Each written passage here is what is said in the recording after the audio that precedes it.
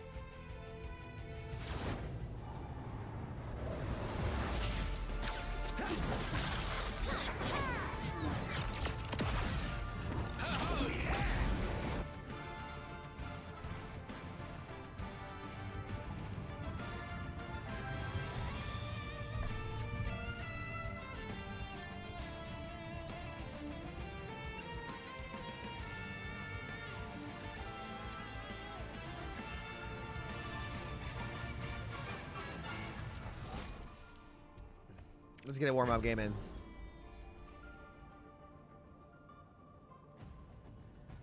You want to hard on the pod today? I don't think so. I think there's a lot to talk about.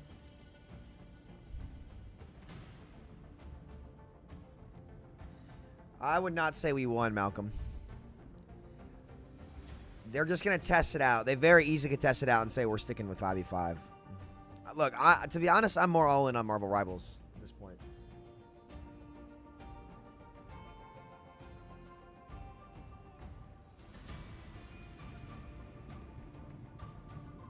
Is Thor tomorrow? Oh, today's Thursday, isn't it? Wait, no. Thor's today. What are you talking about? Right? Thor's supposed to be today?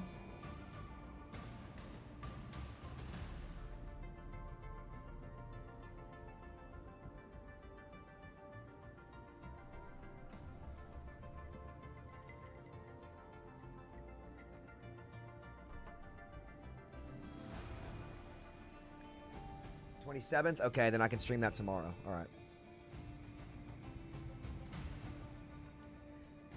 Yeah, this is a closed beta. Dude, when this game comes out, it's going to be fire.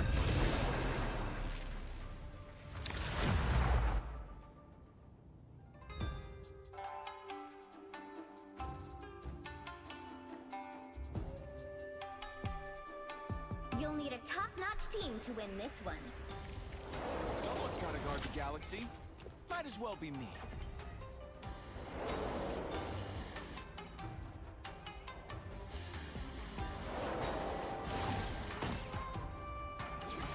It's lagging a bit, boys.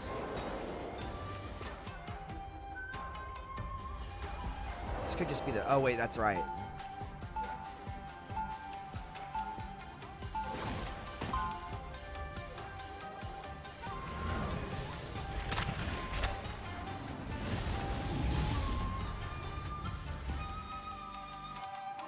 Got something that needs to be blasted?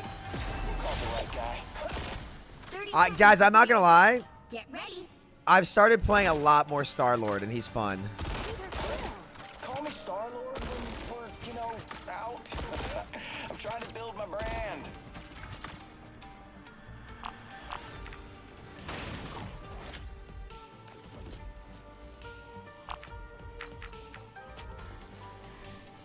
The battle starts in 5, 4, 3, 2, 1. Third person, not too sure about that. It's actually good, bro.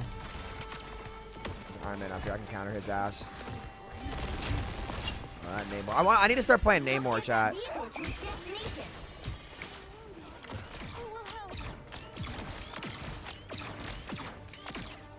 Our foes have I'm gonna let my jetpack charge up.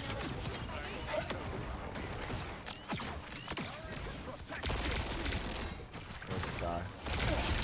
Oh, God. I didn't see him till it was too late. Oh, wait, I can res myself. That's right. Surprise! Oh, sweet moves, right? Loki's coming up behind. Those spiders will not bother us. Oh, sweet moves, right? I can do a ton of damage to Penny over here. Oh, did you see that?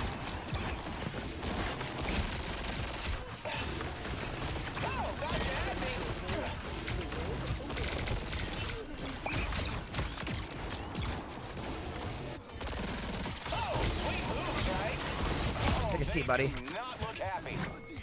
That was a long time coming. Go ahead and take a seat, pal. Oh, sweet moves, right? We are undefeatable! All these fighters. Oh, thought you had me. Oh, did you see that?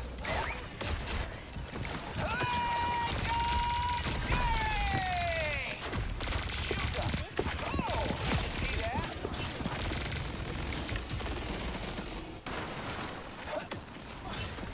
You're halfway there. Keep going! Oh, thought you had me. Where'd he go? It's spider time! Oh, sweet moves, right? By the eye of Agamotto! Oh, thought you had me. Oh, they It's so hard for me to deal with this Iron Man on my own.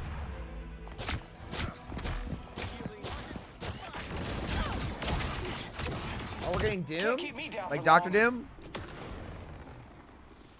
I can't wait to play Thor, dude. Oh, sweet moves, right?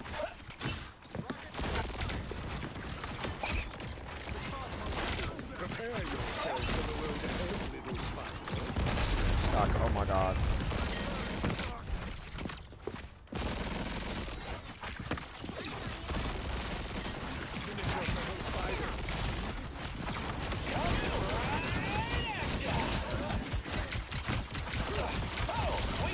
Maximum force! And loaded. Oh, did you see that? I unleash the Vishanti! We are undefeatable! Born again! Our enemies are here!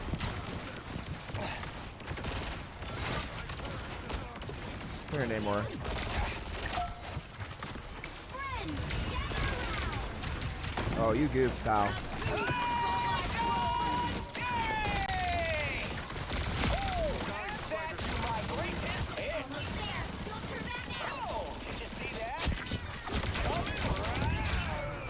By the eye... Oh, he ulted and died. Nice.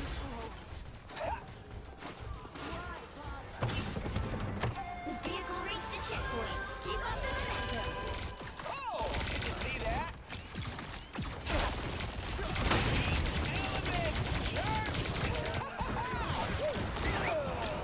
Damn, bro. Some of these characters heal so easily. That's my main concern I have with the game is like Jeff Kaplan. some of the healing going? is I'm like Jeff. really easy to come by.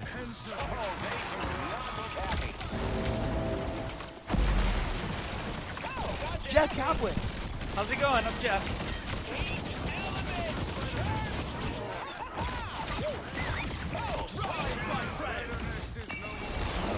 Jeff Kaplan. How's it going? I'm Jeff. Thanks for the gifted, bro. You're halfway there. Keep going!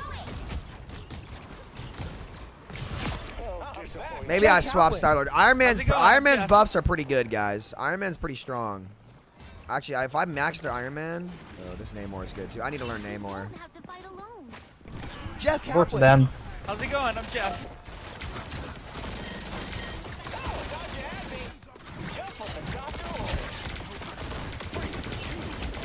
Jeff Kaplan. How's it going? I'm Jeff.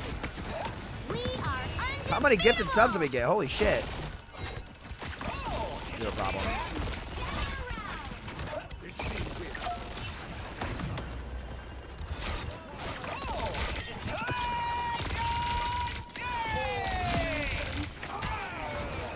Fuck, bro.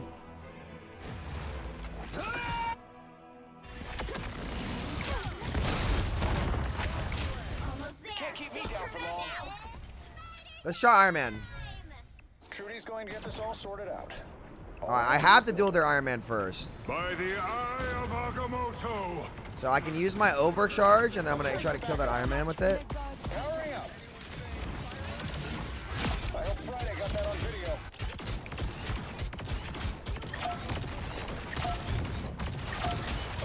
Oh, damn, he's just fucking flying at me, bro. I'm not getting healed at all.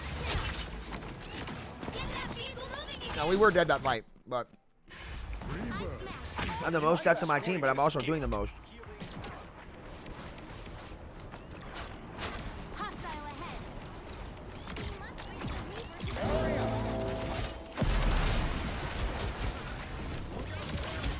Yo, are we serious right now, dog?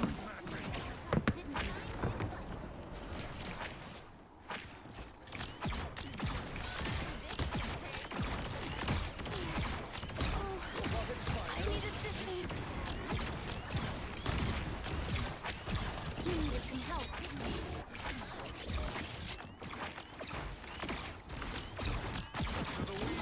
Born again! Are we serious? Left. This is a weird duel.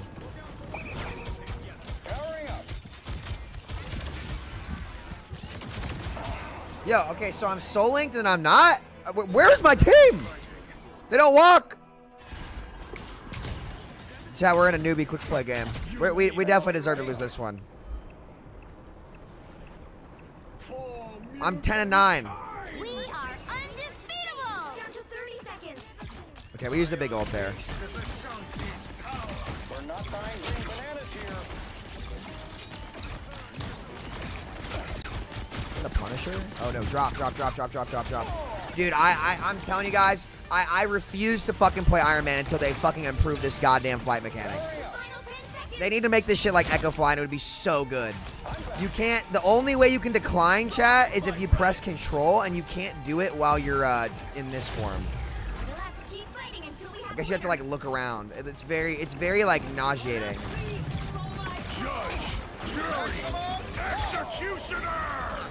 Yeah, they just shoot me instead of the Hela. That makes sense. No, the perma-flight's not the problem. It's the control. It's the aerial control in the flight. Super limited.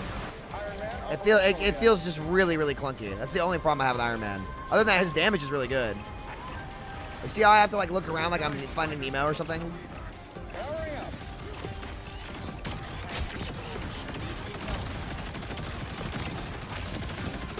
Like that damage is crazy.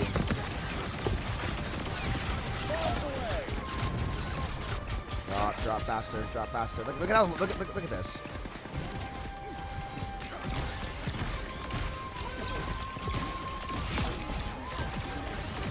And then you just do an unreal amount of damage to compensate.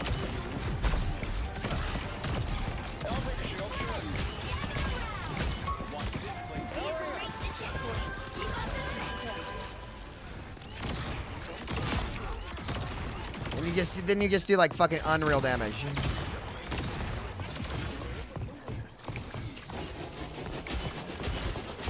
Now do none.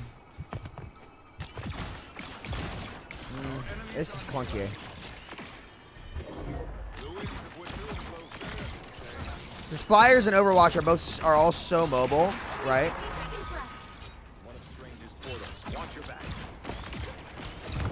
By the eye of Agamotto! Don't let anything stand in your way. What's hitting me now? Punisher? I'm just getting drilled by the Punisher. Supports aren't looking at you. Is that what it is? That might be what it is. They also give like triple DPS comp. Down to 30 seconds. No, you're right. My supports aren't even looking at me. I take that back. They're not even looking at me. Final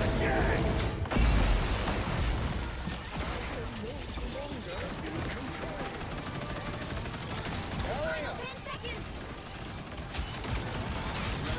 I'm not gonna, they don't. They have not looked at me in 3 fights. You're right. Supports aren't playing the game. Good call. I didn't even notice. I'm gonna find whoever can out. They just my backline has just been walking straight down mid every fight. They've just been walking down mid every fight and not enabling any angles. You're completely right. Sam. I wasn't even looking. Well, you can't expect. And we have a Mantis. They just aren't healing me. Yeah, they're probably just learning the game. Yeah, no, I just didn't see them doing that.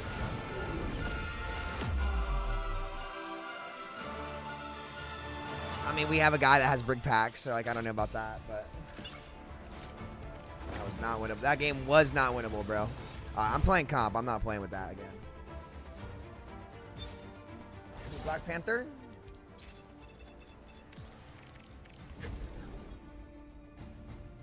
Don't solo me. Don't focus me all game. Touche. It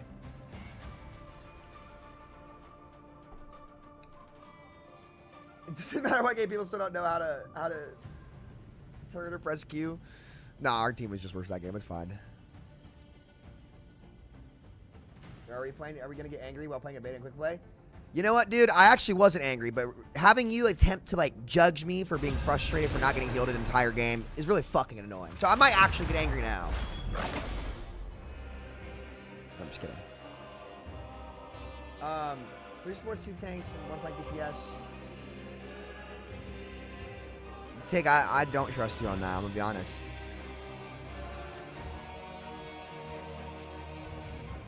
All right, what do we want to play here, boys? Oh, this guy's gonna go Panther. I was learning Loki last night, and he's really fun.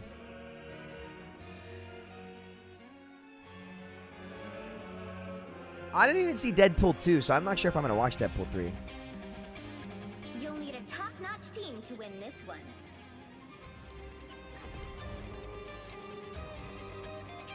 You know, I've got a lobby full of DPS players I'm going to fill for when I'm undoubtedly better than all of them. But Loki's pretty fun. I do like Loki a lot.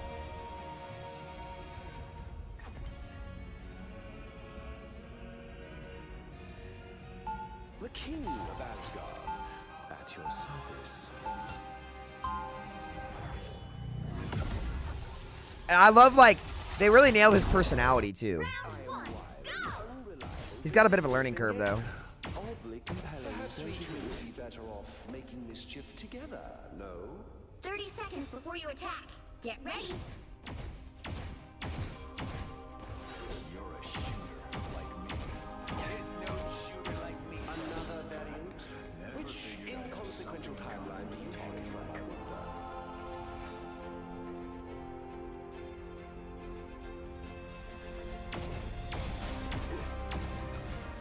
The battle starts in 5, 4, 3, 2, 1. Alright, so the thing is with Loki, guys, To its destination. like, you want to try to, like, set up as, you want to have a really high clone uptime is what I learned. Because your output's just higher.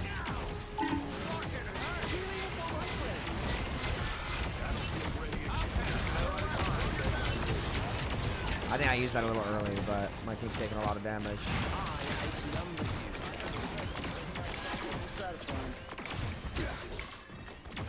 I feel like Old's build really slow in this game. Come back, please.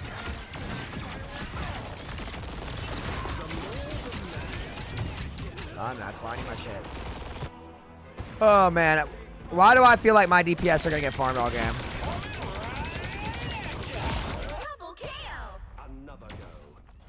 Why do I have a feeling that this is going to end poorly? I should have saved my shift. That's what I should have done.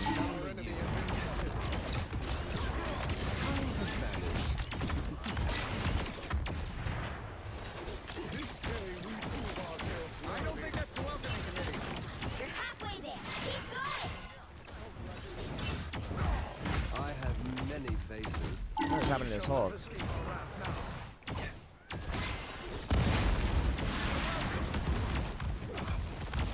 Okay, he's gonna die.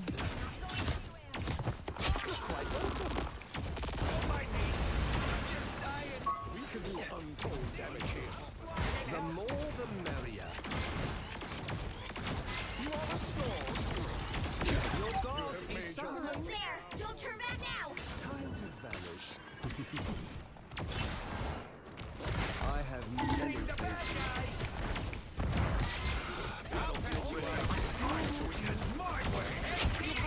Yep, thanks to the healing. And that's what I gotta wait for right there. Vehicle reached the checkpoint. I wait for their big engage and then I drop my, like, heal thing.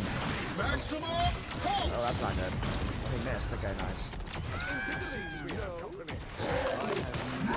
That's not good.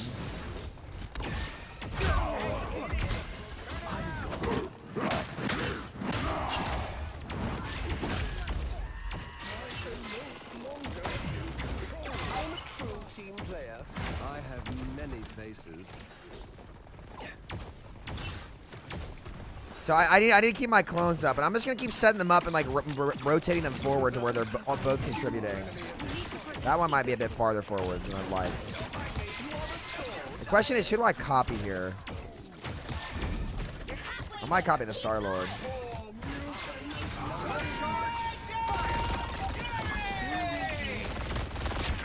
Just kidding, I won't.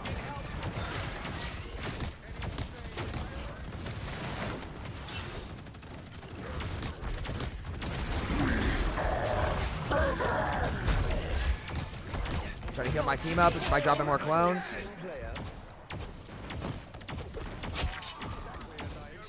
Nice. So then let's set up more clones. Let's get one set up here so I have a good angle, and then one here. How's it going? I'm Jeff.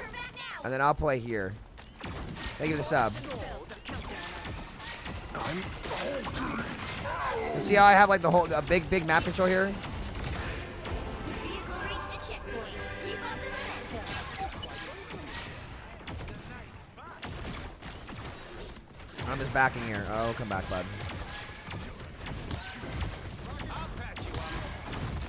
He's making this hard.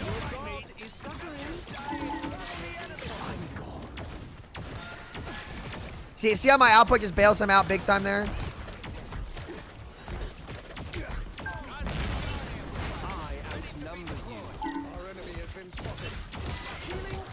Venom's low.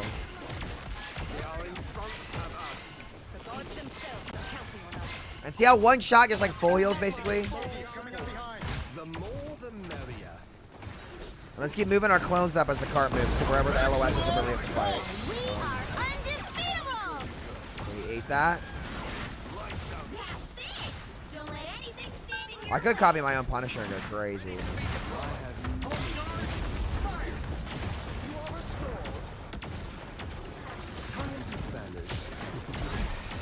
See how much more they get healed there? And I'm just saving my copy here.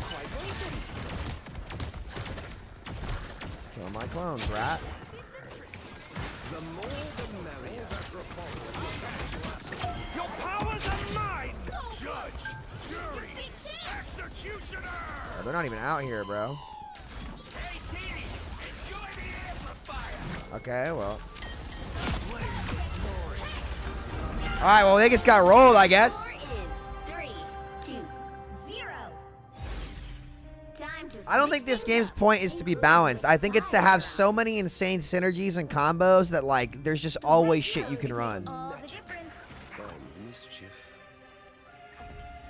Hi, Sam. Sorry about last night. You were fine. We were just chilling. It's time for magic and mischief. Shall we? But in open queue, guys, they're framing each other. In open queue, you need to be able to play one hero per role. Round 2. Go. I mean, it can be competitive, but like with hero bans too, you'll be able to ban and spice up the meta. I had some kid last night, chat. I'm not even fucking kidding. This fucking Spider-Man player. Stay strong. It was fucking hilarious. This fucking kid was like, Well, I was feeling support in the game with my buddy. you are living And that even the most brilliant mortals he was like, he started fucking flaming me on support and flaming. He's like, "Where's my fucking heal?" And I was like, "Bro, shut the fuck up. Like, you're not better than me. Don't talk to me." So you And then he just started going off, like being weird and edgy. And then the conversation, and then we got him again the next game. The conversation ended up boiling down to, he was like, "What was your rank in Overwatch?" 2. And I was like, "What was yours?" He was like, "I'm Diamond." And he starts talking shit. He goes, "What was your rank?" I was like, "I'm rank 1." He's like, "Yeah, sure, bro. Sure, bro." And he started talking shit. And I was like, "Nah, you realize I'm not fucking kidding, right?" And then one of my teammates was like, "Look him up." Because that's really cringe to say that, you know, like, "Oh, look me up." I don't, you know, but I was like, "Yo, bro, like, just go ahead and look me up and then just realize how fucking stupid you sound right now." Like, and then he ended up doing it. He was like, "Oh." And I was like, "Don't ever fucking talk to me like you're better than me again." Well, he was inting too. He went negative every game until like the last second. But I was like, "Bro, like you are not good enough to be egoing people in this game. You're not." Like, You stopped them in their tracks. you're down mid. He was like literally 1 in 7 each round on Spider-Man. Like,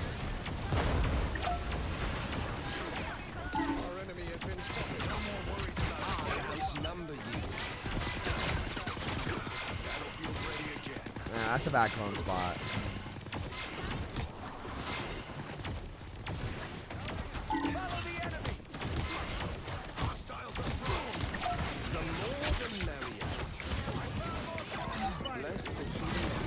I'm just trying to keep my clones up as long as I can. I probably can use my shift more, but I'm saving that for big damage. It's kind of like my MO.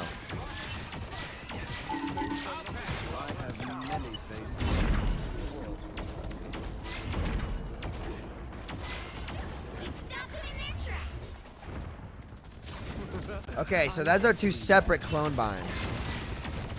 I outnumber you. I am ready to put on a show.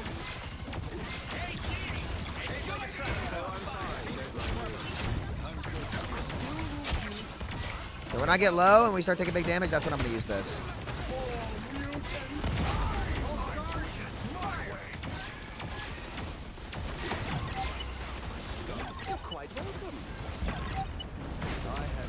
So when my team starts walking, I rotate one clone up, but I save my escape one. Stop them in their tracks. You are restored. Then I can rotate it back momentarily. The more the merrier. So I have one. What? I have one here shooting long, and I have one here that's they can't break. That's like just gonna stay up.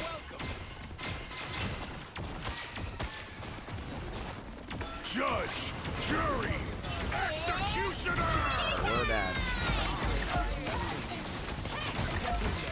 Fire maximum! Without me. Maximum! Oh, that's big.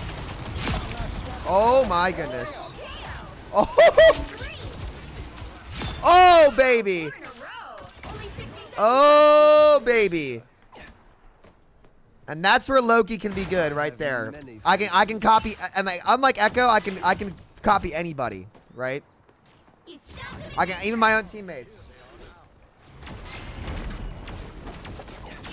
I probably don't have nearly as much healing as my Rocket Raccoon. I actually don't have much healing right now. Loki is more of like a low heal but utility support. down to 30 seconds. I am ready to put on a show. We need to You hold are on. restored. The more the merrier. You have my full support. Ain't like a tracking box. Fiendishly clever. I'm doing this my way. Final 10 seconds. Get my clone on a really wide angle.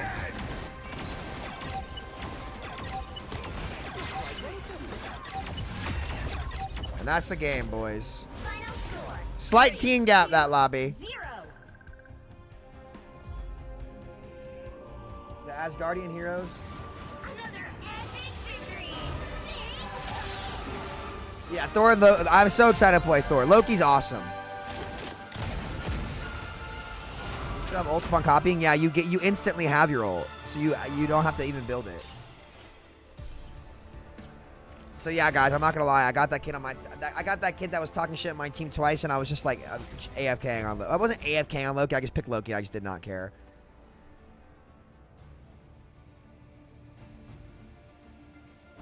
And hot take. Gotta play Jeff the Landshark. Hot take. The synergies they did actually make the game more fun. Dude, Ghost Rider would be crazy, man. That's what I'm saying, guys. Like, this game already has all of their characters written with insane backstories for all of them that you can go read. Like, look, I'm not saying that this game is going to overtake Overwatch. Because ultimately, like, in the gaming space, like, no matter how much backstory certain franchises have, if the game's not good, people won't play it. But man, like, you know, they really, I will say, they really did a great job of capturing, like, the Marvel characters, like, lore and shit. 6v6 open queue. If you pick tank, you can't guarantee go tank to mitigate weakness / enable or 1 to 2 supports for resources. Of course, people lock DPS. It'd be less HP solo tank versus 6 enemies with more CC. I mean, I think people also just enjoy playing DPS more.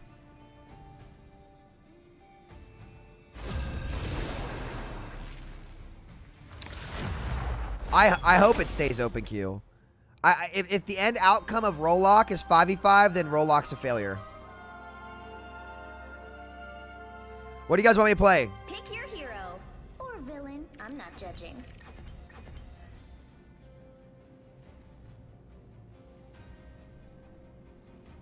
I haven't touched Namor yet.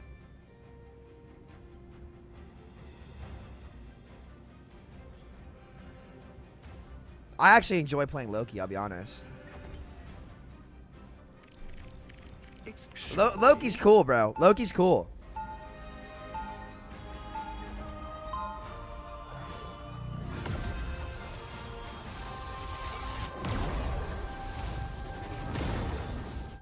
Why would anyone want order when they could enjoy chaos? People wanted to play tank, but the conditions were poor to play it. 30 seconds before you attack. I Get mean, ready. yeah, but like, Ileana, dear. Remember, you're that's not the whole story though either. Let- Worried about my dark side anymore, Stephen? I am. people that wanted to play tank definitely weren't able to play the tanks they liked towards the end. They worked for me.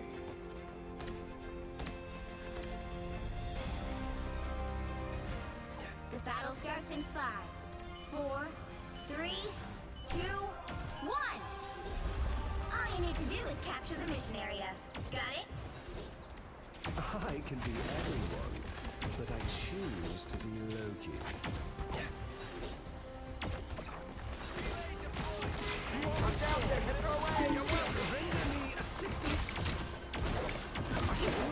Use that early, but I don't want to lose my.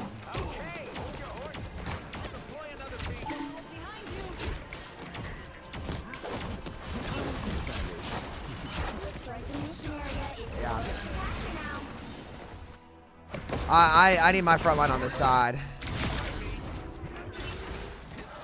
He's flanking. Capture the mission area. I would add up.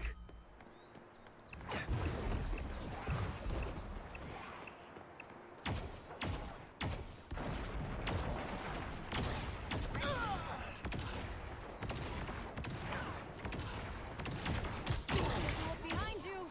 My thanks, Hela. Oh, I need assistance.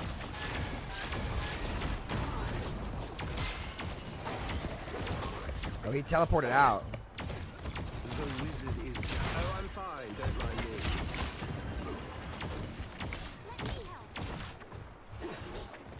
This is a really good Panther point. We might need to go wide.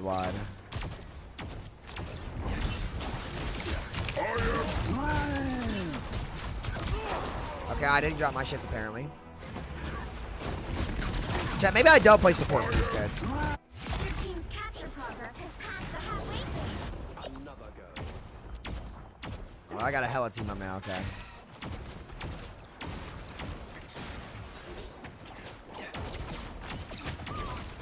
Okay, my team's just getting fucking fried.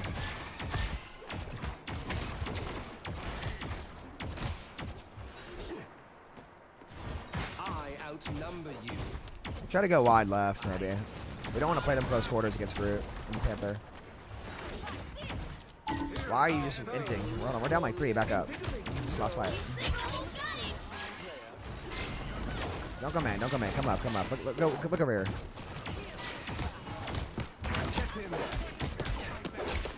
Oh, where's my? Oh wait.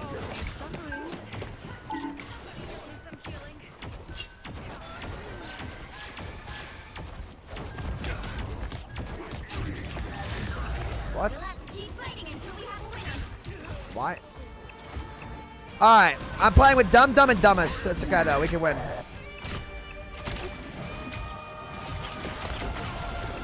Okay, hit scan. Can you kill the Iron Man? Another go.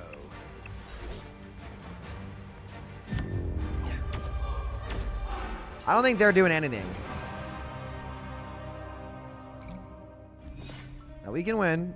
We just can't be walking straight down mid versus that every fight. And we actually have to go together. Like half of us were just all on our own. Unreliable, vindictive, and yet oddly compelling, don't you think? No, I've seen the Marvel Rivals trailer. It's sick, dude. It's sick. 30 seconds before you attack. Get ready. You are one of Noah's creatures. Your god is greedy. I warned him to stay away from what is mine. Should play Mantis in their lineup. I'm gonna play Loki.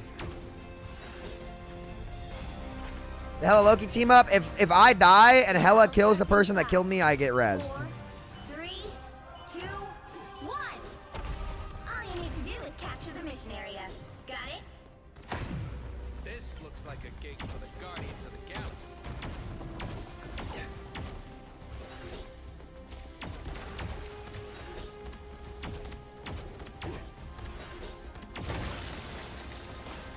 The more the merrier.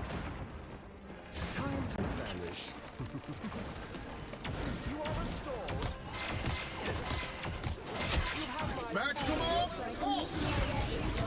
Yeah, thanks for the healing, pal. I am ready to put on a show. Tremble before Bath! Come lower, Strange. Come lower, come lower. Team player. Here is an enemy. Your powers are mine! Hurry up!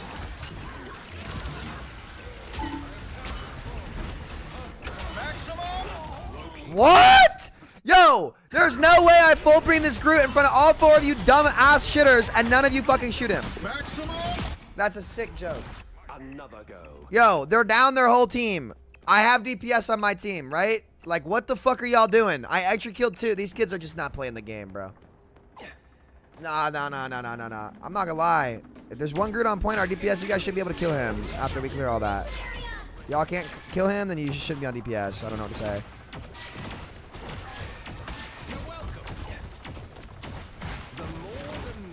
I wasn't gonna ult their Groot because he wasn't gonna die, and I was like, this guy should die, but I have to remember, I probably have like some actual hard bronzes on my team right now. Like these kids just don't deserve me supporting for them, really. I need to be on DPS. I have many faces. It's about to ult. Yeah, they're actually just not playing the game.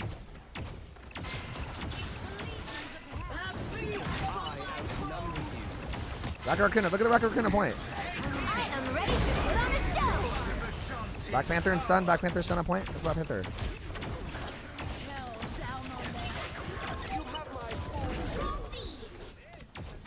Good to go. I have many faces. Alright.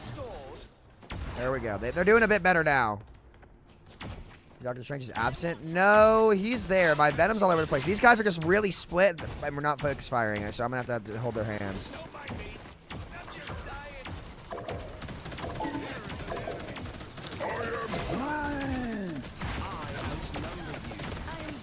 I might have saved them.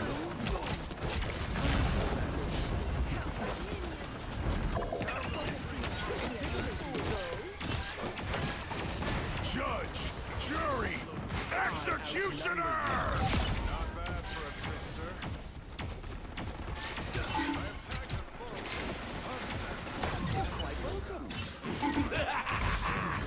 First range. You've captured more than half of the mission area. Keep going.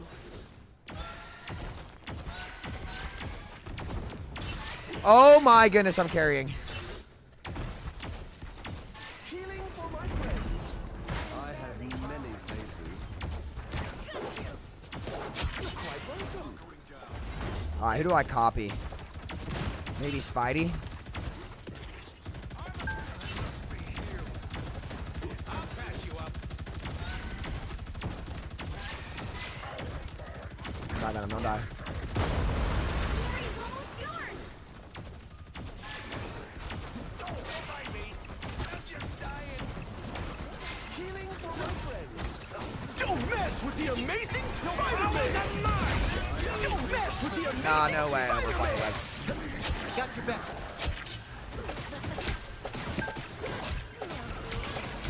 How does this character work? You'll have to keep fighting until we have a winner.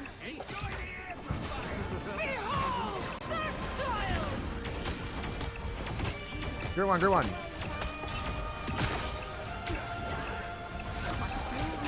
I am ready to put on a show. Help me with Grew.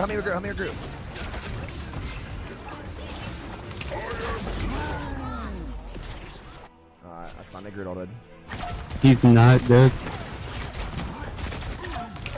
Their team's capture progress has passed the halfway point. Yeah, I can't copy Spider-Man, even though his ult's good. I literally have not played the character at all. I should have copied maybe Hela.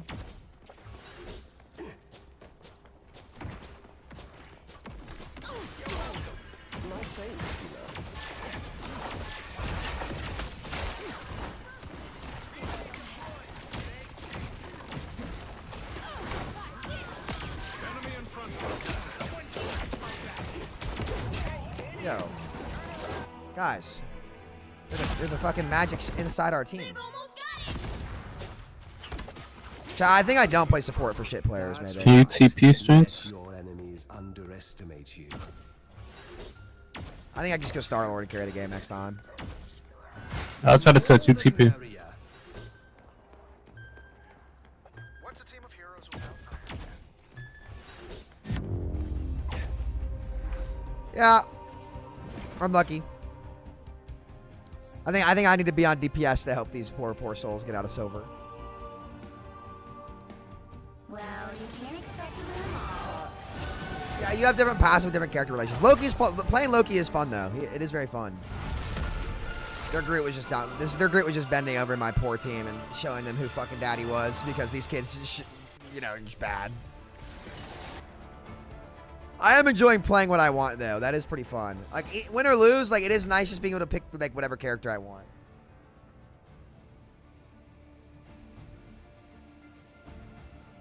I don't know if the post was a joke, but it was very play the middle ground. Okay, we'll try it. I've played some Adam Warlock. I think Loki's more fun and intuitive. His output feels lower though, in general.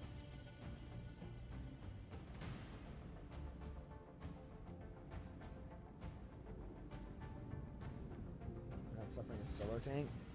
I think the CC is what ruined it, and the MMOs.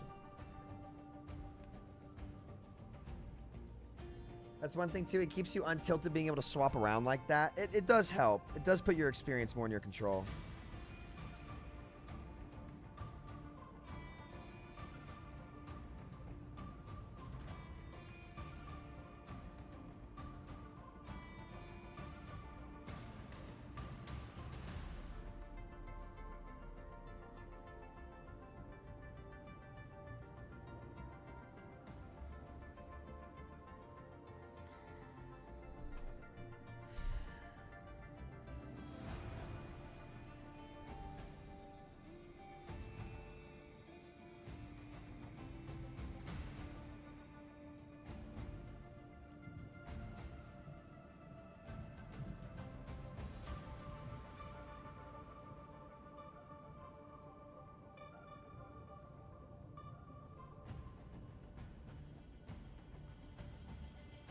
I think he's talking about the Switch.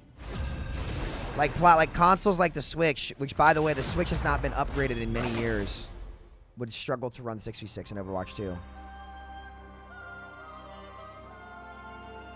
Dude, I'm not letting this Kazo kid play DPS. Villain, I'm not judging. Someone's got to guard the galaxy. Oh my god. Might as well be me.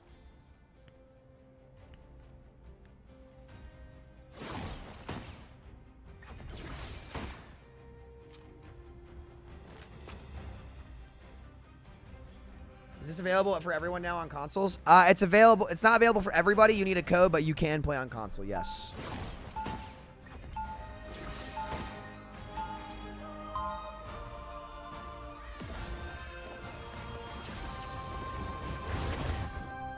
I found a family out here in space, and I'll do whatever it takes to keep them safe. Your name looks familiar as fuck. 30 seconds before you attack.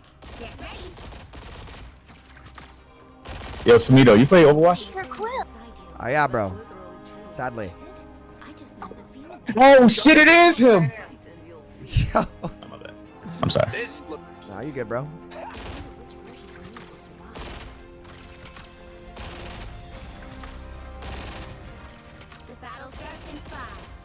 Ah, Krista, damn, that sucks. Hopefully you get a key. I sound like the lame fan just now. Nah, you're chilling, All dude. you need to do is capture the mission area. Got it?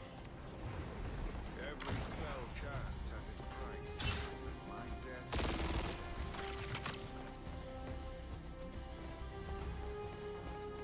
Whew. Oh boy. Here they There's a lot of high ground. I'm gonna take an angle here, boys. Let's let him in. They have a triple sport comp. Area is Oh, no, yours. double. Capture now. All right, you know. Yo, I'm sorry. Scarlet Witch's default damage is so brain dead. It really is. They actually get, well, at least they put Moira on the DPS role, not on the support role. can't keep me down for long. I was really hoping we would walk while I flanked, but that's the thing with Star-Lord. You can't flank like Black Panther because you don't have as many get-out-of-jail-free cards, which is why I was kiting for that mini. But I had a really good angle on their Witch's turn. I'm going to fucking shit on this guy. This guy, he injured my last man.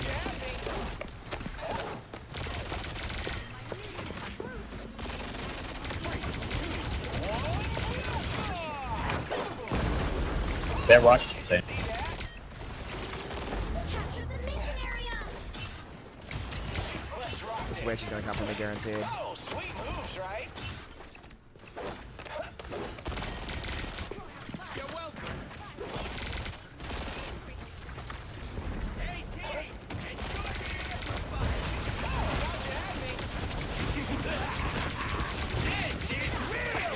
Oh, up. I'm dead. That's Trevor. I am ready to put on a show. Maybe not. Oh, I need to get this Rocket Raccoon back here.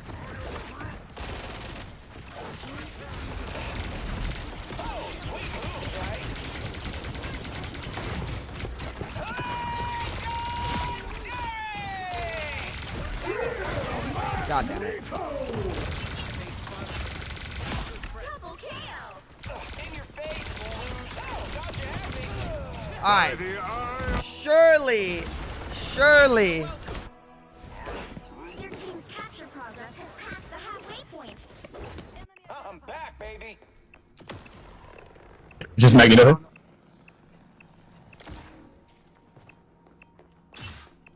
Oh, sweet moves, right? I got you. Stand down. You had me. Alright, never mind. Control C's. Oh, thought you had me. Is there TP behind us?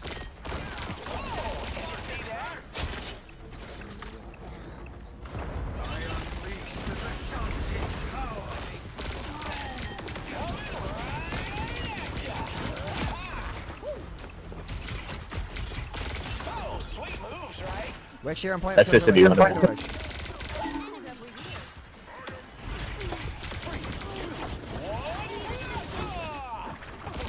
Go ahead and take a seat, pal. Unstoppable force. At least they put Moira in the DPS role. Is that a storm? It's right. Sweet moves, right? Chin up. Oh, did you see that? You captured more than half. She ulted.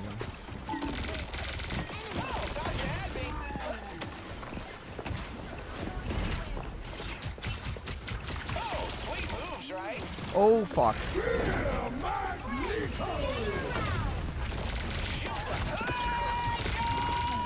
Hey! You changed your thing? Double KO. I totally Kill the Raccoon.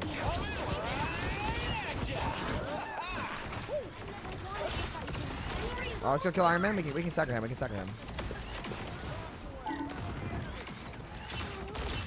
ahead of us. sweet moves, right? Here is an enemy. All right, nice. It's just Gala. Face, loser. We can stagger these guys out. Kill him. Kill strange. Before he's got a lot, I think. Luna still behind him, actually, instead. Killing Luna. Oh, nice. Woo! Okay. That's a dub. I almost had to go Black Panther that round, but Am I missing something with Magneto and Iron Man ult the same ult? No, Magneto's ult, as you can see, when I was shooting at Magneto's ult, it absorbs every single projectile in the giant spear that looks like an EMP from Overwatch, right? Every projectile that gets shot gets absorbed into the Magneto ult, and then I think it does more damage for how much it absorbs when you throw it at people. Oh, you're so heat. Oh my god. I'm playing Star-Lord. Star to the lagoon. I am? He's got my sense of humor, too, so I like it. Listen to K-pop. Oh, for sure. Iron Man is just it's a higher damage. Iron Man's they didn't buff Iron Man's mobility that much, but they just giga buffed his fucking damage, and now he puts out an unreal amount of damage. Iron Man is really powerful. 2, 1. Kind of a cool mechanic. Dude, the mechanics in this game and the abilities are cooler than Overwatch. Like, they were way more creative with interactions with the map, and this game, like, look, I'm not saying it's better than Overwatch. That's not what I'm saying, but it has more interactive features and abilities.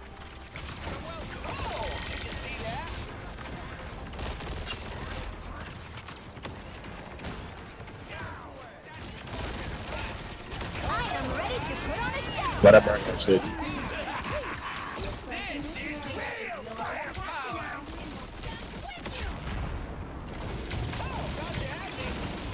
I trolled that really hard.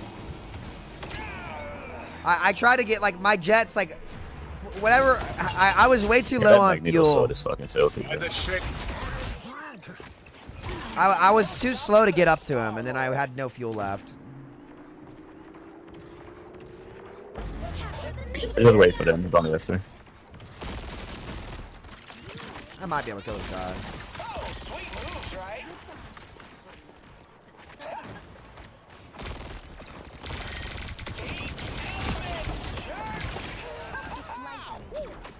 I was looking for one of these. Friends, gather around. Maximum by the eye of Agamotto. Shit, see how, like, I'm shooting in that, and then... We got 3. Yeah, it's Magneto. Need assistance. Alright, nice. So my E is generally good for cleaning up. You can't really initiate with it, guys. Alright. I'll probably force Luna ult. I bet it's gonna fall off. Okay, they might come through the teleporter. Careful, careful, careful, careful, careful. Watch out, watch out, watch out. Oh, did you see that? Well, I'm the only one on my team who saw that coming, unfortunately. They just teleported in front of everybody and nuked them all, and I was like, hey guys, they might nuke you. They were not ready for that, so... Look, here is an enemy. It could be a catapult. No, it's too much jet fuel I'm Your using early. team's capture progress has passed the Actually, maybe halfway not. point. Watch this. Better this.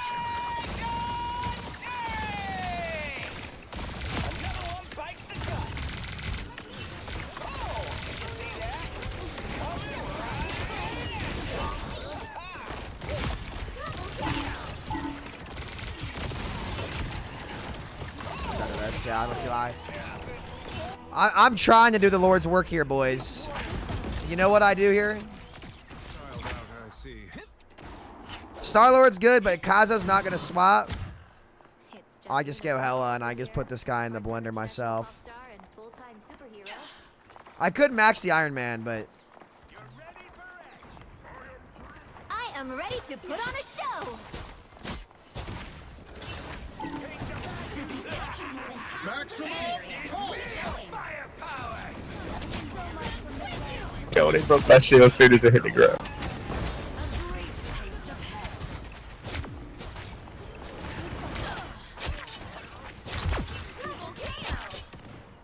Good shit. I got him! Another soul to join my legions. And then he swapped. He immediately swapped off Iron Man. Oh my god. Hela's not OP. She's just she's okay. She's definitely good, but she's not OP. It's almost yours. Find that soul. I found one of our Mortals use these.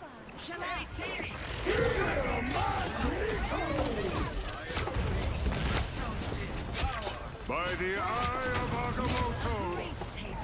Come on, Gab. I'll come back in with you. Keep fighting until we have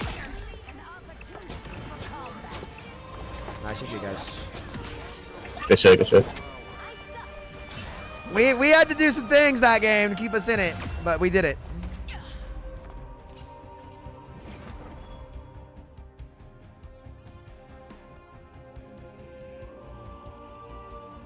This is comp, yeah, this is comp.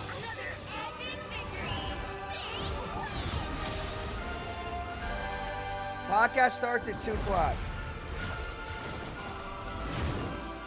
Dude, Magic is good, man.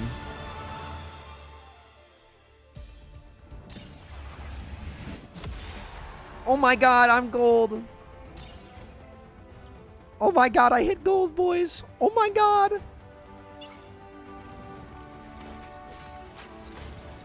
We're higher. We're in gold. We're higher ranked than 97% of players.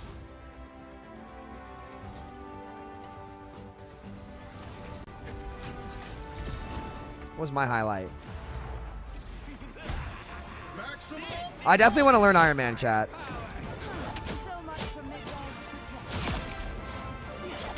I like how these highlights are longer too.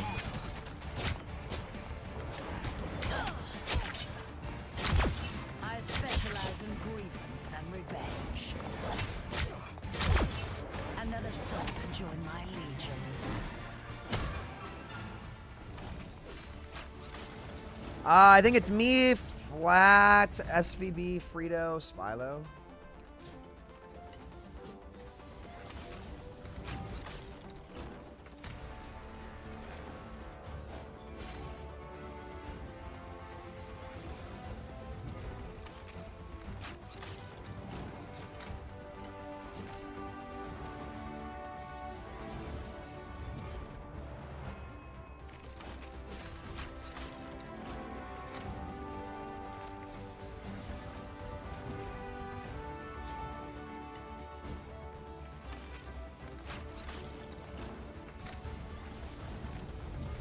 I saw Necros hit rank 1 as Spider-Man. I could get in a sweat stack and do that, but...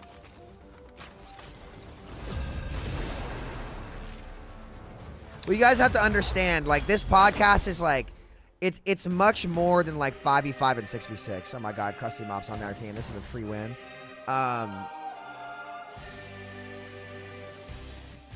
It's, like, the reality of them trying different formats is big.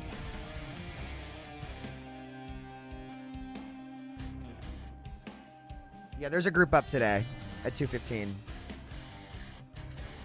Today's Friday, right? You guys want to do a long stream tonight?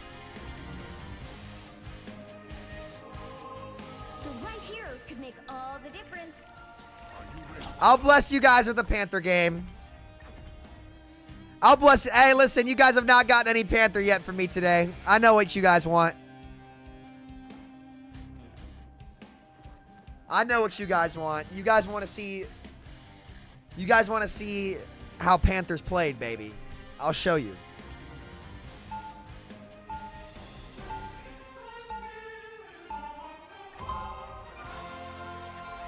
I'll show you.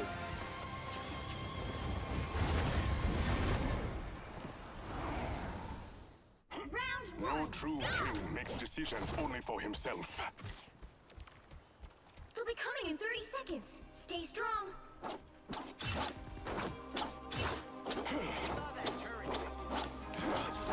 Time I show you how to play this game. Krusty Mop, I don't know if that's the case, buddy. Maybe for other people, not for me. You try Spider-Man? I'm not a try Spider-Man, but that's more of Necros than me, bro.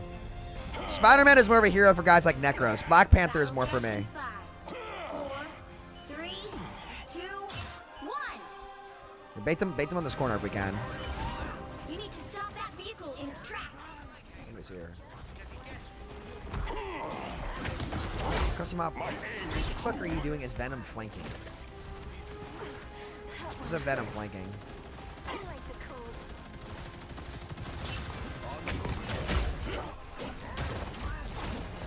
On your tail.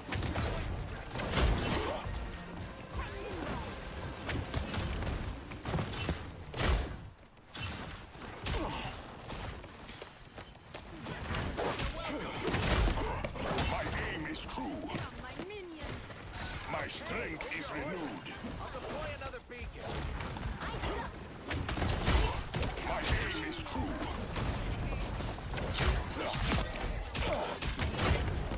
Then we'll climb up and around. I kind of like taking a bit of damage so I get to do more. I dare you, bro. You gotta know better.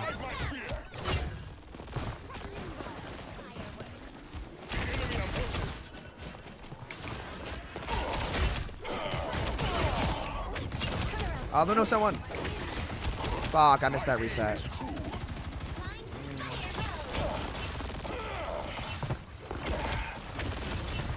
I'm with you, Penny. I'm with you. Go switchies, go switchies.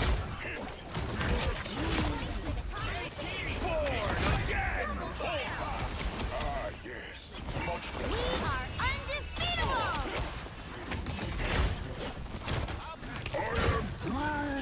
Grand finale! Vengeance. My enemies tremble before wrath. What?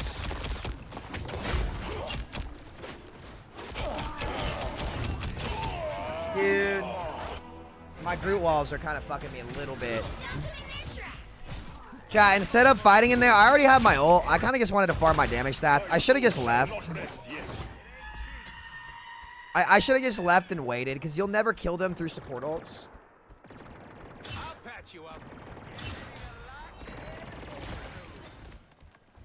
You guys can live. I can contest this. Better stop that vehicle! There's still a chance to stop them! Oh my god, I have to go now. Guide my spear. Ah, yes. Much better. They hit a checkpoint. Now might be a good time to stop. Alright, well, I could have done a little bit better there. My whole team's dying. I need to try to win this.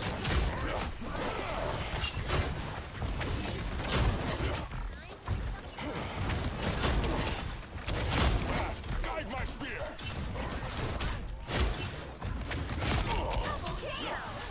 Group one. Alright, so I get those big cleaves. I actually have my ult again here. Sweetheart, you're not getting me. Fucking chill, Bill. And so I like to set up directly above them here. Star-Lord would use a kick.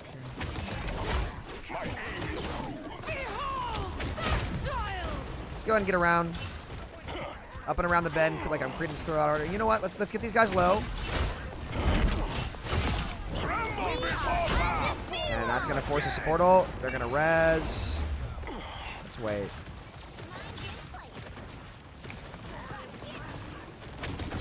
No way, Sam, you fucking dumb bot. How do you not hit that?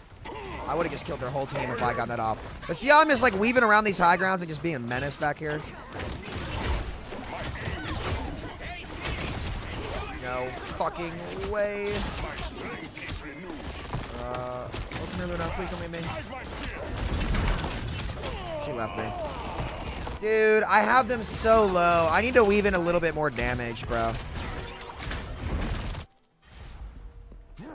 I need to get like one melee in between maybe, or have like a little bit of tickle damage from my front line come in too. My good deed for the day. Come on, what are you doing?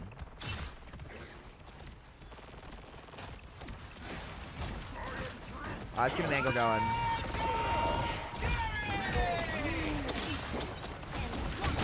You're who I need to kill. Okay.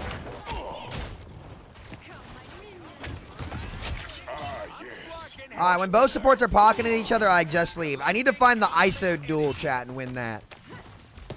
There it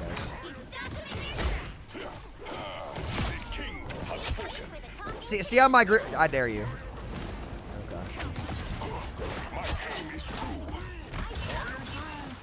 But do you guys see how I find the ISO support and combo them?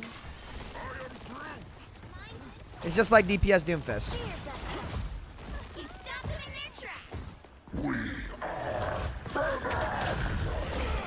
Apparently I missed that. Where's my Groot up top here? Oh, cool.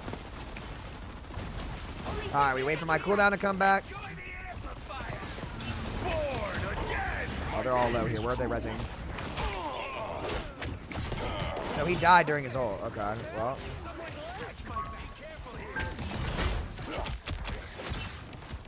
Chat, pray for Krusty Mop. He's 3-1. Time for some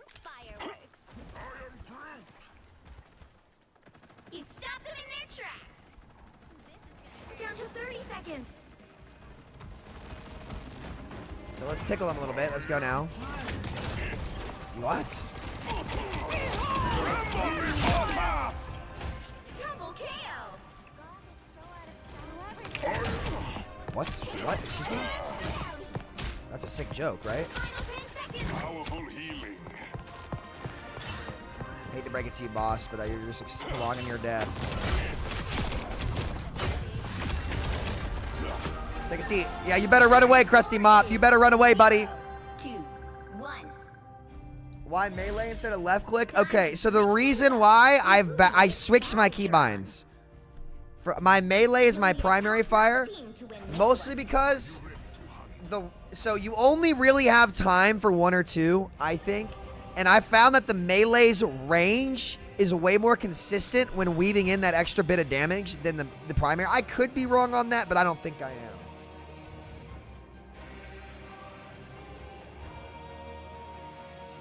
So, like, there's a bunch of times where I'm trying to melee, unless I'm literally perfectly on top of the player, I can't get one, but you want to be pinballing through them as fast as you can anyway, and only weaving in, like, incremental damage. So, like, that range hits more consistently than that, because you can only really get one in anyway.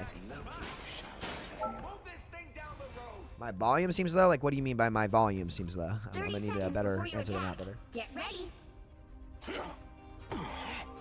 Primary fire does a lot more DPS though. No, it doesn't. Would you do what Doom has done? Unless they change that. From what I saw in the practice range, this and this did the same damage in the alpha. I don't know if they buffed it in this in the beta though. Is Punisher sitting on high ground? 5, 4, 3, 2, 1. No, it's the same damage.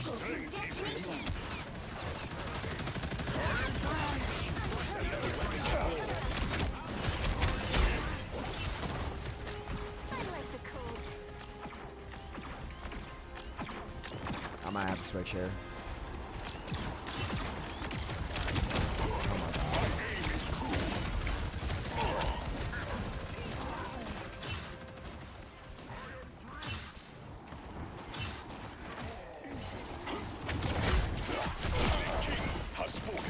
You're halfway there.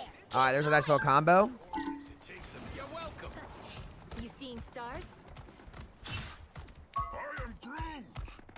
I am Groot. Straight on till Yggdrasil. I am Groot. Almost there. Don't forget now. Yes, much better.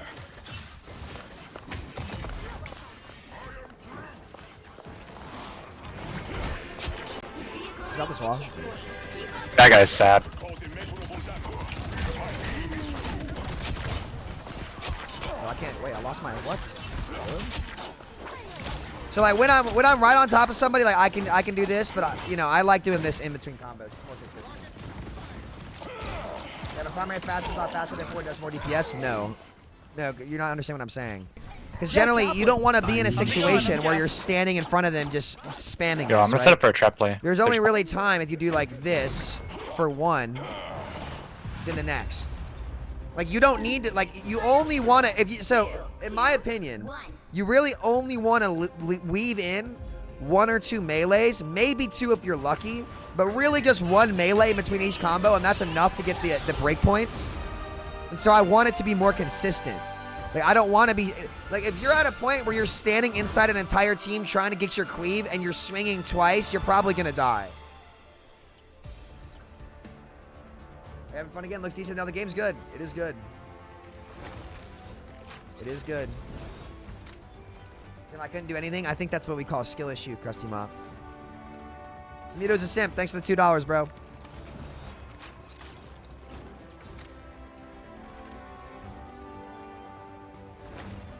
Are you sure Punisher's immune to Mark? I don't know if he's immune to it.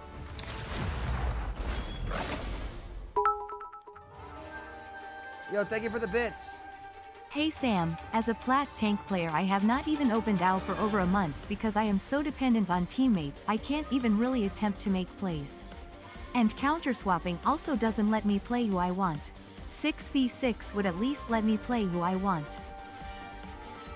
Yep. Or some kind of open queue roll queue hybrid. I appreciate the bits, man. I'm sorry you can't play the favorite role that you have. Hopefully, you know, Aaron looks like he's committed to at least taking a look and trying to fix it. So yeah, good. You know, I hope it works out for you, buddy. Best of luck. Thank you for the bits, bro. I hope life is treating you well.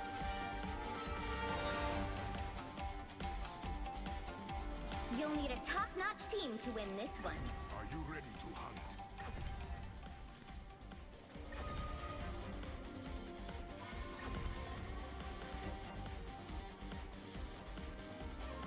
Well, yeah, that's the thing. Like, so you are right about his primary melee, but I've just bound it to my melee button.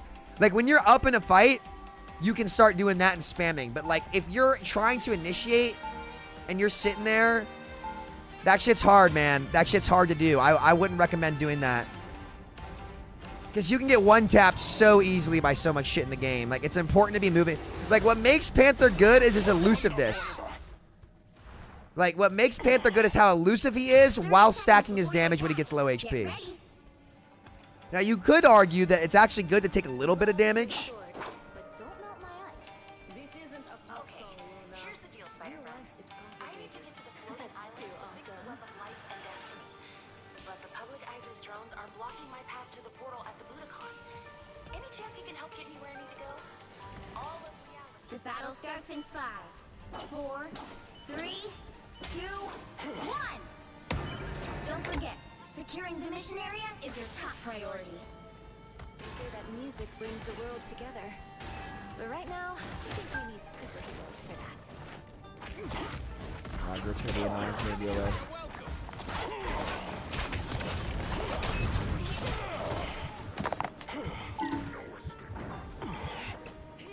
Powerful healing. I forced the hell on point.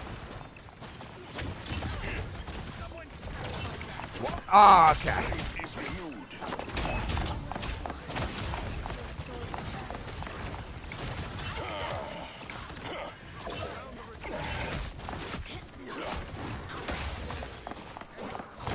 She's unholy. There you go, baby. A lot of shake and bake going on. My aim is Sam, you gotta hit those, buddy. And then now you go with the normal melee, right? Because you get way more damage off. What the? I am your king now. There you go. Wakanda forever, baby. What the fuck? Tony! Oh my goodness. Now, I probably should have gone with the kick, but honestly against Hela, if I get the kills anyway, I can dash behind her and kick back. Rebalance tanks to be even with DPS and make it open Q5v5. I'm starting to get hyped for football season. What do you think Cincy will do this year? I don't know. I need my Bengals to do well, though. Who day, baby? Sam. What the? I can't. My kick got canceled. What the fuck? Why am I in the air? Ready to put on a show. Alright, bro.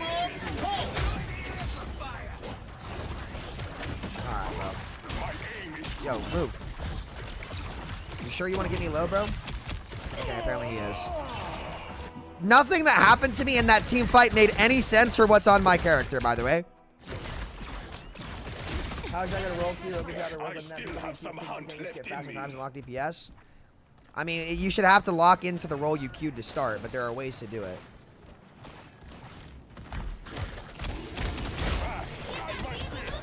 Yo, I'm getting sick of my fucking bugging out. Alright, I gotta slow down and let my team go in first. I might have to swap on this point because it's so open.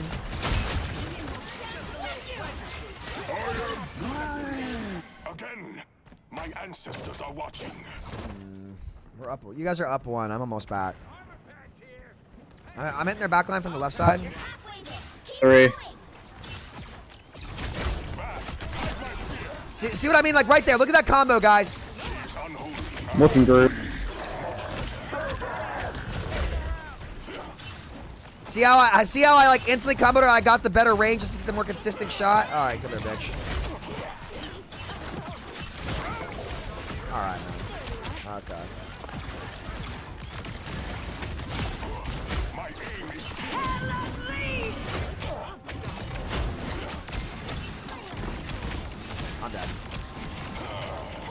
on the goat. Just kidding.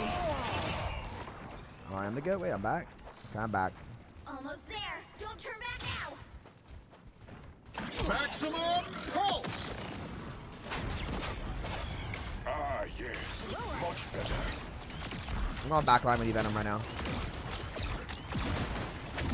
I had to get out. Oh shit. I'm dead. I need to change that volume. Dude, this Venom's on my dick. Oh, because he killed my Venom in turn. Oh, that's so lucky. Oh, he was amped too. Let's try something different. Oh wait, that's right. I haven't been using my sync up at all. I forgot I had a magic on my team. Look at this. I got to instantly TP on them. Ready?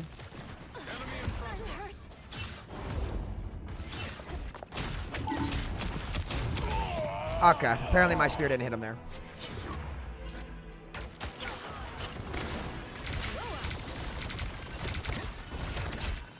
Again, my ancestors are watching. We must reach the entrance to the shrine. Now. My synergy's not that good, to be honest. Ready to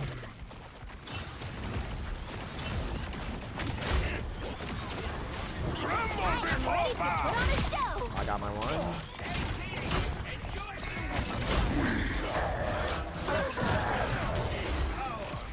Ah, yes. Much better. Get Venom on cart, Venom on cart, Venom on cart, Venom on cart. Kill Venom, kill Venom.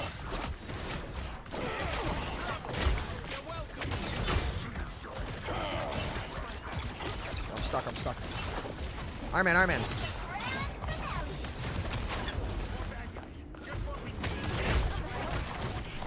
No way.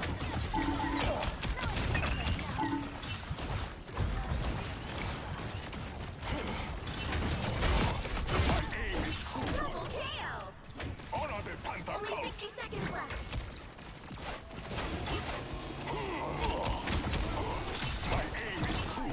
Oh my god, I missed him. Hell unleashed!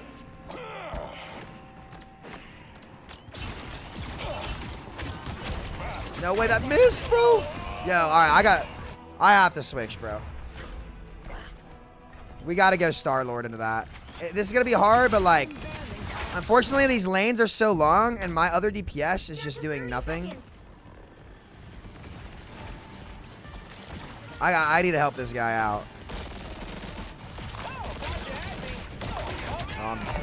Dude, I just don't understand, man. I'll go in there and do the Lord's work, but my team's so passive. Maximum pulse! He's gonna fly up here for sure.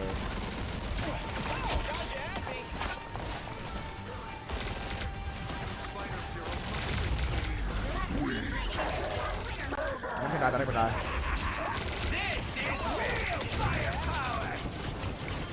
My team's just gonna... Their team is just so much better than my team. My team needs to pray to fucking Jesus tonight. I'm trying to help them, but like, I'll create something and they just won't close. Really, it's my other DPS. Is just he's 5 and 6. But Switch things up, including which side you're on. I might need to take Hela from this guy and just like make up for his damage output. All the difference. Someone's got to guard the galaxy. No one escapes hell. I think. Well, I could play Panther here.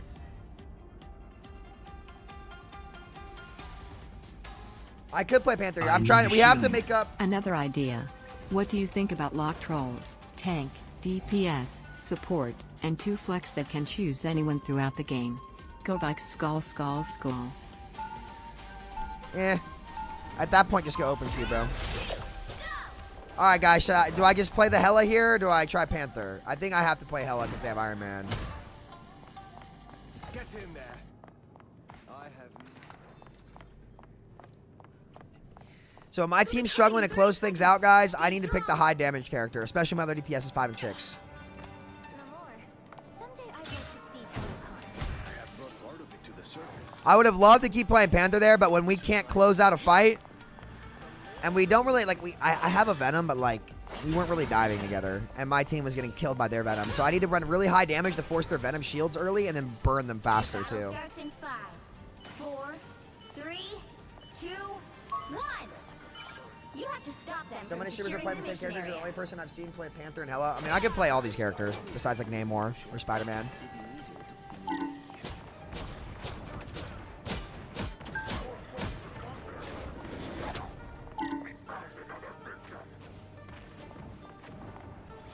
really check this Iron Man on this choke, which is what I want to do. He might be switching right now. You see how hard I check him there? Now let's force his venom.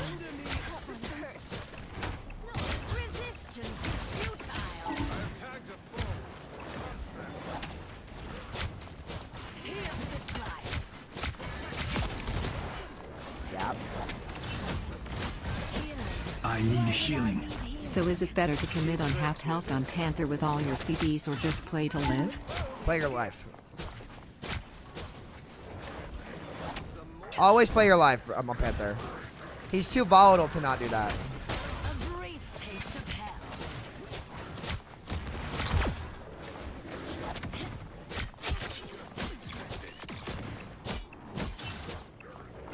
Fireman on.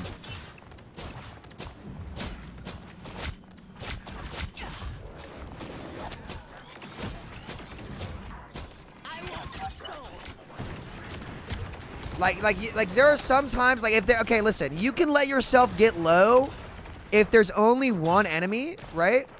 Because if there's only one, you know the amount of damage you're gonna take is probably a little bit more limited, right? Depending on who it is.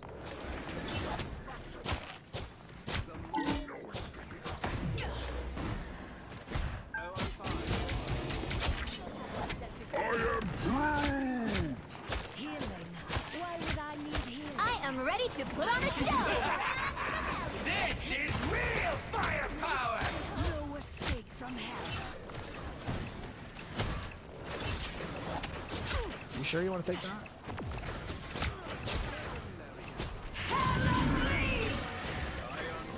Hey, buddy.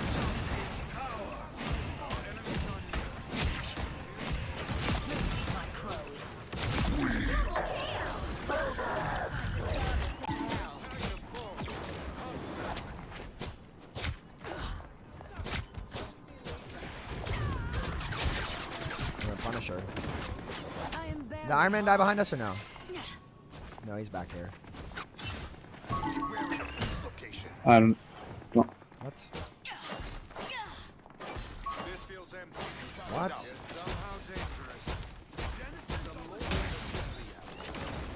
Fragger on this rock and we need to cross this choke. I like the cold. Oh, I'm fine. Don't mind me. I don't know where the Iron Man is. He's gonna ult from behind us if she has no. Only 60 seconds left. Which means I'm gonna flank. Am I behind right now? Another soul to join my legions. Bring on the chaos. Double KO. Put his half in the back. That's 3. Wow. Nice.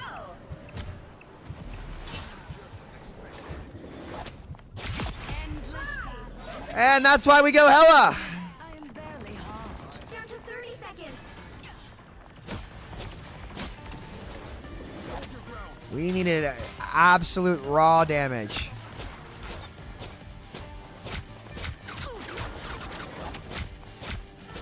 Portal above us, just be wary. The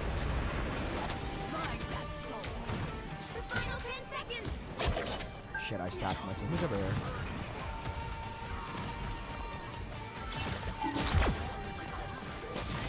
I am ready to put on a show. I got this one, boys. 1, 2, 0. Hela's not Widow. She's Ash. Another epic. Well, she's not. No. She's like. I don't know. She's a bit of everything. Like she's got some Echo playstyles to her with her flight and her stickies.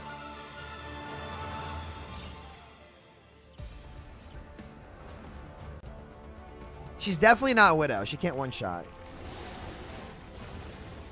All right, we had to put the team in our backpack for that one, boys. We got it, though. We got it.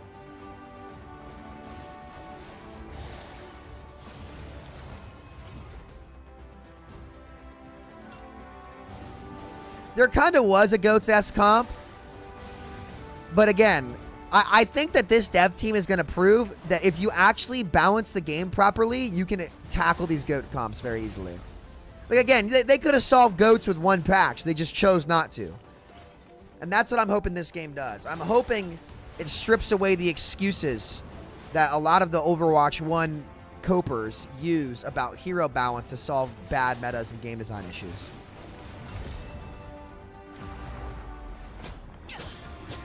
wait to play Thor, dude. Thor is gonna be fucking sick. Another soul to join my legions. Find that soul. Those blades are sharp indeed.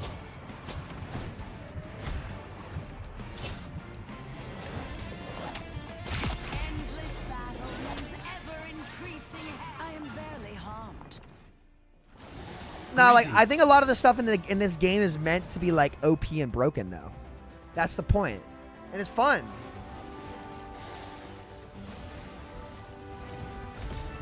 I love how I can see all my teammates' highlights too.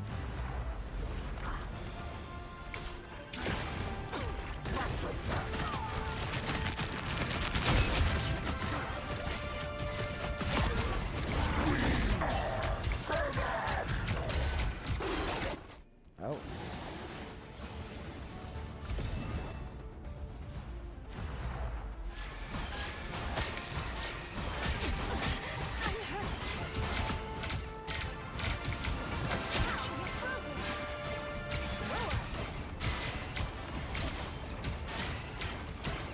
don't have to be set for stage.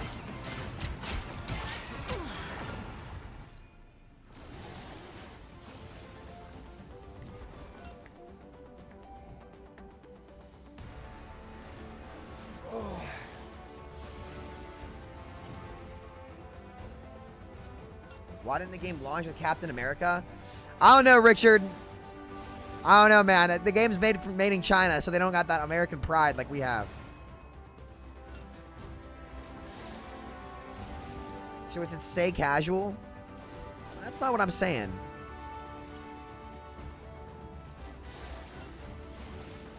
I don't know, man. I think they should prioritize it being fun.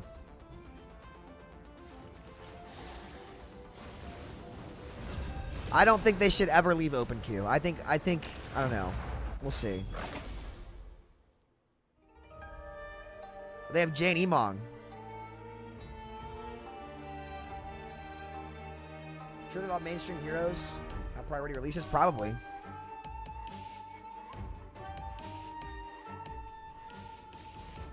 You know I have to play Panther. You know, it's been a while since I played an equivalent of DPS Doom against Jay, but we'll see if Panther can do the same things, minus the one shot.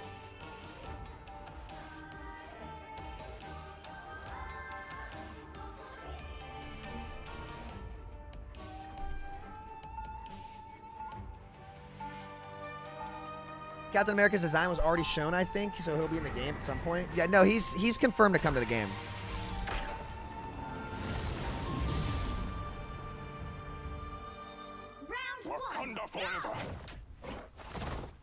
All right.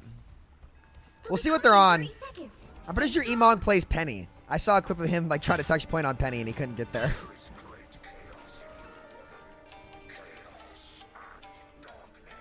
You're one to talk.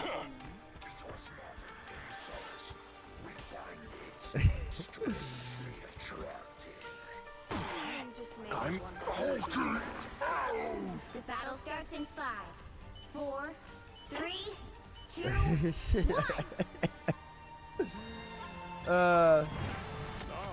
Here, can you guys bait them in past this break so I can combo them? Okay, they have an Iron Man. Fuck, I'm gonna have to switch. Bait them in where? Like under breaks here. Yeah, see where? Yeah, I'm with you here. I just want them to actually like wrap in a little bit. Emong's an Iron Man. Okay, I'm looking to go now.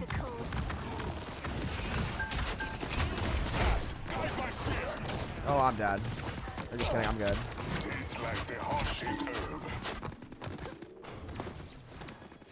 Okay, I can go in now. Oh, I'm stuck. Oh my god.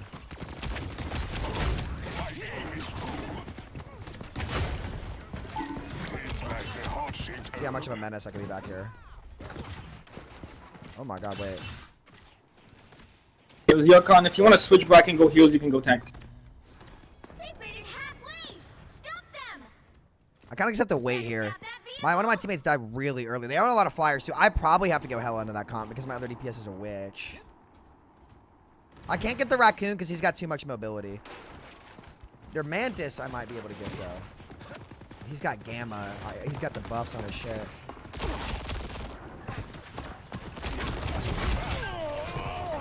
Wait, what? What? Who was he shooting at?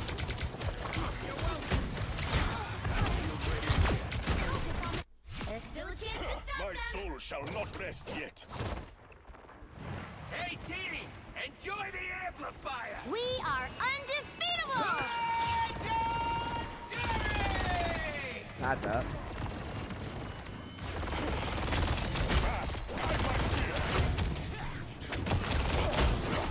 Fast shows no mercy. Oh, I'm on it, bruh. Now might be a good time to stop them. Tracer moment, I know. Alright, I have to go Hela. I want to play Panther, guys, but like they're on a triple DPS comp. 2 of them like hyper mobility flyers, and my other DPS is a witch, so she's not gonna be able to contest them well.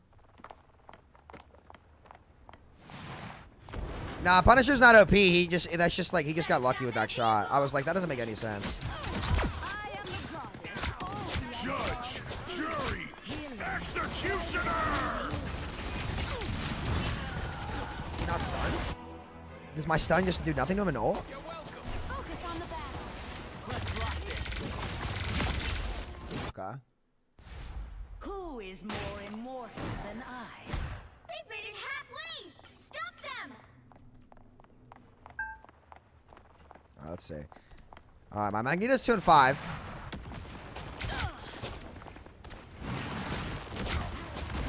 Oh, whoa.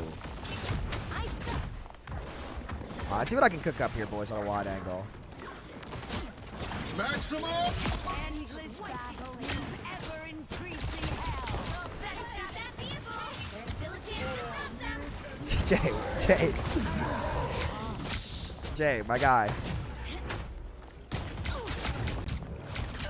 Guys, I'm gonna get healed, right? I'm gonna extra kill the one, save my team from the Iron Man ult, clear them off point. Oh, we're getting Hulk ulted in the back line, that's why. No goddess is ever truly gone. What is Hulk's ult called, chat?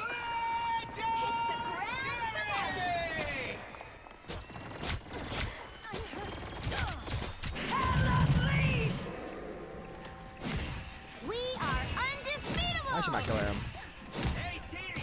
Enjoy the amplifier!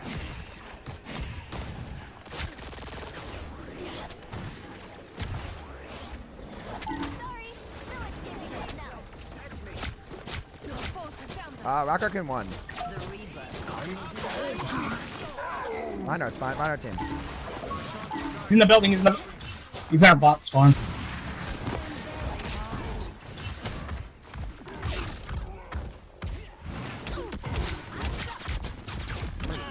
My supports have got to start playing the game. I'm gonna keep it an absolute buckaroonie here. I can't be forcing all this and still not getting healed. You know, as long as we're winning the fight, that's fine. But like, What is mine? all right, he's off Iron Man, which means I go back to Panther. I have an extra tank to cleave through. And there's not a flyer in the sky that I just can't really contest. So if he goes Hulk or if he goes Venom, I can play this. Especially with that Iron Man synergy with whatever it's called. He's not swapping again, is he now? Be strong together. Stop them in their tracks. Where's Jay? See them?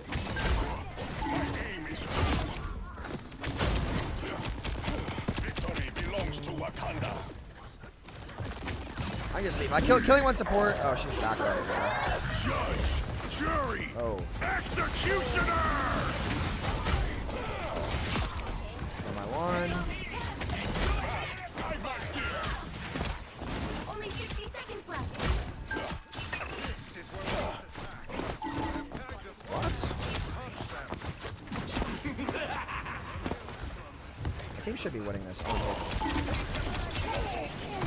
on paper.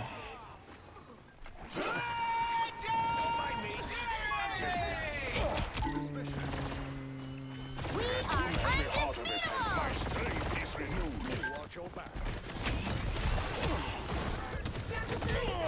Dude, I have no idea what's going on in this game. I'm gonna keep it out. I don't know where we are. I don't know where the fight is. I'm just doing nothing right now. Though this next point's much better for me. They hit a checkpoint. I'm just doing nothing right now. Now, I'm also not getting very much either, so I'll try to play around my backline more, but I think they're just getting dove and running away. Which means I could just play to cleave their team. Which might be the play. I might need to cleave their dive, and then when Iman kites after his shields, then I can go. Watch this. Tremble before fast. In what Okay. I'm lucky. I'm hitting backline. Oh, that's a big spear. What?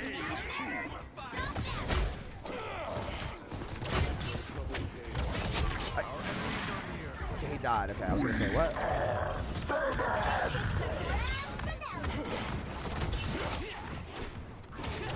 He's got 2 of those. Okay.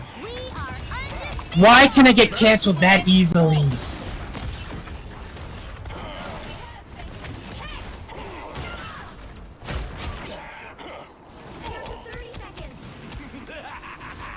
This is real firepower! My aim is true. My strength is renewed. Don't give him another hit. Fast, guide my spear. Final 10 seconds. Alright, we can wrap back around this way. The push Hulk, he's fucking invisible form. Nice. Okay, it's OT. I'm closing my ult here. I'm gonna hit their back line and oh wait, I can't go over that. Let's go over the top. Alright, let's look at my team. Okay, they've got the synergy there. I'm gonna go over the top. My shift's back in 2.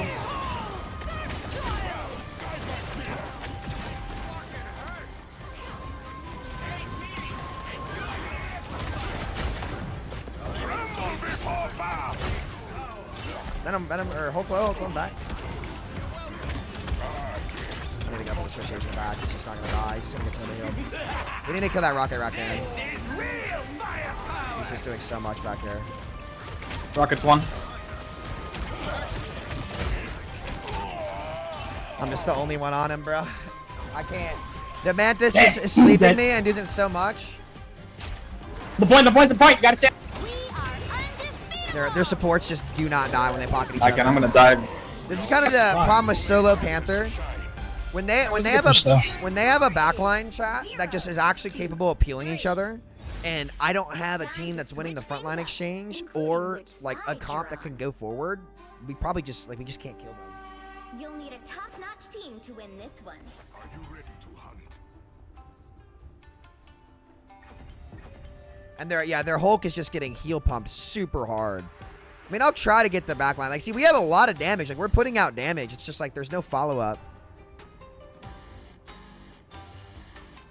I need to... It's hard because you have to force the Rocket Raccoon jumps, but if the Mantis turns to him a single time, it's just like, it's so difficult to do anything. I could max Star-Lord. I'll keep trying to play Panther there. Please beware. The Panther is on the prowl.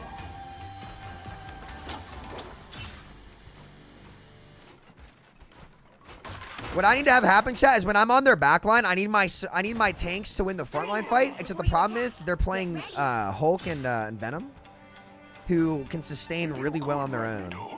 And my other DPS is a witch, who's not like she's more like trickle damage, right? And like slow CC. So we don't have like the power to rip through their frontline when I'm forcing backline.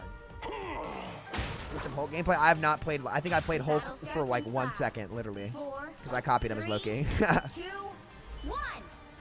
Just go Venom. I don't think Venom solves any of our problems, really. I just need to get more ISO'd squishy kills. That's all. Help get that vehicle to its destination. See if I can get some more charge here. This protection will not last.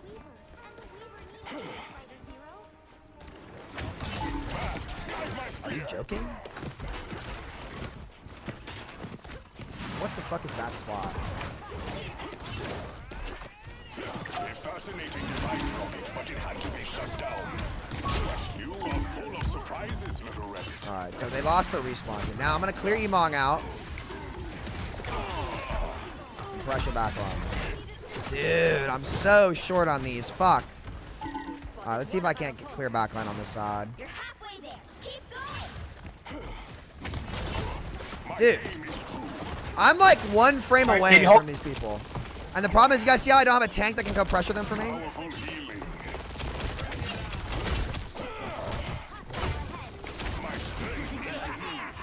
Venom I'm behind. good, I'm good, help. Watch out for the amplifier.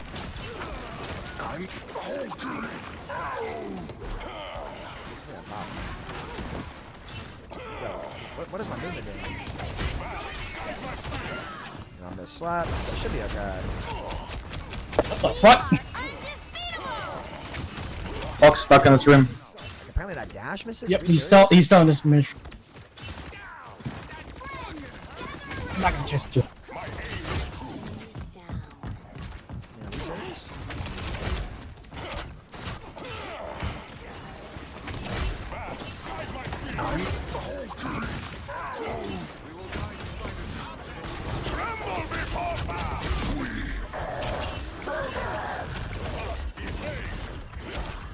Go Hulk or Venom here. Magic behind, magic behind. My other DPS is just. My other DPS might be airbending. I can't play Panther. My team is just getting fucking floored too hard. I need to go like. They're just like. I just have to play Hela. We literally don't have enough damage to win.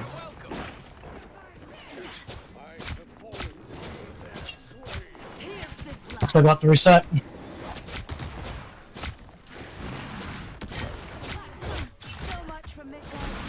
Probably set up TP on the back of their site, so we don't have to like run through the front. I just won. Yeah, can you TP now or no? It just spawned, so I'm setting it now. Come back here, team. Come back here, team. Setting up. Team. Set on the back. DB.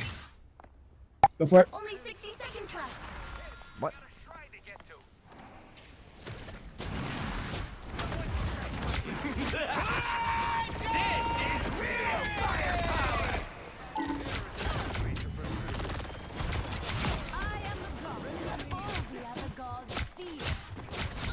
Wait, he's back. He's back?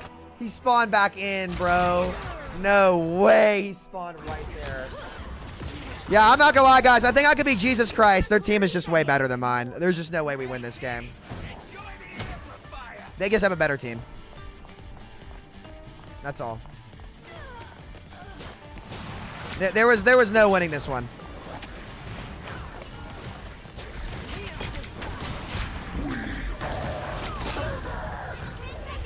Yeah, it's all good. They just played better. GG. I think we had. If we were gonna win this, we need to swap Magneto and we have to swap Witch. Oh, wait, no, maybe we can win. We can win. I almost have my ult. Got him. I mean the back.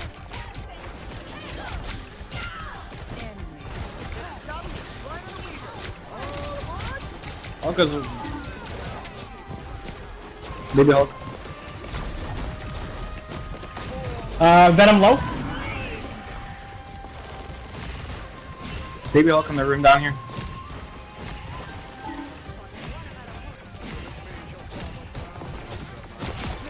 Alright, nice. Good job, guys. We actually won that. Oh, dude, I need heals. Fuck. Alright, actually winnable.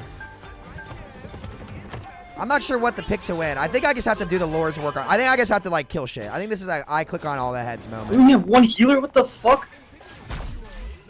Why we're losing? Nah, we just swapped the stall. It's a stall. Yeah. Next stop, the Shrine of the Weaver.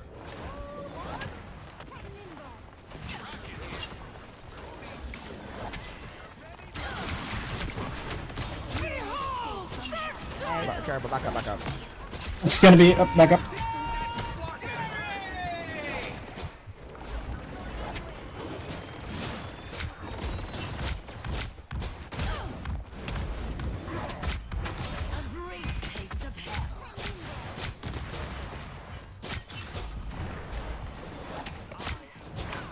It's Magic 1. Dead. Nice. These guys are just running into my back Fight. line. Up one, up one. This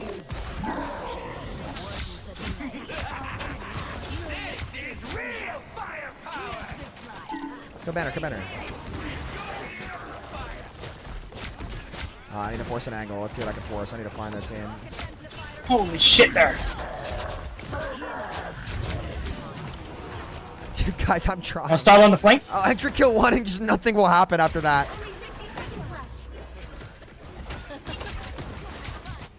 I think this is just one of those.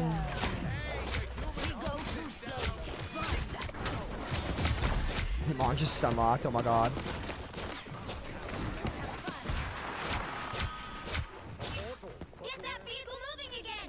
Is Magic still behind us?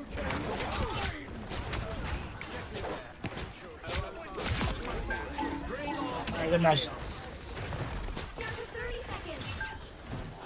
If they're taking this flank, I can shoot them up here.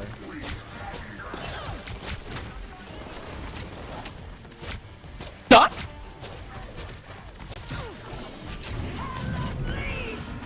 Where are you? We are undefeatable! Mantis ult. Final 10 seconds!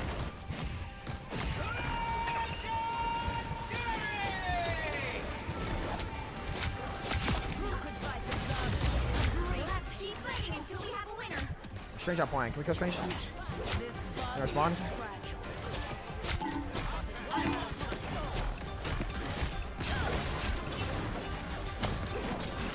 Magic behind.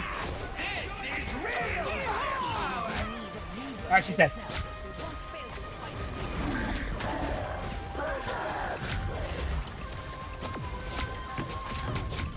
Guys, I'm trying. I don't think it matters.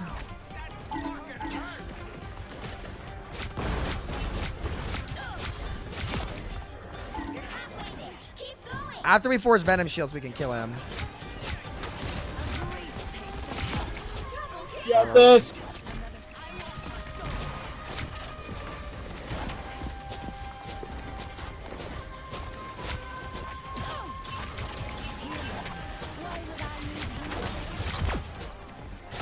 Let's lock in, boys. Hold on.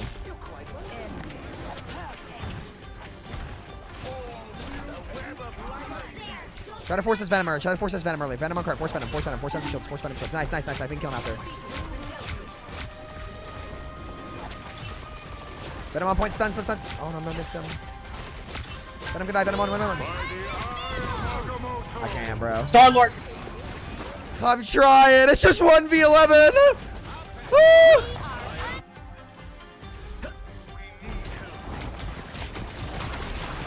I have 24,000 damage. Holy shit. Wait, that game was unwinnable. 1, 2, 3. That game was unwinnable, boys. That game was unwinnable. I have 25k damage with 21 limbs. Well, you can't expect to win them all. Avoid Spidey? My Spidey was fine. He was just playing Spidey to stall. He's playing support most of the game. Oh my god, this poor guy. This poor guy had 27,000 damage with 15 limbs with 31k blocked. That's a crazy stat line. Yeah, their team was just too stacked, man. We couldn't win that one.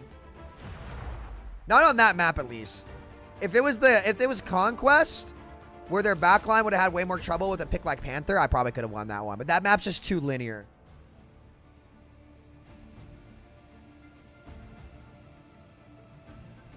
That map's just too linear. Hela was almost enough. Hela was almost enough until we got to ult dumps, and then we just didn't have the ult fight that we needed to win.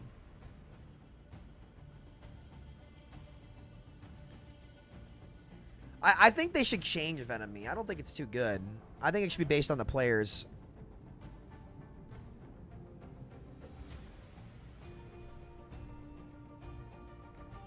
Tank actually feels pretty good.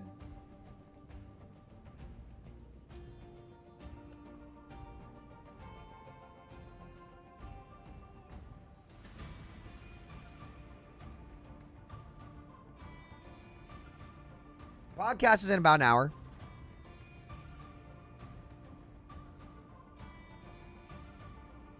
I mean, I might stack with some friends. We'll see. I don't mind solo queuing there either.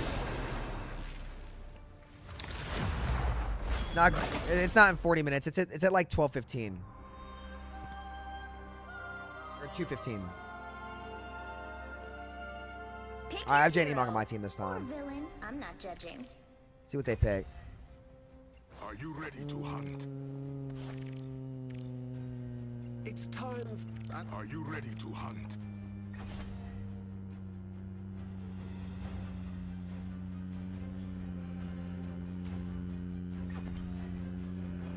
Someone. Are you ready? It's time for magic.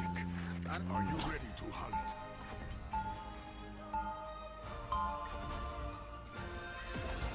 This is the Asgard map.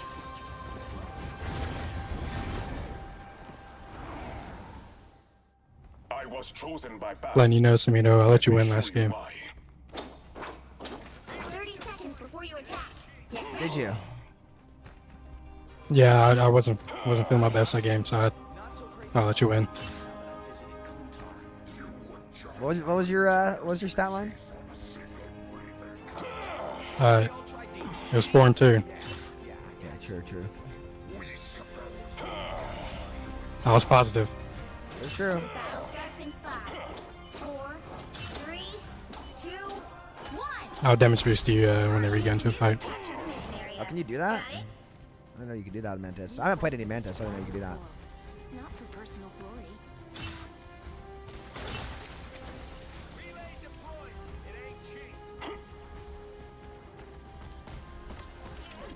What was that?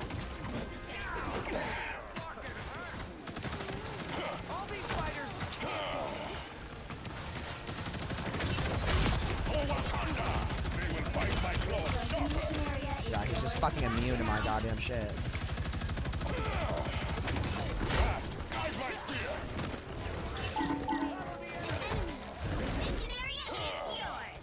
I'm not gonna lie, we're probably gonna steamroll this guy. My justice is swift. That's me.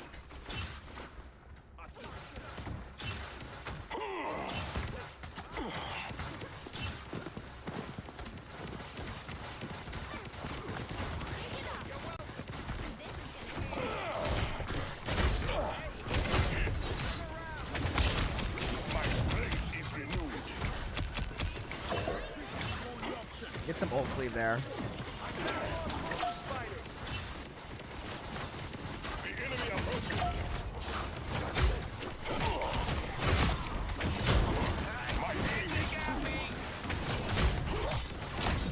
Tremble before fast. Oh my goodness, okay. We messed up a couple of our CDs there, but as long as we can get the final blows and live, it doesn't really matter. Keep going. But using that Panther ult to just clean up 1 or 2 is always worth it. Someone scratch my back.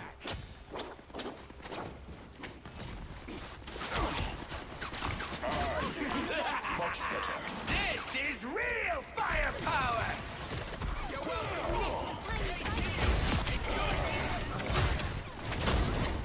Fuck, I fell. We are undefeated. Oh, Penny! Ah! My aim is true. Oh, shit, man. What's happening? I don't even see. Fast. Guide my spear.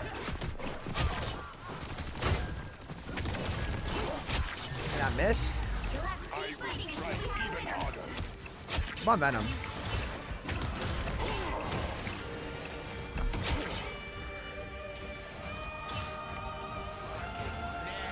Oh!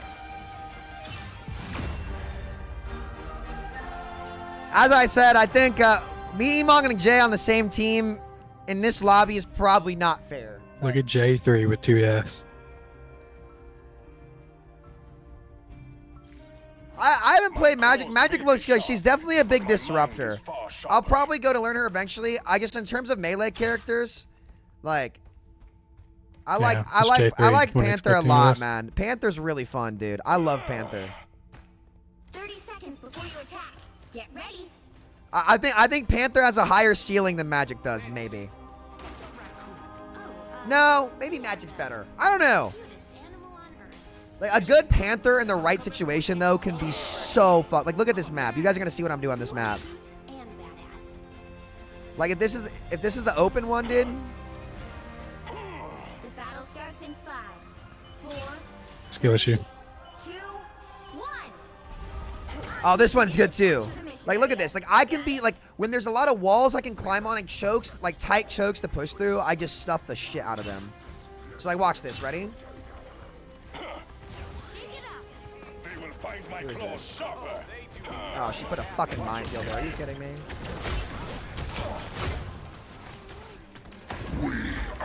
Tremble before blast. Trying to mirror me on Panther, dog?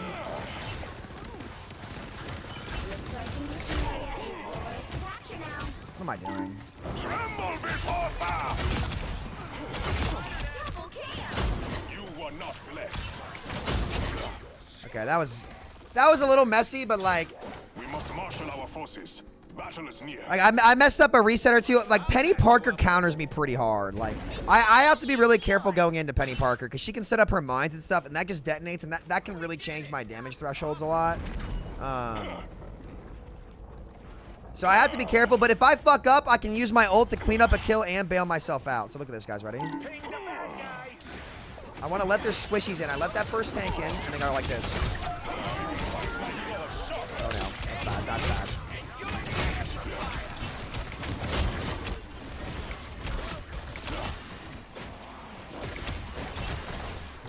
Victory belongs to what But I can cleave so hard here, dude.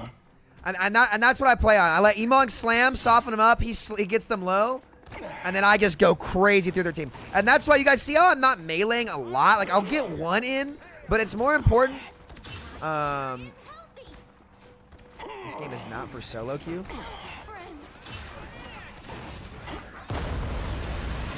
What's this guy talking about?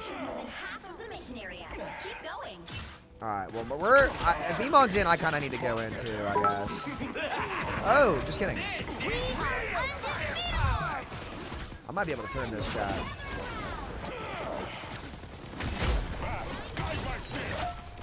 Oh, fuck. Oh, fuck. Bad news. Bad news.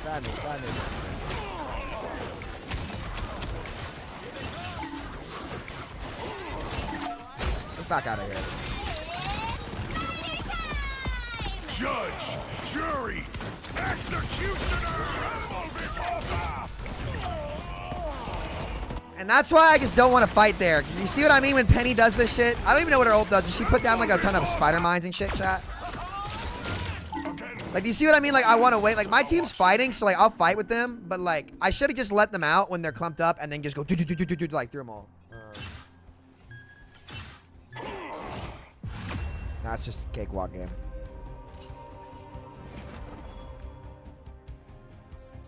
I mean, we just have a stat. We just rolled the dice and the matchmaker won. Like, they can tell about that. Yo, thank you for the bits. I appreciate it.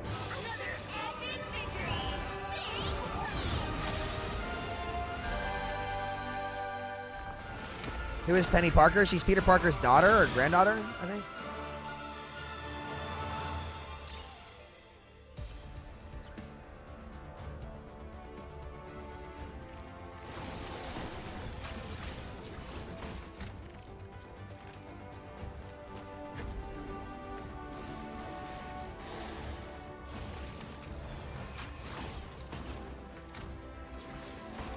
Dude, nah, it just put me, Jay, and Emong on the same team.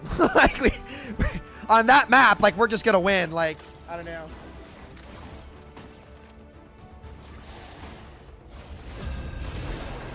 Oh, Penny's from a different universe? Oh, is Penny like the... Oh, yeah. Okay. Oh, is it on this fucking map again?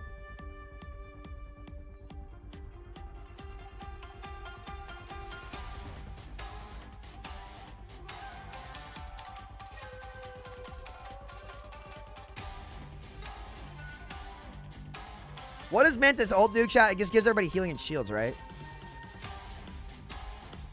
The right heroes could make all the difference. Are you ready to hunt?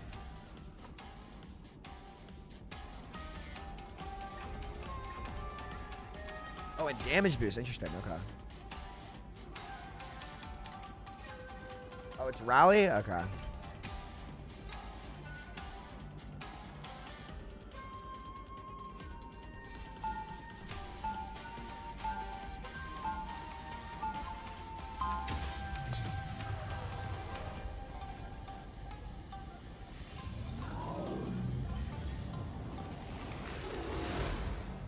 I was chosen by Bast. Oh, it's this map. Alright, a little bit better for us, but... They'll be coming in 30 seconds. Stay strong. We did this choke hard. The problem is when they play flyers and go height, I need my Hela to check them. I'm gonna roll out on them. When they start walking in, I'm gonna roll out on them over the roof. Ancestors in Dejalia, where we will sprint with Bast forever. Can you not 3-stack them? I don't want to run through lobbies. I want to get, like, some fair games, you know? Like, it's a beta. Like, I don't really care about rank that much. You have to stop them from securing the mission area. Science and faith. Of course. I'm worried about them coming over the top. If they come over the top, I'll be Straight through you, man. Okay. when they get under bridge, I'm gonna go. Jay's over the top right here. Our enemy shall not elude Yeah. I'm gonna let you know if he goes up top here. Oh, Venom's up here. Venom. No way.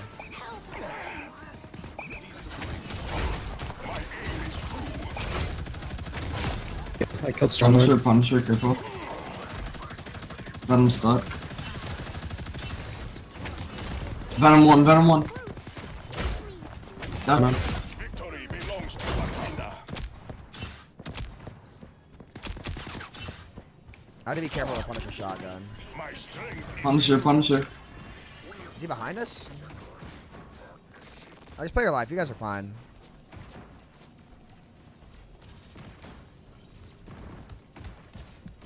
Namor. Blow me?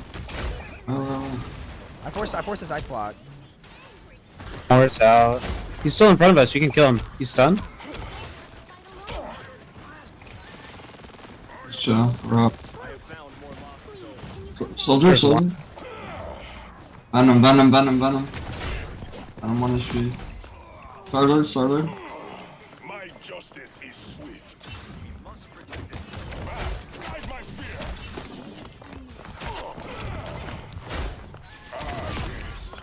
The backline with you. Look at Luna's. Where's Luna? There. Could not allow a trace of Null's darkness to survive. Okay. Oh, dude, I just heard that. That's lore. Like Zen on crack. That's a Null's Let me break this. Yeah, I'm gonna do a quick rollout on them. See if I can quick kill one.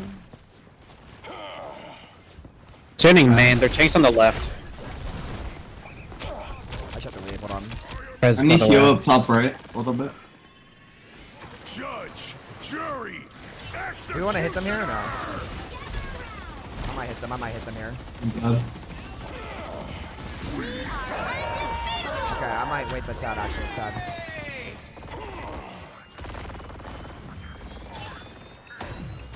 The one over bolts. Yeah, I'm hitting point in a second. Okay, just kidding, I'm dead. My team just folded main. We needed to use ults way early. My tanks needed to ult to slow them down. 1 HP on Luna. Luna. Dead. That's not game. We needed to use big ults on point early when they started walking. You need to stop that vehicle. It's okay now. Oh, I need assistance. Resistance is futile.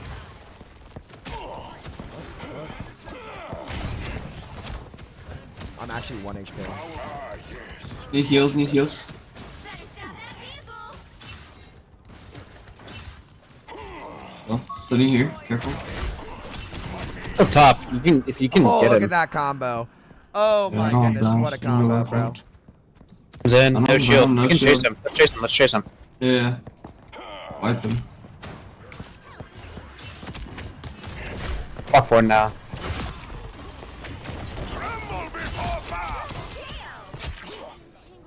And that's how it's done. Krusty Mop, you're not there yet, bro. Don't bother. I might hit them really close here. Do you guys want to try? I'm trying. How do we break this thing so it becomes a ramp? Like, I don't know where to shoot for it. Oh, I trolled. Soldier, Punisher one, Punisher I'm one. ready to put on a show. Back up a little bit. Try to kite that a bit. I could ult this in. Venom's in on your I'm gonna warlock. ult this, I'm gonna ult this, hold on. No shield. Luna No. one, Luna stone one, Luna stone one. He has no shield. He has no shield. He has no shield. We can kill him. We Yeah, can kill Luna him. We stone's can one as kill him. well. Luna stone's one as well. Oh, fuck, I'm back into you guys. My aim is true. Nice. Yeah, I can just hide here. I have ults. If you guys want to play aggressive, I can just Showing, hide for showing, us. showing, showing. Attack. Krusty Mop, what are you doing, bro? Wait, they have a huge DPS comp, Care.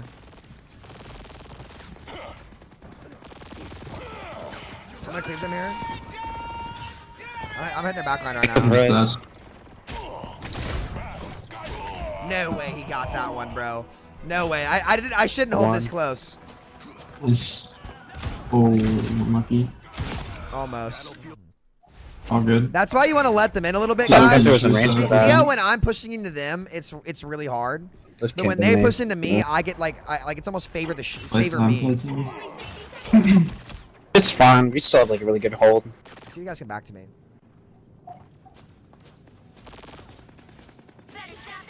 I'm gonna try on Squishy, Punisher. so we should get a ton of value from our ults because they can't really block any of ours. Yeah. I think Starlord is lurking, I'm not gonna lie. There? You guys see him? No, not right now at least. Panther, Panther. That's our kill. I'm on their Punisher's backline. peeking, careful. Wait, name more up Yeah, top. jump to Punisher if you can. Name more up top, no cooldowns. Let's do it. So I use Link. We can brawl. One.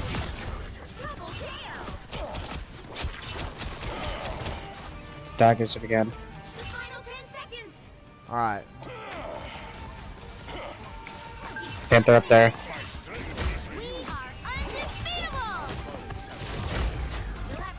Tremble before blast.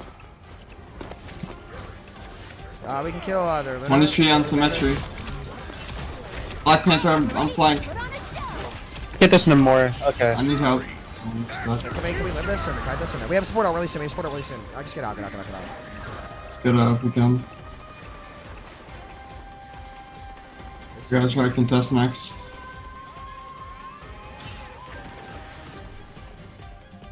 Before I died.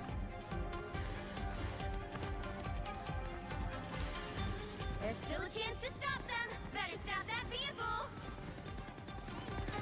Contest, right? Yeah, I have it. Black Panther dropped. Yeah, we have. Punisher dead. Panther no dash. They C9, okay. The current score is 0. Does your E put a new mark on them to reset your dash? Yeah, every ability I have marks people except for my dash. My dash consumes the mark for a free reset. You'll need a top-notch team to win this one. Are you ready to hunt?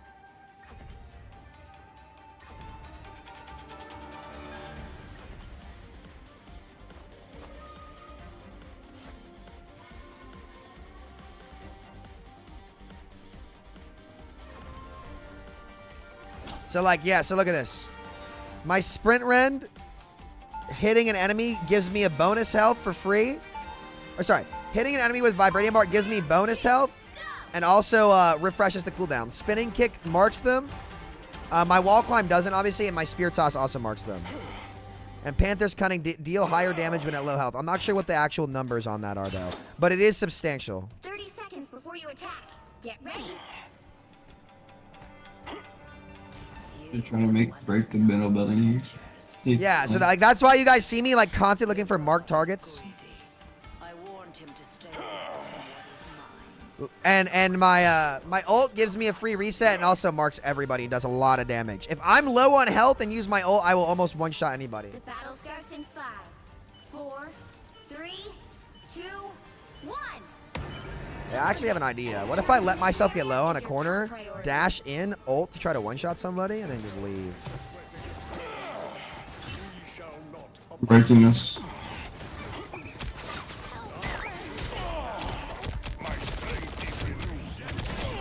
No way. Wait, Emon got me? Where's Emon? Did I walk? Oh, he's low. Yo, Punisher 1, Punisher 1. You just did so In much flank, damage in flank. with that. Helping you, Starlord. I'm walking in. We can just walk in. I'm taking height and dropping on them. I can shift us in, I can shift us in. Punisher 1. What? Dude, make that make any sense? How that's how that works. I'm going height. Hurts.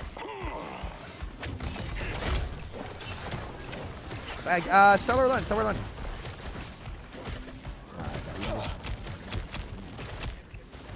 Tap. Being shielded.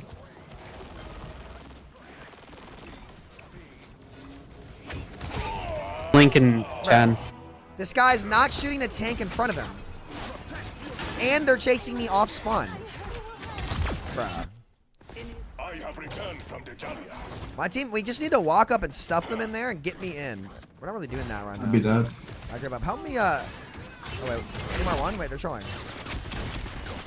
Help me, my front line can help us, like, just me walk in on the, when we pinch them, we kind of just win. Just keep blocking, they're down one right now. Stellar on height.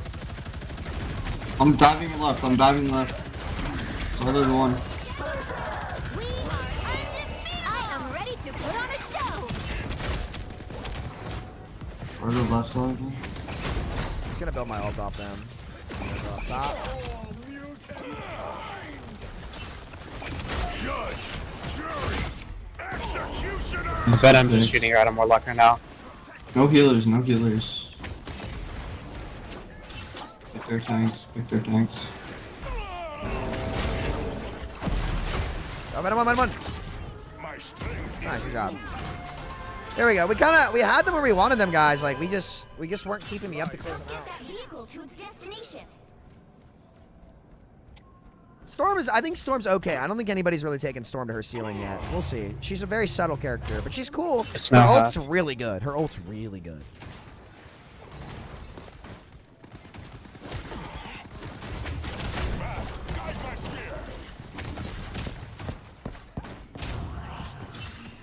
The Venom shield, so he can't really dive.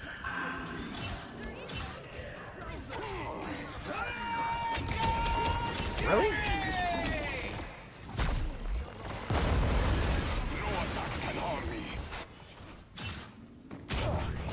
I didn't see him.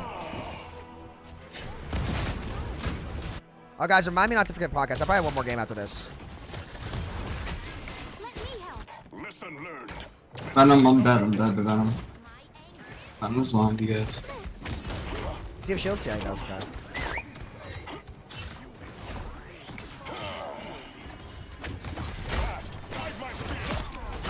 Tremble before fast. You dare challenge the avatar of Venom on your Warlock. Look at the sports. Hold on. Yo, Starlord back. I need you. Venom. Hold on, we gotta surround. I will strike even harder. For fast. So shake and bake action. The lower I get, the more damage I do. So if they get me really low, guys, I do considerable more damage. We know? Alright, the Venom just hinted. He's right here. I'm wrapping around. I need my CDs back. I'm misused. Where's Punisher? Is he left? Punisher's here. Yeah, he's in the corner. Yeah. I speared him once. He's low. He's moving. I can dash him. I vote. Oh, he zipped out. I need to wait. I need to wait. Ultimate. Judge, jury, executioner. Here, Warlock. Heal top. Really? That missed, bro? Actually, I kind of want to stay a little bit low here. But I can turn on. I can kill backline. I'm half health. I get a bunch of bonus damage.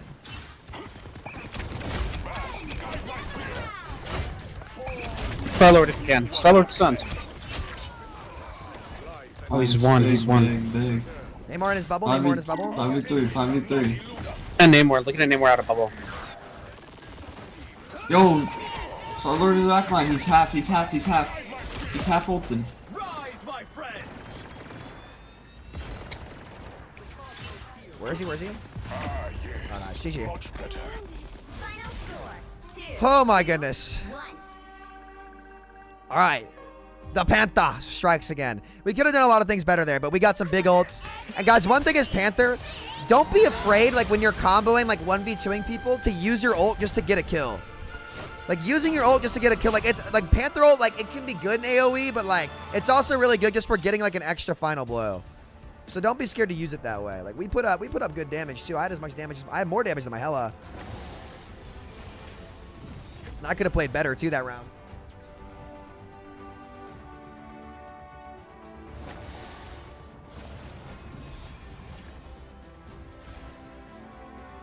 No, this game's just not optimized very well right now, to be honest with you, buddy. Like, I have to capture it on my OBS in a really weird way.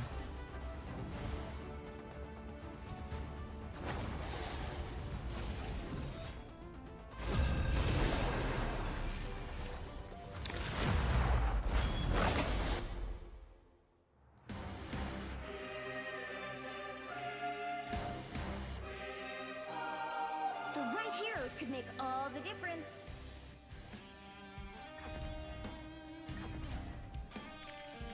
Are you ready to hunt? I got the boys again.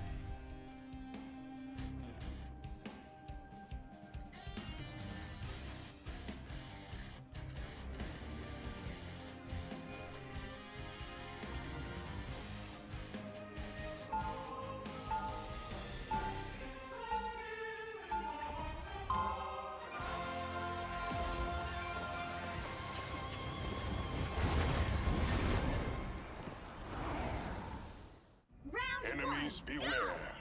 The Panther is on the prowl. They'll be coming in 30 seconds. Stay strong. It is good that you're keeping Wakanda's spiritual traditions alive. You should tell my sister All right. that. Somehow I don't think she's interested.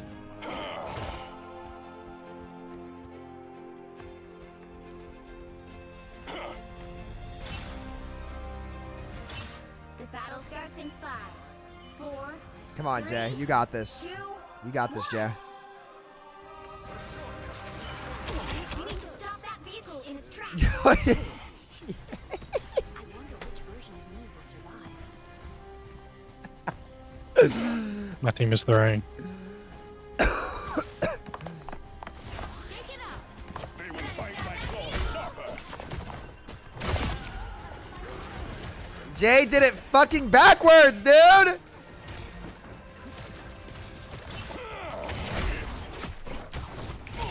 Where is he? When they're so linked, I just gotta leave. I still need you. Stop them. My aim is true.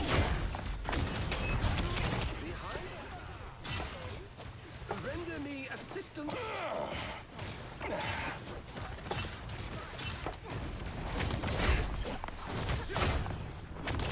Victory belongs to Wakanda. They're all low, they're all low. No way! Oh my god, I'm mid-dash, dude. Oh, I'm mid-dash.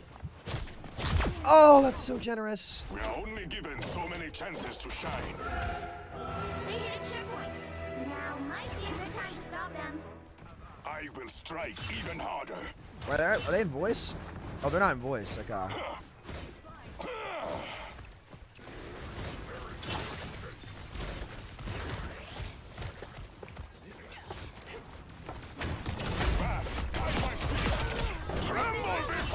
No, I got stuck in the payload! My fucking resets! My play, bro! My play got robbed by the fucking payload! Oh my god, that was going to be so fat.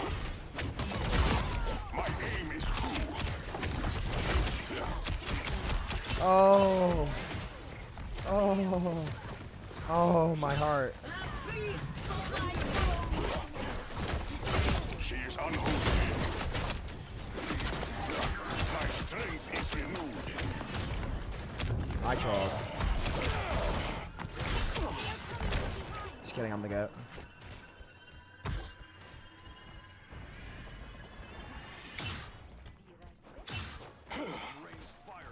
Dude, that would have been so fat, chat. God damn it.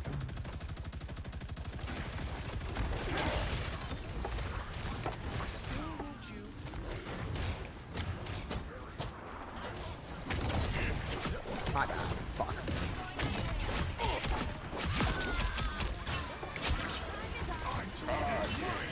Much better.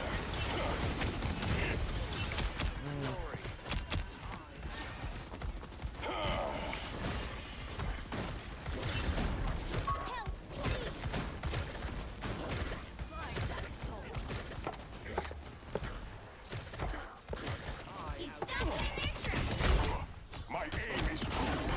Chin up. I'm just gonna get out. And this is where at this point right here is where Panther can just be a fucking menace. Now I need to force support ults first. Our enemies are here. Hela's over here. I'm killing her.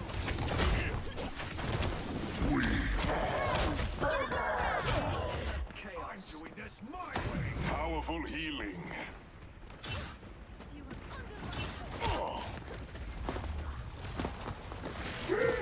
Magneto! My aim is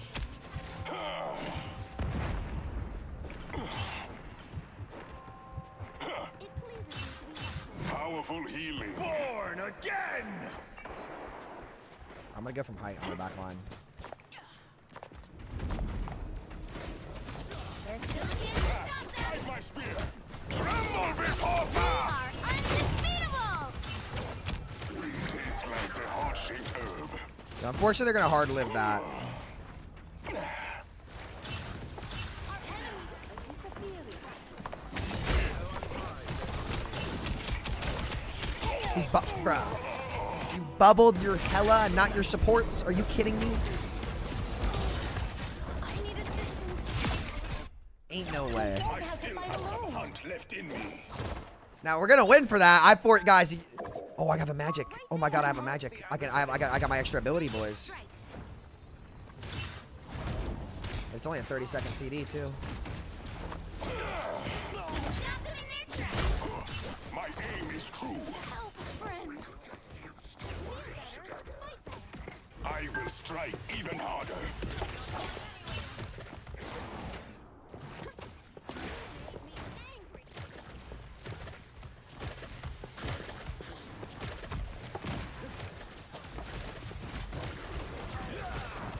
Shit, she's height. This is gonna be hard. Oh! She is unholy. She will return. Only 60 seconds left. I just kite back to my team and check this out, chat.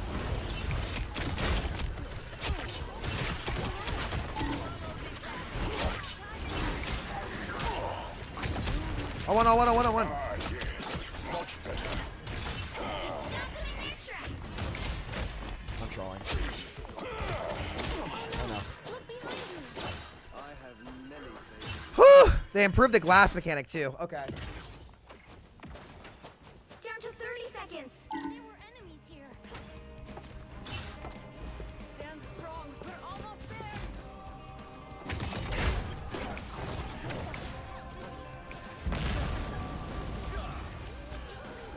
We are undefeatable. Magneto! Final 10 seconds. Victory belongs to Wakanda. With you. Guide my spear. Gather around. No attack can We'll harm have me. to keep fighting until we have a winner.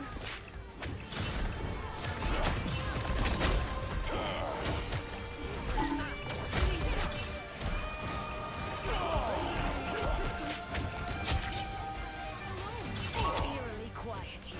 Unnaturally so. Tremble before The current score is 0-2. Wait, I don't keep my ult, right? In between these rounds? I wouldn't. Switch things up. Oh, wait. Including which side you're on. Wait. Our ult's reset, You'll need a right? top-notch On this mode? team to win this one. Are you ready to hunt? Oh, fuck me, man. I trolled. Can you notice the damage boost, Samito? There wasn't really a fight with it, so.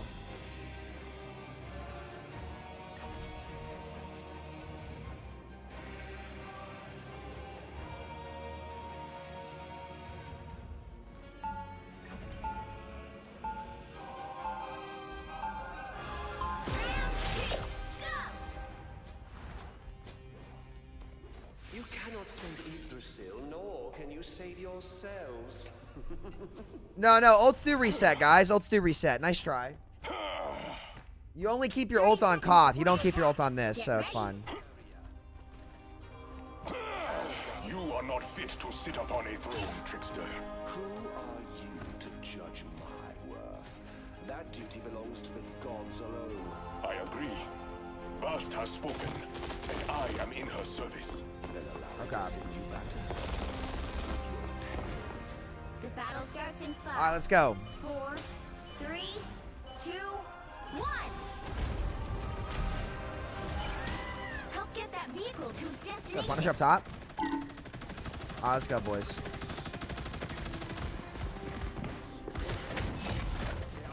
I fucking slid Just all have to out. clear some. Dude. Alright, let's see. Again, my ancestors are watching. You don't have to fight alone. Oh, I'm fine, don't mind me.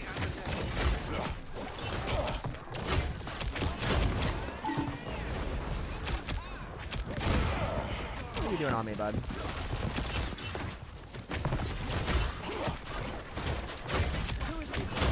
Oh, look at that cleave. Look at that cleave.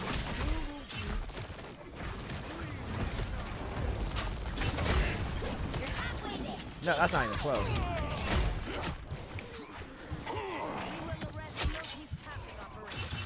Alright, Jake cleaned them up.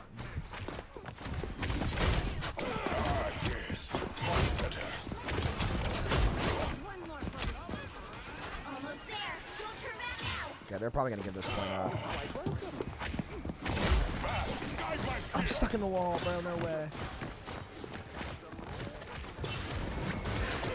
Vehicle reached a checkpoint. Reloading momentum.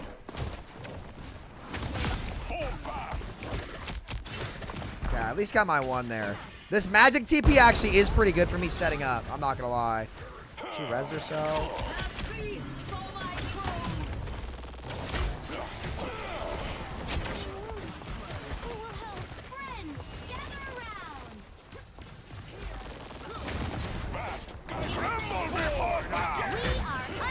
I forced their Mantis Assault. So they had to stack up quite a bit, which is good. Okay.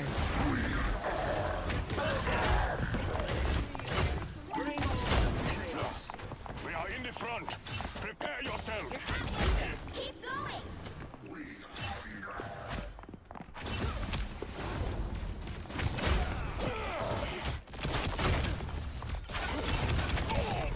One second. 1 second away from killing their whole team.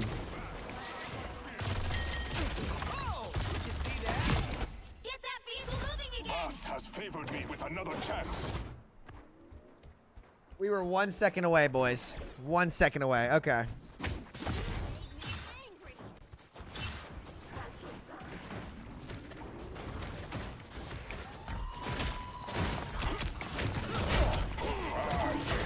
What? Well, I'm out at least. I need assistance. Here is an enemy. Where is he? Oh. Probably that air. Yeah, there's just no way. My dashes aren't getting off right now. Almost there. Don't turn back now. Alright, we're still in a good shape here. Like, the problem is the ult fight's coming up. Oh, Jay's carrying. Okay, we're good.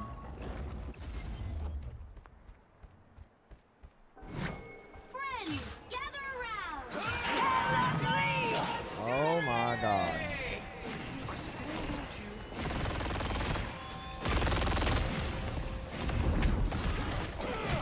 By the eye of Agamotto. We are undefeatable. I'm just stunned and dead.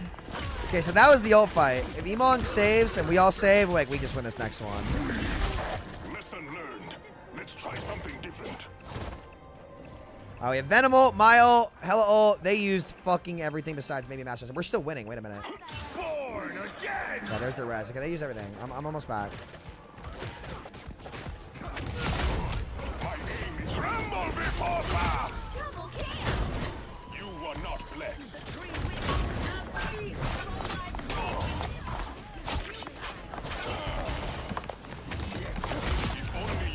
Nice. There we go. Big game. Final score, 2-1.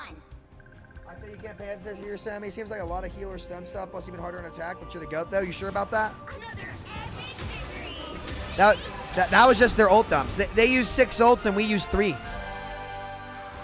mind. There you go.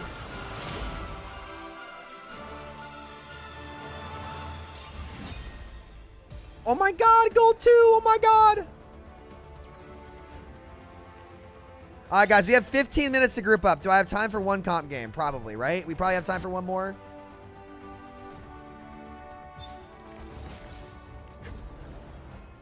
$14 minutes. We probably have time for one more.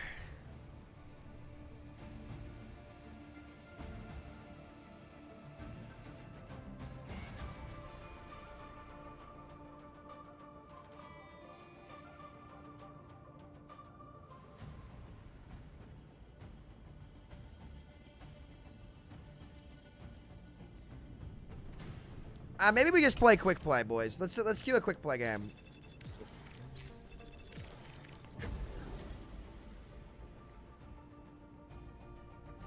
Sam, can you still hit middies and threes, dude? No, my jumper's pretty washed. I'm gonna be honest.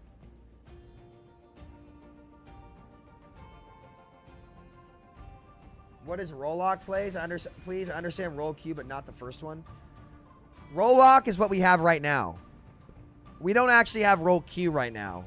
It's technically roll lock. You queue into a roll and you are locked into it, right? Roll Q, you would still be able to flex, but you're still queuing up and telling the matchmaker what role you play. So it's essentially open queue, but the matchmaker can try and make the games a little bit more structured without limiting the creativity. Like right now on Overwatch, if I queue support, I am locked to the support role. If I queue DPS, I'm locked to DPS. If I'm queue tank, I'm locked to tank. In role Q, it's open queue, and I can switch between the roles, but I tell the matchmaker what I'm willing to play. Greetings.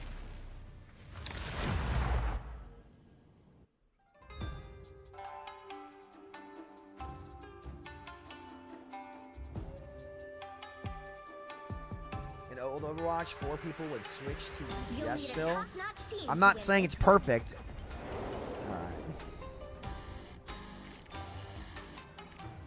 Someone's got to guard the galaxy. Might as well be me.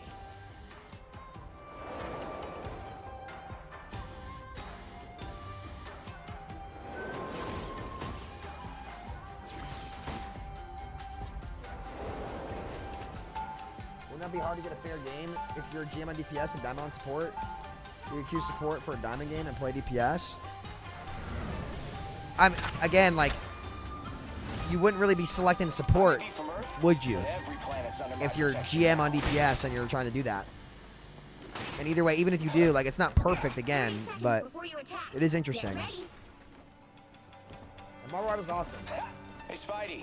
I think, maybe you need to get your Most, again, I think the opposite would be true, where if you're a support player trying to play DPS, you'd do it in a GM lobby. Yeah, sure it is, bud. Sure it is. Isn't that easily abusable? If damage speeds are too long, why not just say you're a support player? Again, there's things that you could do to mitigate it. We just don't have a healer. They need, whatever. I'm playing Star-Lord anyway. I could go Loki. Help get that vehicle to its destination.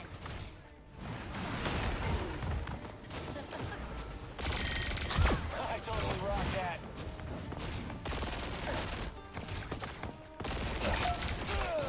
Oh, he's got 2 tabs.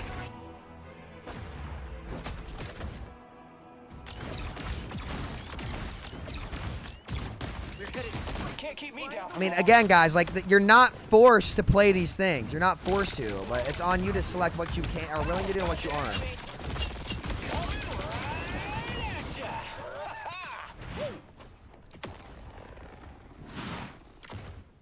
It's not perfect, but I would take it over 5v5 roll lock.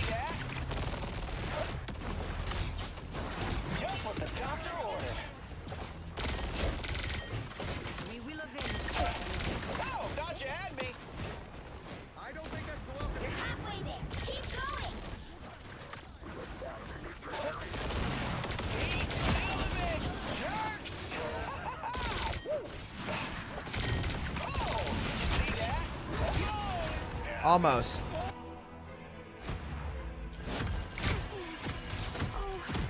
I need assistance. Chin up. No stopping the Star-Lord.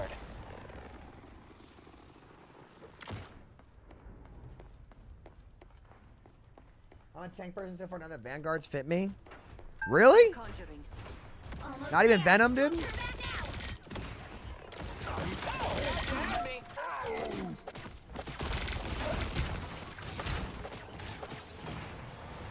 Chin up. The vehicle reached a checkpoint. Keep up the momentum. Oh, gotcha at me.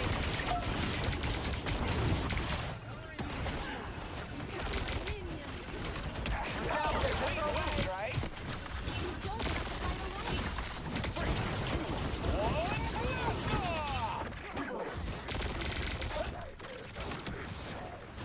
Down you go.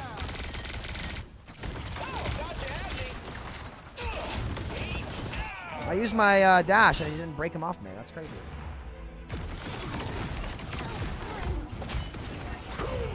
Nah, tanks aren't really getting shredded anymore. I disagree. They're unshreddable. The Amazing Spider-Man.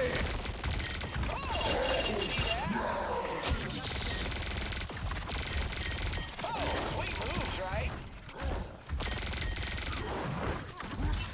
Oh, gotcha at me. You get a weapon. You get a weapon. You get a weapon. Yeah, no, BP's really fun, bro.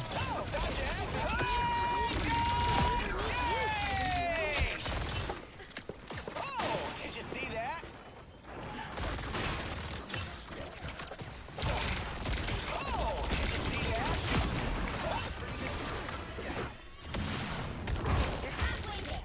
Oh, sweet moves, right?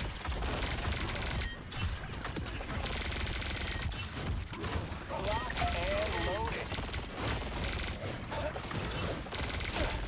Oh, sweet moves, right?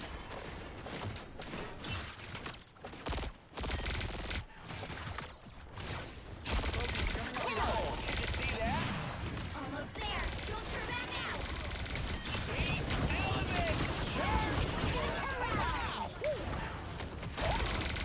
Oh, sweet moves, right? Shooter.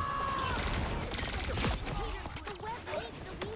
And the weaver needs you, Spider-Zero. Oh, sweet moves, right? Double KO. Who's perfect now? Warlock. Oh, gotcha at me. Yeah, Star-Lord's awesome. I love playing Star-Lord. Oh, did you see that? No, my flip got stuck on the wall. Fuck me, man. Can't keep me I'm down, sorry, y'all. team. I trolled you guys. All right, guys, we can get creative here. We could hit their backline from left. The problem is I need to force this Loki cooldown first.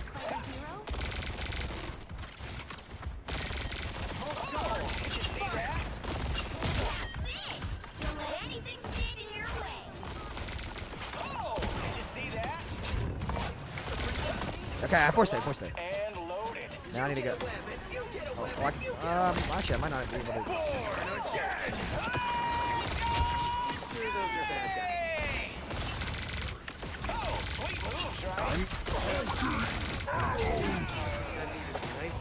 They fucking shielded them. All right, we're coming back on Panther. We're gonna rip these guys, chat.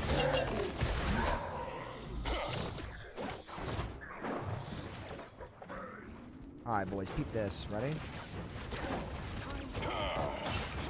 Hello, Hela.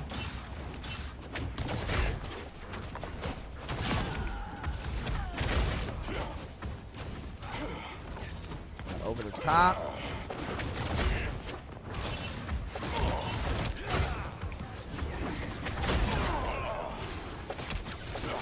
Got another one.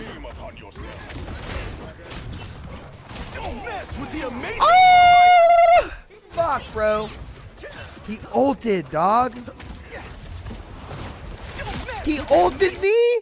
He solo ulted me? Favored me with another chance. Oh my god, he fucking solo ulted me, bro. Spiders don't forget. My aim is true. Victory belongs to Wakanda.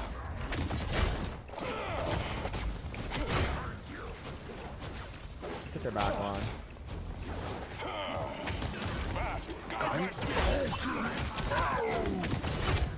Hello, Loki. Goodbye, Loki. My aim is true. And we're shielded. Oh, well, look at the spot.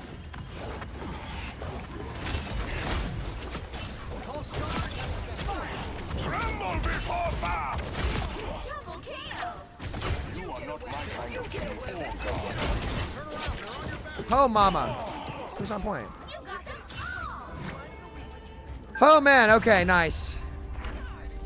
Another epic victory!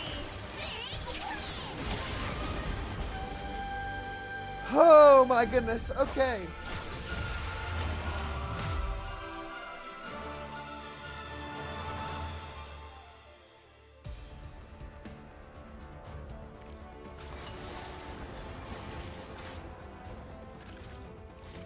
Okay.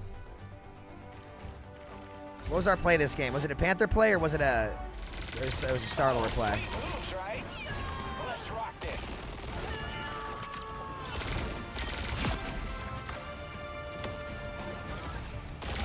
I love how these play the games are a bit longer. Who's perfect now? Warlock. Oh, thought you had me. Oh, did you see that? Heat elements, jerks. Yeah, I love Star-Lord, man. And I died to Hela. All right. We've got podcasts now, ladies and gentlemen.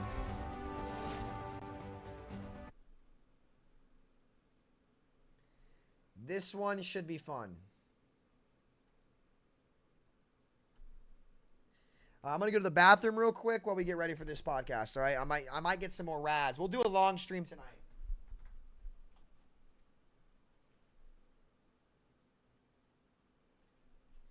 We need to lock in for this, boys.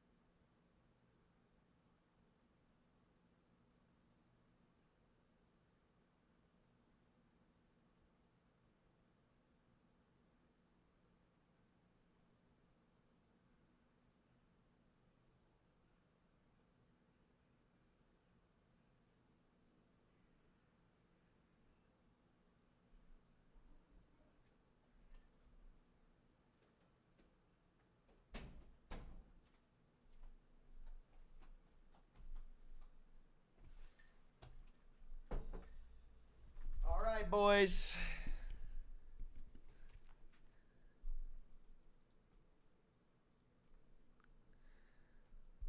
You guys ready?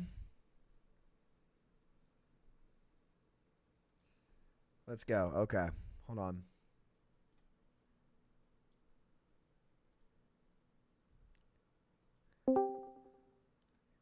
Live here. We good? Gentlemen. Okay. How we doing? Oh yeah, I'm already live. Yeah. Okay. The big thing with Big Kale is that everyone always says, you know, like big pharma and all that kind of stuff, big sugar, big tobacco. But Big Kale is a conspiracy started by Big Tobacco because they're trying to make health food like sound super nasty and taste super nasty. It's a conspiracy to make like actually nutritious food look and taste terrible. Interesting. So Big Hill is a plant by Big Tobacco and Big Pharma. That's the strategy. So we're just like raising awareness of that issue. Big I can Tobacco's clearly see huge something you're here, passionate dude. about. It's insane. Yeah. It's crazy how many like fields in Kentucky are either just horse farms or like Big Tobacco, or I guess Eastern Kentucky's all coal. But Yeah.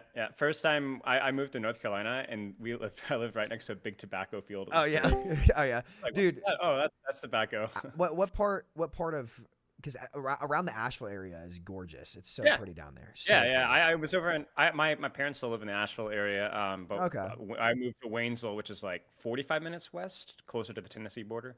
Oh, gotcha. Oh, that's moonshine country, dude. You got to be careful. Dude, over it there. was Hickville. It was Hickville. Nice folks, but it's the first time I'd ever heard the word yens. Like Yuans, but YENS. Like yens doing good. I haven't heard that. That was Waynesville. There's a ton of Yep, different I like neither. languages of. It's crazy because like throughout Appalachia, there's literally like entire different English languages being spoken. Oh yeah, it's crazy. Yeah, it's crazy. Yeah, I mean the southern in Waynesville, it was like super southern. But Asheville's great. I actually think Asheville is so great that I don't want to live there anymore. Like we had to move away because it was so busy. Like the population I saw has tripled in like the last 10 years. Oh, it's definitely booming over there. Yeah. I'm loving the little country talk. Dude, I'm telling you, it's crazy. You're Kentucky, man, right? Kentucky. Yeah, I see the wild. Yeah, I got my gear on.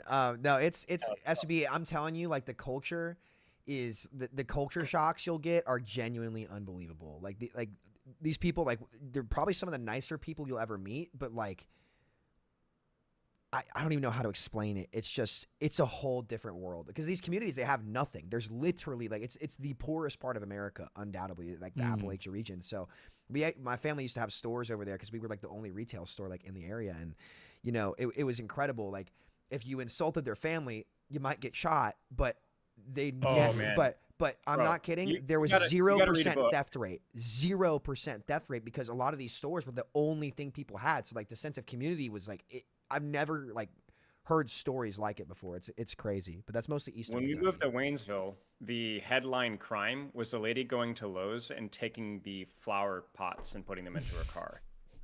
And somebody stole a stuffed animal from somebody's front porch. I'm not joking. It made the newspaper.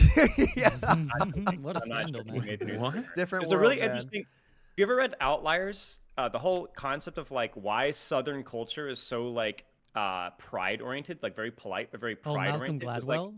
Yeah. It was basically like the discussion of like a lot of them were like shepherds, where like you had to stick with your crew, and if you weren't with your crew, then you were like messed up. And it's so true. Like the Irish and Scottish background, like I'm Scottish heritage, man, and like all my family, like some temper issues, right? Very nice people, but like even myself, right? Like a little bit, like that's been something I'm working through. It's like, you know, if you cry, like there's like a pride thing, like you like you're either with us or you're against us, and if you betray my trust, you're dead to me, kind of a thing. But it's weird how like whereas like the northern is like less friendly, but there's like the grudge thing is like it's less of an issue, you know. I don't know. It's weird. We just went off the rails, SUV. Sorry, I know it's supposed to be about. No, I video games, appreciate it. I was thinking a lot of thoughts. As it is, I was setting stuff up, but I was thinking a lot of thoughts. I mean, there's a lot of interesting there. I won't go too much into it. It does get covered actually by one of these really good podcasts that I've listened to called "If Books Could Kill." I think it covers Outliers a little bit. But yeah, okay, but it's not that section of Outliers. I've listened to that episode, and I'm glad I listened to it because it did expose a lot of the crap in that book. But that one section was still interesting. All right, no, I'm sure. I mean, as it is, they go a bit over the top sometimes. Like a lot of parts of those books are valuable. The one about the flights and the airports was right, like, the Korean. shoot, I didn't even think about that. That's actually like super. I mean, it kind of ruined the entire point there. But yeah. No, that part was sus as fuck. But we have our own podcast to do, so is everybody good? Yes. All right, we ready, fellas? Ready to get into this? This could be a long one. This will probably be the most interesting one we've ever had to have. Because the implication, I don't think people quite realize the implications of what was said. And I like slept on it last night, and there's just a lot to talk about. So this will be fun. I mean, I certainly think this could be very interesting. I think it should be very productive, and that's why we assembled the Avengers +1. So let's do it, guys. Welcome to another episode of the Group Up Podcast. We are here for the 6v6 blog debate, as I'm calling it, because I didn't want to call it the Great 6v6 debate. We've had one of those, and this isn't necessarily that. This is going to be a discussion of the mammoth, behemoth blog that Aaron Keller dropped on us yesterday. Game director Aaron Keller gave us finally the team's perspective on how they view the whole 6v6 situation. It was a meaty read, and I have brought the squad with me to discuss every part of it. Already with his hands up, Samito in the top right. How you doing, Sam? Dude, I'm good. And SVB, you might not be able to call this the great 6v6 blog debate. This might be the great Overwatch debate holistically, because the things that they talked about in that, from different formats, from even like, and you don't even just have +1. We have +1.5, because this could be the Nateson episode, where like we've had Nate in our ear for 3 years talking about what if open queue could come back, if like a role queue hybrid. Like, I think this is gonna be a discussion about, you know, just Overwatch as a whole. This goes way beyond 5v5 and 6v6. When Aaron kind of mentions different formats, and Frito might get his hero bans finally. And it's crazy that Marvel announces theirs, and then now we're talking like, you know, you could get that kind of format too. There's no limits here, and I think that's what was so exciting about the blog post. It was like the first time that we really got to genuinely have a discussion about a review in the last 8 years. 8 years? Review on the last 8 years. I had to look at the date. Oh my god. And figure out, you know, what was right, what was wrong. And it's going to be really, really fun watching almost like a science experiment play out before our eyes of more competition coming to the space. And it'll be cool to see. So I'm pretty excited. I think we're all excited. Yeah, I think it definitely was like a great touch point for the community, where everyone's like, man, this is cool. We're getting this kind of insight, and we'll get more into, I think, props to Aaron for writing the blog at all. But first, let's continue to introduce the cast in the bottom right with some more elaborate backgrounds that maybe you want to give some insight into to the viewers. Philo, how you doing?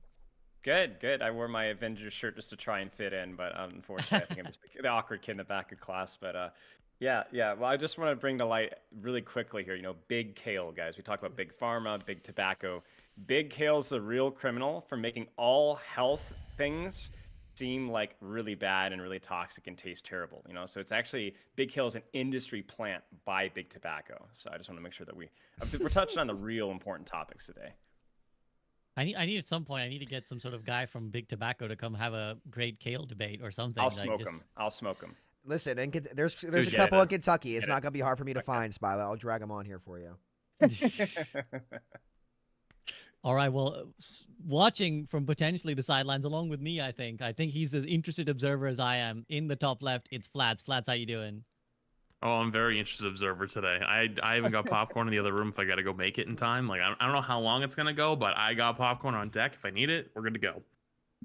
Absolutely. I think both Flats and I are of the same mind, where we don't really care. I think we don't really care which direction it goes. We're just here for the ride. We're here to see the fun.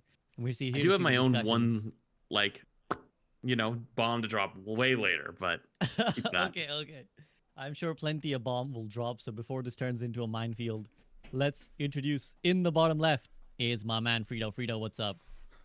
What's up? Very happy to be on this show. I think the devs showed their willingness to be open-minded, and over the course of, you know, many decisions in like the past year, pretty happy with my decision to back these devs specifically, as they've improved a long list of things, including the monetization, free heroes, and now being completely open-minded to formats entirely. So just like Oprah Winfrey, give everybody anything they could have ever wanted. I mean, what more can we ask for from that? And first show I get to be on with Spilo, and I want to thank him so much for taking his time to be here with us. I'm, of course, incredibly envious of the wonderful head of hair he has, and we'll probably be distracted by it the entire time. No, listen, I got the juice from Frito in LA, man. My guy broke me down in all the lore from all the early Overwatch stuff. It was like I sat in Grandpa's knee and I got told all the juice that I wanted to know, man.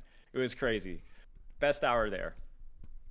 Yeah, it was great to meet you, and very happy to be on the show, man. We've got a lot to talk about. What a blog post, dude. Like that, not only do I think is like great for what we need to be talking about now, but just compared to any other blog post, the depth and the accuracy and the severity, like I wish this is how they always talk. Because there's a lot of these blog posts that I think were just kind of vague pointings to things, Whereas there was so much meat here and transparency. It's everything we should want from their communication.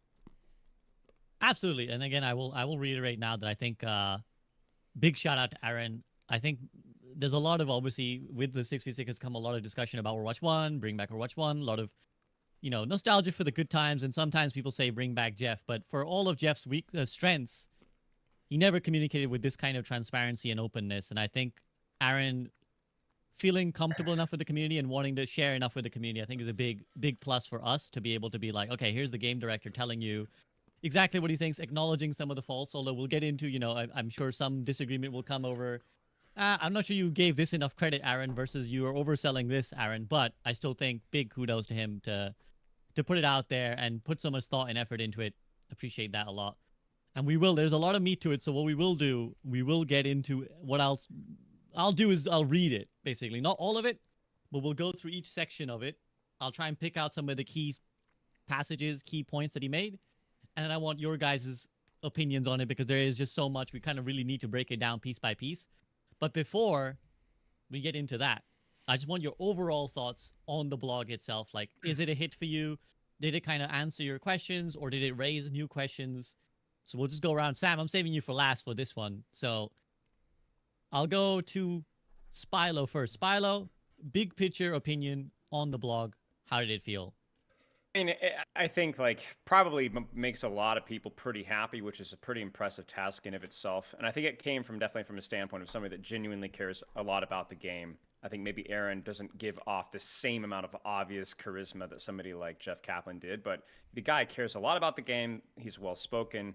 And I think there was really no major negatives to the post. The only, if I were to nitpick, and I put a tweet on this yesterday, it was like, I want to make sure that they address the pain points of tank play, right? Because when we talk about the problems of 5v5 66, I really think the vast majority of it, maybe Sam would disagree to an extent, but I think the vast majority of it does revolve around tanking and what makes tanking feel bad. And I would have liked to have seen a little bit more addressing that they're aware that that is an issue within the 5v5 format, because I think no matter where you fall on the spectrum, whether you prefer 5v5 or not, it is a problem of solo tank, and I don't think that that was specifically addressed. And as I said, I don't think that was even specifically addressed with my talk with Alec Dawson either. And I think that's my only one nitpick. But from a holistic standpoint, it feels like what we lacked there, we got so much other information about their approach to things, their vision with things. And while we may not have the same level of vision, we talked about it with Flat's last podcast about what's the direction of this company long term in terms of what makes Overwatch unique, in terms of what their plans are for the game. Pretty good idea. We have a pretty good idea of what their vision is. They're a lot more open to testing and trying things. They're a lot more open to aggressive changes, and they're just a lot more open, period, which I think are all good things. So obviously great blog post. Okay, Spilo very happy, and yeah, good to point out that one nitpick. We'll get to that later when in the sections where Aaron starts talking about this, but good to kind of flag it up nice and early. Flats, how about you? What was your opinion, and was there any parts that you were like, oh, I was interested in this part? Well, I mean, it basically was, at least for me, it was like, okay, we finally, laid it all out on the table, and we're actually honest with ourselves, and it's not just, and I love both of you, it's not just Frito and Sam just going at it with both oh, I saw this one tweet that has 17 likes, it didn't say it was, it wasn't Q times. Yeah, it was Q times, but it's the gameplay, and it's all these things, and it's just laid everything out on the table. I loved that. But for me, the big one was definitely how drastic their Q time number changes were, because it wasn't just a 20, 30, 50%, it was 100% or even double. The increase from if you went back to 6v6 today from 5v5 for DPS Q times is insane, to the point where I looked at it walking in, and I talked about it when I did my whole breakdown the other day. I said I kind of walked into this expecting to walk out a 6v6er, because I was kind of pretty much there. And I read that and went, oh, never mind, actually. That can't happen. We can't do that. And the reason why was the average gamer doesn't want to sit in queue for 15 minutes. They don't. They're just not going to. And me beforehand was well, what matters more, your gameplay or your queue time? Well, it doesn't matter if the queues are fast if nobody wants to play the fucking game. But if the game, even if it's decent, literally for 15-minute queues. Well, now you only have really hardcore players because like casual players aren't going to want to sit through that. So I thought it was super interesting, and I thought it made great points for both sides, and it alluded that the problem is actually more DPS than tank, which I didn't totally think about because I do think tank is the big problem, but there's much more to the DPS problem. On people want to play that more than anything else, and that causes a problem in its own. It's like a good problem to have, but it's also a bad problem, and it's like how do you fix that? And there is no clear answer. That's what this made. Like this finally said, hey guys, there is no clear answer. Both have good and both have bad. Let's talk about it. And I need healing. They nailed it. I really dislike the defeatism that comes from the K-time just a argument. quick word, Frito, I think Is there Flash no was world echoing for a little good bit off of 222 your, okay? headset there, Like so just damn, bear it's that in- rough. or whatever was coming from your end, it was echoing just a little bit, just a smidge. Was Not it mine too or- much, but No, it's it me. was Frito's. It was Frito's. So just like maybe just Headset's the mic loud. is a little Yep. bit. Yeah, maybe just the mic. But yeah, I appreciate everything that Flats has raised there, and I do think it was a very more comprehensive variables to blog, that, and I do Jalen. think I that agree. We'll get to there's it. definitely I have a lot some questions about to that say graph for both too. sides. We'll, You said we'll there's see. a lot of points made. Even Aaron made some points, and some points that we can pick at as well that maybe Aaron didn't quite go into about where the 6v6 can come through. But yes, the queue time stood out as a really, really and something we didn't have context to. We didn't really know the exact numbers, but to see the numbers and be like, oh, okay, it's that. All right. So I'm sure Frito, you had an interesting sort of feeling looking at that graph as well. And how did you feel about the blog overall? Okay, blog overall. We've mentioned Aaron's leadership here for a bit. I want to mention that first because Jeff Kaplan had the charisma and the dev updates that everyone flocked to from around the entire gaming industry as like a superhero pop star that would jump on the BlizzCon stage and kick out the jams, and there's like explosions and guitar riffs, and he was a badass. But then you get this man off the main stage and onto a stream, you know, talking to Fran or something, and she's like, you know, why don't you change the meta? And he's like, what do you people even want? There's always going to be a meta. And sort of like, get off my lawn, kids. You don't know anything. And so behind the scenes, there was a lot of that. Okay. A lot of, you think you want it, but you don't. A lot of, why would you even ask us to do this? Why would you bother us with these questions? We're up here on the plane of Blizzard existence that you can't comprehend. And this is the exact opposite of that. I think this is Aaron, like full-fledged at his like peak game developer. What's his role? Director role, final form, and being able to take the entire community in a unifying force. I mean, I think this man should run for president if he's able to do this. Like, I mean, he can solve this issue. I mean, we give him the reins to the entire castle, bro. Like, because I feel like he it came down the middle and made sure to speak to the emotions of all of it. And I was really happy to finally have some, let's say, credible voice from Blizzard to talk about this. But I also think, as Blizzard has to do always, every time they speak and open their mouths, they have to simultaneously pat themselves on the back and also distance from their own mistakes, as if like, we're really responsible for that. It's a thing that happened. Mistakes were made, of course. So we'll get into that. There's like a lot of issues I have with even the evidence he brought up. So you brought up the queue time thing. You got to be careful with how information is ever presented, because looking at the thing, I think it says post-roll queue being implemented. These are the queue times.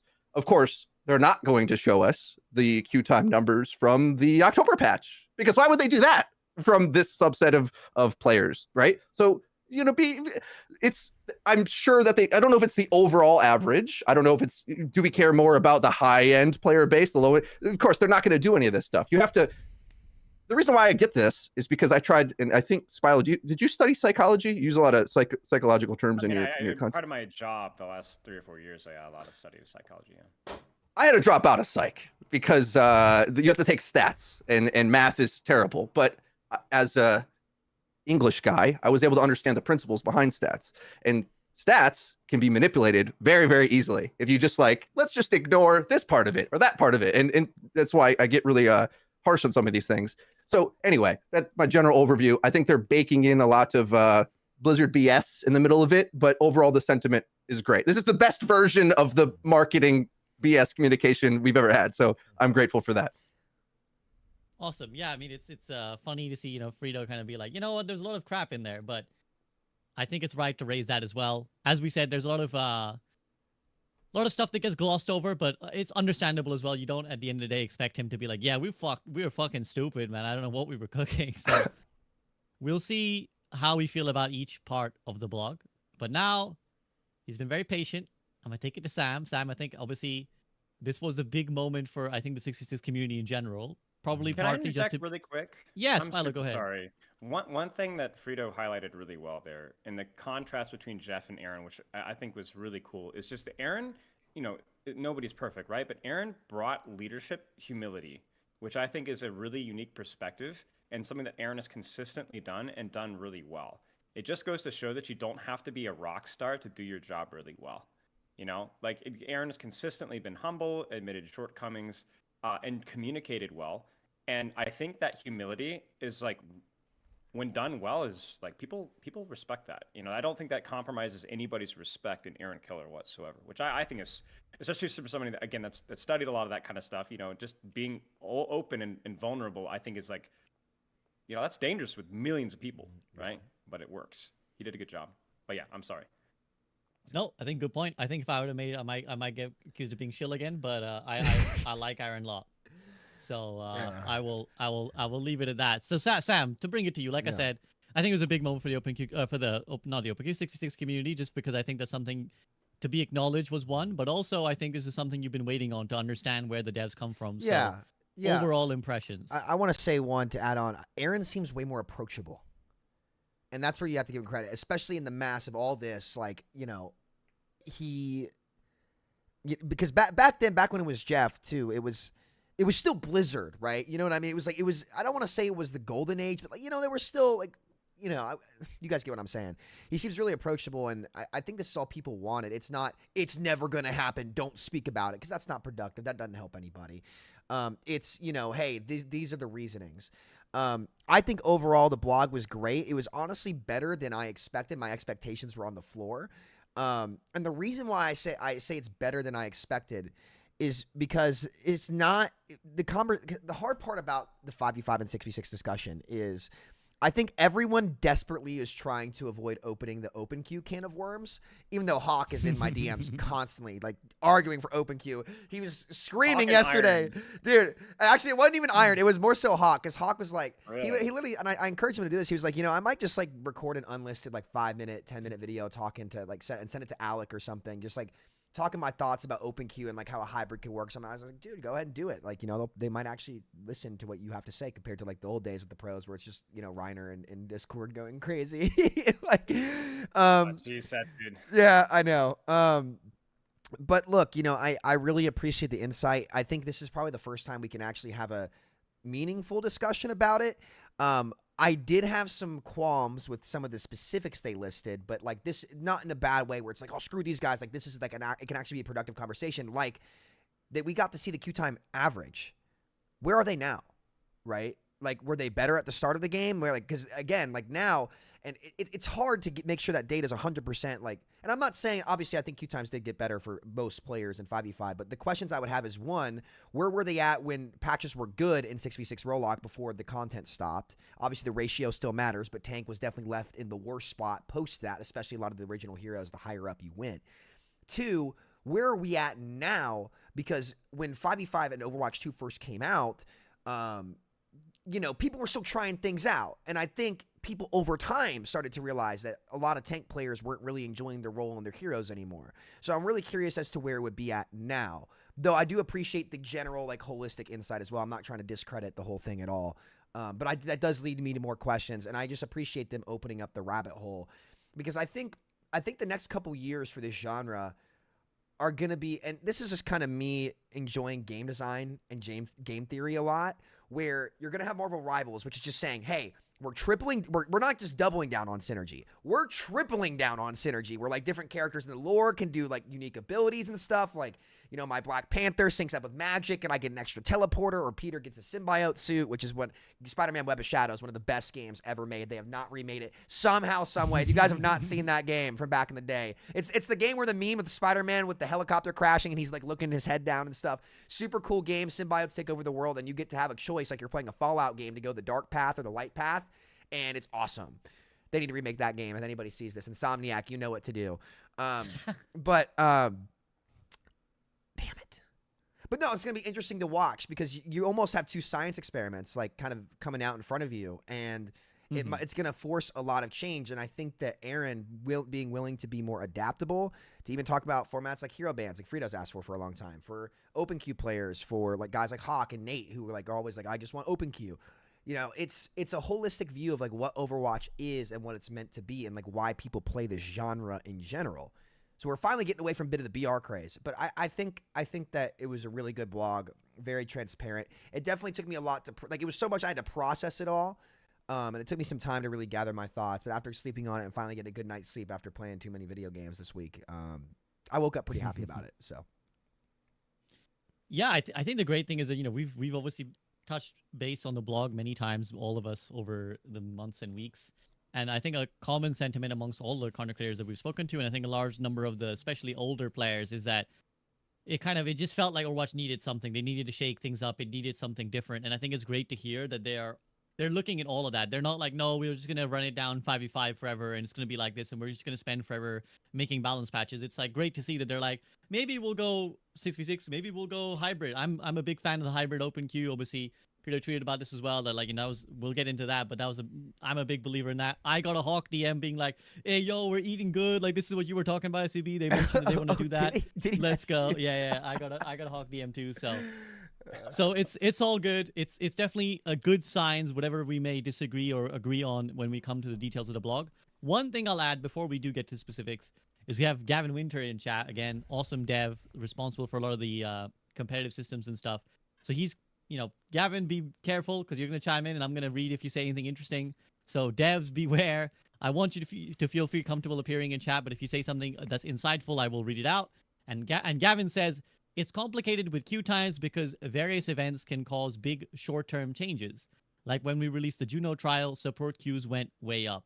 So I think that's probably one facet of what the devs felt like they didn't want to share the nitty-gritty because, as you guys have already alluded to, data can be so misleading sometimes. I think people try and present it as always factual, but again, it's like, did a good patch overlap with a good release of something else, like, you know, a hero, some important cosmetics, a mini mode.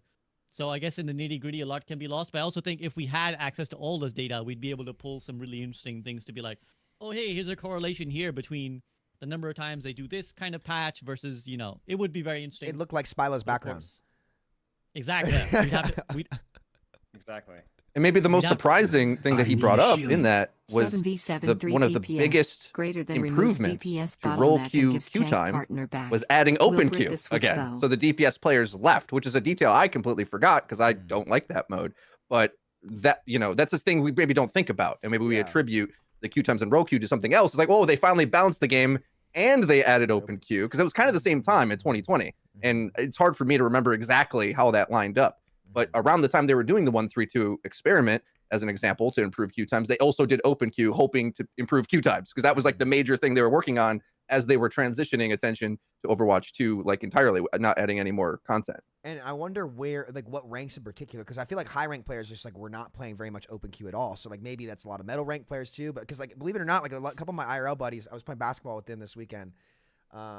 Did not go well for me, boys. Did not go well for me. I'll be honest. But they always play open queue, and it's just like, yeah, I just queue up open queue and play Lucia. I'm like, dude, I was like, why? And he's like, I don't know. So a lot of the casual players still just like jump into open queue and they like it. So people thought.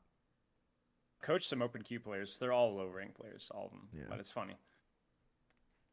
Yeah, I mean, it does feel like open queue, and I think also there is an element of, and I'm sure Spilo, you will agree with this, like, the environment you play in molds your own play. So I think the low standard of open queue means that the people playing in open queue aren't really getting that much better. Like the open queue top 500 is like plat role queue level I kind mean, of. yeah, any top 500 player could jump into open queue and hit.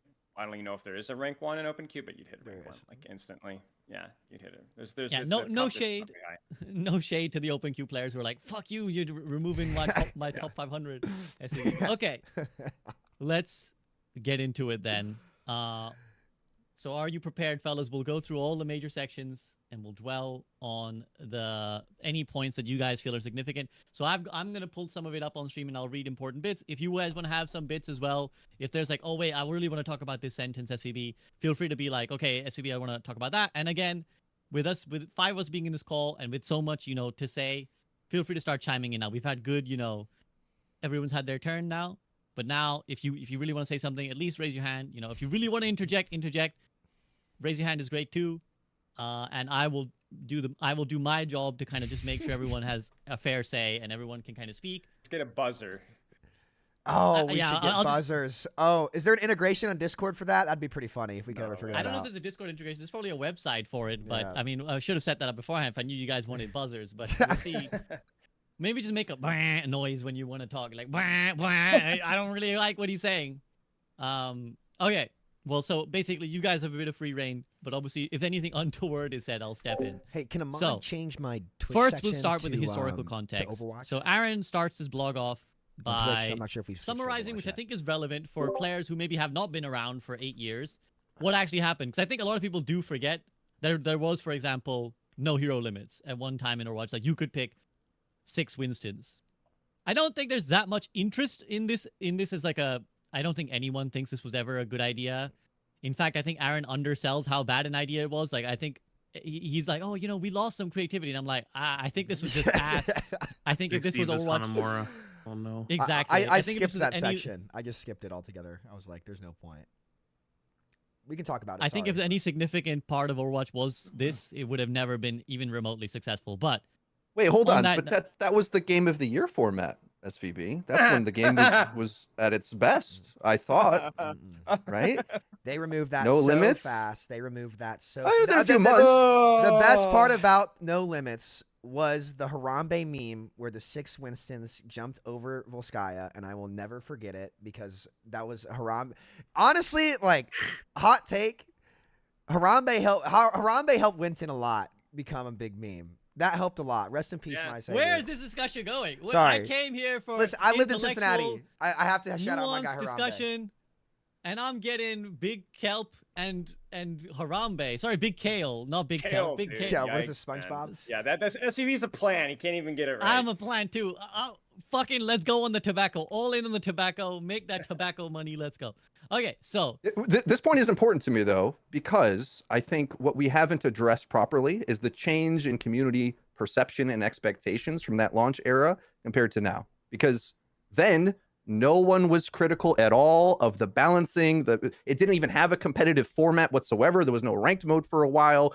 It was a wacky. It was a wacky game even after they took out No Limits. Like it didn't function as a competitive game for a long time, which was a lot of our criticism, or mine anyway, for years trying to steer them towards that. I mean, people wanted roll queue immediately, pretty much because of how chaotic it was. Like, you forget what it's like to play Overwatch with 6 DPS, and we say it's a joke, right? But it was a very different game. And an important quote that I pulled in my receipt hunting through these debates was Jeff Kaplan in the 132 Experiment post said that prior to roll queue, most Overwatch matches were played with 1 tank or less. Most means 50% or more.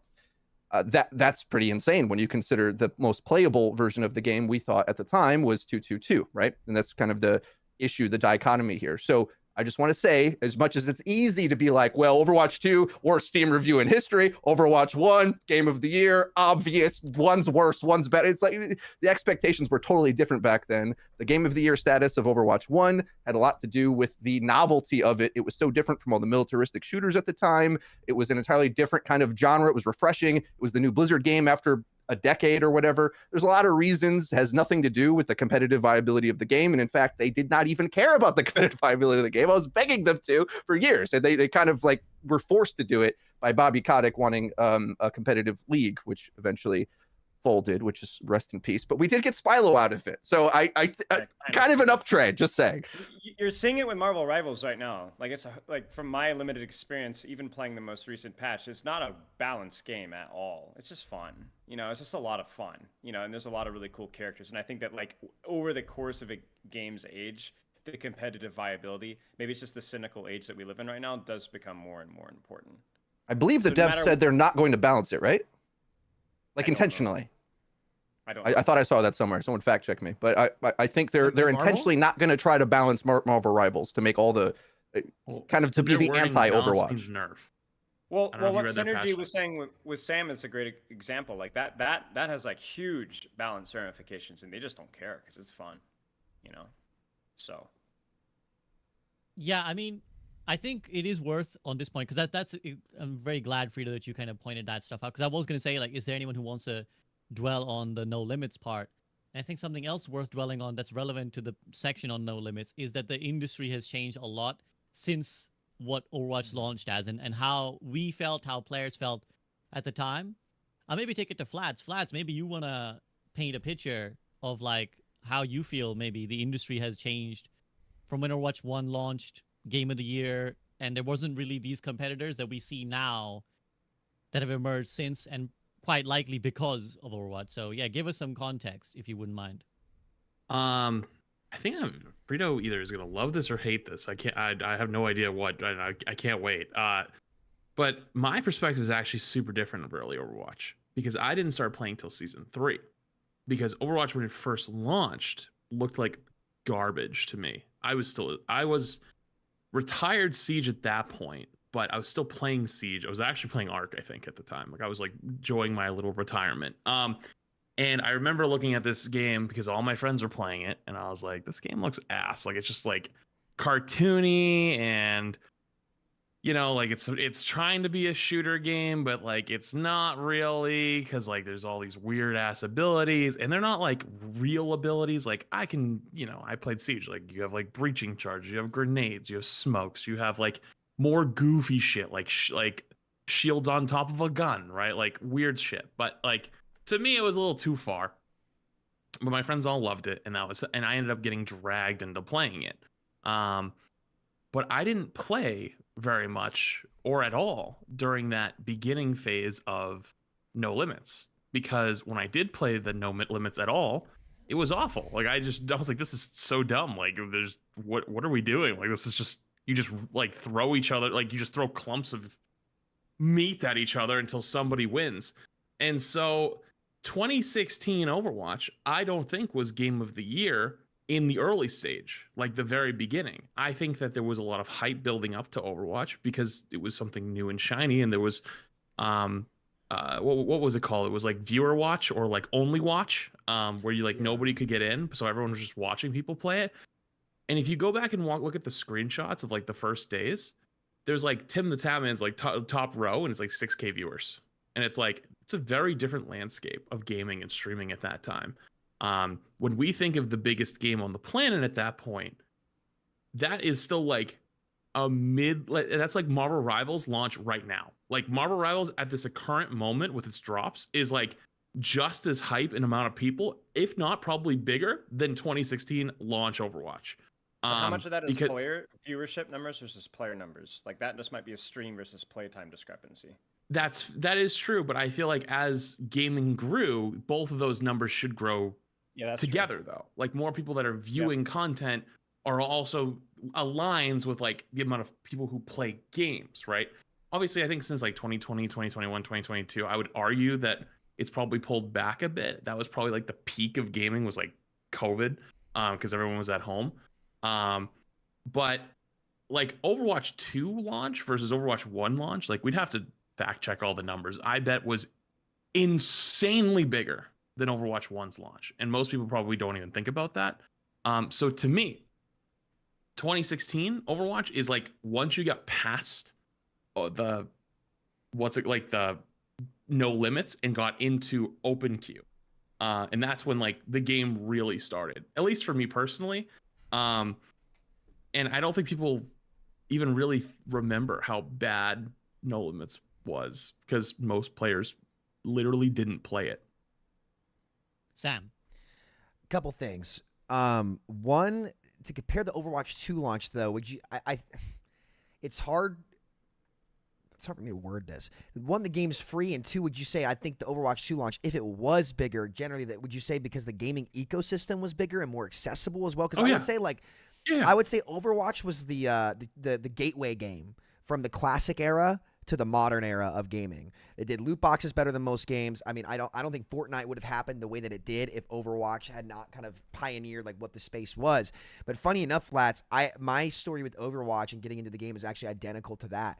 I played for a little bit in No Hero Limits. It was cool to like mess around with. Like Minecraft PvP was still pretty big at the time. But I actually didn't really start getting into the game until after they removed the hero limits, because like people were kind of scrimming and it was like double Lucio, double Tracer, double Monkey. Yeah. And I just didn't. I played a little bit of that, but what really got me into the game is when they removed the hero limits, and that's when I started grinding. When did the hero limits? Hero limits were gone before season 1 of competitive, right? How long was? Which did take a while for them to start even making competitive, so I can't quite remember. I don't remember These things are hard. It's so many years ago, man. Yeah, I know the Only Watch era was like that was the beta, right? Many months before that was the release, Only Watch was the beta, which is in May 2016, and Only Watch lasted a while actually. So I'm not sure. I think I'm pretty sure hero limits were gone by June, July. They were definitely gone by. They were gone before the first competitive season. The first competitive season, or were they? I think they were. I think so. I think only a couple months max for sure. It wasn't so long, but considering there was so much visibility of the game with the Only Watch era as well, I don't know. Maybe it feels longer to me. I wasn't in the beta. I mean, you had to be really exclusive, like classic creator with a connection at Blizzard to get into the Only Watch beta, and we weren't invited. Yeah. Okay. So interesting, but yeah, my experience is pretty similar. I think though, around that point in time, if the point of this is kind of to compare Overwatch 1 and Overwatch 2. I would say that you still had more freedom to express your hero identity. And granted, people hadn't figured out the game yet. Absolutely true. 100%. People hadn't really figured out what's busted. Symmetra and Torb were like F tier pit. Somehow Steve-O made it work. I don't know how he did that, but you know, and Mangachu too also had a little bit of a sim that he would pull out for no reason. But I feel like the exploration post, like towards the starting phase of the game, wasn't only because people hadn't learned the game, but there was just more to do on your character. Though a couple heroes were left behind as well. I'm not sure how deep I want to go on that. I think there's a lot to go into it. And I'm not sure if it's really worth us like hard discussing. Yeah, there's a lot of talk on roll queue, but open hero limits is like we can't even remember. The game launched with 4 rolls. No, well, I think the point that's what I was kind of saying as well. Is like it's kind of yes, there was attack and defense, so that was the whole thing. I think that's exactly the point I wanted to make though. Is that the thing about the no limits was that it's so irrelevant to what actually was known for Overwatch. Even you guys have illustrated here that like. You either didn't play or barely have any recollection of no hero limits. So to tell our stories of how we got into Overwatch, I was just a Blizzard fanboy. So I wasn't a content creator. I hadn't even played an FPS game before. So I was just like, oh hey, a new Blizzard game. They always make great games, so I'll play that. That again, another indicator of the change of era. Back then, there were lots of people like me who would just play anything Blizzard put out. Who were like, Blizzard are gonna make awesome killer games, so let me try them. But I don't really even remember much early Overwatch. My memories start with the comp season, basically, where I was like, okay, I want to start grinding. I was like, gold, plat type level when I started. And I was like, oh, I need to start grinding. Started watching some Your Overwatch guides to be like, yo, how do I get better at this game? And that's how eventually the journey went. But I think for most people, it was irrelevant, like the no limit. So I don't even think that was relevant as a format. Spylo, do you have anything you want to chime in? Just to kind of round out the historical, or if you're good to move on. No, I have a unique perspective, I think, because I think I started around season 7 as an extremely casual player and spent a long time in lower ranks. So I have a lot to say when we get to roll queue, but no. Sure. Okay, cool. Awesome. Yeah, I think while it was a thing that we can bring up and say, do you guys even... It kind of feels to me like, when people bring up that Bastion had a shield in the beta, which I also didn't play. It feels like that, where it's like, yes, that was a thing... But it was kind of irrelevant. Like, it never really was a thing in the game. It may have been like a funny thing we can draw out. But I view no hero limits as that, where it's like, yeah, nobody really wanted that. So this is where Aaron talks about the second large change to the game format was open queue, to open queue, basically. So, and he says, I think this is one point that's worth dwelling on as well. He says that the change from no limits and future decisions was limiting match variety as well as player freedom and creativity in order to create a more balanced, consistent, and competitive experience for players. Do we kind of largely agree with that sentiment? Do we largely agree that a lot of the changes have limited some creativity but come at like the sanity or the reliability of the game, or is that something we disagree with? Flats, you're nodding. No, I mean, I don't think it was possible to balance as long as you had 6 of one character. That's impossible. So, yep. Well, it also becomes like a creativity through like limiting rules. Like there's always a balance there, because if you have no limits, then especially in higher ranks, there's only a certain number of compositions that are viable, because you're able to abuse stacking. Like we talk about like the tank stacking and the Zen stacking and stuff like that, and we saw that with Goats to an extent as well. Though we don't want to open that rabbit hole. But basic TLDR is that like you don't necessarily have more freedom with more options. Because what you do is you make the extreme strengths or the extreme weaknesses like more of a problem. Like, oh, you could go 5 Symmetras. Yeah, but it would be cheeks. Like, it's not even worth putting time into. All you're doing is you're holding your ranked teammates hostage, if anything. Yeah, I think that's a great point. I think Frito's smiling because he's going to think what I've been thinking, which is this is another argument for hero bans, which is the logic goes that more options or more theoretical options equals more practical options. But this is a perfect example. This is what I was saying when I was reading this blog yesterday, was that this is actually an example of where limiting creativity, quote unquote, actually opened up the game more. Because as Spilo said, like if you could run 6 Winstons, and that was just so much far and away better than trying to run a 2-2-2 or any split of the roles, and you were going to run 6 Winstons. Whereas actually limiting the like no more than 1 hero per role, per hero, per team, whatever words, difficult. You get what I mean. Yeah. It opens the game up. It actually meant more compositions were being played. And one more point too, because I know it's going to be said, oh, but why are we balancing for the top 1% of people to get min max? That is total bull. The nature of the gaming community right now, we are all min maxing. Everybody's min maxing. If you really want to talk about rock, paper, scissors, counter swapping, the plats and golds are worse than the high rank players at it, because everyone thinks that that's the way to squeeze out the value. So they're going to counter swap till kingdom come. And that's the irony, is that like, obviously in that situation, they would see, oh, that's the proper meta, and they try to force that on their ranked teammates. And so like it's not just a high rank thing. That would trickle all the way down to the lowest ranks, I promise you. A key takeaway from the No Limits era to me is Jeff and the team, they said it was fundamental to the design of the game. Just to think of how they came across it. And if you compare, this is part of the struggle that we had getting them to make the game competitive to any degree, is if you compare to a game like Valorant, where they went and got the map designer of Cash from Counter-Strike. Okay, you make the maps. They got Morello, who was the balance guy for League of Legends for many years. They tried to make a competitive team, whereas Team 4 made WoW and was trying to make WoW again. And then even when they made Overwatch, we're still trying to make WoW again. They just kept trying to make WoW, no matter what. So that early launch Game of the Year version of the game, in many ways, it was special because it wasn't trying to be competitive. But then nerds like me and the rest of us, and we top-down balancing, competitive viability, all of the things we agree on about like competitive meta, it's like speaking another language to them, because they don't care about anything Spilo just said in his previous bit.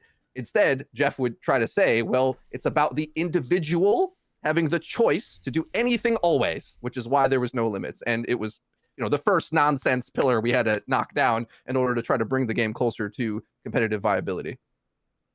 I also vividly remember that quote, and that was the thing that the devs stood on for a while until they thankfully saw sense relatively quickly on that one. So it is, again, relevant to point out when we talk about, because I think some people still have this very foggy image of Jeff, like he's this like loving father figure in the back, and they think that like he was always, everything he did was right and rosy. And when we say, I think Aaron's doing a lot of good things, people are like, you guys fucking Jeff slander, Jeff was awesome, you guys are just eating off of Aaron's palm. But like, there were a lot of sticks in the mud that the devs just planted. They were like, no, this is fundamental to the game, and you had to really dislodge them to get a sane game. Okay, so let's move on then to OpenQ. Aaron doesn't dedicate necessarily a huge amount of paragraphs to OpenQ, just a couple.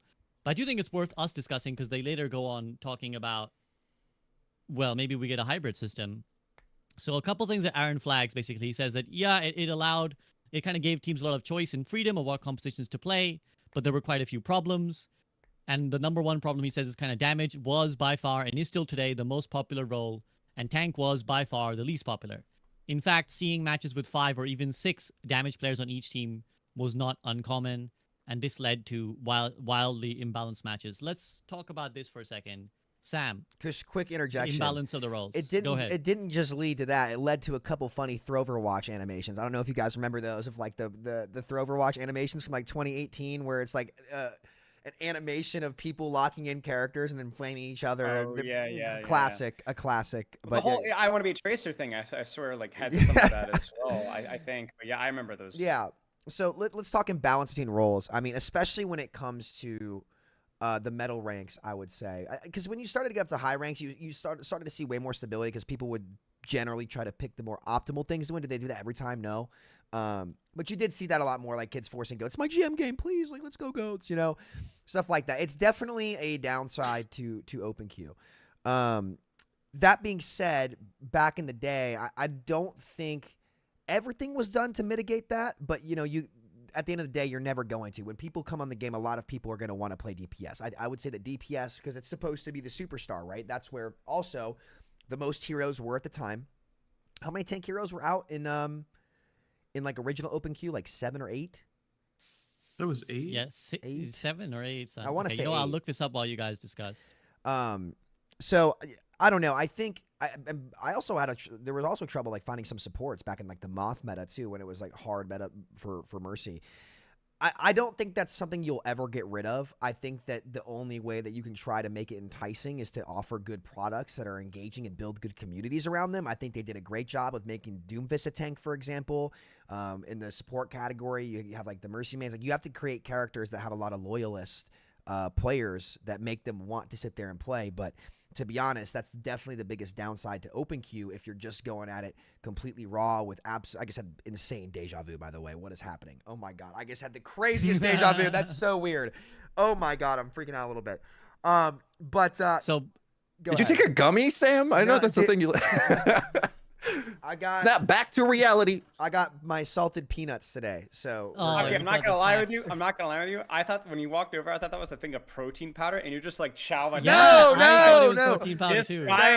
He was definitely doing cocaine. Like, something is off, man. I've always been suspicious, but now I'm sure. Unfortunately, I have this much energy naturally. So apologies to Miss Gross, my 3rd grade teacher. So go ahead, SBB. Quick piece of context. There was 5 tanks, believe it or not.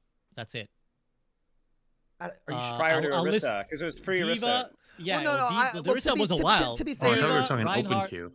I'm talking like the life of open queue, though. Like, I don't want to just limit it to like the pre-goats. Even then, it's 7 things. Yeah, or 7 or 8, because Sigma and Wrecking Ball, like bam, bam, right? Sigma's open queue. Sigma came with roll queue.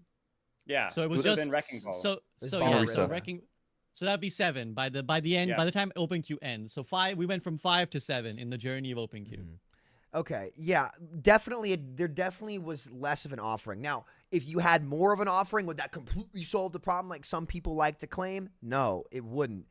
But I would love to have seen how a hero like Junker Queen would appeal to DPS players who would consider flexing to tank. I would love to see how a hero like... Okay, we all know that Doomfist players would fist on no matter what. They got really mad at me. I said they're the Mercy players of tank. Like, they'll play Doomfist in literally anything. Kind of real for that, though. Yeah, I know. I'm not wrong. So, look, I think that's absolutely a big downside to open queue, but at the same time, that's also like a lot of player exploration. And I've been doing a lot of reflection on what makes this game fun and like why people play this genre, and people play them for the heroes, right? So if your hero offering isn't very compelling or enticing, people aren't going to play it. And now tank would still be probably the least queued role, but I'm very curious what would happen if they had a crack at it with what they know now, with the cast now as well. So the role disparities that will always be there. You're never going to get them even. You don't have to get them even.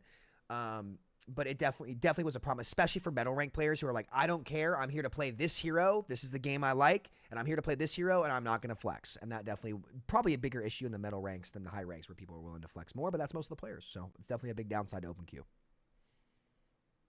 Philo, how about you? I feel like you're kind of wanting to say something about the role discrepancy here. I think like just the play devil's advocate. I think that the whole like goats being used as an argument against role queue is not lazy, but it's a flawed argument potentially, because I think, as Sam and I have discussed many times, support stacking the lack of sustained balancing. I mean, the team at the time obviously nerfed a lot of the tanks and a lot of the supports, but no offense, the original balance team was totally incompetent, and they weren't incapable of balancing goats appropriately. Now, would support stacking and tank stacking remain OP without ult Q? Maybe, but I don't think it's a fair argument to say that with 100% certainty, right? So like, is open queue impossible because people just go lock all tanks and supports? Maybe, I don't know, but there's like a way to balance that out. My biggest complaint with open queue, and I know that this is something that some people out there are like, oh, it's not as big of an issue, but they're coming from a bias that I think is really, really dangerous. Is I was a silver, gold, bronze, plat player for a long time, the entirety of open queue, really, and I think, was it Rito who said it a second ago about the most of the rank games were like 3. It was in the blog. That's how it was. That's how it was. That's how it was. And I think the vast majority of like the open queue mouthpieces are the higher ranked players who didn't have to deal with that. And I'm sorry, your just opinion doesn't matter that much in that regard, because the vast majority, 90% of ranked players, got screwed over with open queue. And so maybe that would be alleviated with what Sam is talking about, making the tank rules a lot more self-sufficient, whether it's with the heal passive or having much more interesting tank designs.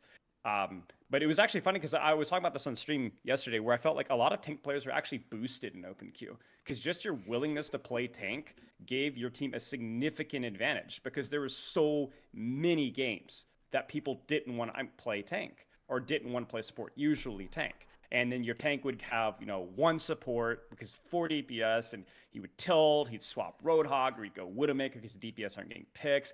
And I'm sorry, Iron or whoever else is arguing for open queue. You're not part of the vast majority of the population, and that's probably true in higher ranks where people were flexing and filling and people were more comfortable and had better. But that just isn't the vast majority of the population, and I don't see that changing. I don't see that changing after where open queue is a legitimate thing. I really just don't. My DPS are I killing wish shit it on could, God because I actually think that there is some creativity there, and I do think it is possible to balance around stacking tanks and supports. I just don't think it's a problem that they're ever going to solve. I think it's a huge mark against the quality of games, because I remember playing at that time in those ranked games, and it sucked. It sucked. It affected my hero pool. I hated playing tank. I got forced into playing tank. I got forced into playing support. I felt like, I actually, maybe Frida will remember this. This is where a lot of the Elo Hell stuff started to come around. There was a lot of like conspiracy theory about Elo Hell, because match quality was super, super volatile because of that. Like, unbelievable. You talk about 5v5 being volatile because of one fewer player. Bro, 66 open queue match quality was unbelievably volatile because of that kind of stuff. Question. It was tough. Do you guys? Well, we'll get to it later. I'll let these guys go first. We'll get to it later. We'll definitely get to it later. Oh, I'll go to Frito first, because kind of Spilo is directly kind of saying that, like, is that how you remember it too? Yes, that's very accurate. And of course, I think I came onto your content, SVB, when you were handling issues like this with viral videos on the gold experience and stuff like things like that I was very interested in.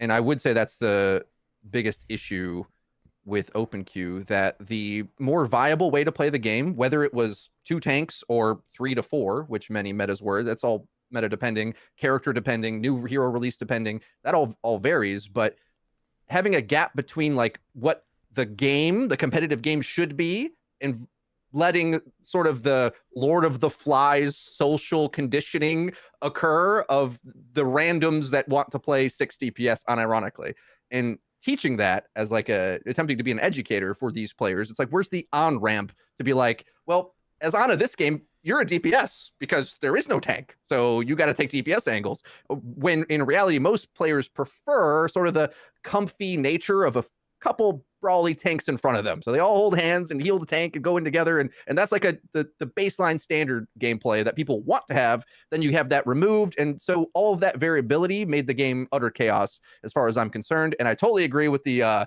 getting boosted by playing things. I mean, this was my entire career in Overwatch 1. Like, I wasn't going to get to top 500 without exploiting meta synergies and strategies. And I looked back doing research, to talk about this subject for these past few months, like looking through old videos, and I'm like, I'm actually shocked at how bad my Grandmaster gameplay looks. I'm like, holy shit, do I look terrible as a player? I'm a better player now, like skill set wise, with aim and reaction and everything. I'm actually better, like one-to-one visual comparison, but my rank's much lower because the mechanics and difficulty and the direct confrontation of Overwatch 2 is way more intense, whereas you could both in 6v6 and its general 6v6 point, but you can hide as a player much more. Aaron does mention this.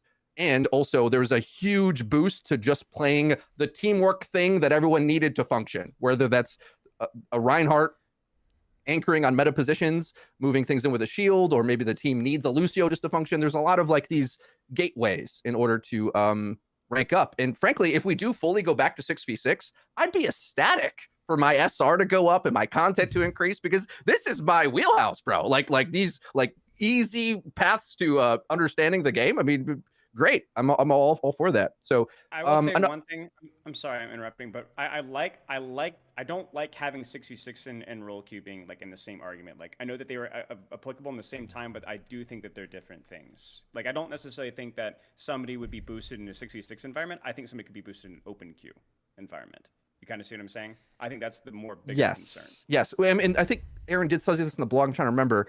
Role queue did make it more confrontational, because it's like, as opposed to solving the equation of a playable match, which you could do if you're a flex player like me or my buddy Nathan, who's also was here from the launch of the game, you're going to have a reliable competitive game, let's say, in terms of the same comp against each other. So that actually made the skill set and the execution mechanically, especially on any given role, much more required. It's like I could play a competent Reinhardt in the front if the team just didn't have one, and the enemy especially didn't have one. That would be a huge boost to your win potential. Whereas now both teams will always have a tank in any role queue scenario. Completely agree. One last point on the role queue thing. It made like quick play was even worse. For everything we just said, like we kind of narrow in on competitive.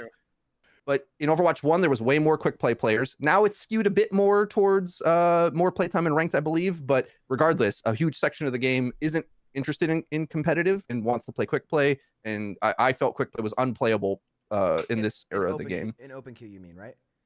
Yeah, you for said sure. Local. Yeah, okay. Yeah. Yeah, and I remember this too, because back then it was like, I think now quick play is sweatier as well. Like now the devs approach it themselves where they're like, oh, quick play is a serious mode. But back then I remember quick play was like the mode you went in to practice and stuff, and you just couldn't.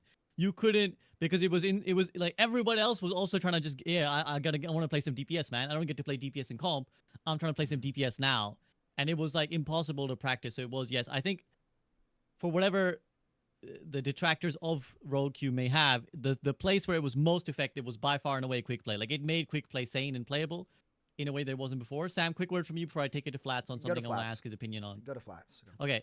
Flats, I was going to ask you, I think obviously there's a lot of insight about OpenQ, but does Marvel Rivals OpenQ give you any more insight into the situation of Overwatch, or how OpenQ can or couldn't work? I'm gonna like half disregard like the Marvel Rivals part, just because I've been waiting for something about OpenQ for so long. Go for it. No, you're fine. You're fine. I know that this with 5 people, it's really hard. I think if you want OpenQ low key, you're just kind of insane. I like, you are extremely biased.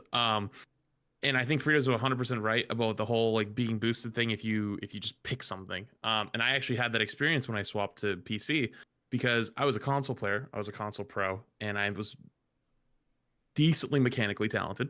And I could just get away with that. And that's how I got to GM on console, just literally bullying people by just walking up and just hitting 3 shots in a row, and they couldn't. And then I got hard stuck like 3,500, because mechanically on PC was a lot harder, because I'd never played on a mouse and keyboard in my entire life. So it was like all the games since I had learned up to that point, plus more. And then like mechanically, I just couldn't push to that ceiling. And then, you know, I was playing like a friend, and like we ended up doing like some team stuff, and they were just like, oh, like, you know, can you play tank for this, you know, this tonight? Like, you know, we just need a tank. And then like, oh, I was like, I'm going to play a little bit of tank this week. Boom, hit GM in like literally 6 days. And so it was one of those things that, you know, hearing you say like, you know, if you could win a game by literally just having a Ryan in front of your team, and it doesn't, like, I think that's just stupid. You know, it's like, yeah, they just pick the hero and they win the game. That's almost like the same thing as like the counter swap meta we have today. It's like, oh, they have this hero, I pick this hero, and I just win.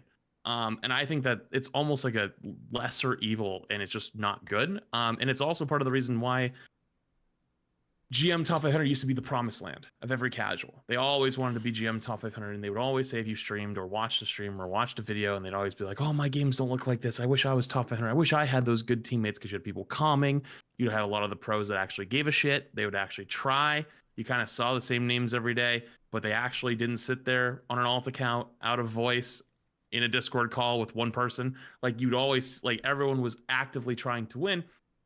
And so you would get those swaps when you needed them. You would get those situations where, oh, so-and-so, doesn't know how to play this hero very well. Oh, that's okay. We can switch out because I'm a pretty good flex player. But the large majority of players, like, they want to go play like just support. And like I'll tie this to the Marvel Rivals part you were talking about before, SVB, or the question. We've been playing like 3-4 stack, like me, Karq, Jay, Emong, and we have been having a blast with rolling games. And then last night we all got off except Karq. And I came back to the stream like 3 hours later, and like he was winning literally every game, but like he wasn't having very much fun because of OpenQ, and that he wants to play support. It doesn't matter. He's not one tricking. He just wants to play support and fill a little bit of DPS. But any game where you get a game where you don't have 2 tanks, you just lose. And so you'd have the diplomatic endeavors of typing in chat like, oh hey, like I can play DPS or I can play support if anyone plays tank, like I can swap with you, or if any of the supports play tank, I can play support, because they're like he's flexing to DPS, and like everyone just sits there and grumbles and goes, oh, well, I can't really do it, or well, I'm trying, why don't you just try, And it just was ass. It was shit. And you don't have the structure of the game at that point in the sense of creativity. And I think it's something that is super biased to like high level play. And like if you ever played in those metal ranks in OpenQ, it wasn't a great time. You were not climbing. You typically would get that game where, and I think that's when the hatred of one tricks really started. Whereas you'd get the one trick Mercy or the one trick Lucio or the one trick whatever, and it's like, well, we just lose the game now because, you know what I mean? Like they just don't want to swap, and you need people to swap, and nobody wants to swap. And so let's say you have 2 one-trick support players, and it's like the supports that they're playing aren't the most optimal. So then the DPS players that were maybe thinking about that they would swap are now not going to swap because they're like, you won't fucking swap, then I'm not swapping either. We're all going to sit there and hold this lobby hostage, even though, like it is winnable. Like you're just not going to do it. And it just was a more shit experience. And I bet Rivals could end up going the route of some type of role queue. I could see it happening, but at this current moment, it's fun and it's goofy, and it's going to probably stay that way for a while. But if the game, when it releases, becomes competitive as like 6 months, 9 months go by, and people legitimately want to play the game more often, I don't think you can keep it an open queue. It's just not viable. And I think that tying open queue to 6v6 is not a good idea. It's very different, and even an open queue in 5v5, I think is kind of terrible. Well, Rivals novelty as well, because everyone wants to play everything right now. But how long does that last, right? Because everyone's got, I want to play Venom, or I want to play this because there's new things. But eventually people are going to be like, oh, I like these heroes. All right, Sam, you've been very patient, so I want to take it to you. I don't think it's fair to say that you lose an open queue when you don't have 2 tanks. I one play, and again, at least in Rivals right now. Now there are open queue issues. I think a lot of that could be player psychology too, and that definitely still is it still is like a little bit of a knock on open queue. But at least playing Rivals, like I've won a ton of games playing like solo tank with triple DPS, and like you could still win a ton of games like that in Overwatch open queue as well. I do agree that we definitely need to keep the 6v6 and open queue discussions separate because like they are a little bit interesting. And I believe Aaron's next paragraph is where he talks about SVB, your potential hybrid, which is where we could take this conversation next if that's actually next on the list, if I'm recalling correctly. But, it definitely is a player psych issue. I ran into some guy last night who was inting on Spider-Man, and then he was like talking trash to me, feeling Loki, who's pretty fun. And then he was like, what rank were you in Overwatch? I was Diamond. You should listen to me. And I was like, I hate to break it to you, buddy. I hate to break it to you. And then my teammates were like, you do realize that like this guy played pro, right? And he was like, no, he didn't. Shut up. It was just a big back and forth. And then the guy finished like 0-7 on Spider-Man. And I was like, yeah, don't. That's a classic. Yeah. He felt pretty dumb after. But yeah, it's tough. I actually hope Rivals doesn't go from open queue because I want to see what happens. I want to see a head-to-head of what happens in that game in the same format when Overwatch is in some kind of role queue or role queue hybrid. Now, granted, that's more of me wanting to just see how things unfold and maybe get some good results as to what's going on. But not to go too off topic there, I don't think that it's fair to say that it's 100% on open queue when somebody's not. Now, if you get a tank, like, it does make a big difference. I'm not trying to say like in the games where you have 5 DPS or 2 supports and 4 DPS that getting 1 tank won't make a difference. But I think that there's a lot of situations where you do get 1 tank that the game's still winnable. That's going to get into a lot of theory that I don't think is productive from this point on. It's just speculation, but Sure. I do feel like the pain points they're there, but how much of it is psychological and how much of it is like the actual, like, the game is unwinnable. I'm not sure. Two things super fast would be Marvel Rivals needs to incorporate the out of combat heal passive. Yes. Right? That's, So I wanted to addresses bring that one of up. the- Yes. And then one of the problems with Overwatch in terms of solo, I agree with Sam. Solo tank was a big deal, but even like a solo tank could be difficult because of 2 CP and choke design in Overwatch. So if Marvel Rivals can avoid choke-oriented maps, you might be able to get away more with open queue because there's a lot more free creativity for supports and DPS to take space if it's not a choke. And Overwatch had so many chokes that you just couldn't intentionally. Well, intentional. Here's what you do: just make it so you could destroy the map on Anubis, and we're fine. That's yeah. Imagine that. How about Paris? Or Paris? Don't get me started on the. Don't get me started on the destructible shit because I hate that. I actually don't mind it. Yeah, me too. I hate it. I don't mind it. I don't I mind it. seen on a team because the fucking ceiling fell on them and they couldn't get out, and so they couldn't touch the point and they lost. That is so fucking stupid. I got fucking trapped under some rubble, bro. Like some rubble just broke It was on you. top of me. You know, we need more realism in like- our games. I it was need like Spider-Man to be able to payloading me. Spider-Man needs to be able to have to poop after like an hour of playtime. You know, Yeah. we need to be like the characters have to eat. Yeah. You know, we need to like lunch a lot more breaks, realism in our lunch games. breaks. You know. Yeah. Also It's like- disease, like you know, stuff like that. It's like an episode of 24, right? Where it's like in the first few seasons he never goes to sleep, and then they're like, okay, we need to have him start going to sleep at some point. So here's like an hour where he's going to sleep. I'll just say quick things. As someone who is a believer in hybrid open queue, I'll say quick things and also try and channel what like Nate and Hawk have said to me in various discussions, because I think I'm in a call with a lot of anti-open queue. I think there's a few, undoubtedly, those pain points are all correct that you guys have listed, like the struggle of trying to get people to actually play a competent comp. I think one thing that it does allow, I mean, firstly, it's more casual, which is both good and bad. Like, I think what makes Marvel Rivals fun is the like wacky nature of it, and that's why they obviously know role queue exists. They've seen Overwatch, they've seen other games, they've seen like, you know, MOBAs have this too, where you could play without a role queue, but it sanitizes the game. I think the reason they've gone for not open queue is because it's more wacky, it's more open, it's more potentially fun, as Aaron talks about in his blog as well. Higher highs, lower lows. And I think that was part of the appeal of the original launch of Overwatch. It was that wacky, crazy game before people solved it. I do think that there's been 2 culture shifts that have occurred, I think, in gaming over that time. One is, I think, the sweatiness of gaming in general has increased. Just make I roll think, cap. It will fix with the K times and propensity of will pro make the play now game being so quality much frequent, better every and will game has make pro the play. community better at other We want to heroes. solve games more quickly. But also one thing that I know Hawk has been talking to me about is that this kind of predates the era of having a main role. I think that like the thing about open queues at the time, and I remember coaching so many players. Like I remember being a middle rank player. I remember then being like GM top 500 and then coaching middle rank players. Open queue speaks a lot more to what at least were, this may be different now, but what were people's actual hero pools, which was like, oh, I like Diva and I like Sombra and I like Brig. And I want to be able to kind of like play those 3 heroes. I think we now live in an era, and this could be a fair argument for not implementing open queue anymore, that maybe we've shifted as a player base in Overwatch. Now we have an era where people are like, I'm a support main, I am a tank main, and you just play 3 heroes from that role. Like we've kind of solidified that as an ideology, and even you can see this in content creators, right? It's like Flats, you're associated with tanks. ML7 is like the support guy. In Karku, you said like he wants to play supports because he's like the support guy. But back then, and yeah, you still had famous one tricks. You still had Seagull, known for his Genji. You had Shadowburn, known for his Pharah or whatever. But I think the general population of the player base were kind of like more open to just trying different roles. And so I think it did to some extent reflect how people wanted to play, which is like, I want to be able to swap from tank to support in the middle of a game. Sam. Yes, but yes.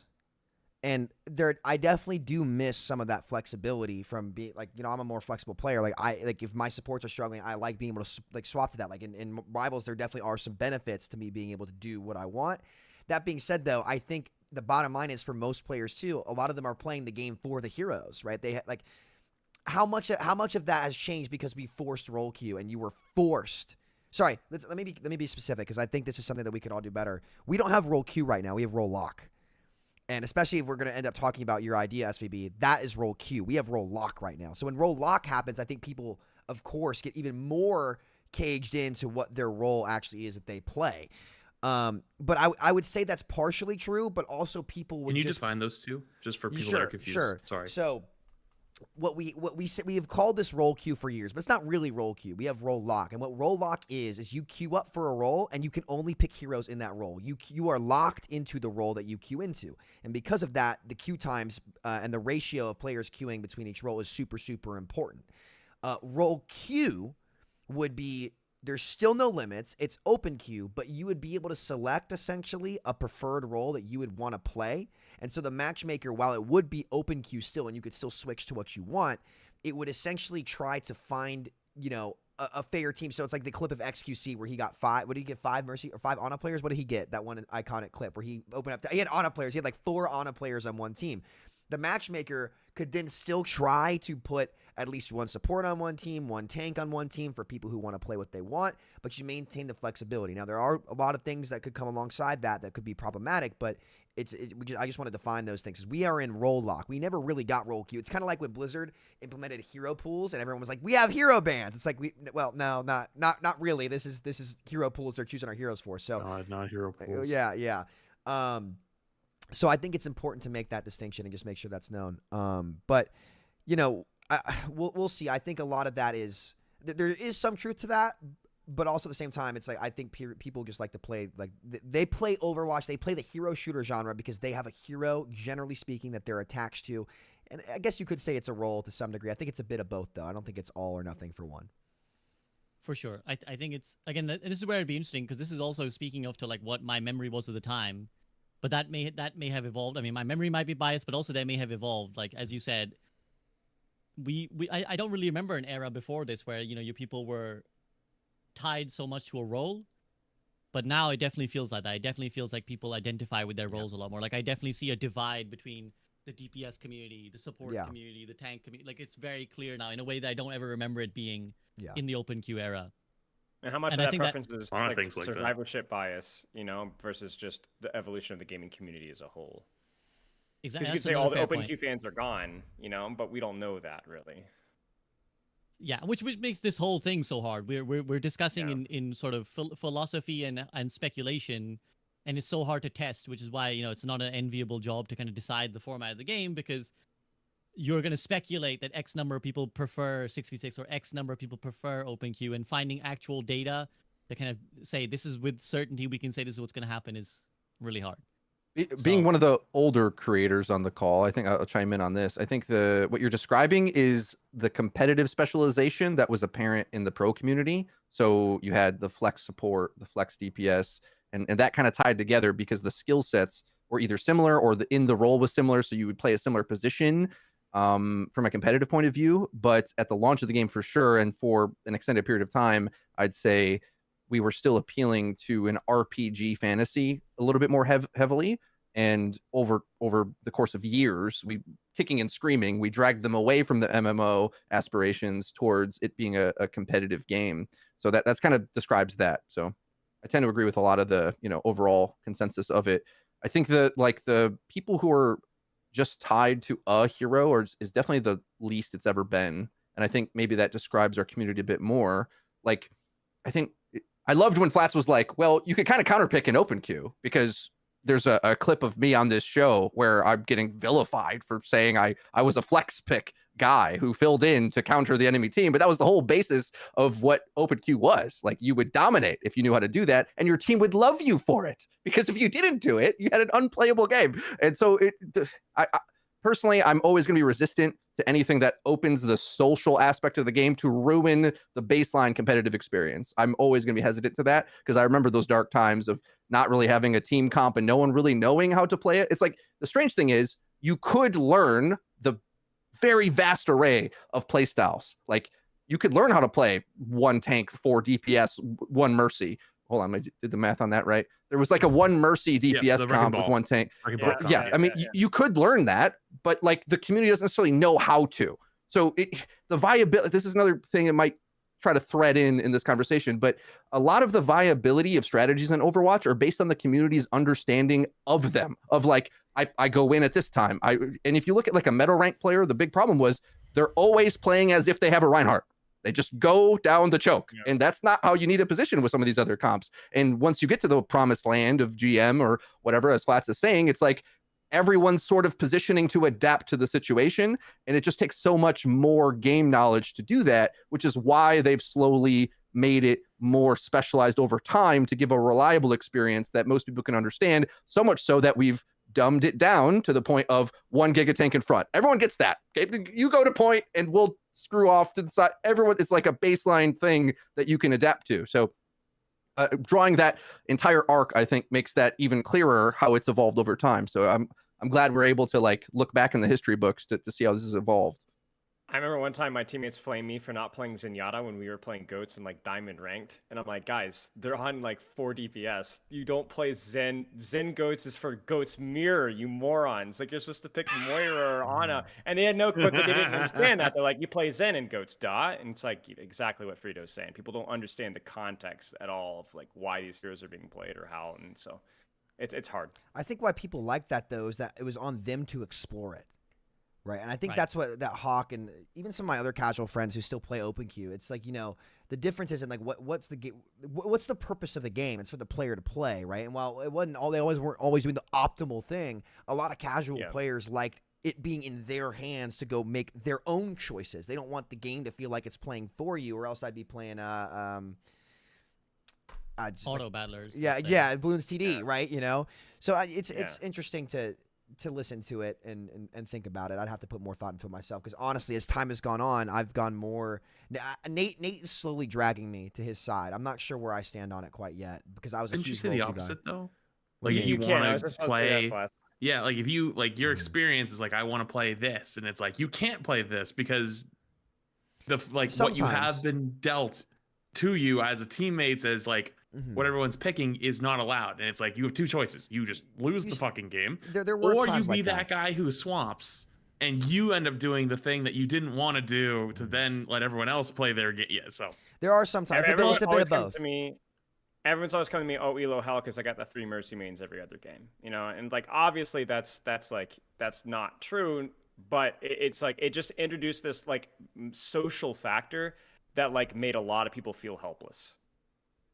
I think like almost everything in this, it's just, again, it's like it comes with cost benefit, right? It's like, and as Aaron said, it's like the higher highs and lower lows. I think that's essentially how you can summarize the whole era of open queue. Is when it worked far better than role queue does. Like it kind of being able to swap from tank to support to make the game work was like a huge thing, but the frequency of it was very small compared to, again, the frequency at which you lose the game because like it's an unwinnable comp. But also, that is also why I'm interested in the idea of a hybrid, because I do think, and we'll get to that later, because I do think that there is something to take from open queue. There's something that can add to what Overwatch brings by incorporating at least some element of that. And if we are able to find a happy marriage, I think it would be worth exploring. So, okay, any more thoughts on the open queue era before we move on to role queue era? Okay, cool. Let's do this then. So Aaron talks about, well, we moved to role queue to solve many of these problems, the problems that you guys have talked about as well. He talks about this, what we just mentioned, that they solidified the identity of each role, and the fancy of what doing your job is became clearer. However, the switch to role queue came with some downsides, the largest of which was queue time. Something we didn't even mention, actually, which is another underrated part of the open queue, is that Marvel Rivals instant queue times, because you just, fuck it, press button, 6 people in the lobby, off you go. Even in ranked. Whereas... yeah, exactly. Whereas and then that will happen, because all you need is 12 players who are silver. Boom. High level ranked, by the way. Like when you get the thing in the bottom right says like above 99.5% of players, it's still instant. Right. Which is another part of the casual thing, I think, is like for a casual player, queue times are anathema to like whatever. What is that the right word? Yeah, they're like the opposite of what you want, right? They just like absolutely kill playing the if you're not playing the game, you're mad. So that's something that Aaron talks about. That was one downside. He says the team tried to address this imbalance in various ways. We introduced a priority pass system that gave players who were playing a low demand role, brackets tank, a shorter queue time when they switched to damage. And this had a positive effect for several weeks, but its influence quickly faded. Let's dwell on this for a second, just because I think these kind of solutions can be potentially revisited or incorporated to some way in Overwatch. So priority passes, again, to reiterate for anyone who wasn't there, they'd offer a priority pass. The game would offer a priority pass if you flex queued, which meant you played tank, and then you could use then there were 2 queues for when you were queuing a priority role. 90% of the time that was DPS. So there was like, you'd see the screen that said, hey, if you un-priority pass, it's like a 20-minute queue. Priority pass, it's like a 10-minute queue. And so essentially it created like a black market where you had to have a priority pass to really play DPS. So Sam, you got your hands up. You want to talk about priority passes first? I would have loved to have seen how that system worked when the tank meta wasn't Orisa Hog Sig Ball. I would have loved that. I think there was too much emphasis on it. But I think at that point, when were they introduced? Do we remember the dates? I think it was like, I think at that point it was 2020, correct? Or I don't think that happened in 2019. Am I wrong? It's all a blur to me, man. It's all blur. I don't remember the exact dates on that. I think it kind of sucks how that system turned out. I don't think that's the devs' fault at all. I just wish that if that system was in the game, I think it would have been cool to have them not have Giga buffed Hog, made Orisa not be headshot by Fortify, kind of never really properly addressed double shield. I would have loved to have seen how the queue times would work. And this might be more where my level of play was for the casual play. I think they said the average queue times for most players in Overwatch 1 were around like 6 minutes or something like that. I think that was in Morgan's tweet. But you know, we'll see. I'm curious. And again, this is where Frito mentioned this, and I think it would be cool to see like the actual timeline of each season. Like, what were the queue times there? What were here? How much were passes being used? But you know, I think.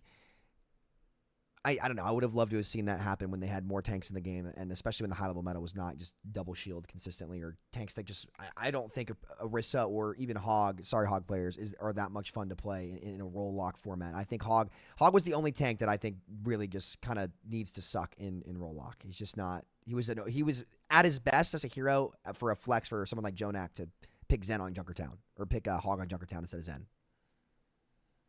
I went on a tangent there. Sorry.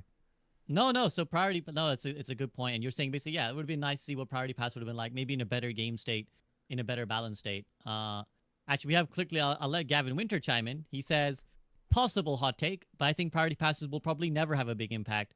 They're trying to leverage an extrinsic reward, and our players have very intrinsic motivations. To elaborate for anyone who maybe doesn't understand those words, extrinsic reward meaning like you still have to play support, but you're getting rewarded out of the game to say, hey, here's a priority pass. Whereas most people play to get the reward in the game, during the game, to be like, oh yeah, I'm having fun playing support. So yeah, making someone do a chore can potentially be bad. And playing tank was a chore. Playing double shield was a chore. Well, I'd argue the culture of Overwatch has actually changed a lot in that time.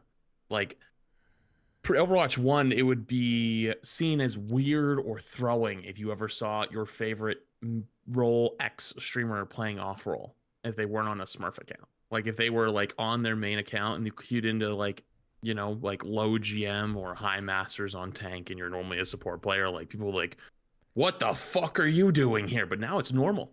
It's completely normal. Everyone does it now. So it's like, I actually wonder if that would work out better now, because there was a lot of people that didn't want to flex queue because of that stigma. So a lot of the players who did do the flex queue, if they weren't the best at those roles, were typically more hated. But I don't know if that would be the case today. They also didn't soft reset MMR when they first swapped to role queue, and I was like 4,500 and on ball, and I'm not a 4,500 ball player. How much does the extrinsic reward like affect how the role is being played, like regardless of whether it's Hog? Because ultimately, if I'm playing priority pass so I can play DPS more, how seriously am I going to take that game? You know, whether I'm on Reinhardt or Roadhog. Yep. And I think that might shift some of the perspective as well. Here's this is what I wanted to say. Frito, go ahead. You want to quickly chime in? I have some Dota points to make, which I always do nowadays. Yeah, responding to Spilo and Sam here. My experience or memory of the Hog issue for priority passes is the opposite. Not that Hog was good, although he did eventually get Giga buffed to be good. What you would get was DPS players who picked the DPS tank. And that gave us the same problem we had in open queue. Everything we just said about like having a playable team composition, boom, instantly gone. Now you have a tank that can be countered. And the whole like, there wasn't counter picking in Overwatch 1. I think people just were fine with certain tanks being hard countered. Everyone was cool with Roadhog being hard countered, except his teammates who were like, well, they're running a real comp and we're running Roadhog, and Hog sucks right now for whatever reason. So yes, that turned out to be bad. Basically, you can't incentivize. There's like a moral hazard to it. Essentially, you're incentivizing a DPS player who wants to play that role to go into this tank, and they're going to gravitate towards those less teamwork tanks. Then, of course, and maybe we talk about this more later. I'm not sure where we get into the Overwatch 2 6v6 talk at some point, but from my point of view, a big problem that we're going to quickly see with 6v6 and Overwatch 2 is my big prediction here is that we've now have many Roadhog tanks that are essentially just Roadhog, but in alternate version. One with a shout that runs in with a melee, one that runs really far with a shotgun. Those tanks are likely going to get screwed by any bit of teamwork synergy from the tank line, and you'll have two tanks that potentially could be picked in order to have Giga countered, basically. Whereas maybe the culture changes. Maybe it all gets sorted out in the wash, and we'll just all know that you have to pick certain things. Maybe our community's different. But there was an expectation at the time where if your guy goes hog, the other guy not only has to pick a defense tank, he gets to hide because there is no synergy going onto that tank, and you sort of just hold the front line and wait and AFK and hope the hog flanks around and carries the game. And if he doesn't, you lose. That's the entire game. Kind of similar to having like a Doomfist in 5v5 right now. Big boom bust reward gameplay. Very, very similar. And it's tricky because the devs wanted to design tanks to be more fun, because a big criticism of tank gameplay throughout the history of Overwatch 1 was holding a shield isn't so fun. I want to play the shooty guys. So they made a bunch more shooty guys.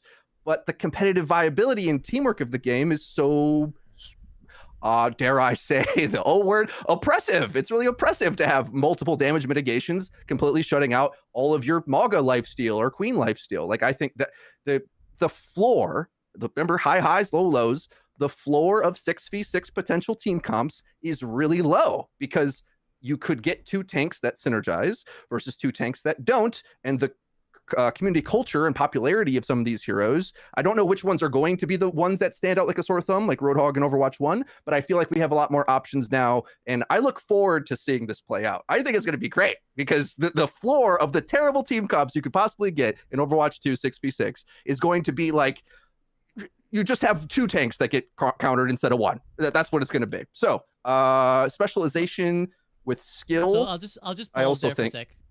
I'll just pause there for a sec. That's a point. I mean, we're kind of straying, so I'll stick to this for now. I will let Sam the chance to rebuttal, because we can do it later. Let's go. Okay. I don't know if we want to do that, because I think you want to ask these questions. We can get to it. I want to just talk about the priority pass stuff, because we're still technically on that issue. So Frito, if you want to chime in on any of that, but otherwise I want to just stick to this. Yes, priority pass bad. Moral hazard, not good. Okay. Yes. Right. So, as you guys know, I'm very Dota pilled recently, so I want to float the idea of how Dota does it, just out of interest, because I don't think that necessarily this is good for Overwatch, but I think it's another window into how it could be done, which is that in Dota, firstly, I think, as you very rightly point out, Spylo, the big flaw with the priority pass system is that if you didn't care about your tank SR, let's just be real, it was tank, right? There was no other flexing than tank. If you didn't care about your tank SR, the priority passes were just free. It was like, let me play 5 minutes of a role I don't give a shit. Toss, if I win, great, I get some extra passes. If I don't win, who cares? I get 2 passes to play DPS. If you don't care, it doesn't matter to you. Now in Dota, firstly, you only have 1 rank for all your roles. So no matter what you're queuing, you're still going to get your 1 rank will be affected. Now the way Dota does it is that you have a pass system, but it's not a priority pass. You need a pass to play. To play any role that isn't priority, basically. So there's the desired roles, which basically we don't have enough, which are the 2 support roles in Dota. So hard support and support. They never have enough of those players. So treat them like the tank. So if you want to play those roles anytime, go ahead, it's free. But if you want to play any of the other roles, basically tank, mid, and safe lane, so basically your DPS and your tank, then you have to use a pass to play. And the way you gain passes is by flex queuing, is by saying, I'll play anything, put me on anything. And if you then win, you get yourself like 4 passes. If you lose, you get yourself like 2 passes. So essentially, if we were to put it in Overwatch equivalent, it would mean if you want to play DPS support, you have to expend a pass. And if you want to get a pass, you have to play tank, but the same SR, all of it is under one SR. So should you toss your tank game, you've tossed your own SR overall. I feel like people would hate that. I mean, it's It is- balanced. We just were revisiting the open queue kind of a thing, right? I mean, it's not the same thing, obviously, but like shared SR definitely solves that issue for sure. But is that something that Overwatch could pull off? At that point, you should just be an open queue if you're going to try to do that. It's a Right. lot. Right, and it's an idea that would make more sense in Overwatch. It's an idea that makes more sense in Overwatch in Dota because the heroes are played more flexibly. So there's definitely not. I'm not, again, like I said, I'm not saying this should add to Overwatch, but it's an idea to think about that. It's how another game approaches. Also, I do think that as someone else alluded to in the call, I think the community of Overwatch is more flexible now than it ever was. I think Flats, you were mentioning this, that like back then it was like if you were off rolling, you were throwing, whereas now I think because the pros and cons of the counter swap-a-thon meta is that people have learned to play a lot more heroes because they kind of feel they need to be rotating amongst many. So we do have a much more flexible community than we ever probably did. But Even does the that mean we casual could do audience? something like that? Even the like, I'm not sure. Maybe towards the top level. What about most players in this case? Would you say that's true for like even people in the metal ranks, even people in, below metal? I guess bronze. I guess is metal rank. Would you say that that's true? I think the culture has shifted. I think people, whether they rightly or wrongly, believe that counter swapping is really powerful. So I think, as Spilo alluded to, people in gold are like really they rely on. I mean, I it's hard to say empirically. I don't have any data. I can only go off anecdotal.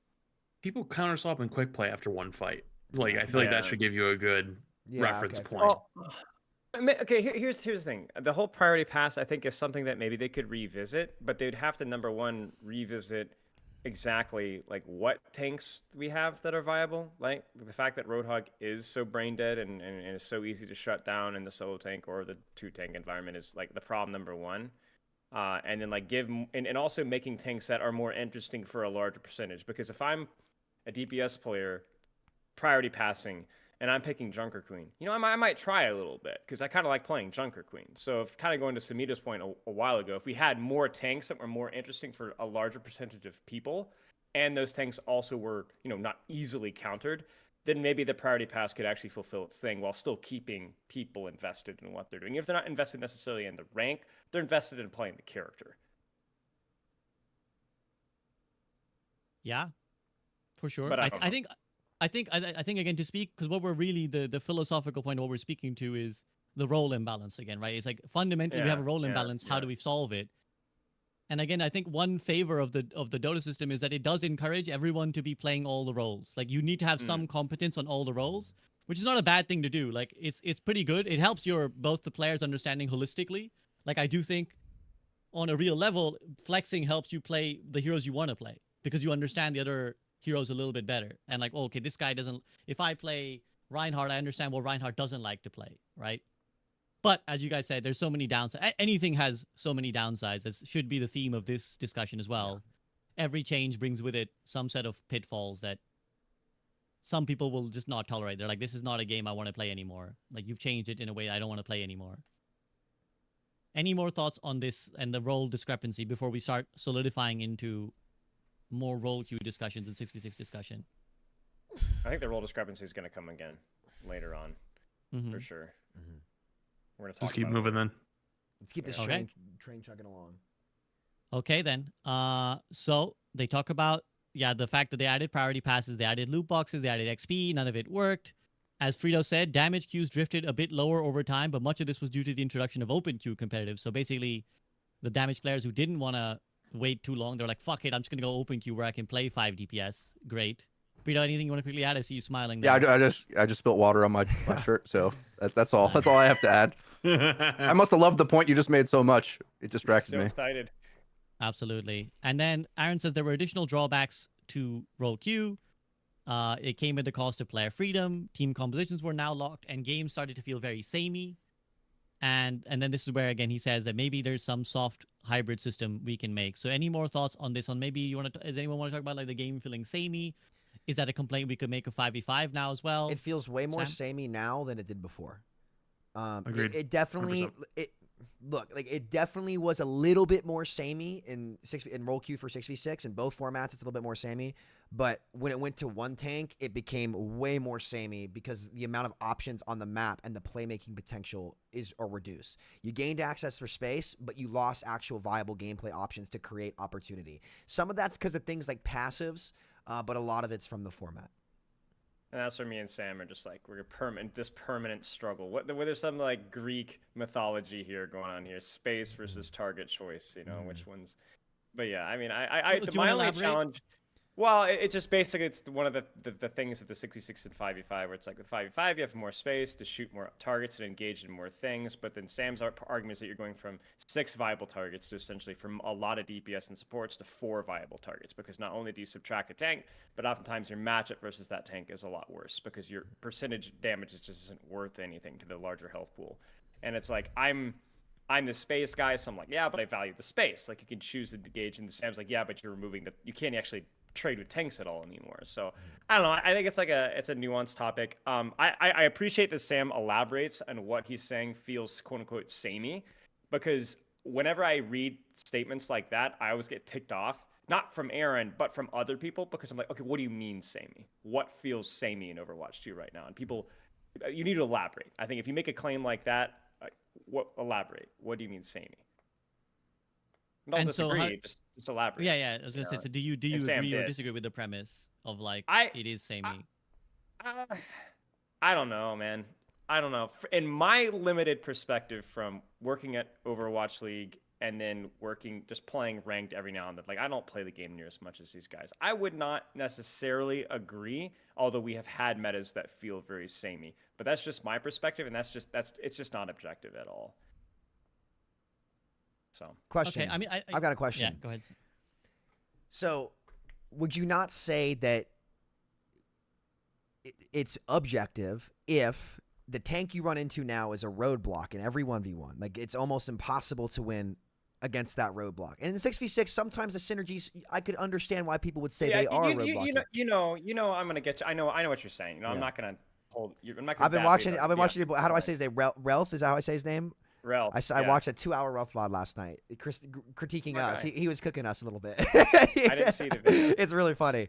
He was. You bring up psychology, and he just starts screaming. He's like, he was waiting for this. He was waiting for this. It was really funny. But we'll probably get into more of the nitty gritty in a bit. I won't push it. I was just curious. Yeah, my only thing is not even challenging the people here, but the people everywhere else. Yeah, when you say samey, what do you mean? Sam says it's target choice, which is a great point, but beyond that, you have to elaborate. What do you mean the game feels samey? Okay. Frito, anything you want to add on this point? I mean, this isn't even necessarily actually talking about 6v6. He's talking about roll queue, open queue to roll queue. But yeah, the idea of the game feeling samey, I think, is one that is transferable. And again, that kind of the theme of, well, as we lost flexibility and creativity, the game started to sand down a little bit. That's what happened open queue, roll queue. Was that fine? And was it fine when it happened 6v6 to 5v5, the sameness, quote unquote, of the game? Yeah, I mean, you have to say yes, without a doubt, because the reliability of the experience was the goal. So to make it more reliable, it has to be less variable. These are mutually exclusive ideas. But the question is, are the extreme high highs of that worth the more extreme low lows, as I've said before? So the variability of how reliable your game experience goes way up or down based on your teammates' choices. The more complexity is added, in my opinion. And there's a big gap here, I think, between the high-level opinion on these things and the average player's opinion on these things, and what they'll, I hope, quickly realize when they get back to playing this in several seasons when it comes out, is the better you are and the more you understand about the game, the more you'll appreciate that in-depth nuance of, well, we've got. I don't want to keep going back to open queues. It's so easily like, okay, 6 DPS. How do you play that? Like I don't think we're really doing that. But even with the 6v6 roll lock version, there's more variance because where the tanks could position. Like one of the lost identities was Wrecking Ball, a character I loved in Overwatch 1, where now tanks kind of the more optimal play often is, as Hawk says correctly, is like anchoring in the front, just hiding away, trying to play efficiently. Spilo made an amazing video breaking down Hawk's Ramatra that made me salivate to watch. That is true at the high level, But I think at unoptimized levels, so everywhere that isn't in the top 1%, it starts to devolve into like samey in the other direction. So to me, it was more samey in the previous versions in Overwatch 1 because it was a lot of everyone only knowing how to play the Reinhardt comp, and you either had it or you didn't. Either you had the Reinhardt comp and you walked to the choke and brawled at the choke, or maybe didn't get out of King's Row A choke because of how easy chokes were to hold in 6v6 Overwatch 1. Or you played that way anyway and didn't have the pick, and that was also bad. So that was more samey. But then as you get higher up in the mastery, Sam's takes on this are really good in terms of just the selection, the durability of certain things. It's super obvious when you look at high level ranked gameplay in Overwatch 2 of how samey it is and why they hate it. I totally get why they hate it. But when there is mistakes being made, I think it's more fluid and there's more variety in what picks you could specialize in, which is a huge aspect of these two games. And these two directions, I think that really matters. Like to me, anyway, is when I say balance, for example, I care about hero diversity, and I think we've kind of lost that. And instead, the term balance for a lot of people just means the palatability of the meta. And maybe you're okay if Roadhog's in the dumpster, right? You're just like, well, don't balance him up, like leave him down in the grave where he belongs. And all these things are subjective at the end of the day. Flats, anything you want to chime in on this point? Nope. No? You good? Okay. Sam, anything you want to add before we move on to other things? Probably move on to other things, but to briefly summarize, I agree that things definitely became more samey in roll queue. I think it went too far to samey in 5v5 roll queue specifically, but we'll get to that when we start talking more about stuff later on in the blog. Okay, now we get to as the subtitles of Aaron's blog. So we say the third major format change, and then why we switched to 5v5. So I think this is probably where the debate will probably begin. This is where we'll have to discuss Aaron's premises, and I will see if you guys all agree with the picture he's painted or not, and then the reasons he's given for why he's tried to change away from that, or the team. I shouldn't say he, because it's not a singular effort, but why the team has moved away from it. So let's start with Overwatch is a team sport and it requires players to rely on each other to be successful. This was even more the case previously and could be frustrating if your team was out of sync. Many times, fights in 6v6 couldn't resolve until ultimate abilities came online. Correct that. Ultimate combos could be executed to break through 2 tanks worth of mitigation supported by high, uncontested healing output. The world of 6v6 could have really high highs but really low lows. And this was what 5v5 was trying to kind of solidify. So question let me real go. quick. Yeah, go ahead, Flats. Is that above or below the queue time graph?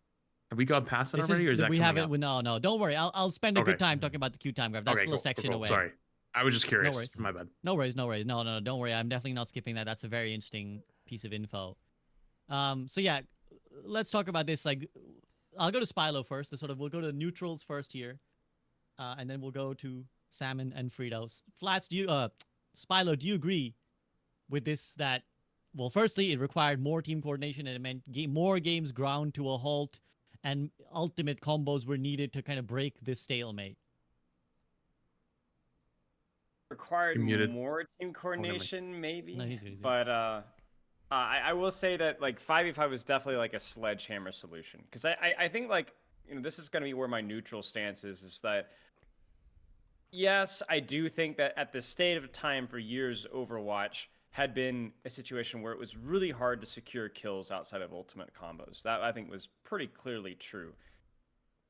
Constant pressure from like an off angle from anything that didn't have a one shot just was really not often good enough in Overwatch 1. But that's not broadly applicable to Overwatch 1. And that's where I think a lot of the frustration from Sam comes in to play, because like, what are we talking about here? Are we talking about Orisa Sigma? Are we talking about Ryan Zarya? Are we talking about Ana Lucio or Zen Lucio? Are we talking about Bat Brick, right?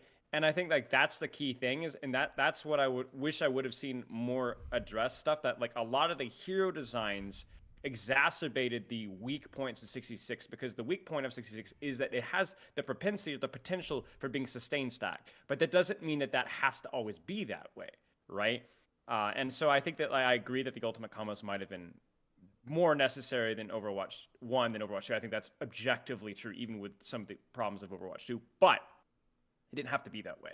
And so I see that as a downside, but that doesn't mean that it required a move to 5v5. Because we're also pointing a point in time. Like, sorry, really quick. It's the poison the well argument. That so many of our arguments about open queue and priority passing. It was just we were at a really dark time in terms of hero design and game design at that point in time. We have Orisa, we have Sigma, we have BAP, we have Brig, we have Gigabuff Mei, we have Gigabuff Reaper, we have Gigabuff Hanzo. Tracer's not viable. Luciu's not as viable. Ana's not viable. Winston's not as viable. Reinhardt's dead. Like, this is at a point in time where like where Overwatch, like hero design and game design and meta was just like, really crappy for a long time. Sam, you got your hands up. Go ahead. They introduced brick walls into the mid fight where a ton of times in 6v6 you would get an entry kill and you'd make all the right plays. Oh, immortality field, reverse card, stall out. You know, so all the times, and like there's a huge difference. You can feel it in 6v6, and some of these brick walls are in 5v5 too, where you know. Flats, I remember you reacting to the super clip on Winston on Numbani, where he's like primaling a back. TikTok comments are so funny. Yeah, where they're like skill issue. You're telling super skill issue. What are you talking about, right? So, to be fair, these are design issues that can happen in both formats. In 6v6, when there was, to be fair, there only was one immortality at the time in 6v6, but like again, BAP and Brig were strong the entirety of roll queue. There was only one time in the entirety of roll queue where BAP and Brig were considered weak picks. Anyone care to guess when that was? Or do I have to bring up the Messiah again of October of 2020? Check bingo, man. Like, you know, that was the only time those characters, maybe Brig Zen too, but, you know, when the game wasn't played around those characters, even Lucio Moira, I know we do complain about Moira sometimes. I think she got power crept a little bit too much in this game too, but, you know, at least the Moira metas don't have those brick walls you run into where, and this hurt, I've said this forever, that hurt the tank players the most because who gets punished? Who forced the immos the most? Like, the immos would most often be used when the tank dance was happening, right? When a tank would mess up and somebody should die, oh, immortality field.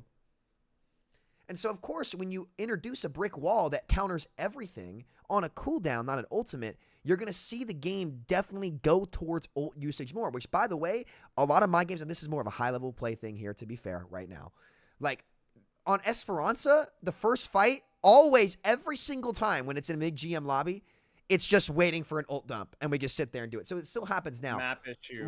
Map issue. And listen, I love Esperanza. I don't want to talk bad about Esperanza. I love that it's map a good so map. much. It's just the first fight. I know. We got to go on the Clone Man Paris flank. I know you like that VOD, Spilo. I know you like that VOD. Works every time. But so to be fair to both 5v5 and 6v6, like if you see a lot of fights go towards ults, it's because the abilities are so strong that a lot of the times it results in a stalemate until an ult, something that's powerful enough to break through it, can be used.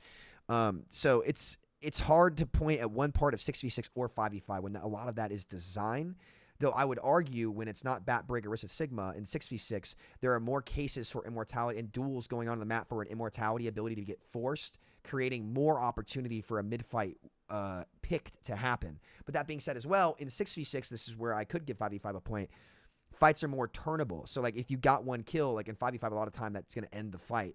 Not every time, but a lot more of the time. So it's a deeper conversation than it's not as simple as 5v5 or 6v6 roll lock. It's a lot of hero design goes into it too.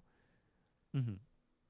Frida, I'll take it to you next. How do you feel about this sort of statement Aaron made about the game grinding to a halt and needing ults to kind of break that stalemate? Yes, I think it's important to highlight that from the average tier, that balance and a lot of these designs, some of the designs, yes, but balance doesn't really affect this so much because a lot of these things, the casual player didn't know how to use properly. Like a character like BAP, for example, way better when your team plays around cover because everything he does gets better when they're in better position or stacking on the tank because the AoE healing will do more, lamp will do more, etc. So it's not to say he wasn't obnoxious, but I would never say that he caused poke at the choke meta, which is a thing that on our channel we try to teach people how to escape, right? Like escaping a choke was horrific before a lot of these characters were added. And as much of a problem that Brig undoubtedly was, not a problem for the casual player because the spacing knowledge and the gameplay of it, either again, AoE healing gets a skill curve advantage the better your team synergizes, which the whole Goats era, for example, is like the best example of this. It wasn't immediately obvious that Goats would be the most optimal comp. It took time and patches, of course, and that changed it as well. It buffed Lucio sound barrier. Lots of other things happened as well. But when Brig was introduced, it was originally like a triple support with a Mercy in the Overwatch League, as an example. That was deemed useful, but the casual player didn't know how to use either her or play around and exploit that. And really, it comes through the, watch Samito play the game for a long time. His spacing rotations is something I still try to emulate to this day. Just being able to, maximize the greed in the front and then pull back. And a lot of this you probably learned from playing Brig in contenders. So not a skill set that I think the average player had, yet the poke at the choke meta was still prevalent because of just how easy it is to jam up some brawler tanks into a choke. I think I'm really looking forward to doing this test on the new maps, though, and the other improvements to Overwatch 2. I think that's like the biggest upside that 6v6 could have, is that they've learned a lot of things. In the transition from 1 to 2, they tried to do like 10 things at once to improve this problem, right? They changed the map design. They try to make everything more self-sufficient. We have the self-heal passive. There's lots and lots of things, not just removing a tank. And I think the biggest gap of my opinion on this is that for a casual player, you could always get around a tank. As the game gets higher and higher, and in 5v5, everyone's playing better positions, you kind of just have to look at the tank because no one's going to be out of position enough. Whereas for most other players, I think in 5v5, there is openings to play fluidly and have different hero choices and whatnot. Very fair point. I think bringing up the maps is a very fair point. Just because I think the loss of 2 CP in of itself is a huge buff to this not happening, the grinding the game to a halt. I think most traumatic memories come from being stuck on Hanamura point B, trying to get through that staircase, Volskaya, just getting 2 like CP these was are the big egregious, or what's the word? Egregious. Hybrid, a close second though. Hybrid is a close second. Hybrid is a close second. Yeah. Some of those control chokes. Yeah, absolutely. Which was, if you look at Runesapi, for example, this is a map with more routes than I think ever an Overwatch map has had. Like everywhere connects to somewhere else. And so I think it's very hard for the game to grind to a halt when a player has access to so many different routes. So I do think it is. And again, I understand that Aaron has to simplify for the blog. He can't caveat everything. He can't add nuance to everything. But this is something that maybe isn't universally true in the switch from 6.6 to 5.5. Sam, you got something to say? I also do want to point out my thoughts out there that I don't think that 2 tanks stacking on a choke was unbreakable at all. It was breakable in many different ways because they were killable. There were many different opportunities to actually kill those 2 tanks, in which case the only way they could become oppressive is if they actually executed. And in an FPS game, and in this game should be about execution, right? And you don't have to be a high-ranked player to actually appreciate the ability to execute to get some value, where now every tank at every level, if that's the choke they decide to stand on, because there are times where it happens pretty consistently, actually, when you have to fight on the objective, there's just no matter how you execute, there's no option there to get them. It just won't happen. Okay, Frito and Spilo, think on that point that Sam had just made while I take it to Flats. Flats, anything on that point or anything else you want to mention about the 6v6 grinding to a halt? Which point specifically? Because I feel like we just went through like 10. Is it the ults? I mean, go off on anything. Like the original point obviously was about Aaron saying, hey, well, you needed ults to break through. But Sam saying, actually, I do think that 2 tanks and a choke was breakable, even without, like the improved map design, etc. It was game mode specific, and I think the big one was 2CP, and 2CP was one of the 4 game modes, and so people are going to remember those moments more than anything, because like Overwatch is all about your buttons, right? Like, and if you were good with your buttons, you could cap both points in 2CP with 3 minutes and 30 seconds left, because you use your ult rotation properly on first and use your ult rotation properly on second, you'd get plenty of time. But if you really sucked, you had to wait till overtime, then go overtime spawns, and you cap with overtime. That was ass, but like Overwatch has always been like that. It's always been about your ults, and ults has always been a big problem for Overwatch, but it's also been part of the allure of Overwatch. So it's a hard thing to talk about. It's a hard thing to balance. That being said, though, people are always going to remember the moment where you're playing against double shield and you have ball hog and they can't walk through, but also not remember those games where, or sorry, they'll glorify those games where they had 2 Rein Zarya's going at each other. So some games are going to be great and some games are going to be ass. I think 2CP was the big one that would always remember. Like, if your ults weren't perfect, you'd be fucked. And that was probably the the biggest frustration in game mode, and because it's not around anymore, that'll probably help a lot. Okay, Spilo, take it to you, and then back to Frito about the point that Sam made. No, you got I nothing. don't really have much to add. Yeah, I think it's hard to say. It's hard to say. You're like taking a little Zen moment. You're like, let me regather my patience here. I was thinking about Sam's point there, where the tanks are killable, and I just don't know. I think there's some discussions, like even the whole like the options thing that Sam and I are like debating about, like whether more space or whether like actual kill pressure and tank matters more. I feel like my own understanding and like of the game has changed since then. So it's like I just don't even think I can really like stand firm in any opinion. You know, I think it just has to be tested at this point. I'm really not sure. I relate to that a lot. I think maybe Flats does as well. Like where we're like I can't say vividly enough that I remember with such detail, and then be able to speculate off such detail onto the new things that have been added, that I would be able to empirically say this is how it would go. Yeah. I just don't remember. I must have been napping a lot. I do like to nap. Yeah, I'll play plug for Sam's 6v6 code, because you know in the meantime you could. True. I mean, it is a community pug, so it's not quite the same, but you know, you could get a little bit of a taste. Exactly. That is where, you know, we need the tests. We kind of at this point we need some tangible testing, either via Sam's pug code or the developers. To be clear, not my code actually. To be fair, shout out Toasty and their developers. They've done. I've had no say in it. They did it all on their own. It was good for them. Sorry, who was that again? Toasty, right? Toasty and Selleck. Toasty. Mm-hmm. Okay, cool. I believe. Awesome. So shout out to them. Yeah. Frito, back to you. Yeah, I'll try to do this quickly, but tanks were breakable. I think Sam has a unique perspective on this by being such a great player, and I don't know if average players felt that or had the skill set to hit all their echo stickies in one burst and burst Azaria, and it looks awesome when I watch him do it. But I think what Aaron's describing is accurate, the way the natural state of the game happened for the average player, regardless of what heroes got added, what the balance was, blah, blah, blah, blah, because oftentimes they wouldn't play the meta things anyway, or even know how to abuse them, but it just sort of generally went like that. And I think a big percentage of it is also their understanding. Like, we might be better at off-angling now, having played Overwatch 2, because in the same way that we look to some of those, the glory patch of October, I think a big percentage of that was the community learning how to adapt to the Gigahog patch, let's say, or all these other patches that we had in a row. And the community trained up on those skill sets, and their positioning on those worked. So even if something was a little less viable, it felt like you could do it because everyone in the lobby knew how to adjust to that. And that's a big thing. Sam wants to reply. Yeah, I'll keep it brief here. I can't let it only come back to this because it's me, because it's a high-level player. One of the most complained about heroes in the metal ranks in Overwatch 1 was Reaper, because he would be able to walk into tanks and destroy them in the metal ranks. And this is one of the more complained about heroes alongside Moira. So, yeah, like in a way that I definitely do have more knowledge about how to, you know, create an opportunity on tank, because, like, you know, I played the game forever, but, you know, you don't have to be a high-ranked player to understand how much easier it is for a Reaper or a cast to 3-shot a 400 HP Zarya in the head. Like, you know, that.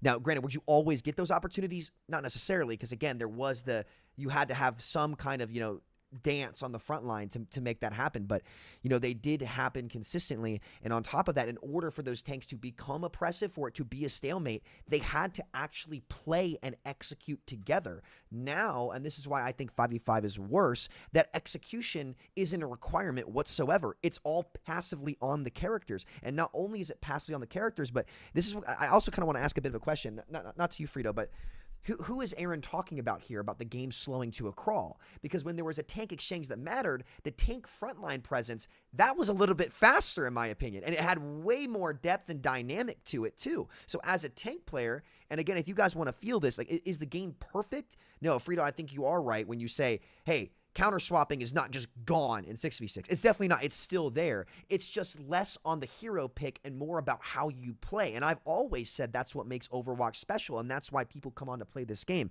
And if anybody doubts that, go play their 6v6 code. The test is up right now, and you can feel it. It's super, super noticeable. And I don't think 5v5 had to go in the really insane power creep direction that it has. But we are here, and the devs explicitly said that it achieved their goal. And if this is the outcome where there's just no execution there, and a lot of people complained a ton about Orisa in this game when she was good in the low ranks. I don't even think there were some patches where she was meta. I think they did like slightly power creep her over time, or I would say make her more viable. I think like Terra Surge going through shield is probably a good change. Like, you know, it was really bad. before that. But I don't think it's fair to say, at least, that just because like I'm a high level player or Hawk's a high level player, Jake brought that up a ton in our debate, that, you know, it's only unique to them. Like, no, like average players like can understand when they're shooting a unkillable target and a target that can actually die.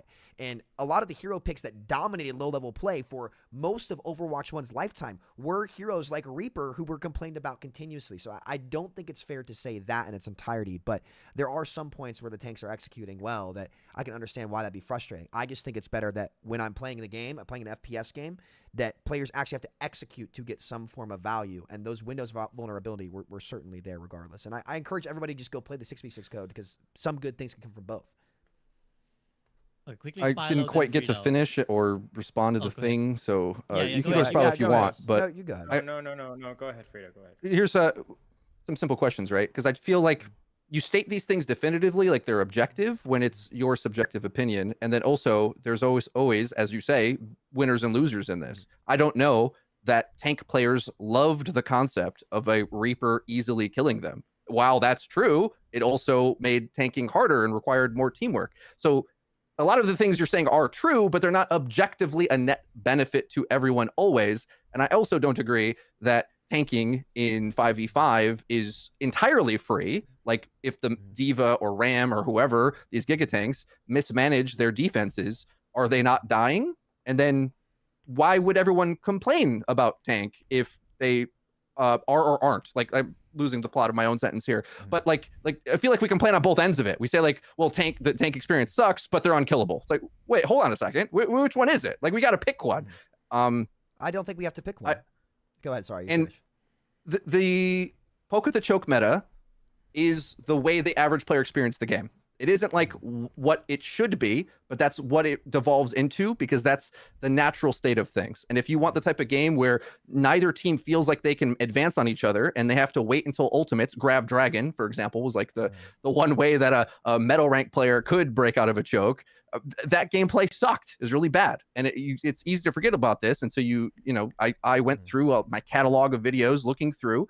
And I think a lot of this is because I spent a higher percentage of time than a lot of other analysts and content creators in VODs of players, VOD reviewing their experience and trying to teach them how to overcome it. And I think a reality of this game that we have to realize is a lot of players are only going to get marginally better for their entire career. We have this idea that it should be defined by the top level gameplay, but most people will never get there. And so the game has to be fun and playable for everybody, not just in its optimized version. And while all of the tank complexity is amazing for higher tiers, I also think does actually dominate a big percentage of the gameplay. If you look to a comp like, Winston Zarya Double Bubble was really fun. Love that comp. Really good. But it sets the tempo of every single engage, jamming in the choke, cycling the resources, and that becomes a big focal point of the entire game experience of everybody and the spectator experience. And I have more intimate awareness of watching that level of gameplay, but I can't say I would just like trade that instantly. It's automatically a big upgrade. I don't know if I agree necessarily. And I think as much as esports has kind of died in Overwatch 2, unfortunately, a lot of it is better because of these changes. So I responded to a bunch of stuff there. A lot of this stuff, it's going to be exciting to see this tested. Okay. Like we could theory all day long and say, this is what's going to happen, but like really they just got to put it in the game. So because I don't even think people will agree with me to any degree that I'm right until they're stuck at that choke again. They're like, oh wait, actually like 2 shields. And it's not just Orisa Sig. It's like, now we've got, and they got to rebalance it and everything. But like Ram's going to have a shield and Ryan's going to have a shield. And like, I don't know what's going to happen necessarily, but I'm not sure having experience in Overwatch 1, players don't really want to learn tank synergy, but yet it dominated. And I think it will again. Okay. So a couple points here. SB, can I wait. This Spilo, you wanted to say something earlier. Because it's relevant super fast. So like going back to the ultimate combinations, I think the reason why ultimate combinations felt so important and so powerful was just because of the lack of space. Like, old combos are worse in Overwatch 2. Why? Because people spread out more. Why do people spread out more? Because map design is improved. There's 2 fewer people in the battlefield, so off-angling and things like that matters a lot more. So the tricky thing that we have here with maybe with 6v6 is not really the 2 tanking thing, but how much have we learned about map design? And also, this is a bit of a spicy take that I don't think I've heard talked about before, but the projectile DPS category was a big problem in 6v6 because Junkrat, Pharah, Mei, Doomfist, Torbjorn, even Hanzo and Doomfist were choke obliterators. And with less space, those characters were absolutely awful to play versus. Terrible as a casual player. So again, we got to go back to being like, maybe even with one tank or two tanks, or like it's not even, it's like we talk a lot about like, it's tanks problems that chokes were bad. Maybe it wasn't just tanks problems. Maybe it was also the projectile DPS category. Maybe it was mostly, so like, maybe it was just mostly map design. Like Frida says, we really just have to go test these things. Because even if we were to go to 2 shields or no shields or 1 shield, whatever, like a lot of characters abuse chokes harder than we have now. Like what I like is I don't like the fewer options maybe of target priority like Sam says, but I do like the space that Overwatch 2 provides. And so if we do go back to 6v6 again and try 6v6 again, I want to feel space. I want that space. I don't want that to go away. That's my biggest personal goal, I guess I would say. Sam. So a couple points I want to really break down and kind of explain because it's hard. We haven't really had a chance to sit down and like articulate this. So, Frito, you said that. Which one is it? Do tank players have it? Like, why are tank players unhappy, but also DPS players complaining that the tanks aren't killable and there's options, right? Which one is it? You have to pick. You don't actually have to pick. And here's why it's worse for both people. What makes tank unfun now in 5v5 is the dance has been removed. Right, when there's 2 tanks that are lower health, and I've been playing the 6v6 code, it doesn't really matter what matchup you're on. When both tanks are much lower health with their resources, there is way more opportunity and decision-making to create an advantage. That was removed in 5v5, and the more they've buffed stats, the more tank is about sustaining in the proper place until somebody else makes a mistake or wins a duel on the side. Not to mention, and this isn't talked about a lot, when you're playing the tank, especially in a lot of these maps that can be very, very linear, when you and your counterpart both have the ult mitigation passive and you're shooting each other, right? You're not going to get your ult first. So you can't even be more efficient than the rest of the roster so that you can actually build your ult and then go make a play. Especially with all the supports also guaranteed having their immortalities or big burst abilities that have all been giga buffed even more. Even if you make the correct decision in the tank mirror that should get you a kill, you're not going to get it because it's so much easier for the 2 support players to recognize that their tank is going to die and more resources get dumped into them. So your dance has been removed in order to make you feel better as the solo tank. The stats have been increased so much so that even when you as the player make the correct decisions to make a play on your counterpart, that opportunity and that reward won't actually be given to you because there's so much statistic there that will bail you out no matter what.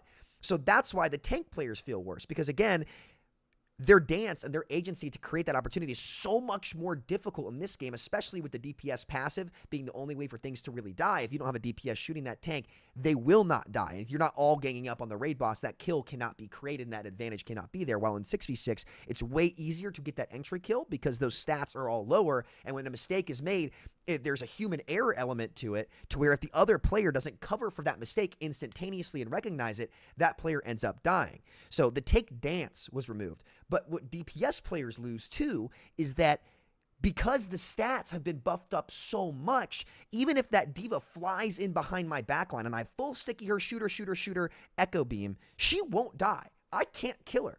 So I lose as a DPS player when that player makes the wrong decision, and the tank player actually cannot pierce through the stats, which is why you see a lot more counter swapping now too, because being on the correct matchup to pierce through insanely strong abilities. Like Spylo, we talked about this when Diva gets that 3.5 second DM. Like Zarya still doesn't help her in the matchup against Zarya, but it might help her against chasing down poke damage, whatever it may be. It doesn't actually help in that matchup. So the tank dance was removed. The stats were buffed so the DPS players can't actually create and get that kill. So that's how both players lose in that environment. And that's why both roles lose. And I saw a video actually recently came out from a guy I know from Mindplex called Ezrin. And he was playing mostly tank in 6v6. And he said, and I hope you guys watch it. It's actually a really interesting and nuanced take where he's like, playing tank was harder. Like I died a couple times, actually trying to play tank. But then I realized I was dying for my mistakes and my decision making, and the game felt in his control and way less on autopilot, which is what we see a lot of people kind of talking about now. Is it 100% autopilot? No, but it's way less thoughtful, and there's no direct feedback for the decisions that you make. And in an FPS game, how you play and what you do, regardless of skill level, is what should determine what you get reward for, and that's what makes it fun for a lot of people. It doesn't have to be everybody, but that's what a lot of people have been missing out. And I feel like I could have done a better job of like trying to articulate that over time and make sure that, you know, I was actually, because I get a lot of these conversations go on for a long time, and it's hard to like kind of nail that. You need to stop having these conversations over Twitter. I'm not gonna yeah, lie. it's Twitter. Yeah, it's too hard. Y'all put it on a platform, and then you got something to lose, right? Because everyone's cheering for either side, and so everyone gets super defensive. You guys are way too smart for that. We should have done MP4s. I'm a video format guy. This is why I'm always going to be back in video format. But I'm not sure if that makes sense or you get what I'm trying to say with that. Because like again, just to briefly summarize, as a DPS player, going up against a tank with gigastats that I cannot ever beat in a 1v1 isn't as fun for me because I can't make a play on them. And for the tank players, that song and dance of how to create value, where it was in their playmaking and working together and being more efficient than the other tank frontline, that was removed from the game as well. So that's how both players lose. I don't think it's a mutually exclusive thing. Am I allowed to respond? How long are we going to go at this? Yeah, go ahead. I mean, one more set, and then we're gonna move on. I don't know why we have the expectation that one DPS player should nuke a tank in 5v5. I think that's a little silly. You should be trying to team shoot it, pulling resources out. Well, you're setting it as if that's the template for what good balance should look like. Should you be able to kill a tank, yes or no? And we'll see this when it comes out as a test. Will tank players like getting one hit? It's very easy to cherry pick the examples of people going back to it now and realizing, oh yeah, it does take more skill. I mean, there's a lot of statements you made that I would never contest with. Is there a tank dance in 6v6 that creates an advantage? Yeah, I'd agree with that. The depth of the high level is certainly deeper. That we're always going to agree on that.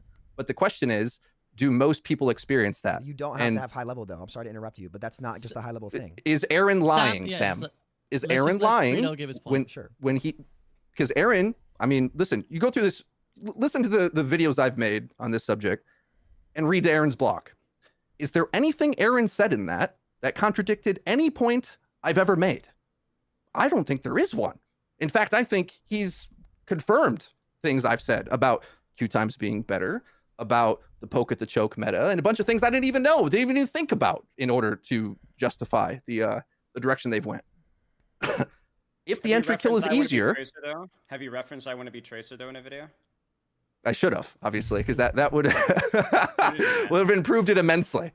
If the entry kill is easier, why did we have a poke at the choke meta for the average player? Can't both be true. It's easier for you, Sam, or for the player that wants to cheese the game and play Reaper to burst a Zarya. Reaper's not that popular of a hero like overall and is super oppressive. So I don't think it's just like we're going to flip the switch and people are going to be happy. That's always been my argument, that it isn't that there isn't merit to 6v6. Of course there is. It's a game I loved and covered for 6 years with great depth. It's just that you're not going to get the things you want. And I think we should be really careful in telling players they're going to have a certain experience, and then when it comes and they're getting bursted by an echo and like, oh god, this is so fun, I'm out of position and I die instantly. No, this is the reason why people don't want to play tank in Overwatch 1. Like, why don't we draw that line that it's so punishing and difficult and requires a skill set that they didn't want to learn? That's why we have all of the easy and forgiving tank stats in Overwatch 2. That's why it's there. I'm not saying one's better than the other necessarily. There's just trade-offs. Can I be neutral really quick? Neutral. So the one thing that I think is objectively true with tank, when there are two tanks, you are squishier by design, as Sam was saying. You can trade. But it's compensated by the fact that now there are two tanks to look at. So you don't have to, you might be a squishier tank, but you don't have everybody's attention. And that's it. That's the main tank. Yeah, yes, but then you have the support of your off tank either directly through a bubble or indirectly with a Roadhog flanking, and either they're not looking at the Roadhog and he kills your backline, or they're looking at the Roadhog and that's resource. Like, that's all a tank is. It's just something to pull attention, and when there's two tanks, you're splitting the resources. So yes, you might die to Sticky's beam. I understand that. I agree that's an issue. But in theory, the 66 argument is that attention doesn't all go onto you. It is split. And I do think that even if you weren't running an optimal tank synergy, that was still the experience. So again, like that to me is where the argument boils down to. Would you rather have more options to deal with that attention, or would you rather have help with that attention? To answer Sam, Frito's really quick. Yeah. To answer your question about Aaron, yeah, I do think he's wrong. I think that he was completely wrong about that section of the dev blog, and I watched a lot of plat players play the 6v6 code, and again, like it was not a stalemate. Like every duel, like things died more, and it doesn't matter what rank you're in for that to happen. I think that was the one part of the blog where they were completely off the money, saying that it was more of a stalemate. So I do think he's wrong. I'm not saying that you're wrong on this. I'm not saying that the content that you made covering the game all those years ago was wrong. I think a lot of the stuff that you made for the metal rank players probably helped them a lot, considering their metal ranks and they don't really know what to do. But the difference is, like, they actually had the choice and the ability to not only improve, but explore these options. And it's not just on Reaper. It's not just on a lot of those heroes. You go ahead, SB. I won't take up too much time. Yeah, no, I'm just going to say, okay, so point made, you're saying you do disagree with Aaron. I think that's a fair place to put this opinion, this section of it. Well, I think we got some good ideas on both sides. Flats, do you want to chime in on anything that's been said so far? I know you've been quiet for a little bit of time, and I appreciate both, well, me, Flats, and Spyler. We're going to be maybe in this section taking a little bit of backseat, so I appreciate you guys. Flats. Not really. There's so much. Don't even know where to jump in at this point. Okay, cool. I mean, I'm enjoying it. I hope you're still enjoying the sort of exchange. And if you do want to chime in at any point, just go ahead. Just jump in because especially these guys, I know they're gonna know a lot to say. So if you're ever like, actually, I do want to interject. It's not like we're trying to understand each other. We're just kind of like trying to nitpick arguments. I feel like at this point, like it's kind of for the birds for me. Okay, so you feel like we're kind of getting too much into the nitty gritty. No, just more like, I don't know. It's all perspective at the end of the day. Like, you know what I mean? Like, some of us are going to have a high level perspective. Some of us are going to have more of a metal rank perspective, and that's totally fine. But it's like, neither of these formats are perfect. Like, they're literally not. And how deep we're fucking digging our claws into each one when we both know there's massive problems on both ends is just kind of absurd to me. Hero pants. Yeah. They would help. They would help. Yeah, I mean, I think that's a really relevant point, the flat split. That's certainly been my feeling watching a lot of the format debates, is that I totally understand why you guys are so passionate and why you guys do feel. And I think it's valid. I think it's necessary. I think this encapsulates in a call why we need different perspectives. We need people like Sam to push the envelope and be like, hey, what about this format? I really want you to think about this format. We need people like Frito to be like, wait a minute, you're forgetting what that was like. I'm not sure you want to go down that path. I think we can do that respectfully. You know what I mean? Like, I think we can just, you know what I mean? We can say our piece and it's like, no, you're not wrong. Like, it's like, the way I feel personally is like, we've all stepped on the gas a little too fucking hard at this point. That's at least for me. You know, and I feel like I used to be the guy that was stepping on the gas a little hard. You know what I mean? It's like, whoa. So do you want to elaborate? You just kind of feel like maybe they both have massive problems. You know what I mean? Yeah. So it's like, there is no end all at the end of the day. And like, you know, it's like we're playing for points. You know what I mean? It's like, oh, like I think everything Aaron said agrees with everything I said. Honestly, I don't even disagree. I think Aaron did agree with a lot of Frito's points. But I also think a lot of things that Sam says is completely true too. Like, the game feels better in the 2 format, and it takes pressure, as Spilo was saying, it takes pressure off of both roles. And one of the biggest points of contact is that, like, every game, I guarantee almost every casual gamer, even competitive players, could tell you that the reason they don't want to play tank isn't just because the experience fucking sucks balls, but you're the first person that gets blamed, and you're always, like, 90% of the time, the person who gets blamed because you're the only one in your role. And, like, people are also fucking stupid. They don't understand any, like, it's easy to know about rock, paper, scissors. Chess is a harder game. And, like, figuring out why your supports are fucking terrible, or they're not playing correctly, or they're not supporting things correctly is chess. Rock, paper, scissors is tank. People understand rock, paper, scissors. People don't understand chess. So it's easier to look at, oh, you lost rock, paper, scissors because you threw paper and they threw scissors. You suck balls. As opposed to, oh, you lost that chess match because you played too aggressive with your queen. They don't understand that. And it's like both formats have goods and have bads. Totally understand that. But it's like, pull it back, deep breath. You know, you're both honestly right in a lot of different ways. And it's like, I feel like a lot of people have gotten to the point where it's like so hyper, I don't want to use the word politicized, but I don't know how else to say it, politicized, where we don't even want to admit fault or wrong because that might make you look weak. That's it. That's all. That's my line of thinking. That's all. There's a big victory here that I don't think we should have said at this point already. Kudos to Sam for fighting this fight for the percentage of players that deeply want this. I mean, what a victory. Like, to imagine, we would never have thought we could ever do. I mean, roll queue took years, man. I mean, this did take a while, but I think they would have done it faster if there wasn't the technical issues. So I feel like they probably didn't want to promise too much and underdeliver, but without knowing it, we were kind of in the dark, and a lot of the previous mistakes of Overwatch 2 were looming, and it felt bad. But, you know, credit to Sam for giving a voice to this player base. I just think we're advocating for two different types of the player base, and we've got 40 heroes, lots of game modes, lots of things.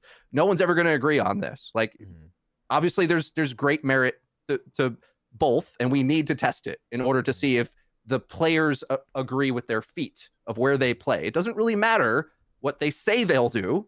What matters is, are they going to flock to this mode? And I hope you do. And my prediction of this is, like, we're going to get a lot of Overwatch 1 players back to go play Ryan Zarya for a few days. For sure. Going to populate those queues. It's going to be a big moment for the game. But my question is, what's the culture going to be after that? What's going to be the baseline meta of the game? Where do we go there? And are we back to 20-minute queue times? And that, I don't know if I'll agree that that's a worthy trade-off, even if the gameplay is better, and I'm just not necessarily convinced it is, because a lot of the covering the bases and stabilizing the team, I believe you could do Sam. in We 5v5, but players appreciate you on don't. the front line. They're not Thanks, interested. man. They want to play what they want to play. And then the discussion's going to end up going to, and again, just quick, Frito, I appreciate you too. I think a lot of people, you know, misguide. The reason why you and I can have the conversation is because, like, we challenge each other, and, like, I've grown a lot from you challenging me, and I hope that I hope that's vice versa too.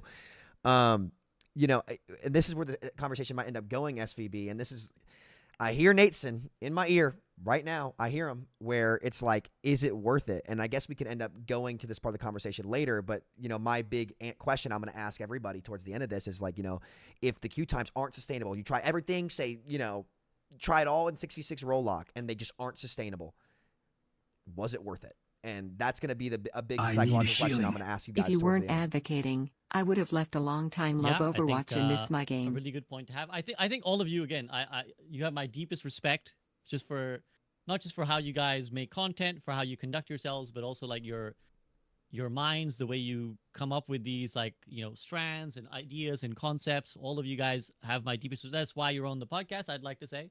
You know, I try and invite people whose opinions I respect, and that's you four guys.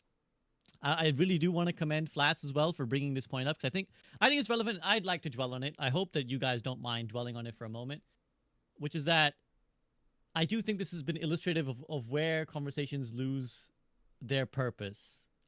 From someone from the outside looking in, again, someone who really stopped giving a shit a long time ago about this format discussion and just the whole thing around it.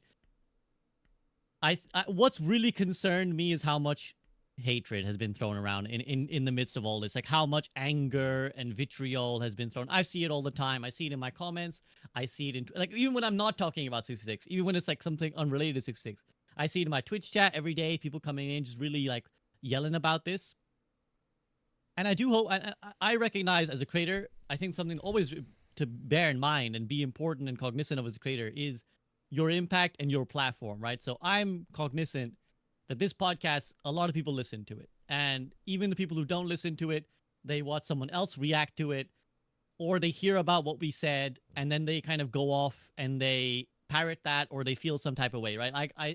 I can point, like, back when I used to read the forums, when I had enough brain capacity to let enough rot to read the forums, I remember, like, whatever we would discuss on the podcast, the next day, the next 2 days, the top forum post is arguing about something like along those lines, or bringing that up. And I hope we can take this moment to reflect on this platform and just be like, just chill the fuck out, guys. Like, seriously, just chill the fuck out. Like, I totally respect wanting something in a game, being passionate about a game, but there are ways to discuss it, and there are ways to just lose control. And I really just hope that now that we've got this, now that Aaron has addressed the issue, and I think this is where the devs can help by addressing these issues of being communicative, I hope that we calm the fuck down a little bit now to know that, like, hey guys, okay, it's coming. We can save our criticisms for whatever ways it manifests, and let's just be constructive about it, because I just feel like we've created this atmosphere where we really divided the community in a way we really never should have done. Like, I never meant, when we did the first 6v6 5v5 debate, Sam, like, I never meant for this to divide the community. I thought it would be an interesting discussion point because there was a growing, exploration amongst people of like how, maybe 6v6 was better. But in the end, it's just this last, however long it's been, many months since we had that debate, I reflect on it as just like, we ended up fucking the community a little bit, and I'm a little bit unhappy about how that happened. I don't know how you want to reflect. I don't think on it's everything on that's you at occurred. all, dude. Nah, it's not your fault. It's We not had on you. Actually, me and you, we had the first ever 5v5 6v6 debate. I remember this. Before the game even released. So it was there even all the way back then. So I don't think it's your fault, but I know what you're meaning. Let's all I calm don't down. think people are tired of talking about the topic. I think it's the tired of how the topic has been talked about. Right. Yes. And I think that's like where you have to have like some form of responsibility as a creator, not only to generate clicks, but to make sure that you're making things productive, right? And I think that like somebody like Sam has really done a good job bringing to light many of the issues. But the reason why I've always felt like I can have a good conversation with Sam is I never doubt like his intentions with the game, right? I never attribute any disagreements that we may have, minor or major, to like some sort of like idiocy or malice, and vice versa, right? So, and I think like that's like he's a smart guy, and I have no doubt that if like Sam was given the reins, like the game would feel a lot of fun, So it's like no one's perfect. Your identity is not 6v6. Your identity is not 5v5. That's not how it works. Everyone in this this conversation is way more nuanced than that. Like we understand, and I think the problem is it's not necessarily that we are, but if we have to be careful like how we communicate, because people will take something that I've said and then parrot it in a way more dogmatic, way less nuanced, way stupider way that makes me look bad and then causes a lot of conflict within the community. And I think everybody in this podcast has had 1,000 interactions like that, where somebody will parrot something you said and you're like, wait, but I didn't, no, wait. And now you're associated with something that you don't even necessarily agree with. And I think that's the problem, I think. And that's where, like, sadly, we shouldn't have to have that responsibility, but we do. So. Yeah. Anyone else want to chime in on any of this before we move on? No, we good. Okay, awesome. I think good little interjection point there, guys. I think a relevant one, and hopefully I also appreciate. Hopefully the viewers will appreciate a little bit of break before we go back to discussing the nitty gritty of Aaron's blog. And so in that interest of not repeating the same things over and over, I think let's talk about something that was genuinely new to us: the data on the queue times, because this was, I think, the deepest inside of the blog. I think this was the one thing that the blog was like, wow, okay, that is fucking interesting.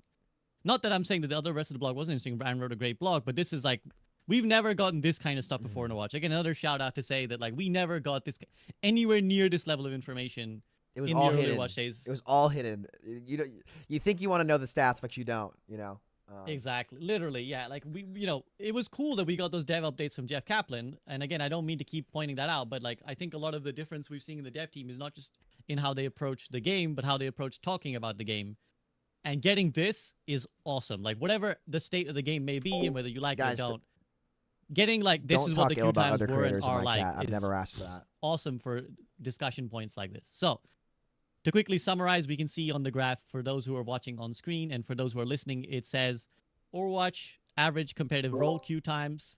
So post role queue 6v6, the average DPS queue time was 7.6 minutes. Since Overwatch 2, that has less than halved at 2.9 for DPS. For supports, it halved from 2.8 to 1.4. And for tanks, bear in mind we need one less. It's actually not halved. It's actually a little bit less than that. So it's gone 1.8 to 1.3. So I'm going to take it to Spilo first. Spilo, how do you reflect on this graph and the change of queue times? And did that make you kind of think, ooh, well, that's something I didn't quite appreciate the depth of? Yeah, I mean, because it's me, I'm always like, well, but let's consider, and I was trying to think about like, okay, what tanks were meta? Did that affect the pick rate of those tanks? Like, would a Ryan, Zarya, Winston, Diva perma meta have affected some of the queue times, right? Would that have made tank a little bit more popular? I don't know the answer to that question, because I think the important thing, like before we start talking about queue times, Morgan posted a really great thread on that SVP. I don't know if you have that pulled up as well, but like the whole basically Cute pause meow is it's spamming always kidney the modes in ratio my that chat right matters. now. It's not the number of players. So like the ratio of tanks to DPS, and then supply and demand, where that comes into play as well. And so I think even with those disclaimers, it's pretty damning, at least with the development of the game, the choke points of the game, in terms of 6v6. You know, If you I call think my that friend Shills, you're was- banned. That would be okay. If we're going to incorporate 6v6, we need to do some major work on making this role more popular, making more characters that people are going to be more invested in, being super attentive about tanks that people don't like playing versus and against, and kind of addressing things that way. Because I mean, even if you factor in with all those asterisks about risk and like, it's a big deal. That was way more than I even expected. Yeah, I mean, if you want, we can. If there's anything specific you want to talk about in that Morgan thread, I'm absolutely happy to pull it up. I just pulled it up on my end right now, so I'll pull it up if you want to talk about it. But first, I'll take it to Flats. Flats, cute times. Jeff Kaplan. The Q times thing is extremely damning. Like, I knew it. I think I watched J3 watch 9 seasons of Hell's Kitchen in a season of Overwatch. Like, every night you opened a stream and you didn't watch Overwatch, you actually watched Hell's Kitchen with J3, and it was great. It was my favorite part. And I would click off whenever when he actually got a game, and I would come back 10 minutes later and let him pick up on his episode. That being said, I think that is probably the most damning piece of evidence against 6v6, because what this game is carried by, whether we all like it or not, is casual players playing. If you don't have a casual player base, your game will not thrive. And as a content creator, you should want lots of casuals playing your game. Do they always know what's right for themselves? No, absolutely not. Like, sometimes like they think like, oh, like Junkrat's OP or Moira needs nerfs. And it's like, okay, guys, like, relax over there. But what they actually want and what they actually need is a nice, healthy, fun game that they can actually just come home from school, from work, queue up, turn their brain off, maybe watch a TikTok or two in queue, maybe not even finish one, and then get a game. They do not want to sit there for 10 minutes. They don't want to play with their friends, get into a group queue, get a wide match, and it's a 35-minute queue. It's not what they want. But I'm also really sick of having to choose between 2 shitty X's. I got one over here, which is the 5v5 that we currently have, in which there's a lot of good, you know, there's a lot of new players, a lot of exciting things, you know, new heroes being released every few months, a great dev team, like more kill pressure from the DPS role. Queue times aren't bad. And then but I'm having personally a fucking terrible time because tank is awful. And then over here, I have the 6v6, which is like tank was much better and it was a lot more fun. But on the casual side, they felt like sometimes they couldn't break through chokes, or they would get stuck because they have ball hog, or you had the more oppressive metas, which granted you could say it was balanced with Brig and with BAP, and they even said that in the blog later on, the whole 4cc thing. It's like, well, you kind of did that to yourself. But there's so many things you could kind of look at there, and I'm so sick of looking at the 2 shit options. And I go, what if we did something better? And my proposal is 7v7. Yeah. 7v7 with 2-3-2. Because the DPS queue time is more than double the other roles, you will never be able to, at the point, to be able to have that be something that is not ridiculously long queue. And with the current one, with you're currently at, right? DPS queue time is at an acceptable level. But there's things that would hold it back, like the Switch. The Switch is such a shit platform. That thing is like my phone is stronger than a fucking Switch. Things like the Switch hold us back so goddamn much. And I think the Switch 2 is supposed to have like the power of like a PlayStation 4 or some shit. And I get it. And there's a lot of things that they could do, right? Like you'd have to like open up maps. You'd have to do all these things. But like it's a good problem to have at the same time. People want to play your characters. They like the DPS role. They want to play it. But like, is there not a world where we can all kind of have what we want, where the tank role can have synergy and have these things that actually keep themselves alive? The DPS role doesn't have 15-minute queue times, and the support role gets to also go back to doing a little bit more healing, but because there's an extra player on the field too, another damage dealer, they might have that ability to still have those duels and have those more DPS playstyle that some support players kind of enjoy. I don't know, because I mean, if we've learned anything from battle royales, people don't mind games where there's 50 people running around, but it obviously can be a lot to deal with at once. But also then we look back at the nuances of 6v6 and we go, well, we kind of liked, you know, that you could kind of have ults comboing with each other and having these things interact. Ult combos kind of feel like they're dead in Overwatch 2, right? Like there's no reason to combo ults because one, they get turned off by one singular ability, right? Like an Immortality Field or Suzu. You know what I mean? Like Grav Dragon's like fucking long gone, anything like that. So why not? Why not experiment with something that could be better?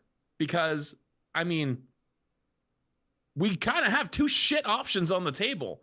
And instead of choosing which of is the lesser evil, why not try to make something better? I love it. I love the chaos theory of just like in the heat of the 5v5, 6v6 fights, like, wait a minute, guys. I mean, I remember when you tried 4v4, you're flexible. Well, to that's numbers. the opposite end, right? Like, it's like 4v4. Honestly, like 4v4 has the same merit, right? Like, but the problem with 4v4 is like I tested it with CarQ a bit, it just felt kind of empty, right? Like already 5v5 when you put, if you guys remember when we swapped from Overwatch 1 to 2, it did feel like slightly more empty. It didn't feel that bad though. We were like, huh, like, you know, there's not as much pressure on chokes. There's not as much pressure in these situations. And like people, you were like, it's not that bad. 4v4 seemed too far in the extreme though, right? And so my line of reasoning here is we went from 6v6, which was like quote unquote like the preferred number when the game was made, right? Like Aaron, when like Overwatch 2 was in development, was like we were trying to figure out the amount of players we should put on each team, and the number was 6, right? And the reason they chose 6 was enough to have impact on the game without, like, you'd have enough individual impact, but also if you weren't having the best day, you wouldn't instantly throw the game for your team, right? Like, it was a nice middle ground. And we tried the 5 version, one less player, and it seemed okay. It didn't seem like it was that empty. It didn't seem that crazy, but it caused an adverse effect on the tank role especially. What if we went the opposite direction and added a player, but added in the role with the highest Qs to offset that longer Q time? Because theoretically it would be a 50% decrease, right? Because like adding an extra player, you cut down on that and make it more in line with the other roles, while also giving those other roles more utility to themselves, like in more, especially the tank role, more synergy, more survivability, more things to come together. And you can make an argument at that point that there needs to be a major reduction in both damage and healing, because now you have more players, you can't have everyone doing so much damage and so much burst. So you would have to also bring the numbers down for everyone else, and it would be a good time to reset the damage creep and healing creep that we've had over the years. I need healing. 7v7 I is look bound would forward be to too your much. arc, Just Slatzer, go for to the roll next cap 1 year. instead You of only roll make KY videos trying to complicate get things. 7v7 to be a thing in Overwatch. I look forward to that arc. I think, you know what, on this podcast, I don't like to be a hater. I like to say when someone comes to me an idea, I say, you know what, let's see the merits of this argument. So I like the merits of some of that. There are obvious, as with anything, obvious downsides. But I'm gonna take it to Spilo, who took a real deep meditation there. Spilo, I saw you transcending to another plane as this idea was brought about. What are your gut instinct thoughts? I mean, Flat's kind of addressed pretty much all the immediate downsides, right? The engine, the map spacing, the healing responsibility, and then the potential for ridiculous burst damage that would have to be compensated in some way, shape, or form. You know, obviously there might also be something to consider would be the support bottleneck as well, where now we are assuming that support queues would be the same as tank queues in terms of demand, but clearly there's a lot bigger support population. So there's a bit of an issue there, but it definitely, on paper, we would still be better than 6v6, right? Man, you know, I don't know. Like, all you could think about is like, it's just human nature just to be like, think of all the negatives instead of thinking about the positives. But I think, like, right. I will say this, that maybe this is just like part of my brand, but I am less sold on the fact that there is a format that we just have to find, and more on we need to decide what format we need to solve, if that makes sense. Because I think Sam will talk about this later. It's like, are we willing to let 5v5 solo tank be an issue, but we were going to have a lot of solutions on how to make it better? I've talked about that a million times. Are we going to commit to 6v6, make the tank role as attractive as we possibly can? Are we going to commit to 7v7 and address all the issues with that? I don't think there is any format that's perfect because of the game that we're playing. It's a first-person shooter with a tank and healer role. It's just never going to be perfect, I don't think. I just don't think that it's a high risk, high reward. It's just the formatting. I think we just need to decide what one we want to roll with and what one we want to put time into. Doesn't mean that there isn't 6v6 isn't better than 5v5 or 5v5 is better than 6v6. One of them could be better in terms of logistically the ability to solve those problems, or 7v7. But I don't think that there's like a magic pill that we just have to keep like trying to find. And I don't think Flats is saying that, but I just want to remind the viewership that that's my opinion on it. Yeah, I think a really relevant point to bring up. I also just agree with that on a fundamental level, where I'm like, the reason why I'm not so bothered about what format we go is like at the end of the day we still got to balance the game afterwards. So I don't know, but again, I like to, whenever an idea is floated, I like to kind of give it some thought. So Sam, anything you want to chime in on either the queue times or the 7v7? Yeah. So first, I want to define what a format's supposed to be. Right. A format is simply a foundation to build a healthy game. At the end of the day, you absolutely have to execute on it and make sure that the game is healthy. And it's like the foundation that you build your building off of is crucial, right? It's the P and PEMDAS, right? The queue times I'll start with that because I want to get to 77. Someone told me in my chat Flats about that earlier, and I was like, huh. And I thought about it for a minute. Queue times is definitely interesting. I think it's definitely 5v5's like best argument, 100%. I think that's the most in my opinion, compelling thing that has aged well for the 5v5 argument is that, hey, you're getting games faster, especially in a hyper competitive industry. You got to get people in games. Like if the wait time is longer, people won't play. And that's super, super important. And I think anybody that's downplaying that, needs to take a little bit of a reality check on that one. It's super, super important, especially in BR games where the queue times are almost instantaneous, and Marvel Rivals, which will be open queue, are going to have instant queues, though a lot of the problems that come alongside with it. Okay, a couple questions about those stats. Where are they now, too, right? Because at the start of 5v5, but a lot of the complaints about the tank role weren't really there. And I think a lot of tank players who played tank in Overwatch 1 were still probably playing the role. How many of them stuck with the role, right? Especially given when a lot of the criticism about the role is that it's way less fun by a lot of different people. So I'm curious as to where they're at now, though my guess is I'm willing to give them some benefit of the doubt there and saying this, they probably are about the same. But I would still like to see where they are now instead of averaged out amongst a lot of time. Obviously, I don't think 6v6 got a fair chance in terms of like introducing new heroes and balancing, but I won't hit on that one too much because again, like you removed a player, so like you're gonna get better queue times regardless. I'm not sure. I can't sit here and argue a hypothetical. Oh, it would have swayed at a time. Like I'm not gonna do that, right? There's no way for me to do that. I'm not gonna waste my time doing it. As for 7v7, Flats, I never thought of that one. It's from a numbers perspective. Makes sense. Like obviously for demand, like if you just look at supply and demand, that would be a good way to get more people into games probably a lot faster. But what we're not seeing, obviously, are the gameplay ramifications as to what could happen. So I wouldn't be against trying it for a quick play hack and just seeing what happens, I had the same approach on 5v5 too, where I was like, hey, let's wait and see what happens. And as time went on, I think the problems of 5v5 began to rear their head more and more. And I guess where this leaves me, and I'm not sure if we'll get to this now or later, was role lock worth it if this is where we're at? And I'm not going to answer that yet. I'll let Frito talk about queue times first. But I think this is undoubtedly 5v5's biggest asset, selling point, asset. I think it's the strongest part of the argument, given how things have aged, and I think it would be remiss to not acknowledge it for what it is. Though I would like to see the numbers where they are now. Mm-hmm. Yeah, and I think that's a fair request. Frida, you kind of already, at the start of this, earmarked like, the numbers are a little bit selective, but how do you feel on what Aaron shared? And then we can talk about Flats' 7v7 as well. They are selective, which I say in Sam's defense, to embolden and attempt to steel man, the arguments he'd make about it being balanced better and what would the effects be and if we made the role more fun.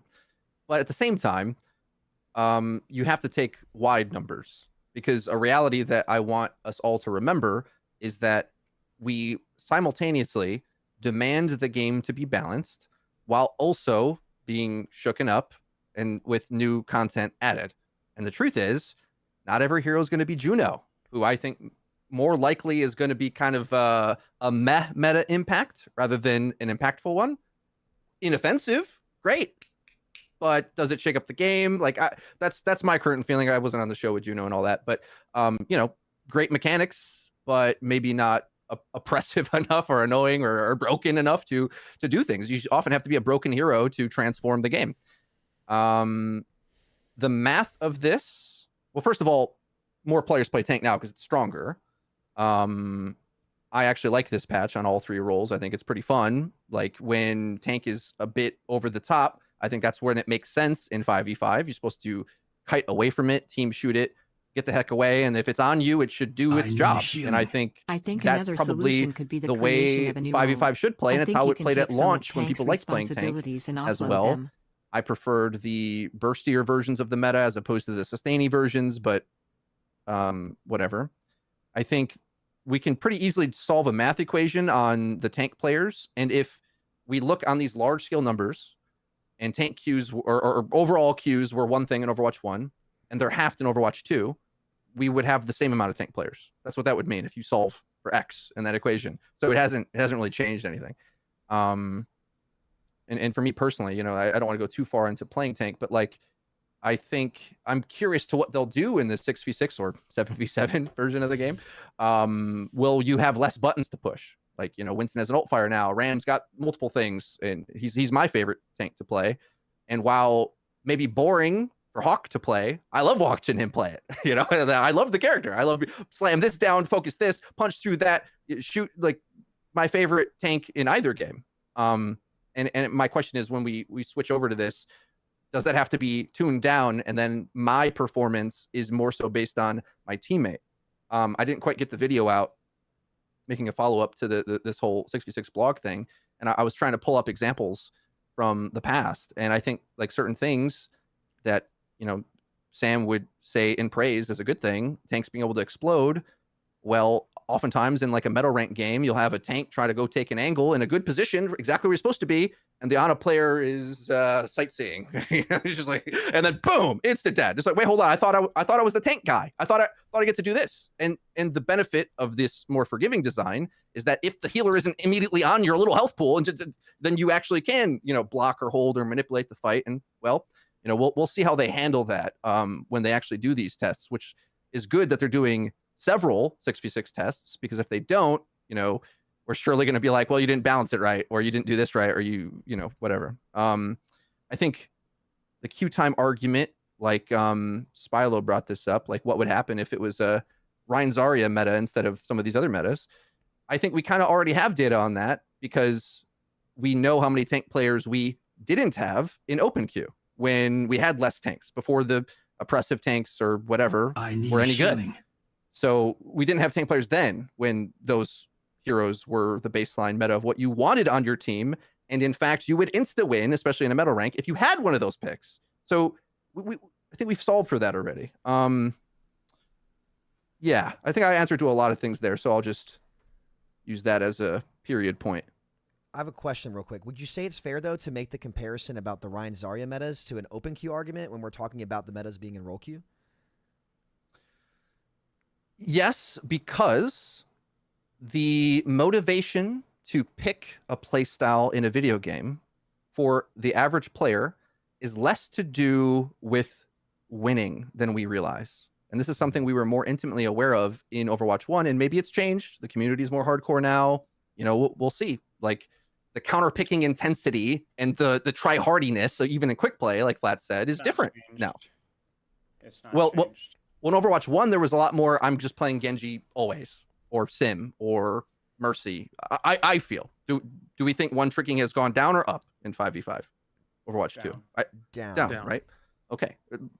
So, yeah, I lost the plot now, SVB. What You was said I that responding to here? the players don't care about winning so much as Right, they do right. about Okay, yes, playing. exactly. So, and that was kind of the issue as well, where they would win instantly if someone learned Rein, please. And now that they put it in gate kept that as the bottleneck for the queue in, we're now calling it role lock. Okay, with role lock, like it's the same humans. Like they'll just wait longer. And overall, I got to be honest. Like for me as a player and a content creator, didn't really mind long queues. Doesn't break the game for me. I'll just edit videos in between, like, or farm priority passes or do whatever I got to do. But when you know these subjects have grave ramifications on our game, and if I can just one little aside here on the way I handle these conversations, to defend myself a little bit. I think people get the wrong idea when I'm so absolutist in reporting accurately. And the reason is because I studied media, among other things, and I speak or attempt to speak in a way that no one does in the universe anymore, which is I try to have journalistic integrity. It's really important to me, actually, which is why it's so hurtful if the community deems me a shill, and why I take so seriously, well, were any of my facts wrong at any of these points? Oh, no. Okay. Well, you know, these things matter to me quite deeply. So I want to get this right, not because I want to be right, but because it's important that we as an entire community to get what we want and advocate for the effects that we want, not to ask for things we're not actually going to want when we get it, because we're just wasting the devs' time ultimately. So, you know, I think it would have been irresponsible to say that at any point, you know, queue times to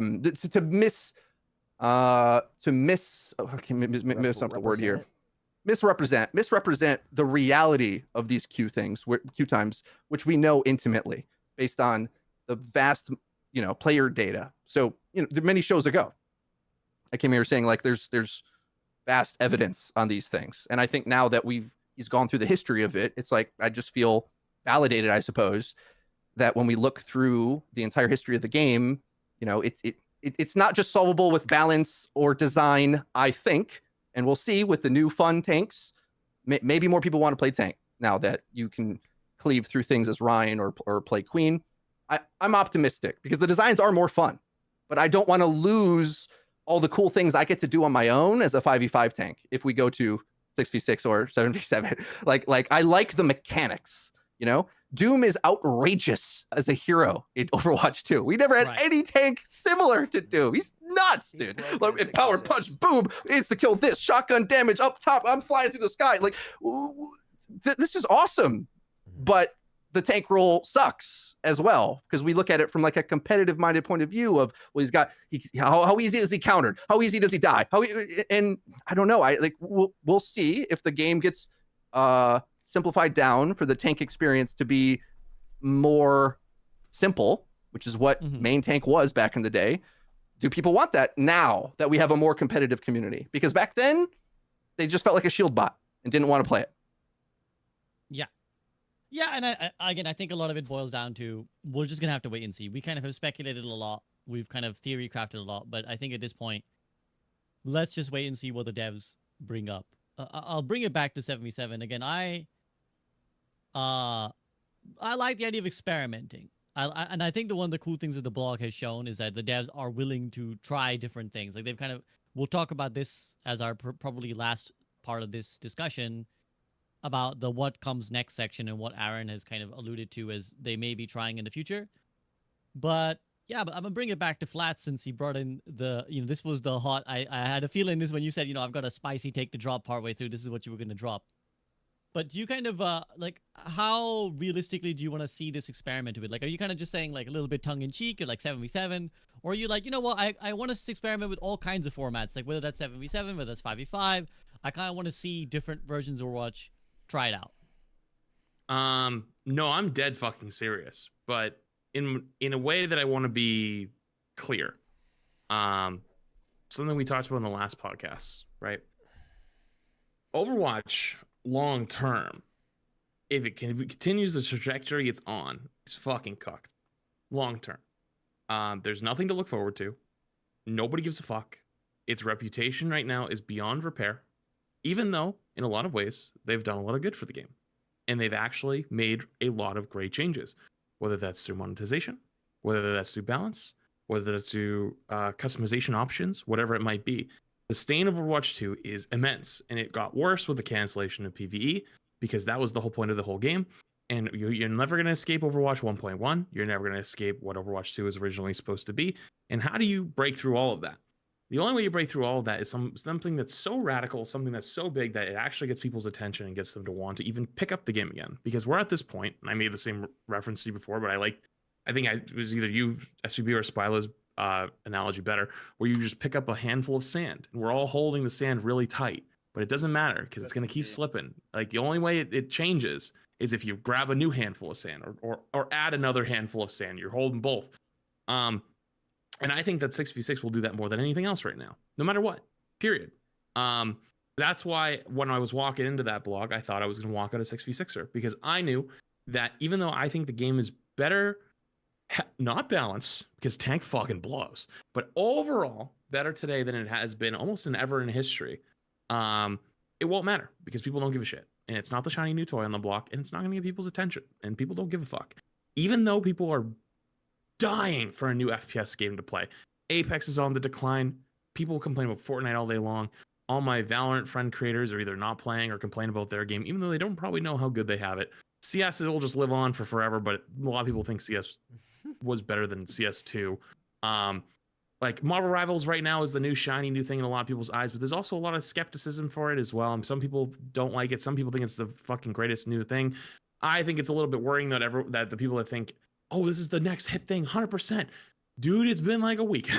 And even the alpha was like, oh, it was only a couple weeks. Like you got so much more time before that hits the market. Like, you know, what happens like when it actually hits and it's like, oh, the monetization system's awful and the reward systems are terrible. And then once you start trying to play competitive for 6 months, like, oh man, shit starts going downhill quick. And it's like, well, they could just do stuff from Overwatch. Or what if they refuse to talk? Because I don't know if you guys have ever worked with Marvel Rivals at all or even tried to, but I've heard their communication, even with their streamers and stuff like that, is fucking terrible. And I don't know if you know anything about the whole drop situation they have going on right now, but it's fucking terrible. They are not the god. Oh, do you not know about the botting of the codes and all that shit? There's only like a limited number of codes. Yeah. And the keys only refresh at 8 p.m. EST every day. Oh, and people you have them? like, oh yeah, last night I literally had a countdown on my screen for like when it refreshes, and within 2 minutes, people were trying to redeem their drop codes, and it was straight up the website was fully crashed. They have go look at their Twitter. There's a whole tweet about it. They actually started running a giveaway for more codes when that happened. Is that what that was? Full. Oh yeah, Oh, it's man, full of that's people tough. replying. They closed their Reddit. They closed their Discord. They are not having a great time over there. They're not the fucking perfect savior of anything. And Overwatch is the same problem. Even though today it's a lot better than where it was. My personal prediction to you guys was if there's nothing big in the next couple of years, like it's just my fear is it goes into maintenance mode, because like if it goes into maintenance mode, you keep all your hardcore players, you just fucking pump out balance patches for them, and you pump out endless battle passes. And it's right now in this current moment is an endless battle pass simulator. And like Frito talked about earlier, is like, you know, with either Overwatch feeling samey or like this is the Overwatch experience that you kind of like want, or like, you know, historically this is like what has worked better. Most gamers don't give a fuck. Like they want something fun to play, and they need something that gets their attention, something that's shiny and new. And 6v6 is that thing, because it would reignite a lot of people's nostalgia watch and be like, oh my god, I can go back and, you know, work with my other tank. And if it actually was balanced well, and it was like, and they had good content come out at the same time, and they dropped a fucking cinematic or two with it, holy shit, they could take back over for another 6 or 7 months easily. But do I trust their marketing team to do that? Absolutely not. They're fucking asleep at the wheel. And that's why I thought walking in I was going to be a 6v6er. And so like, to allude to the point of like what you asked me of like, am I serious about 7v7? I am serious about 7v7 because I know that it's not physically possible right now. And it was kind of like alluded to that there would be potential performance issues in Overwatch, and I'm sure we're going to get there in the blog, right? There would be performance potential issues even in the 6v6. What about a 7v7? Hell fucking no. And my original jump, which is what I alluded to at the beginning of the whole Switch thing, was the Switch is probably the thing that holds it back more than anything else, because that platform fucking blows. So you would have to drop support for that. And do you see the corporate people at the top of you know, Overwatch and Blizzard dropping support for a platform and losing money? No, they're not that fucking smart. They don't see the potential future, you know, benefits of it. They're like, no, we lose this platform, we'll lose X percentage of our sales of battle passes and skins. That's unacceptable. We can't do that. It's always going to be gatekept. So the reason I bring it up now is because even if we decide to go 6v6, say in a year from now, let's say the tests go well and we decide to go for it, it's only going to last about a year best. Then people are going to be sick of it again, because all the same problems are going to rear their fucking heads, and it's going to be the queue times, or it's going to be the synergies are oppressive, or they feel like their tanks aren't doing anything. It's going to, we've been here. We're not crazy. We're not insane. We fucking been here. And so the idea of 7v7 is I want to give you the idea now. So you got a year and a half or more of a head start if you want to start testing that and make it a feasible possibility. Because the only thing that would actually get the general gaming community's attention at this moment is 6v6. And if they decided to implement it, let's say it goes well, it'll be great for a few months if they really market it and they really go all in on it, but it won't last. What do you do after that? And that's how you plan for the future, not just for the next 6 months. Because if Overwatch and Blizzard has taught us anything, is they're really good at tanking their products for short-term gains instead of planning for the future of long-term sustainability. Yeah, I mean, I like the future planning, man. I like that you're already thinking the next step ahead. Or we go 6, then we go 7, then we go down to 4. Let's just switch it up again. Let's go back Overwatch down 3. to 4. I'm honestly down to go 4. Like, if you want to go 4, fuck it, let's go 4. I just think it'll be more boring, but like that's just my personal take. You could do like the arena mode that Apex had or whatever. Hey, what happened to my Overwatch BR idea from years ago, guys? Come on. Yeah, let's you've do been. some of that. I'm surprised you did. Yeah, BR's dying, isn't it? Yeah, well, not Yeah, now. BR's dead, So no. yeah, Kind of too late. you know what we should do, Maybe guys? Overwatch can What save. if there was like a highly replayable like PvE like Borderlands that we made? What if we did Oh, that? no, stop. Hey, Borderlands 4 is coming, dude. It's coming. I'm waiting. There's ways we can kick the dead horse, but that's just like stabbing the dead horse. So let's just leave that boy alone. Let's then. You know, we kind of discussed this on the last call as well, Flats. I think we're of a like mind that like the game needs changes. We have felt this way for a while. The game needs constant refreshing. It needs shakeups. You can't like balance patches won't do it. In my opinion, balance patches will never reinvigorate Overwatch in the way that I think all of us in this call would like it to be reinvigorated. We've seen it's tough, and maybe there's players out there who are like, I don't care if Overwatch is top dog and top of the market.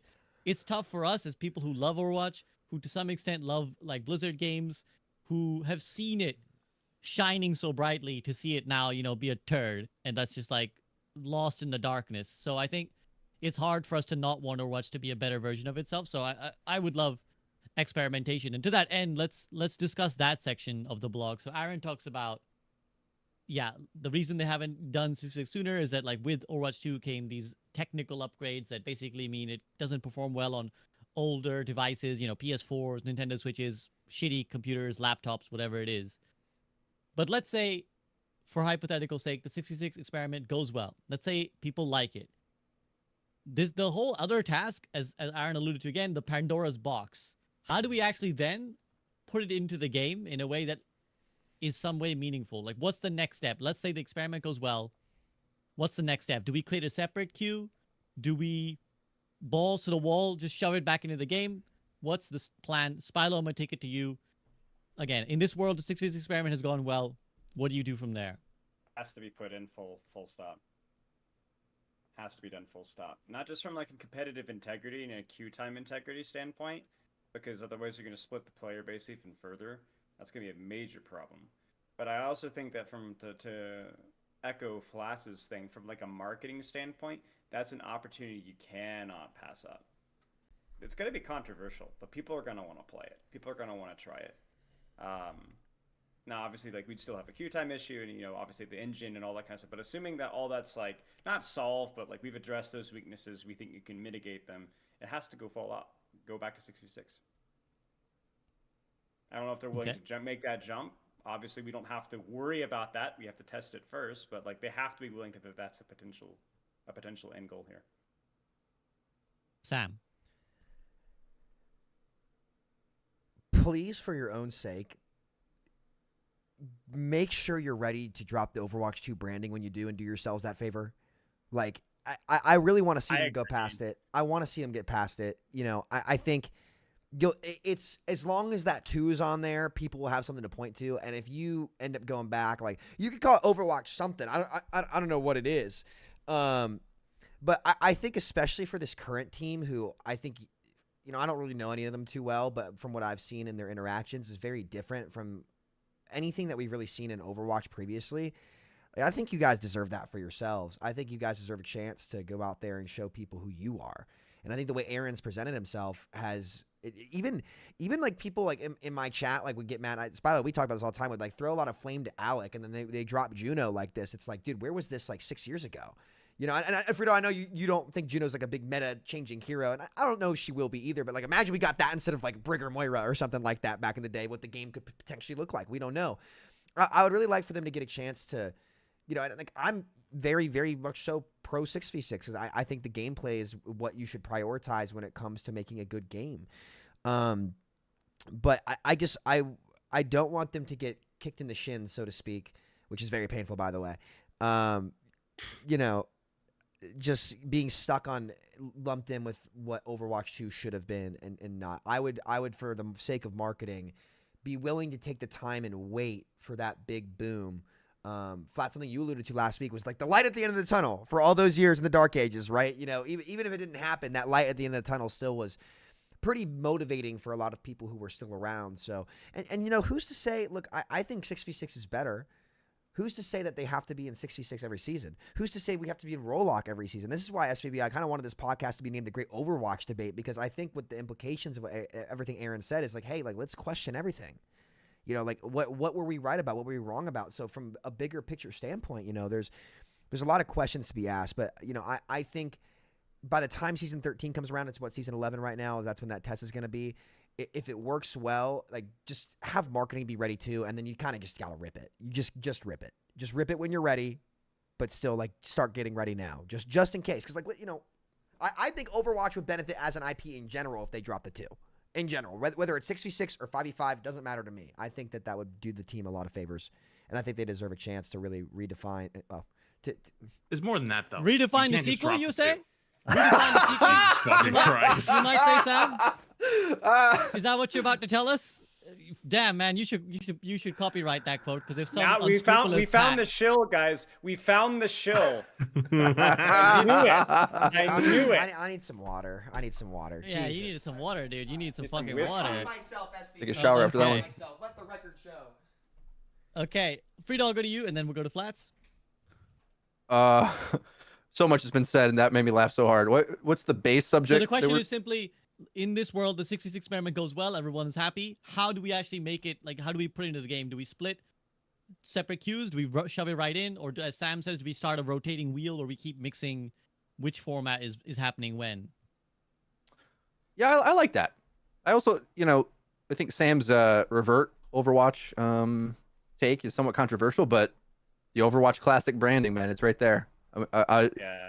Despite all my complaints through the history of that game, it's like the mystique. Sometimes the perception is more important than any reality, and just lean into it, right? The truth is, with more players in chaos, the moments are bigger, higher highs, lower lows, and we have a casual community who I think flock to those things, and a hardcore community that wants a lot of depth. So I do see a path for this to be successful. I think like a good question to ask for the sake of objectivity and science is like, what evidence would you need to see in order to switch your opinion? And mine would be that the queue times are not unpalatable over time. And when there's enough competition to actually try, once the novelty of Overwatch 1 players coming back to play Ryan Zarya for the first few days, we don't see all the same problems of, you know, everything Aaron mentioned about the previous game. If those don't come up and you can move on the map, don't get locked in chokes. Like, if we don't have the downsides, then yeah, why not? I don't even mind waiting necessarily for somewhat longer queues. I'm curious, you know, where the needle falls for anybody on that, and where we would make that deliberation, because I do believe that no matter how fun tank is, or how deep it is, or how great the skill ceiling is, that it's going to be the least popular, because those numbers have sustained from both games. But yeah, I don't know if I answered. Rotation or switch over completely. That's where I would land. I don't want to split the queues. I don't even like splitting the queues now. You could do rotation, like a lot of the big BRs, like a big problem they had, like Warzone. Oh, this made me so mad. Is they outright removed like all of our favorite maps. Like, they removed a ton of them. And what they started to do instead is, like, every 10 minutes, like, the map rotates, like, from, like, Rebirth Island to, whatever the other one, Vondel or like a couple other ones. They're gonna be adding back Verdansk, and I will be playing. Finally, they removed my freaking favorite map, and I'm gonna be top hoss with the sniper. So it'll be a good time. But rotation. I just remember the thing that I asked for like so long ago is like tournament modes, right? Like these timed events. I mean, that's kind of what they're doing the quick play hacked thing, right? Timed events, I think, are great for this game. Like a really smart idea. And just real quick, because I wasn't on the season 11 show this week, but season 11 has been kind of packed, don't you think? Like, now that we have the blog post, well, it's almost over now, right? I mean, it's like we only got under a month left. It was the tank giga buff. The month of not much though. Initial patch. Yeah, but let's count it out for a second though. Yes, a patch a lot of people didn't like, controversial. Okay, but there was the experimental card thing, and then a quick play hacked, and then a Juno trial, and now this blog post. Like, I kind of feel it's like one of the more packed seasons. Yeah, but it's front loaded. Normally that's spread out throughout the entire season. So like now we have like a month of like nothing. Wait, so it's like from here on out. It's like another month, isn't it? The mid-season patch under 30 days. Weapon now. It's got to be less than a month, Flats, right? Because I mean, the mid-season patch was 2 or 3 weeks ago. Someone hop in game and go see what it is. No, the mid-season. He did do it early. He did say it was 24, early. Yeah. 24 more days, 3.5 weeks. So wait, it's the 24th or 24 more days? 24 more days. 24 more days. 24 more days. 24 more days is that's a long time. A little more than 3 weeks. Yeah, like it's front loaded. So everything got compressed to the front because the mid-season patch was only 2 weeks into the season. So it's the same amount of content as we always get. It just feels like more because it's faster, and then nothing for a few weeks. Well, I'm gonna take it back to the original question, to Flats now, because Flats, I didn't get your answer yet, which is that if the 6 experiment goes well, how would you approach handling it? Like, if it goes well, what do you want to see happen? Oh God, I feel like I should get paid for this one. All right, you want to actually do it correctly? Here you go. So you have, say, at least probably 8 months or more before you would have to, like, before this actually happens, because you have all of season 12 and you have season 13, and that's like the time where you want to get people interested, right?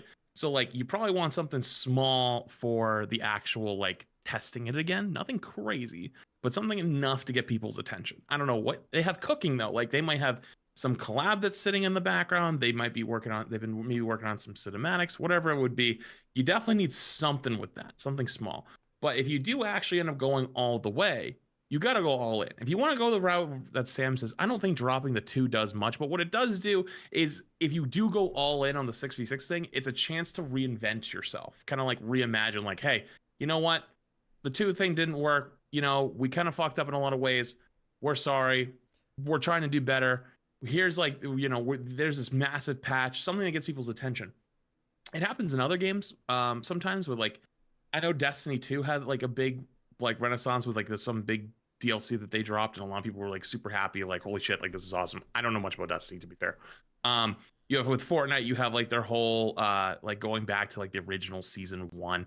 Hell, that would actually probably be a great event. Is if the first week of 6v6 they did an Overwatch Classic mode where it was just the original heroes and that's it, and it's like, here you go for a week. That's all you can play. You can only play the Overwatch 1 heroes, and they can still be balanced or whatever you want to do the same way.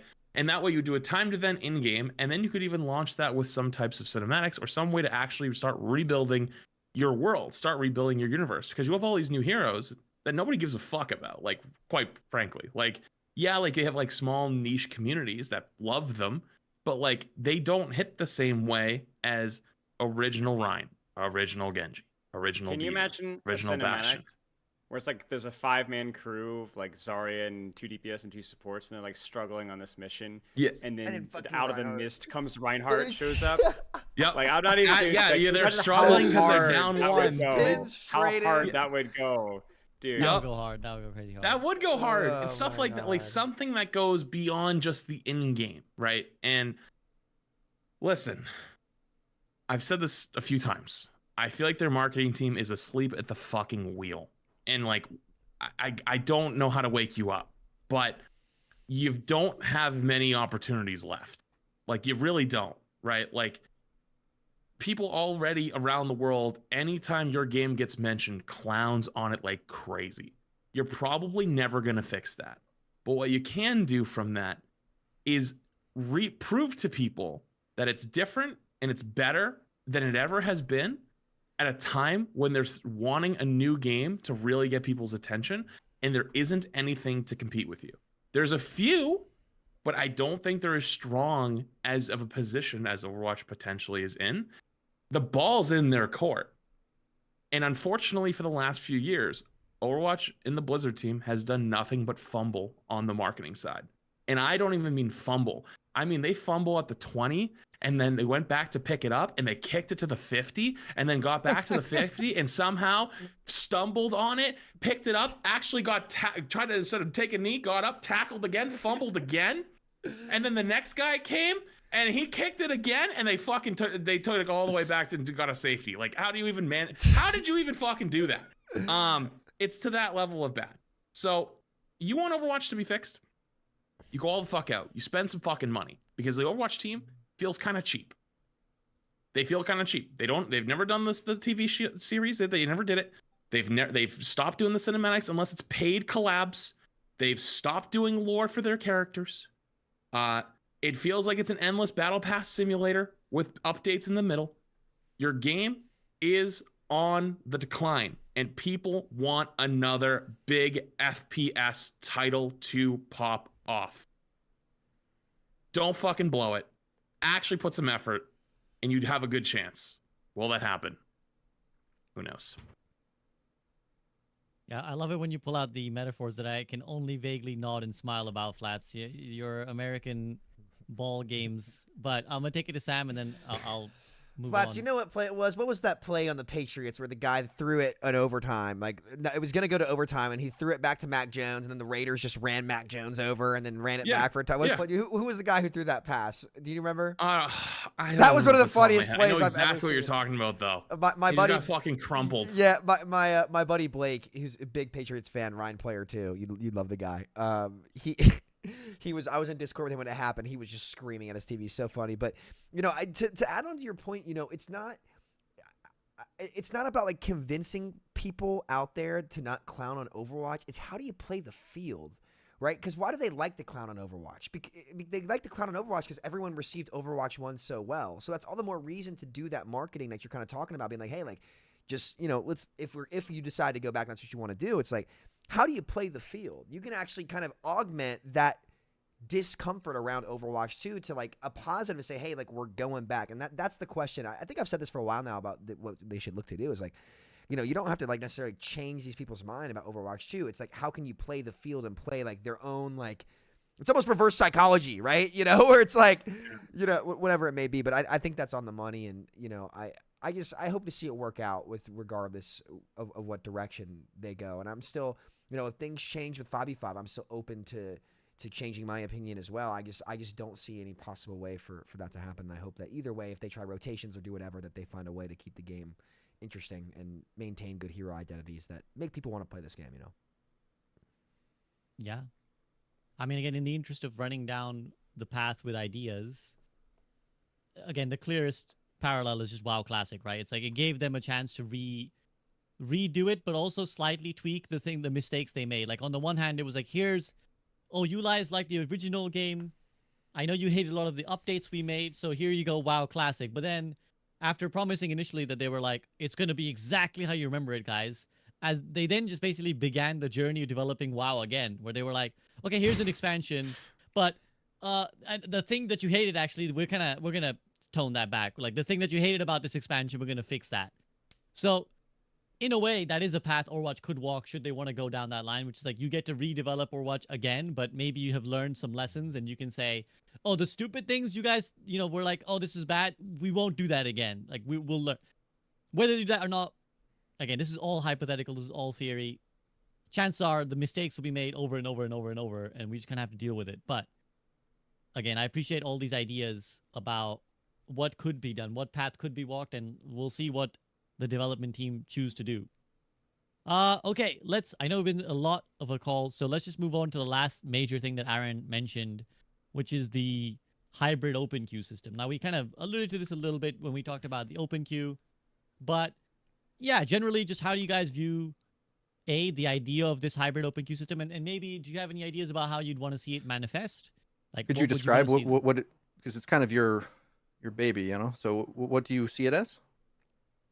Well, I mean, it really depends on what Aaron means. So, in my version, or the idea that I've kind of floated out, I will confess that I've not fully ironed this out. Like, I've not, because I don't care enough. I haven't, like, solidified, like, this is how it should exactly work. But essentially, what I like the idea of is a open queue, but with a 2-hero limit. So, no more than 2 overroll. Sorry, 2 role limits. So no more than 2 overroll can be picked.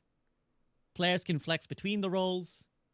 So, let's say, you know, opening screen starts. There's obviously pros and cons. Let's say opening screen starts. 2 people pick DPS. Okay, now DPS is locked out. You got to pick support or tank. Okay, 2 people pick, you know, 1 person picks tank, 1 person picks support. You're left. So there is a problem of the last player picking has no agency in that sense. You can get around that by having a flex roll. I've seen the idea of a flex roll be posited. Like, okay, you have 4 players who have set queued and then 1 player who's flex queuing. You can have, there's lots of ways to figure out a system that, like, you can have what Sam alluded to earlier, where it's like a softer roll lock. You can have, like, you know, you're preferring a role. Like, maybe you write your preferences down and the matchmaker doesn't give you your first preference, but it gives you your second preference. Again, what I'd be interested to see try is 1-2-2. So 1 player would be definitely, like, you'd definitely have 1 player in each role. So you'd never get the absolute mismatches of open queue where you never have a tank, you never have a support. But you have the flexibility to switch between the roles, which I think is the appeal of open queue. And mid-round, you could switch around. I don't know what Aaron is exactly speculating on. He says we'd like a sort of hybrid system. That's kind of what I liked. Sam, you said you wanted. Did you have your hand up there? Yeah, I'm just thinking. Because I think I have something in my head, but I'm not entirely sure. So, like, what if it was essentially was open queue? But is there any way to have, like, 1 or 2 people be, like, locked into the role? For example, like, you queued as support. You say you're a support player, right? And you're looking to play support this game.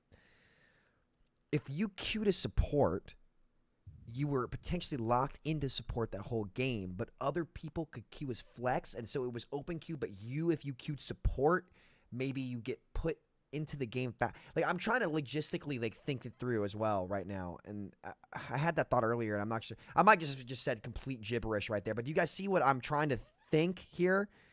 Maybe I'm just totally off my rocker. Well, again, so what you're alluding to is, like, flex roles and locked roles, right? So it's like someone is locked, other people are flex. And how would that help queue times if that was the case, is what I'm trying to, like, think in my head here. I don't know. See, the thing about it is that it is very complicated. The thing about it is that essentially you still need to solve the problem of the tank, right? It's like, okay, let's say you're going 1-2-2. Would you have someone lock tank? In which case, it doesn't affect the queue times. But if you have flex, then you might not have a tank. Well, this wasn't intended for queue times. I think the way he was in the context of that paragraph, he's talking about the old open queue variability of, you know, Jonak going from Zen to Roadhog, or maybe using Sombra in that support role. Lunatic High ran Toby, the Lucio player, on Torbjorn, on, like, New Bonnie A, for example.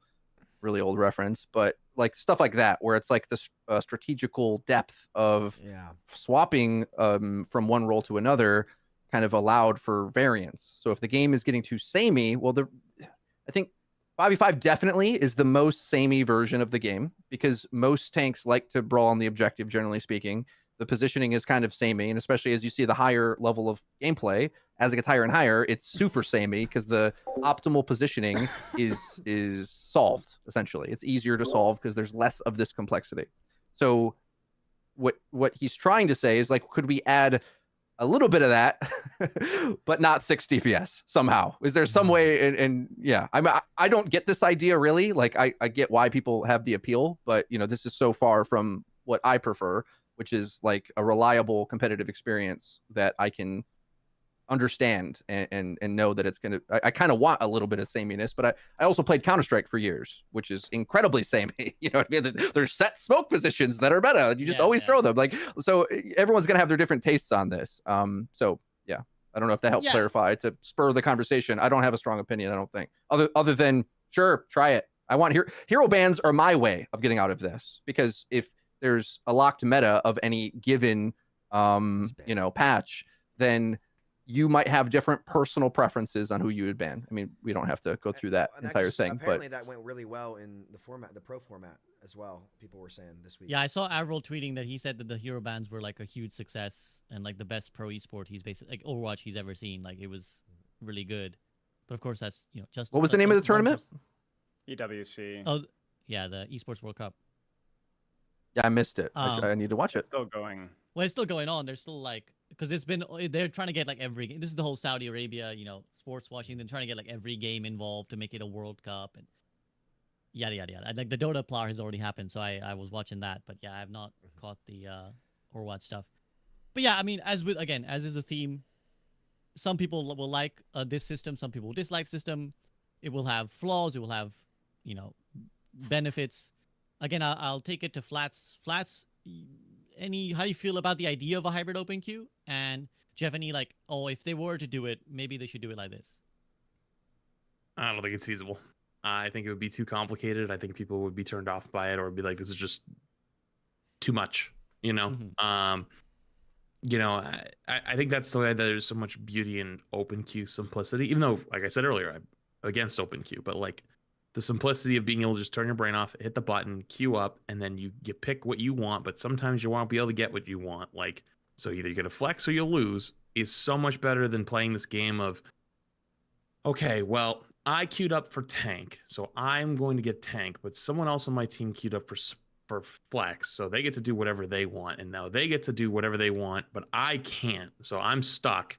So you're almost like looking at them with envy. But the worst, then you can also have the reverse where it's like, I'm stuck on tank, but like this guy's so fucking terrible and on DPS, but they're on flex. Like if I could play DPS, it would be better, but I queued tank because I know I'm better on tank, so I did the responsible thing. They fucked it up by queuing flex, and they're not even good at their other flex roles.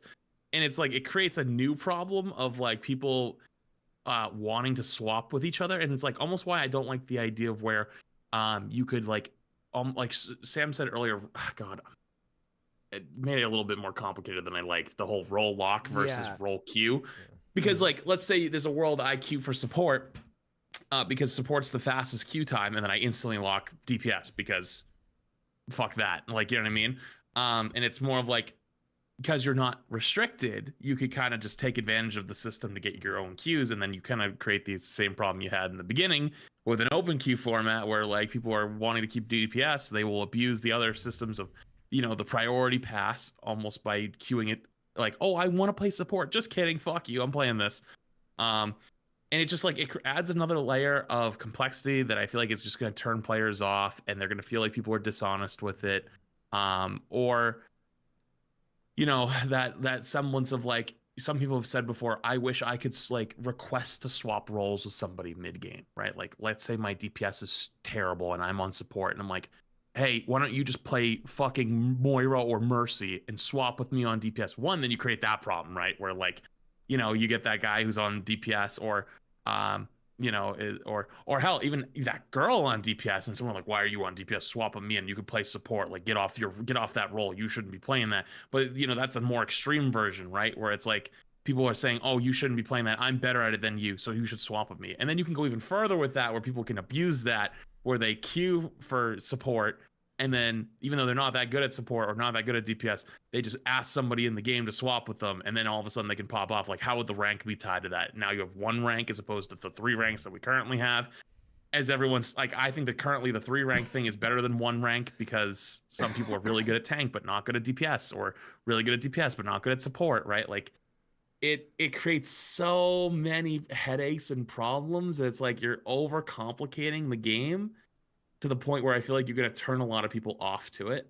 And that's like where I start to break off the whole competitive thing, where like people want like a very competitive shooter team-based MOBA hybrid game. People also want the game to be fun. And if they can't even figure it out and they're not having a good time, they're not going to want to play it. And it just one too many layers for me. Yeah, and I think I appreciate all those points. I do bring back to what Spilo said earlier, which is that I think it is like human nature a little bit to think, what is all the negatives of a new system? Like if we were to go from A to B, oh, well, that would suck, and that would suck, and that would suck. yeah, I'm not saying it would necessarily be good for the game, but I would like to see it experimented. And I think there are ways to execute that are better than others. Like there are simpler versions of it. I quite still think that the version I propose would be interesting to try. Again, I think there are definite downsides. Like the biggest one that I have is like you get like the last person picking just gets stuck on whatever, like in the system that I'm proposing, where it's like you can pick anything and it like gets narrowed down. The last person's gonna be like, oh, I didn't want to play tank. You're making me play tank. Random So like selection any order. version Likely will suck. First 3 pick 1 per roll. But it's also like Can another one of those swap questions. anytime Like, as well, long as do we there's gain still anything one of from the this, or roll. is there something significant enough gained when we try this? To that end, Spilo. Obviously, we know the negatives. Is there any version that would be more palatable to you, or does there appeal to you that you could see as a hybrid open queue? Like, what would you like to see the team try out? I'm not gonna lie. In regards to a lot of the suggestions that you've like what we're talking about with the queue, I have not put any thought into it at all. So I don't feel like comfortable saying anything, frankly. That's fair, and I respect that. Like, that's I think a good stance to take. Flats yeah, I mean, brought up the toxicity, and I think this is another pro for 5v5 because luckily we only have to have toxic attitudes towards one player. Just everyone's toxic towards the tank. We can all agree it's always the tank's fault. I say we let tank be a sunk cost and just type MTD every game. like like the April Fools when the GG messages get replaced, it just GG becomes they should do that. just, Yeah. just to troll people. Oh, that'd be so toxic. Jesus. Oh my goodness. Okay, well, this has been a Behemoth blog and a Behemoth discussion on the Behemoth blog. It has been a slog, but I appreciate it all the way. Lots of great points made from everyone, and I appreciate all of your insights. Let's go to concluding thoughts. I don't even know where to what question to ask you. There's so many different strands of like what we could reflect on. But yeah, I guess just like what is for you the most important part of the blog that you want to reflect on and take away? Like if it's like, oh, the most important part for me is that like I'm glad they're trying 66 and I look forward to the experiment. The most important part for me is that like I just like the idea that they're willing to try different things and I look forward to seeing them try things. Or maybe it's like actually the most important part of the blog for me was the queue time thing. It's pretty solidified for me that I just think we want a game where the queue times are easier. So concluding thoughts, I'm gonna take it to Spilo first. Spilo, give me some thoughts on this.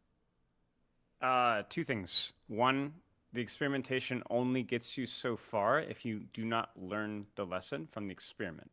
And I think we've talked about some of the pain points with 6v6 in terms of the ult combos, struggle with breaking chokes, and so on.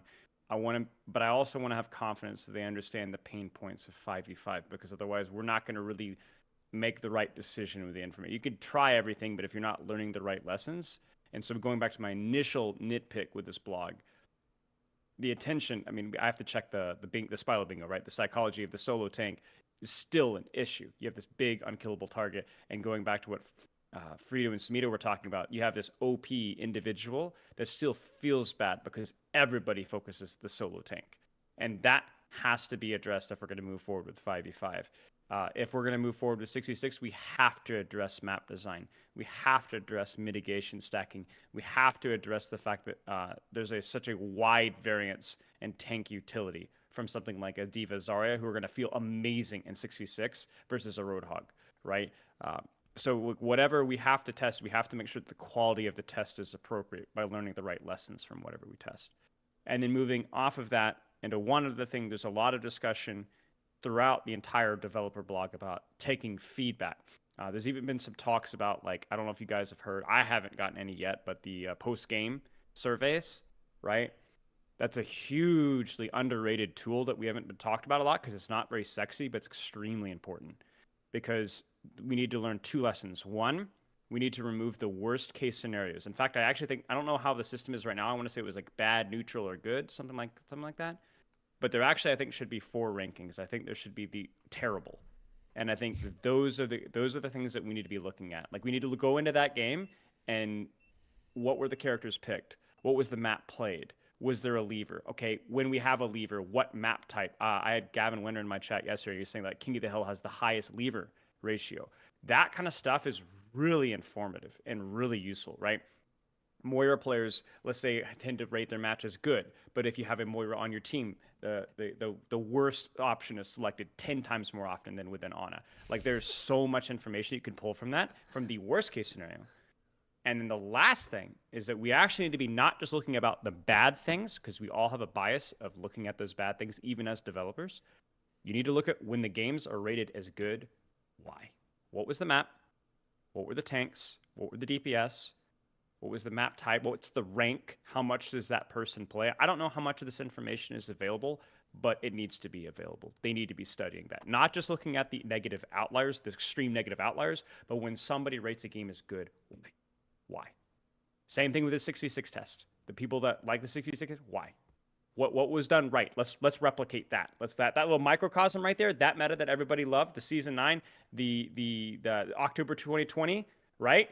Why are we not looking at that? Why are we not studying season 9 in October 2020, putting that under the microscope and finding out why? Because we can all think about why and come up with good reasons. Okay, then that needs to happen again. That needs to happen again. That to me is the most important development lesson, is you can't just fix mistakes. You have to try to do things that you've done well and lean into your strengths. Absolutely. I think well said. And I think always this kind of more, as we see with the Q times thing, the more data is always helpful. Like having these things that we can point to and say, oh, look, this was a change. So as you said, like also, you know, like it helps with map design. Like we've talked about this before, right? When like having a map ban would tell you like people always vote bad rating when it's Havana or something, right? Okay, people just doesn't matter what comp, what balance state, people are not having a good time on Havana, so there's something wrong, right? So these things are all helpful indicators. I like that point a lot. I'm gonna take it to Flats next. Flats, what is in your mind like the most important takeaway and like what you want to reflect on going forwards? The most important takeaway to me is to never stop fighting for change. And whether you hate Sam or love Sam, what he did was admirable for the last year, fighting for what he believed in and fighting for change in the game that he truly loved. And I see the argument way too often from people when they say certain things like, oh, if you just don't like this or you don't want to play this or you don't like this game or whatever, just shut up and leave. No, I think that's become the most toxic thing that I've seen in a lot of communities, where they would rather not try to fight to make something better or to talk about or have a conversation on how to make something better. They'd rather just shut the fuck up and get away from them. And it's like, that's really dangerous, because that's how you create hyper politicized, hyper polarizing groups of people where they don't even want to hear somebody have a different opinion from them. And it's why I've always tried to be fair to both sides of, especially with Overwatch, my opinions on things. And it's why I have both the label of doomer and shill at the same time, because I believe on changing my opinion when the facts change, I change. Something SVB said before. And I think when people dig their claws in or dig their heels into something and refuse to acknowledge something else at all, it's when you kind of just create groups of people that don't want to have a conversation, don't want to make something better. They just want to win. And I don't think that's better either, but I don't think telling those people to just shut up and leave is the correct answer either. I think we can live in a world where you might not get everything you always want, but where you can also still have the conversation to express what you do want. And there may be others who think just like you, because there might be someone out there who's never said out loud what you've been thinking, but someone else puts it into words for you and you go, yeah, I actually completely agree with that. I've thought about it, but I've never had a good way to talk about it, or never had a way to talk, or thought it, or had a way to express it. And so someone might be doing that for you and you're able to support that person. And I think that's something that's also very important out of this, is supporting. And it's the reason why I'll support if they want to go 6v6. I'll support if they want to stay 5v5, as long as they have good reason for it and they actually try it and they actually give it a good shot and they actually want to listen to feedback and enact on that feedback. Because I think supporting people and supporting decisions and supporting people that want to make things better is much better than to tear down those people or to hate those people or to go against them just because they won't do exactly what you say. And especially as game devs, you know, you can see it. It's fucking terrifying in any game where, you know, if you're a public figure or you're somebody that's out there and you try to talk about stuff, like people are either going to love you or they're going to hate you based on whatever you say. But you have to have that moral foundation to believe in what you're saying and to try to do good. And that's why I respect this blog a ton, because Aaron really laid it out all on the line. And spoke about why certain things about 6v6 were good and why certain things were bad, and about some things about 5v5 that were really good and some things that are really bad, and acknowledged both of them. And it was like, hey guys, we can disagree on how to move forward, but we can both be right on like what we're feeling, because it's all about perspective at the end of the day. And that's okay, because as long as everybody is in good faith trying to make something better, I think even if we disagree on the way we get there, that's how we make things better. Because if we all sat in the same room and agreed on the same thing all at the same time, we would have something called groupthink, and that's how you have really big disasters happen. Because I think Blizzard at the higher level years ago used to have groupthink. And groupthink, if you don't know what that is basically a bunch of people who are basically yes-manning each other in a room and don't ever challenge something, whether because they actually believe that the idea that they're all following is correct, or because they're too afraid to speak up and say something because they don't want to be ridiculed, fired, demoted, whatever it might be. And it's why I always try to surround myself with people that will challenge me on my opinions, even if I think that they might be wrong. I would rather be challenged and have to explain why I think I'm right, and maybe even find gaps in my reasoning to that I could go, shit, maybe I actually am not right, as opposed to having someone sit there and go, nope, yep, you're totally right. You're always right. Nothing's wrong there. I'd rather that, because I learn more and I grow more as a person. And I think hopefully we grow as a community after this. Wise words, man. Wise words. Man after my heart, using the Keynes quote. And here's another one I think which summarizes accurately what you just described. Never accept the world as it appears to be. Always dare to see it for what it could be. I hope you do the same. Aaron, Jeff Kaplan's last words to us as he left the position of director of Overwatch. So relevant once more as he comes through. Frida. Okay, hang on. I'm so sorry. Yeah? I have to stop for a second. How many cups do you have? Spilo has like 8 cups or something. It's been like Something's sipping up. on You him were talking quietly. about Sam doing something earlier. Now it's your turn. Explain it. I think that's just part of the mystique, man. If I ever tell you it's like No, the Santa that's another one. Dude, that's a big cup. Does he He have a must small be head or a like big 5 cup? different cups throughout this podcast. No, I've been noticing. There's some with 2 handles. There's one with like a giant mug. There's one I don't know with what one you guys handle. are talking about. Stop! You guys are gaslighting me. I think. There's nothing in them. It's just a Put prop. this VOD, and I'm gonna go back and find screenshots of every single Yeah, cup. Don't test it me. wouldn't be hard. It wouldn't be hard. Someone in chat has already done it. He's trolling us. Crazy. He's guys are 5 crazy. gifteds. 5 gifteds Sorry, I for had each to. mug. Frida, your takeaways and what your kind of look to the future is, post this blog. I think they're too gun shy to talk about these things. On one hand, this is a far way away, but they waited way too long to come out with some of these, because other than, he said, she said, the community comes up with their own memory of how these things played out, or it's tough to feel. Like in Overwatch 1, when you had a queue time, you just tabbed out of the game. So you're not going to remember it as clearly for how bad it was, basically. And seeing the numbers definitely helps. And that's obviously just a reality of some of these things that I hope changes. I hope 6v6 does not have the same problems that it had in the first game.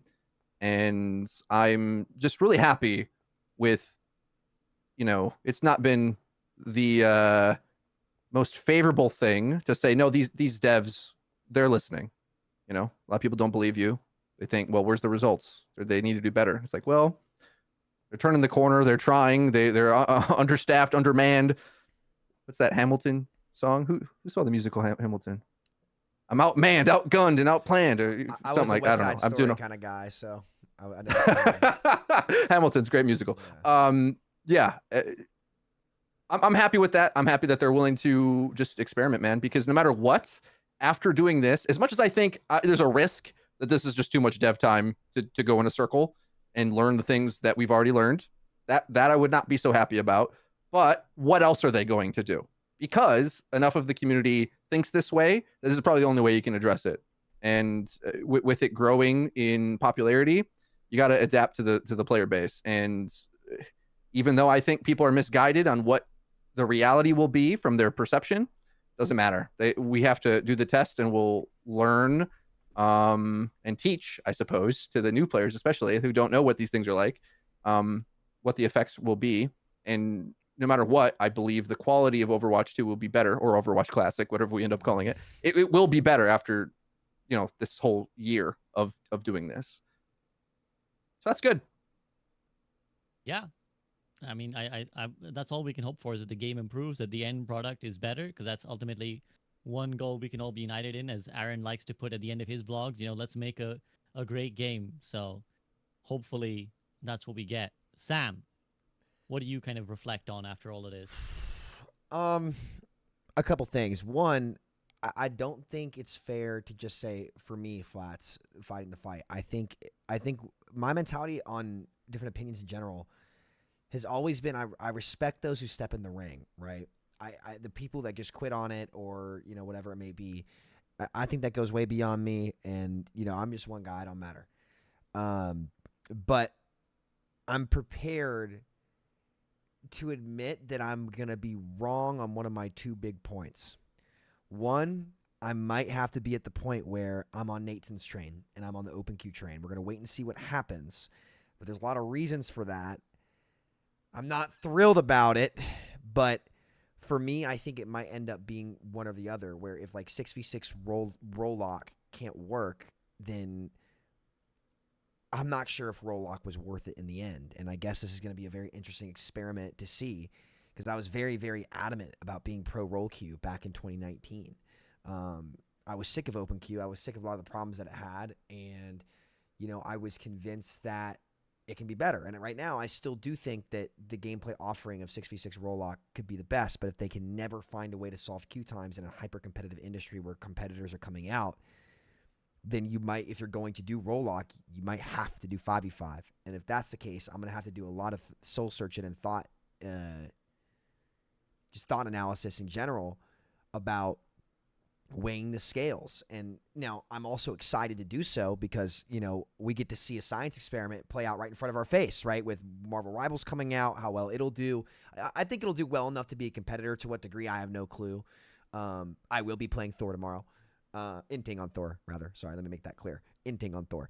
But, there's a lot to learn from all this, man. And I hope that people who have been very, very adamant about wanting 6v6 back can give the credit where it's due and do the right thing. And so at this point, I think a lot of the frustration came from the lack of acknowledgement and kind of how it seemed to come off from Blizzard when talking about this stuff, acting like it kind of seemed like, at least from my perspective, especially with a lot of tweets we saw on Twitter, or different things happening. I'm not going to nitpick them, because at the end of the day, let's leave it under the bridge, water under the bridge. We got to be productive going forward. It just kind of seemed like it was getting written off, and that pissed off a lot of people, including myself, because it's like, hey, I fucking love this game. What the hell are we talking about here? So I hope those people who were super irritated come around and actually practice what you preach, and when the discussion's being important, you take part in it in the right way. And that's on you as a person. And I think a lot of people have a chance to show their true colors here and show, what side are you really on.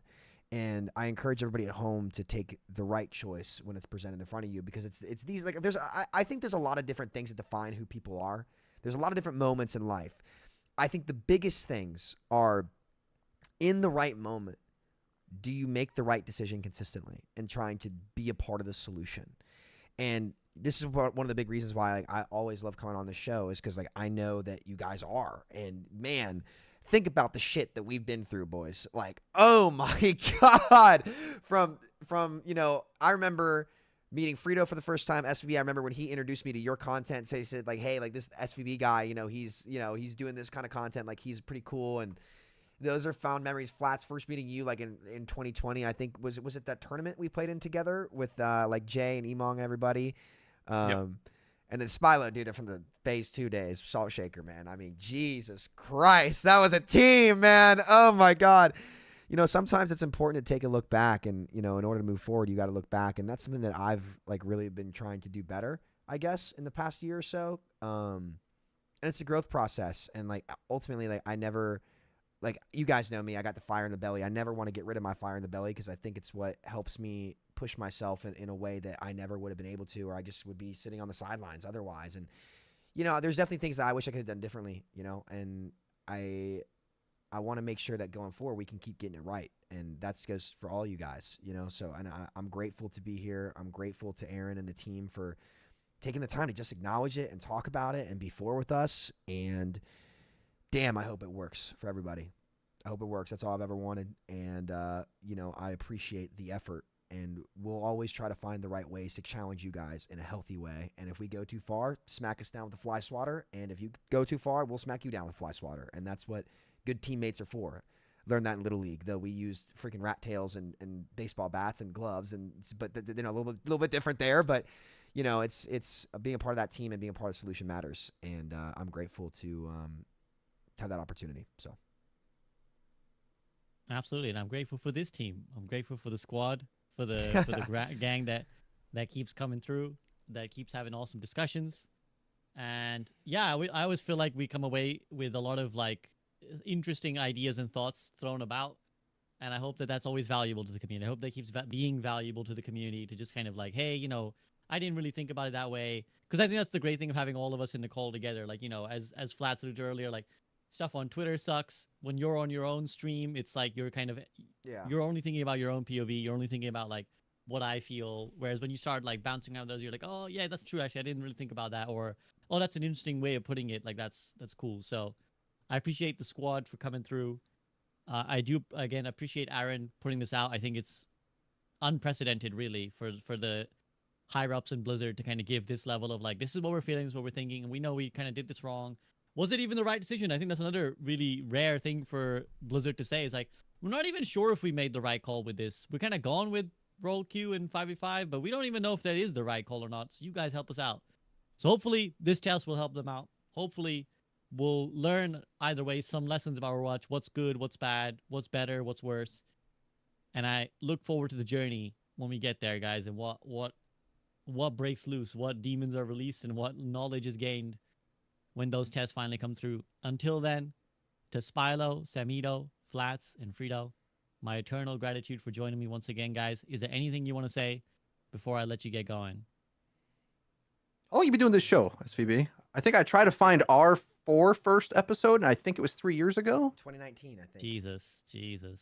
I think it was 2019. I mean, right? I don't remember when we first ever had the episode of the podcast, but like, yeah, the OG squad. I remember it was like, it was called like the Great Save Overwatch debate, because I think I got all you guys on, because this was Crisis Days Overwatch, when we were like, this shit is in the dumpster.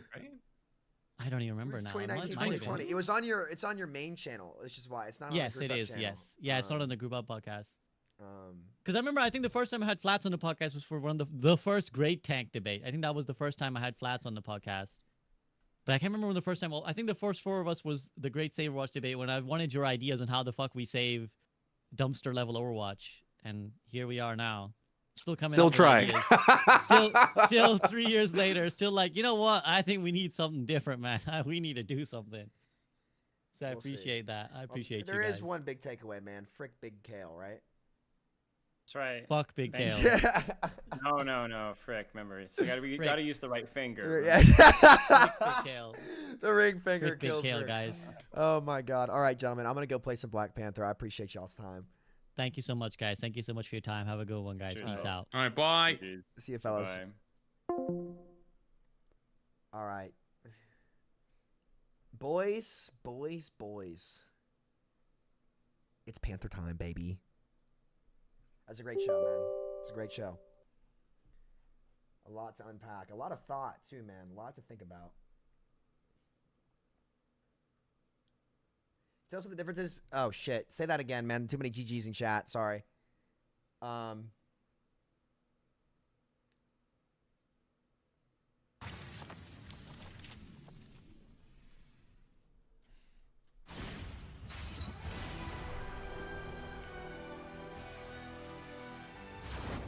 It's me locking back in immediately? Dude, I'm trying to play, man. Like, I fucking love Black Panther, dude. I'm locking in. No, I'm down to flex the healer too, man.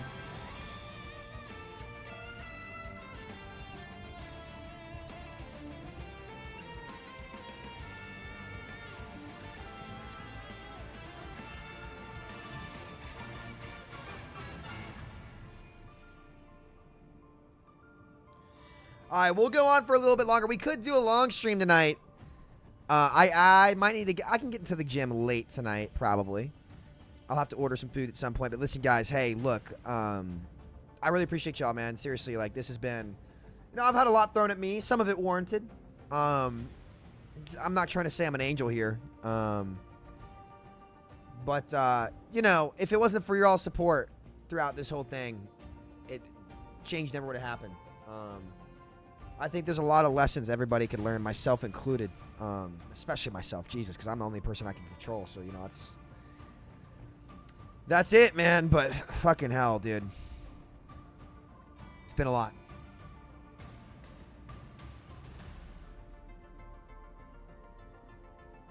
You know, I had a lot of things said about me, and,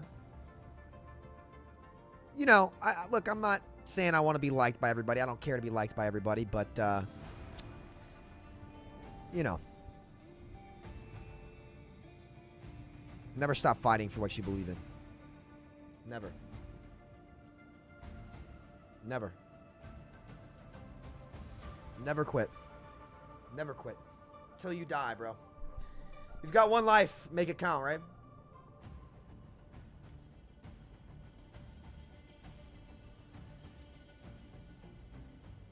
You're like the CM Punk of Overwatch, the voice of the voiceless. Who's CM Punk? I don't know the lore, dude.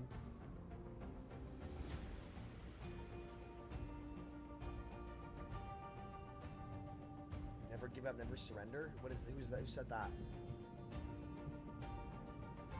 Wrestler? Hey Sam, what's the best advice you would give for fat people who try to lose weight and gain muscle? Eat less, work out more, bro. Change your diet too. I changed my diet. I don't have breakfast anymore. I make a strawberry banana smoothie every morning. Frozen strawberry, frozen fruit. Put some Greek yogurt in there with some honey. It's fucking fantastic. Put some protein powder in there too. And then I have one big meal at night and maybe a couple snacks, dude. And stop drinking. I stopped drinking alcohol altogether. Immediately lost 15 pounds. Recomped into muscle. It was great. You know, you just got to do it, man. You know, I was always in good shape too. That actually XQC is that fake. Oh, I have Moxie and Gale.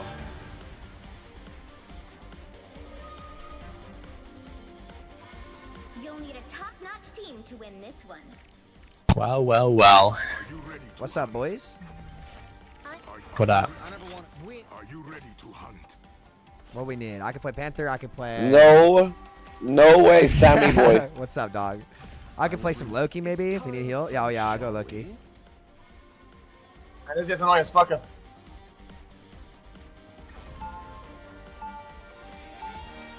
king of Asgard.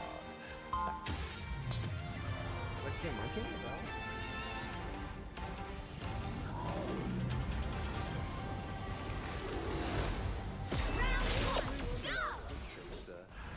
Until the trick is played on them. 30 seconds before you attack. Get ready. Yeah, but I was joking, brother. Hey, I like your firearms. Never thought I'd It's hard for you to be at this point.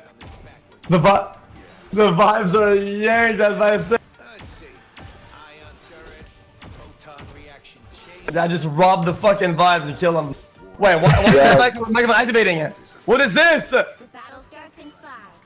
What, your skin or what are you doing? Your emote? What is going on? Don't forget, securing the mission. Yeah, I think if you tap out while using your push to talk, it stays locked in. Has unraveled. Who will stitch it together again? I think so too. Come back, come back. Oh my god. Cool. Bye. Render me assistance. Time to vanish. Oh, holy, that old bond is crazy. Many faces. Yeah, it's crazy. Coming. I can walk you left, Moxie. So. Just keep taking angles here. Yeah, I got it. I got Scarlet. Yeah. Go. I have high ground now. Yeah, they're low. Their tanks are low. They're stuck. Magneto, tanks are low. Please, please, please. Go, Turn go, for the tanks. Magneto 1, please. One. Magneto's still 1. Oh, they're so bombed. You got walls, alright. closing copy. Back up, back up, back up. The Scarlet's one. Scarlet one, yeah. I traded.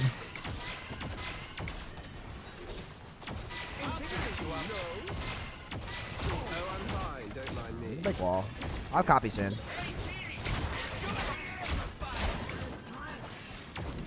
I'm getting the flank angle.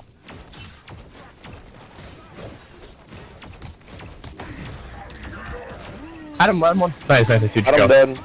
Go for rocket next. Off point, off point. Rocket dead.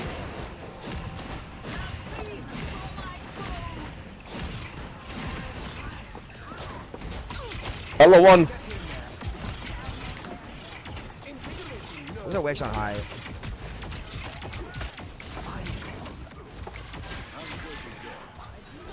I need to get more of my ult there. Can punish roll here. Could you like lamp the corner maybe when I do it? I haven't for. Okay. I'll call. I need Venom to go in first. Okay, ready? In this corner here. Yeah, go. You're a little wide, careful. It's so big, bro. It's so big. Blocking you. Go. He's one. Yeah, got it. Nice. Breach one. He's one, nice. Big place.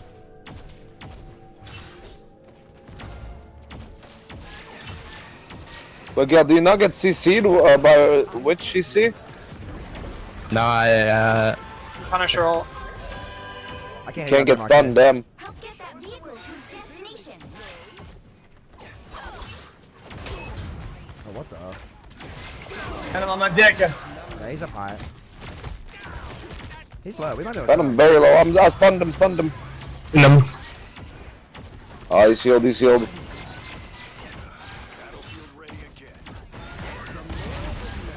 you guys are really low, okay. I'm waiting for shield and I'll dive in. Venom can die. I think he still dies. No, he dies. I'm gonna die. He's winnable. It's massive. Raccoon one, nice. Hello. I'm in Scarlet. Hela's still high.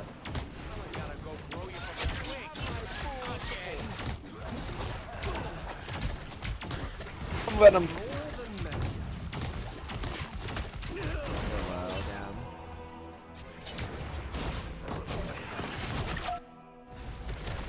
Good one. Good one, man. Thank you. Nice, you guys come on that. She's low. They're low. I outnumber you. Who could die? I Who could roll. die? This dies. There's Scarlet up top, by the way. Scarlet, no block. Oh, they're healed. I'm getting. You're okay. I just shut down. Use my ship. Oh. We should back. I'm holding. Crisis damage, man. Come on. Nice. Got it. Nice. They res. I saw my ult to close this. You can block that. Multiple. Adam one. Venom one. Okay, Venom, come back. Get the res on the right. You're aggressive here. I can give you an ammo if you still got an ammo ult too. The one, the Scarlet one. Venom. Wait, I'm on cart. Dead. Somebody's height? Is that? Groot dies. Yeah, which height? Oh, Grew low. They're bonding. It's so dumb. Nice. Nice. I saved copy too. I saved copy. For my friends. You have time to vanish.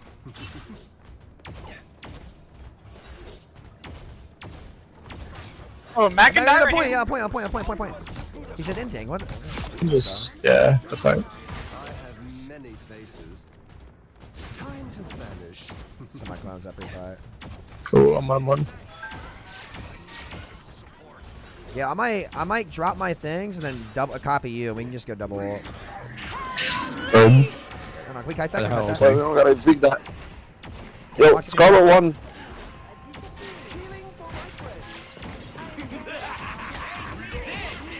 Massive ult on that. Break bongo 1. Nothing. Scarlet above it. Scarlet half. That's it. She dropped. No more. She has no more. That's you. Actually, that's you, Scarlet. Scarlet. Holy fuck! Can you live? Yeah, come. He's the best. I'm just gonna kind of zone him.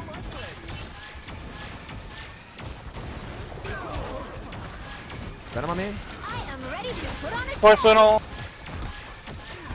I almost have hello. I'm hello ulting after Luna. Yeah, we can. Hello half top right. Hello very low top right. Reloading. This is Venom.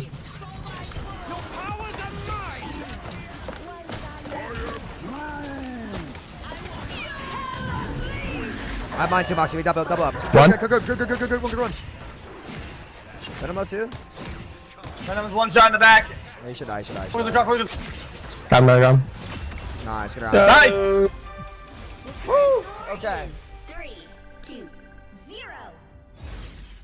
Time to switch things up, including which No, our team's actually stacked. The right heroes could make all the difference. Shall we? I'm gonna just say Loki. Because I sync with Moxie. Rocket play Luna too, Sammy. Nah, you're good, bro. The king of Asgard, at your service. I actually like playing Loki. Loki's like big brain, like he's fun. Our comp's good. The king of Asgard, at your service. I think this game will be good, yeah. Life becomes a predictable, orderly prison.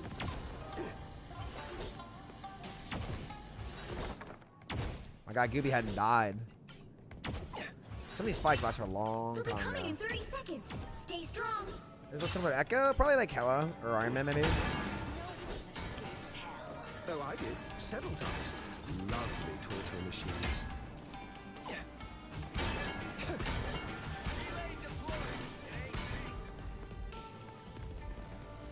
The more the merrier. The battle starts in 5, 4, 3, 2. All right, I'm gonna play this corner. You have to stop them from securing the mission. Actually, I wonder if I can play in here. Oh, I should. I'm just gonna wait for him to funnel in. I'm gonna dive on the back line. Let you know when. Oh, I'm sorry. Yeah, they're on far right, it looks like, yeah. Oh, that high ground? Yeah, they're going right side, by the way. I'm gonna push their hello ground. Yeah, I'm shooting him. Oh, never mind. I'm not. No.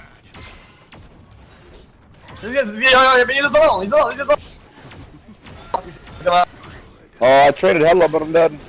I mean, they blocked off. They got res too. You guys have a wall car. Good low.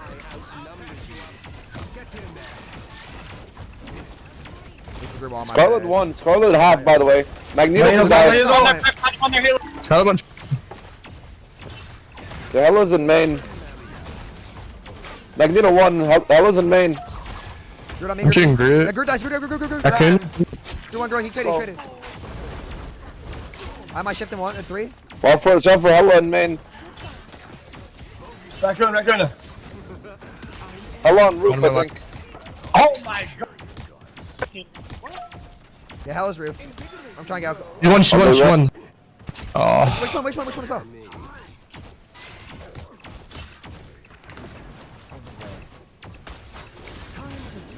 But I need to wrap right side. Give me 1 second. Cover. I can be back soon. Appreciate it. Good on me. I mean, help in the back. Yo, Magneto half. Can I peel in the back from the group? They have no res. Raccoon low. Raccoon dead. They have no heals. I'm walled here. We can kill Groot on port. Good. Good one. Dead. Copy. I'm going for Scarlet up here. Can I get pocket? Yeah, Sam, can you up here? Yes. Carlo dead. I don't have a great angle on you, Moxie, so you know. Yeah, I got you. Magneto close. Fine. I have no res. Oh no. Okay. But I have no res. Do you have res? I'm going crazy. Magneto dies, Magneto does a point. Thank you. Oh, no way. See, get a kill there. I'm back.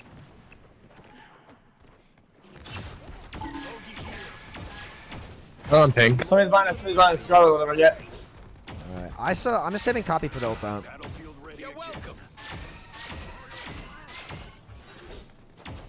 I'm gonna dive on Hela in a second. I'm shooting at her. It's broken. Hello, half.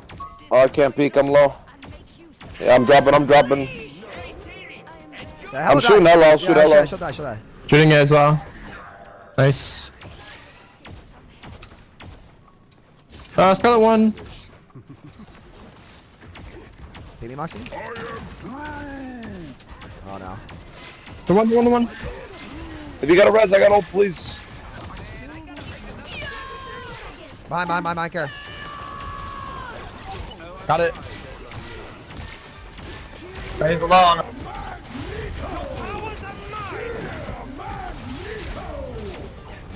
I gotta pick ya. Yeah, I'm winding him up. One. Another one behind on Moxie. Magneto 1. Nice.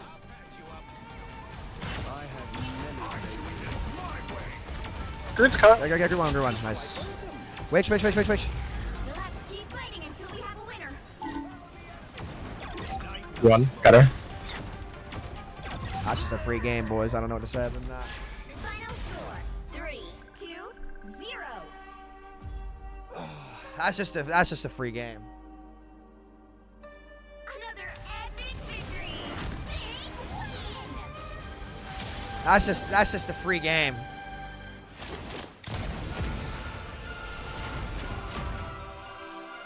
What? His shit's glitched out.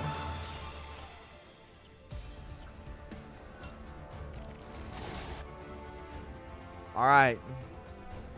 That'll be a tough stack to play against. We'll see though.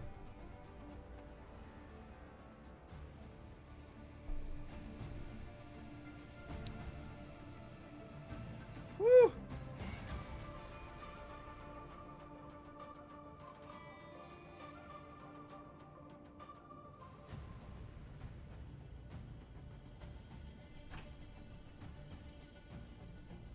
There's no avoids in this game now.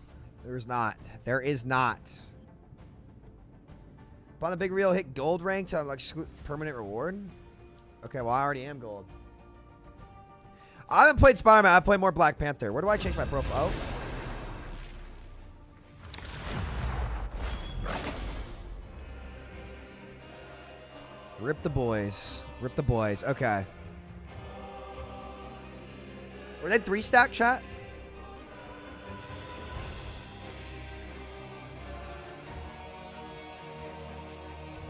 You'll need a top-notch team to win this one. Are you ready to hunt?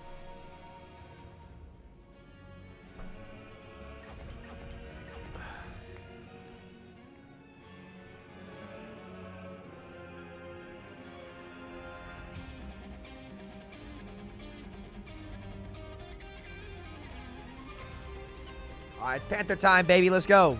Chat, I will be buying skins in this game. I will be, 100%.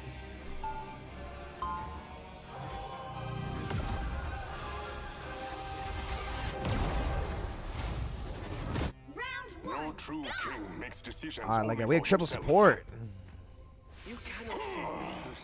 Where do I see my profile, chat? Before you attack, get ready. What a strange alliance. We should be at odds, you and I. Why do you say that, man of gold? Fools! Do you believe you can stop my grand scheme?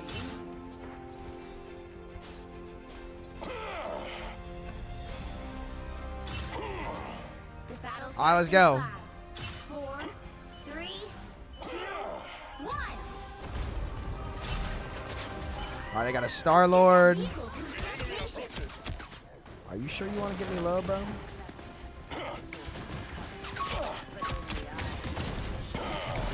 No way. Alright, since I lost my CDs, we're gonna wrap. Oh, we get a free kill on this. A fascinating device, Rocket, but it had to be shut down. Oh, like that. That bubble mag. He was so low. I should have killed him. He got healed just a little bit, which is why I need to do a better job of weaving in damage. The Loki's gonna make my job hard. Nice kills. Keep getting car. I'm almost back. I'm gonna wrap inside their right and catch them on their cross. Almost there. Nice. I think we have free cap. If they push this hallway, I'm gonna kill them. We got it. We got it.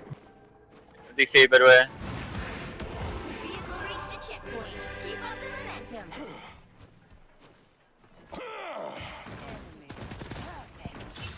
I'm on hide over here. What? My spear didn't throw. Star-Lord behind right here. Can die. He's really low. I'm stunned. Greetings. Yeah, he's out. That's so cringe, bro. I'm gonna go Punisher. Yeah, Star-Lord's gonna come from behind you guys soon. I can go high. Yeah. Loki cart. Yo, Loki's low in the back. I'm going back line now. Alright, did we kill Star-Lord? Far too simple a victory. You're halfway there. Keep going. Alright, nice. Good job. Oh, you ulted him? Nice, okay. Okay, I'm set up on height. If they start swimming through these chokes, let me know and I'll drop. They come through, I'm just jumping. Almost there. Don't turn back now. Oh, they lost one. Oh, they lost one.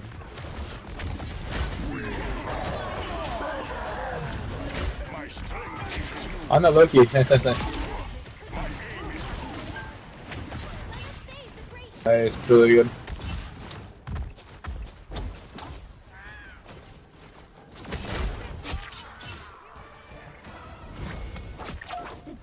You can catch late spawns.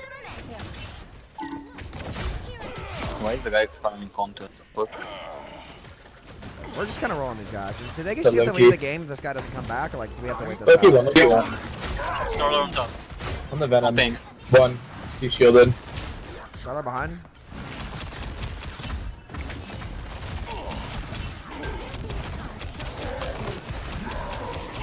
I'm dead.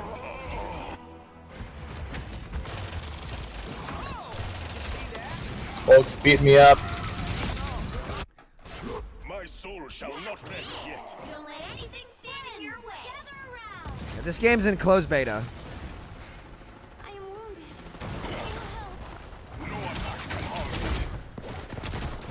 Tremble before wrath.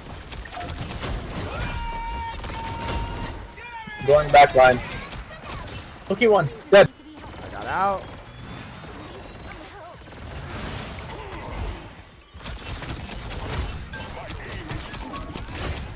Look. This is your big chance. Tastes like the heart-shaped herb. Wow, these guys are just getting rolled.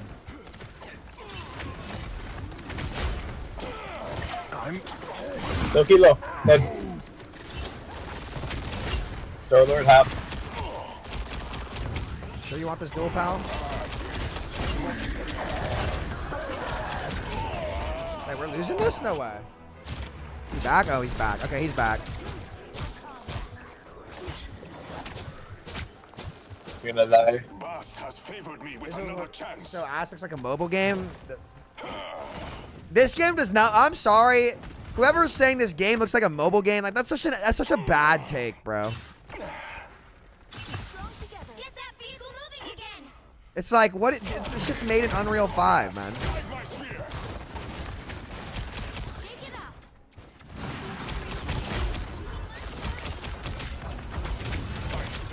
Where are you diving, bro? Oh, he's back off. Oh, just kidding, we can go. Get him low. Turn that low. Alright, kill Panther behind. Oh, I missed him. Oh, they're dead.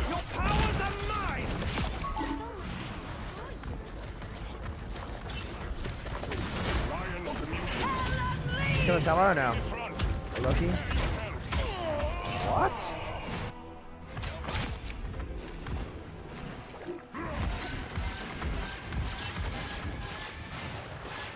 Bast has favored me with another chance.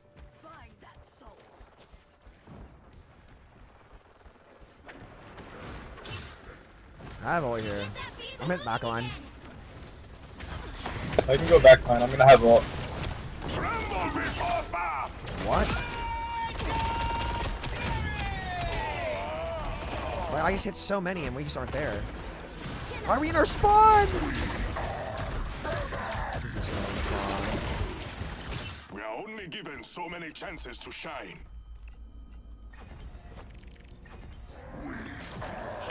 This might be a bad idea. Or is it worlds this time? Because I need to kill the Star-Lord. Kill Panther. Kill Panther.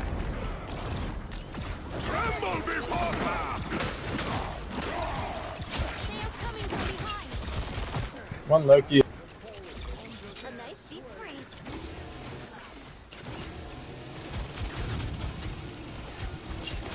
Oh, wait, I didn't use my E? Are we serious? That's crazy. Chad, did I not use my E there? Need help, Claire. Iron Man operational again. I 100% pressed E. I don't know if it got cast or not.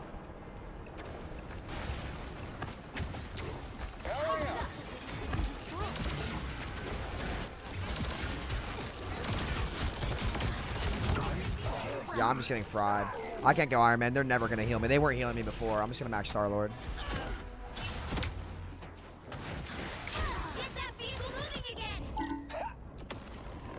I need to max Star. I will literally not get healed this whole game if I play Iron Man. Alright, you got healed. Oh boy, here they come. Oh, sweet moves, right? I want to pick like a tank buster character, but I'm gonna have ult here.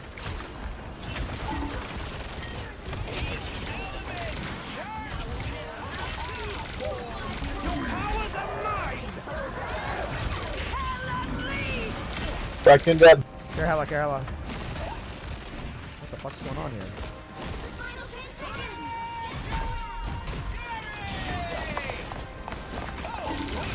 We go Venom. 1 HP, nice.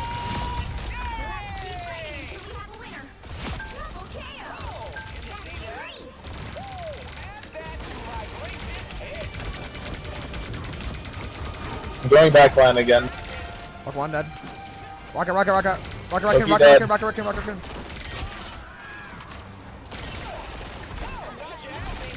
Go Venom, Venom. Venom, Venom. Star-Lord, Star-Lord.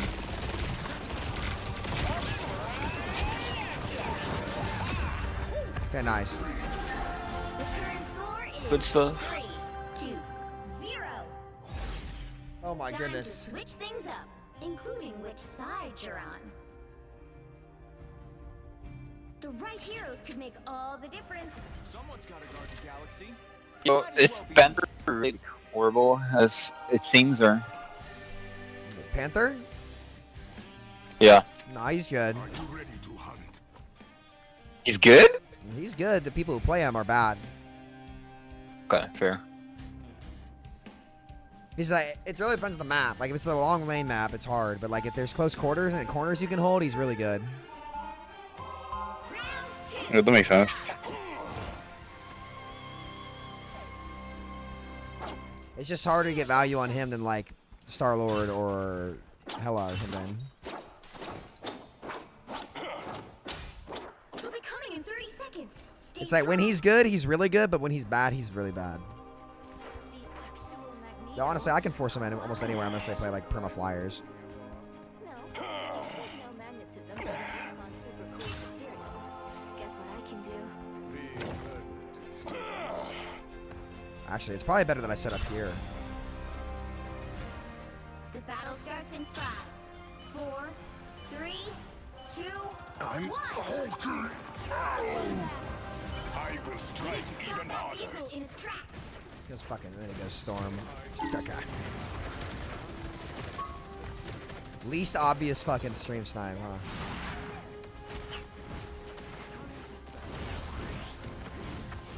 I'm on Loki in 2, 1. Okay, you know what, man? Really? How is that a fucking thing? Are we fucking for real right now? What is that, man? Come on. That's actually unreal. That's actually unreal. Holy fuck, it really is DPS. Dead. An enemy. My strength is renewed. I'm Hulk. Yeah, I'm about to hit backline. Ult.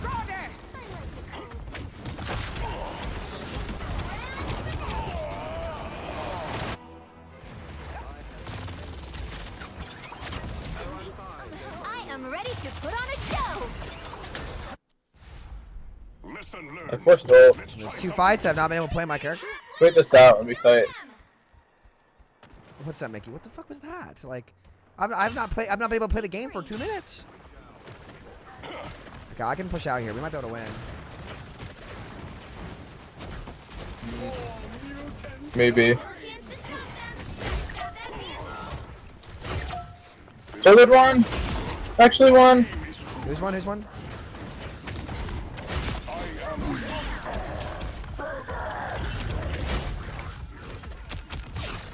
What am I stunned by? What is that?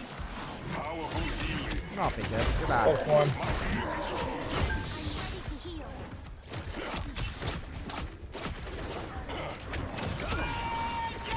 bad. I just can't move my character. Alright, well. I'm gonna ult and switch. This doesn't seem like a team that's gonna work well with Panther, boys. Their comp's not great for me either. I'm gonna ult and go like something else. Actually, I'm just gonna go solo. This is fucking stupid, bro.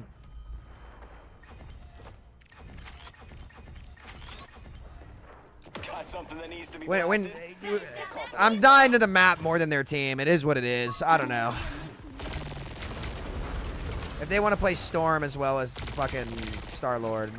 Jeff Kaplan. Magic's one. I'm Jeff. First one. 1 HP. Yes.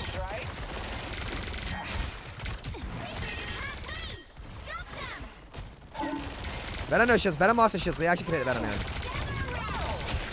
Take a seed, dog. Who are you? Kill Loki. Kill Loki.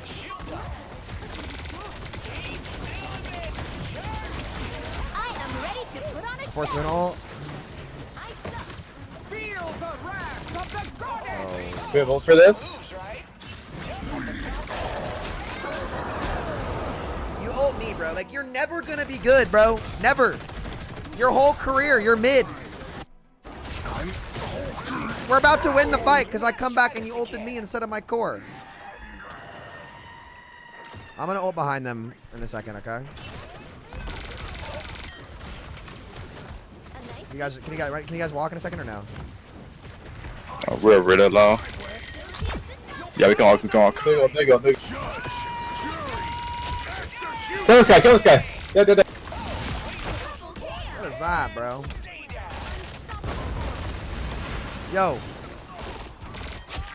Get off me, bum!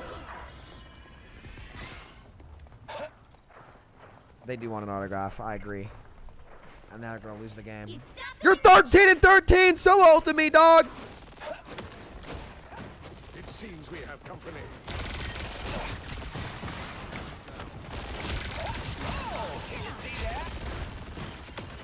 I forced the immortality.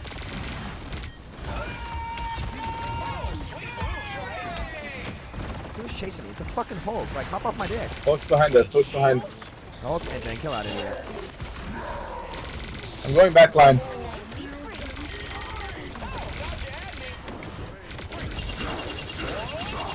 Luna one.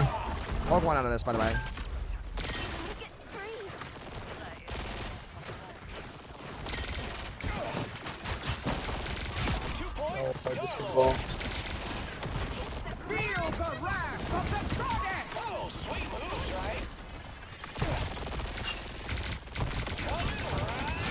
sit.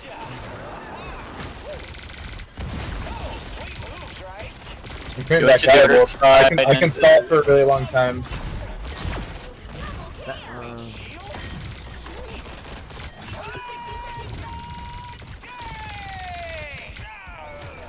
Oh, fuck, bro. I should have just died and waited. I'm ready to put on a show. I'm back, baby. Is that ours? That is ours, okay.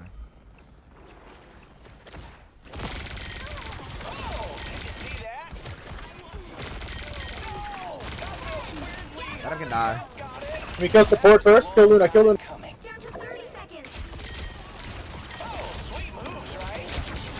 Dead. I'm on Star Lord. Star Lord one, Star Lord one.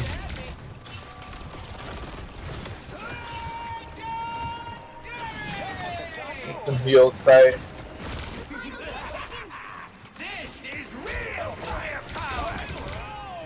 Fuck. I just assumed that guy was worthless, and I just was like, I'm just gonna kill him with my ship and E instead. But I should have just shot him.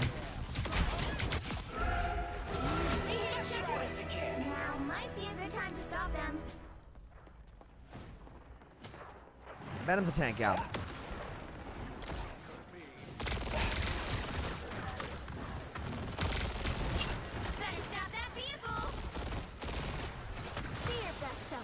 Alright, let's see what I can put there.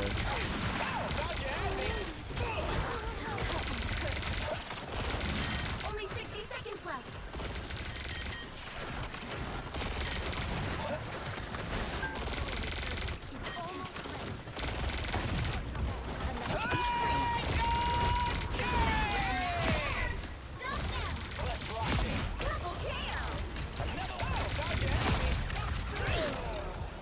Okay. So we're up big because of me. We should just roll this fight. Yeah, okay.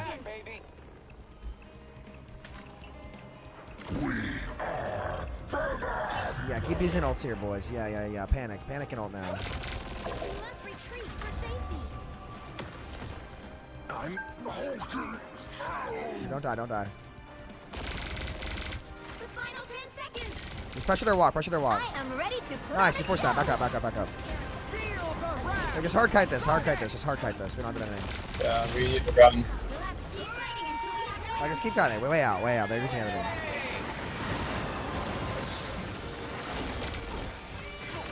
I'm gonna go back in. I have ult soon. Yeah, we can go back with our ults now. I'm gonna go backline, okay?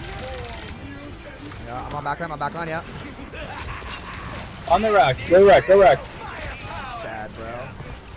We call backline, no one's there. They all just shot me. We're already rags. Help our backline. I'm frozen. Where are we going? The amount of trolling We right kill now. Storm?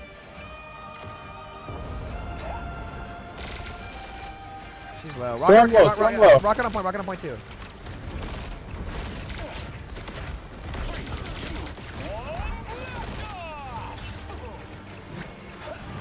Dude. These kids just fucking through so hard, by the way.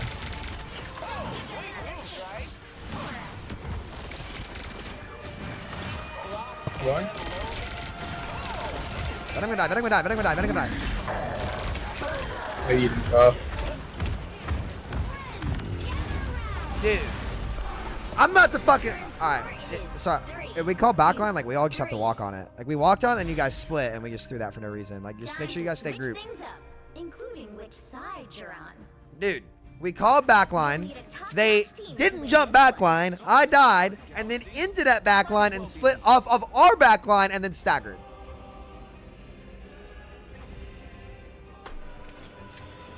Oh my goodness, dude. We should have won this game fucking forever. Like, literally forever ago. But, oh well. We can still win. Chill, man. Frost, I'm trying to win, bro. Shut the fuck up. Round 3, go! Love you. Asgard has been invaded yet again. Ranky, I'm like gold 2 or 3 right now. No, gold 2, I think. 30 seconds before before you attack. Get ready. Gotta be honest, someone's gotta guard the galaxy. Might as well be me. I really want to learn Namor.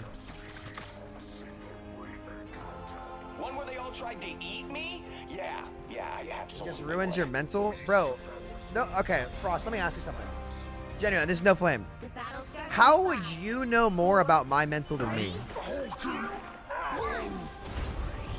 Just out of curiosity. Help get that vehicle to its destination. Oh, that is one heck of a treat. Oh, Mother's gonna love this. I'm hopefully over here. Oh, thought you had me. No offense, buddy. Make that one make sense.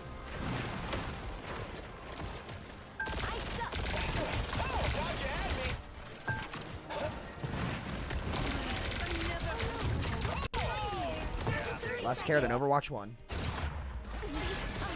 Forcing the right height angle, which I need to hold. Let's try this again.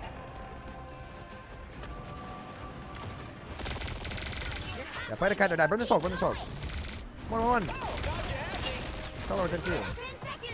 Alright, just play slow, play the stall. Wait for our spawns to come back in our sport ults, okay? Because we have to wait.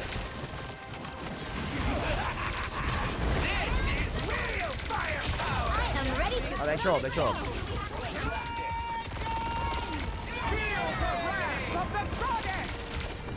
It's gonna be bad for us.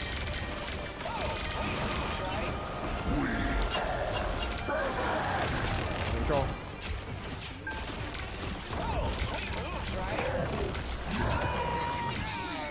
Man, Mel, if I got more care than Overwatch 1, we probably would have won this game. Unfortunately, my team hard grief. I'm speaking from experience. You're speaking out of your fucking ass, Frost. You know what? You know what tilts me and actually makes me mad when fucking kids like you try to backseat maybe go Punisher and tell me Hela? what to do. That's what pisses me off. When shit players who are like you try to tell me how to fucking play or how to think. That's what pisses me off, bro. Shut the fuck up. I can handle it. This guy needs to give me a Hela, but I think this game's just over. Like, you guys just trolled. It is what it is, bro. It's just annoying.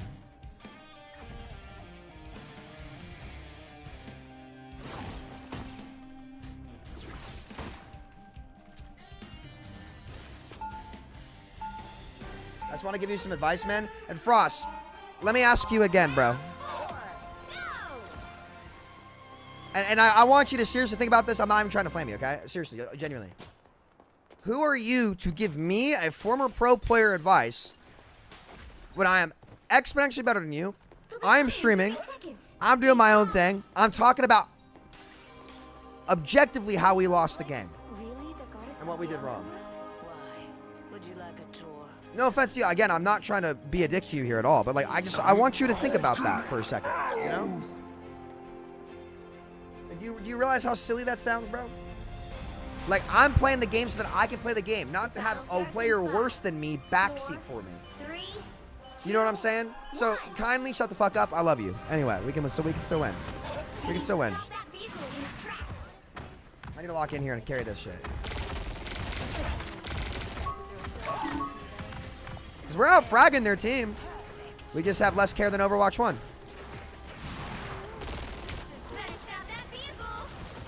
They're just playing a Giga Dive. And my team just fucking folds instantly. It's unreal. Dude, these kids fucking hard grief. Let's see if I can turn this. Hold on.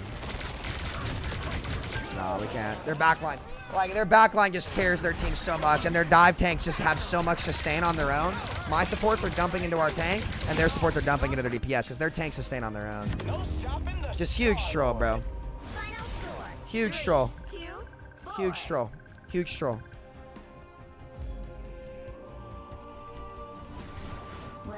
This guy blaming me? How about you heal me? Or dive what you say? What? There's no way this ape is flaming me.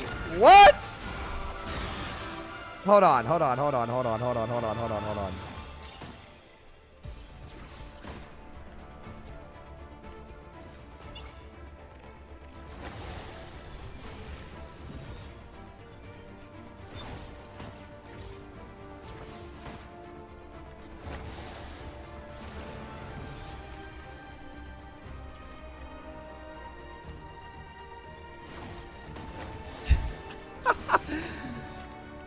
There's a random talking to me, bro. What was he even playing? Venom? Bruh.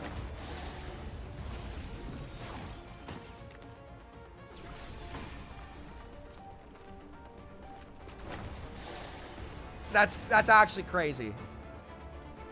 Like, maybe carry me, or when you dive, actually go in. How about that? If you all jumped in on third defense like you fucking called, we just win the game. And then my supports split and ult air together. My bad though, bro. Fucking monkeys, dude. Holy shit. Who let these kids out of their cages? I'm sorry. Loki's good. Loki's good. Loki's good, bro. Loki's good. Loki's actually good. I think Loki's fun too. No, we have the game won, and then they just call to go in. I go in and die, and they're not in. It's like, all right, man. I'm going backline. Doesn't go backline.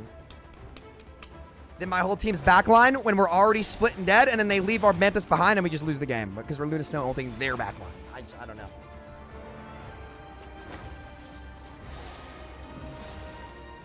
This guy, Zippy should have given me Hela, I think. We would have won, but...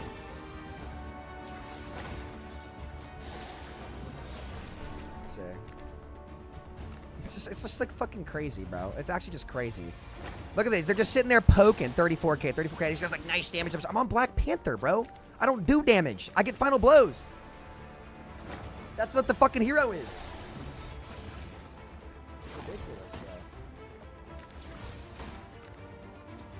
Fucking shit players think they're good. It's crazy.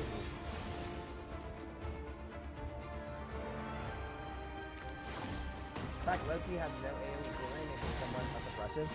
Not really. He's got his clones. His clones are pretty good.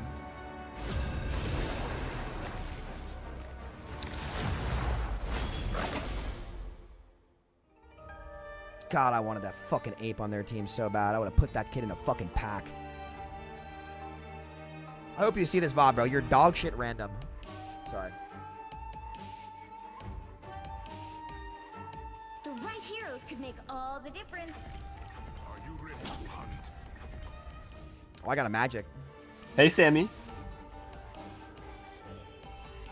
What's up?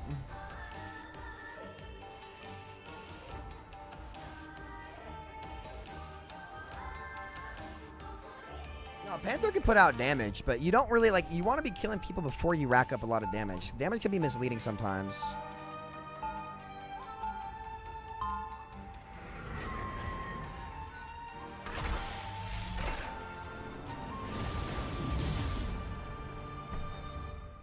I was chosen by Bast.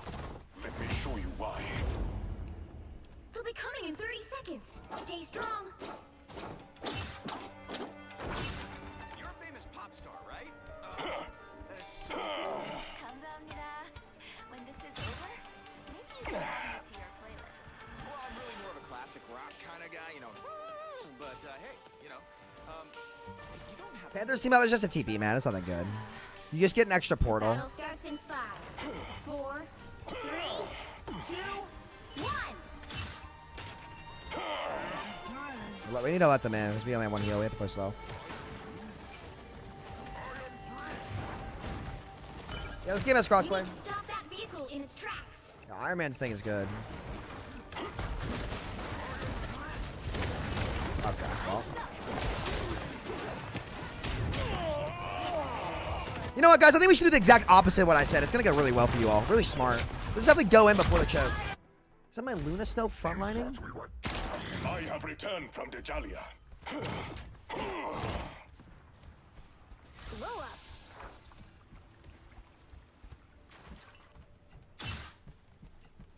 My Luna Snow has to frontline because my Venom and fucking Groot want to fight their spawn door with one support. It's brilliant. Stop them. Some of these buildings, bro.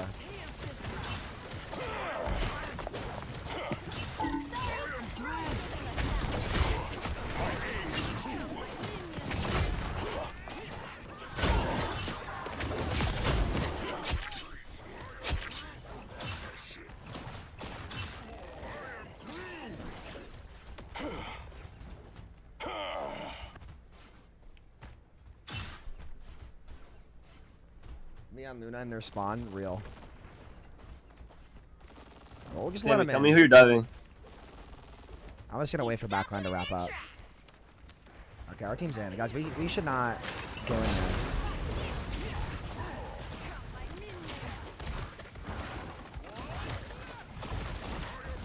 Alright, let them in, let them in.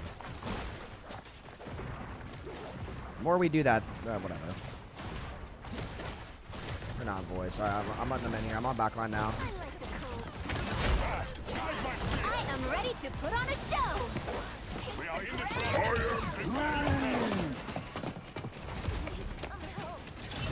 I will strike even harder. Double kill.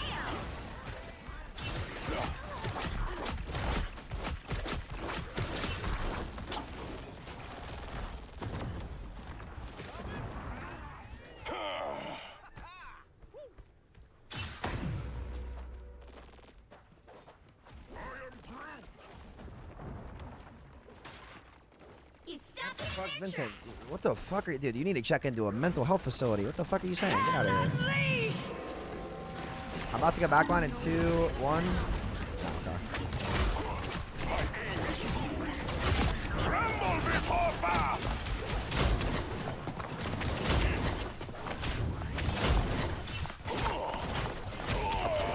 Only 60 seconds left. This thing just went on a fucking like Marxist rant. I was like, dude, what the fuck's going on? Okay, bro. Lesson learned. Let's try something different. I don't know what's going on, dude. I looked to We my gotta right back and I up, see or a Hela's fucking, dead. We gotta back up. I see fucking Marxist, the Book of Marx in my chat or something. This dude's like talking about Hitler and like fucking a bunch of shit. I don't know. Come on, bro. Oh, I missed the spirit. Fuck. Down to 30 seconds. Venom had to use his stuff. I can TP behind them. We must hold on a little longer. I'm with you. Alright, I just fucking a little bit. Powerful healing. Get my TC nice. Now might be a good time to stop now. Okay. A nice deep freeze. Chew on ice. The Jalia can wait. The hunt is not over. Who am I? I'm Rocket.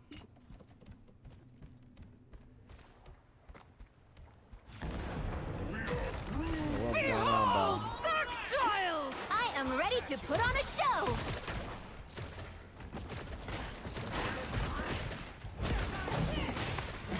Better stop that vehicle. We can kill the snow here, maybe.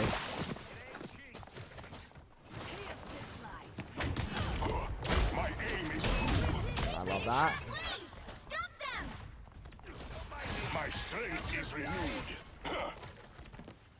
She sees me. I'm trying to go up above her. The lower you get me, the more damage I'm not going to do too. That apparently missed. Love that. It's like the heart-shaped herb.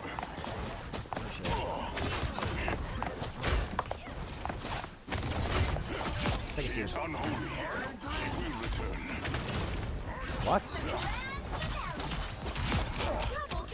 Okay. You need me. My claws sharper. That one hurts. Venom's getting out. Behind you. I have my ult. I can hit behind them. You're welcome. Only 60 seconds left. Okay. When they come on this corner, I'm gonna ult, okay? You stopped them in their tracks. Venom on cart. I have damage out. Your wall. Tremble before fire. Is my ulting kiting? Powerful healing. My ultime's kiting. You know, next time, guys, I'm just gonna bait my team, I think. I wanted them all to fight up, but biggest hard kite when I had Panther ult and a giant cluster of them. I am ready to put on a show. That is not ours. The final 10 seconds.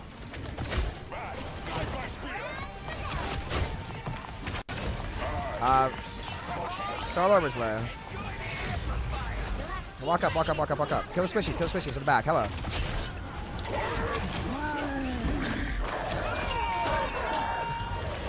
Luna.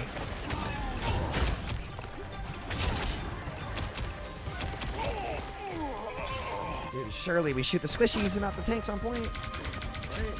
Nice, okay. Venom should die. Nice, okay, good. The current score is 0-1. We got it. Some target priority issues there, but we pulled through, boys. Time to switch things up, including which side you're on.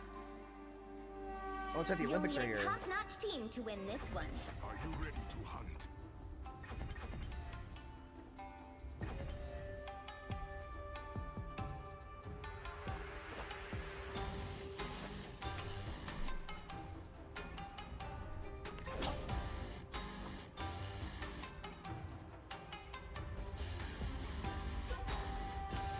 Yeah, he was in that game, J Money. Enemies beware. The Panther is on the prowl.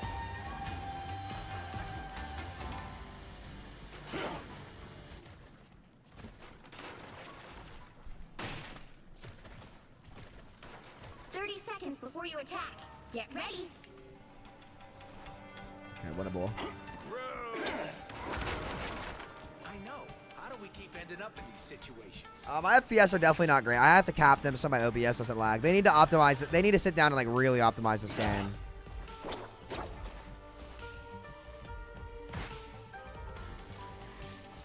The battle starts in 5. I'll put a bit of Adam, yeah. 4, 3, Let's see what we can do. 2, 1. They do not look happy.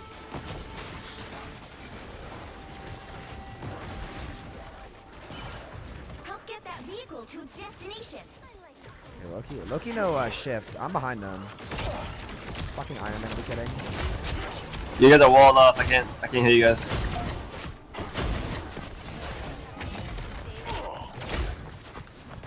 I'm stuck on the wall. Powerful healing. Are we joking?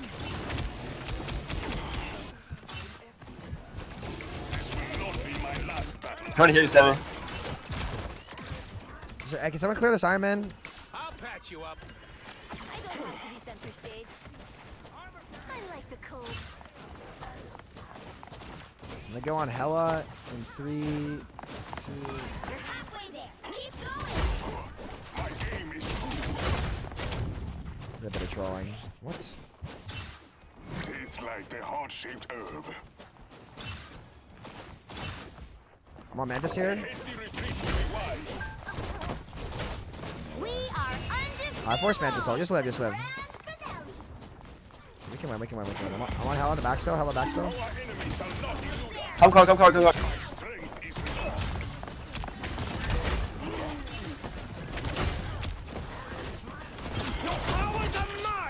Okay, he's got Panther. Okay. Oh, climb the wall, please. Venom on me. Tremble before blast.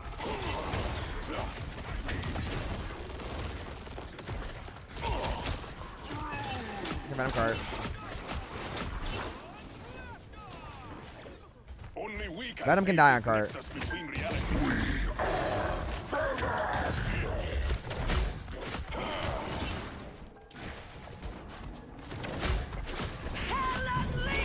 We are in the front. Prepare yourselves. Oh, no. What? No way. Wait. Oh my god, we're gonna lose. We didn't ult. Oh no. Pretty good. Fuck. Yo, back up, group. Back up.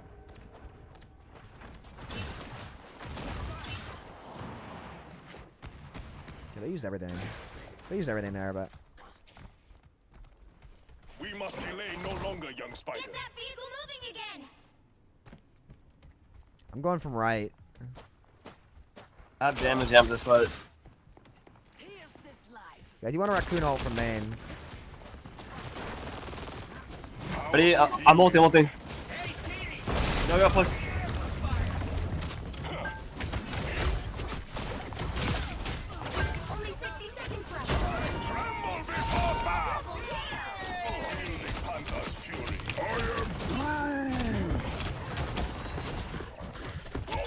Yo, surely we can heal me and or walk. Come on, you guys can win that.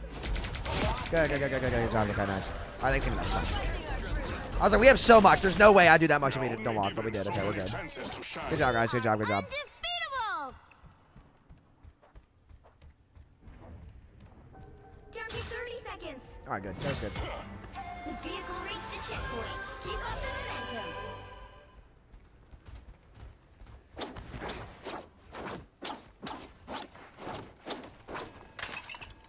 I'm stuck. Oh my god. Okay.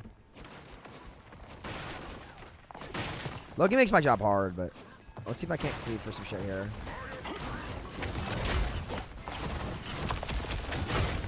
Guide my spear.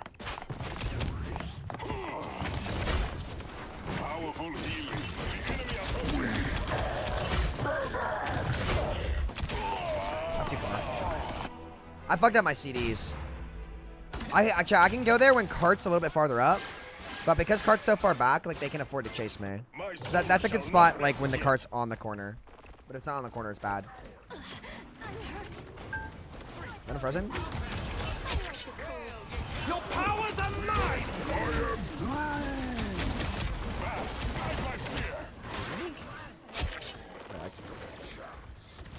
I think we just win. All right, nice job, guys. Let's fight. You're halfway there. Keep going. Careful over here, okay? Let's go from left. I'm gonna set up on left. We can let them in a little bit. You should rock it all early though. I got you. No, we just win. Nice, GG. Final score 2-1.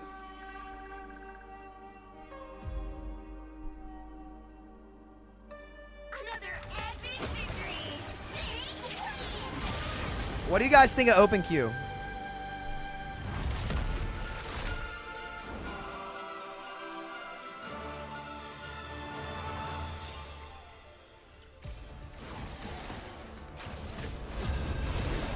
Oh my god, we just insta-queued.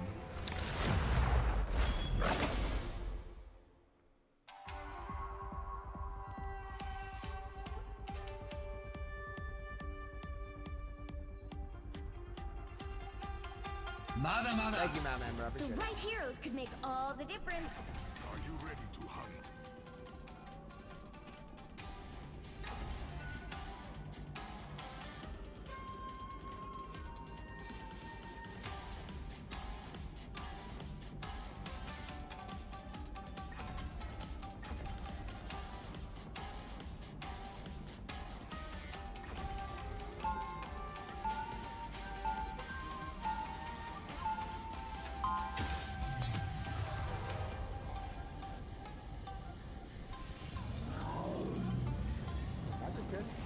I like magic. No true king makes decisions only for himself. They'll be coming in 30 seconds. Stay strong.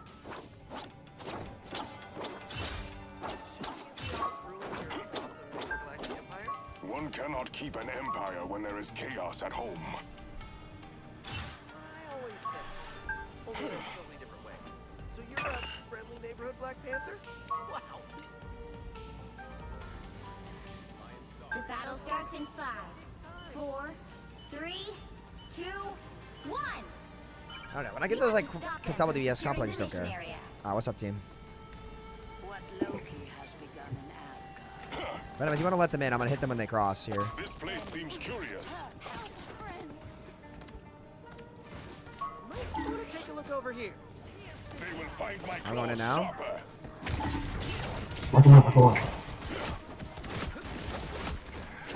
What the fuck is he doing here? Powerful healing. What? No rag after no rag, bro. Just go ahead and shoot me in the dick.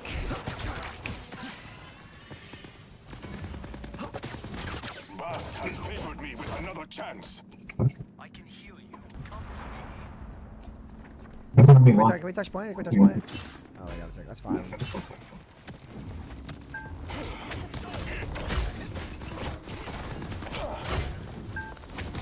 Watch the point, watch the point, watch the point, watch the point.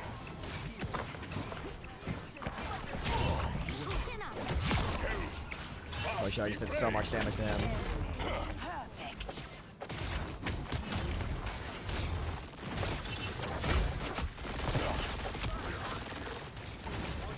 Let me set up for next fight. I got one tick. I am bursting with life energy. Yeah, I'm going behind them right now. I'm dropping in.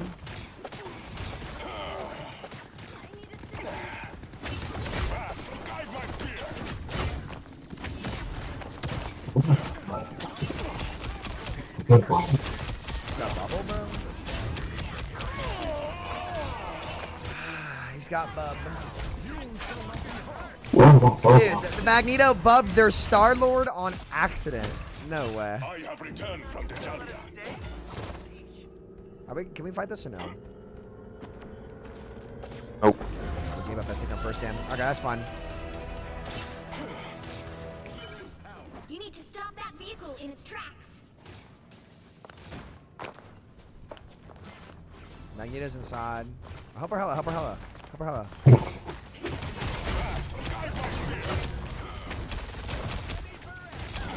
We live that. We can back. Yes, much better. Oh, help our Spidey. Help her go with our Spidey. Go with our Spidey.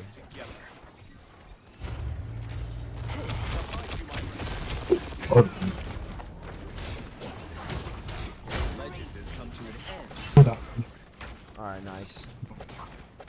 I'll come back. If they come out height, I can ult them up top and we just crush them on this choke.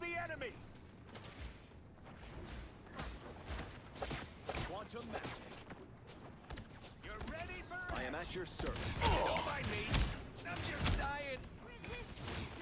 Bait them in. Bait them in. Come back.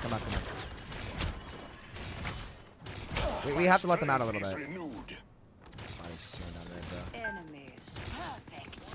I'm gonna hit them in a second, and we're coming out. 3, 2, 1, go, go, go. Are you kidding?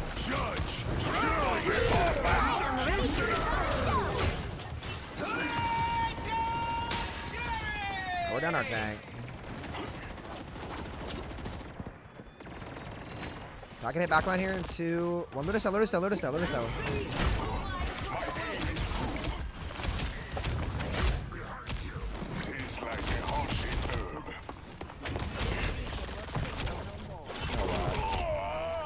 Luckiest fucking dumbass I've ever seen in my life, bro. Look at that, bro. Look at that timing.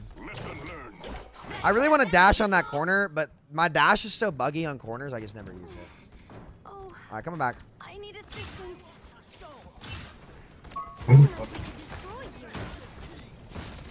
Up our Spidey, whoever's in there.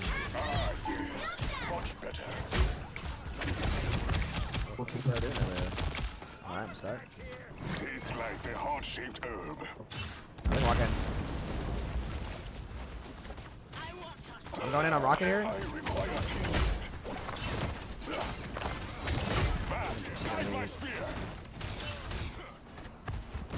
I'm going backline with our Spidey. I'm going in. Dude, look at my shit slide me left, man. If I miss it by 1 frame, it's just over. It's so annoying. Look at this. Look at me slide left off the wall, bro. That's so tragic. I have returned from Italia. If I miss by 1 frame on an object, I will never get like a favorable dash, unfortunately.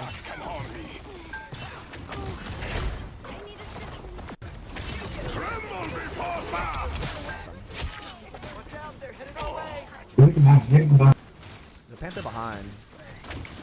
Wait, where? I know we have 1 tank, but like. Beware, an enemy. I can drop on backline. We need to let them in a little bit. Oh, okay. Well, my Spidey's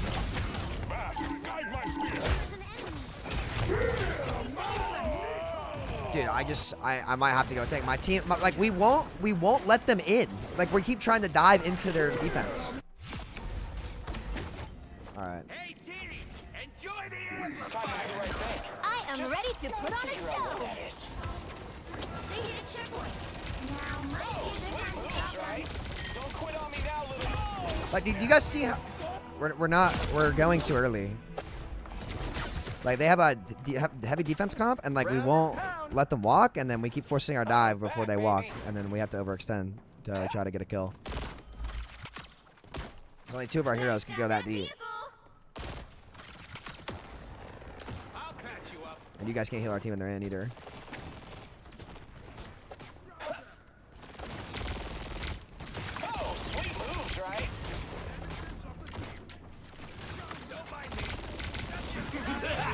No, it's not. It's not your fault. That's what I'm saying, man. They're just not going deep. Or they're too deep.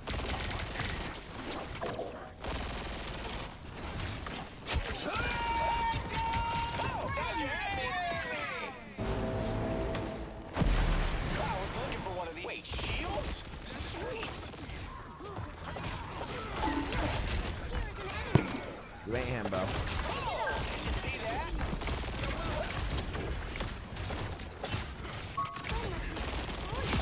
You ain't him, bro.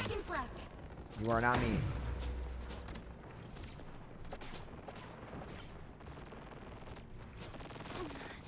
Help, friends. He's Okay. stuck in their trap.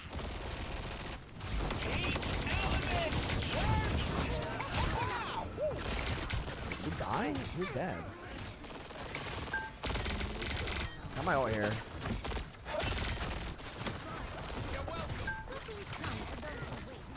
Okay, I'm gonna go in with ult now. Are you guys ready? 3, 2. I am ready to put on a show. Stop it. Force Luna ult. My team ran down mid. I always return. Balance formats. I don't have to move. Alright, my Spidey's set up. No stopping the storm. Here's Spidey ult, and I forced Luna ult, so we can move with that. 1-1-1, nice. We on point. We on point. Hey, draw aggro for our Spidey. Draw aggro for our Spidey. This guy ult me, bro.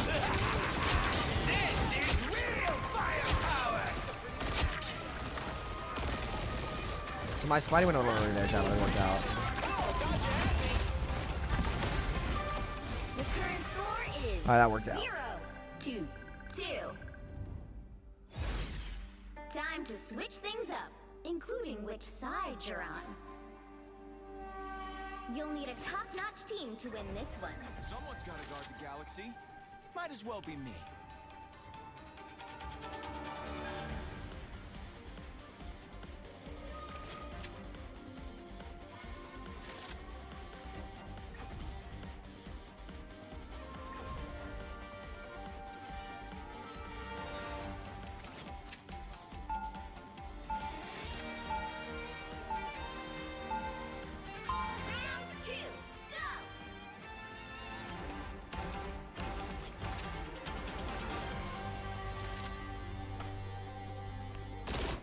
Right from one cosmic disaster to the next. Story of my life. 30 seconds before you attack.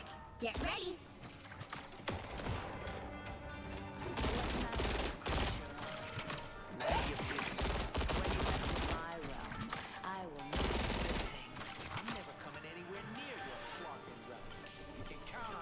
He's back in the game. Oh yeah, dude. Kona, I'm loving this game, man. I'm in a Panther again. I was playing some Panther, but they were playing a lot of flyers. I think on this offense it might be better. You are my prey. They're playing a lot of flyers, so Securing the mission area is your top priority. I'm also tired. I might go eat.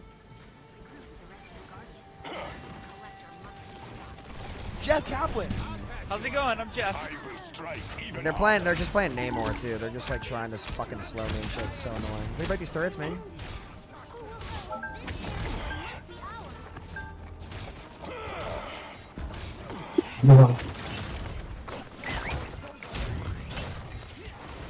I might be dead here.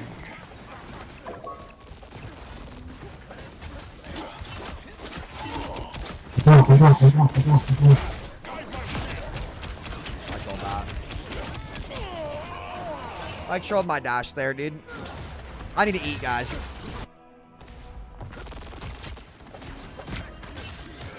Seven v 7 would be better than 5v5 for a gameplay loop.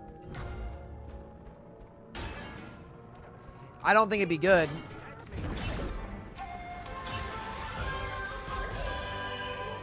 Like from a numerical standpoint, I think it'd just be too much, and I think it'd be way too stressful on supports. Like, I'm starting to lean more and more to open queue, to be honest. Like if we're gonna do Rollock, it should be for the best gameplay possible. That's my opinion. Right there on the right.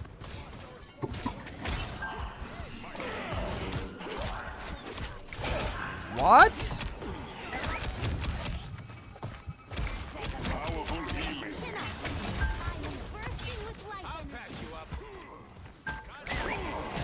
Wait for cart, wait for cart.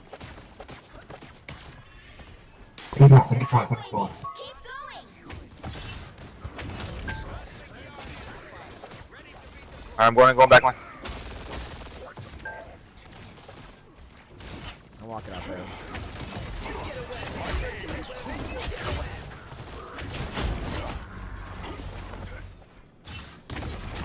Guide my spear.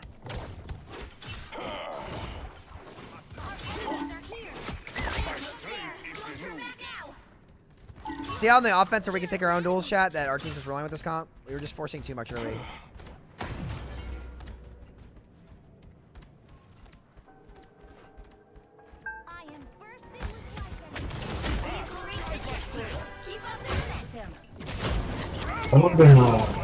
I wanted him so bad. I was not about to lose that Panther mirror. Who did I hit with this?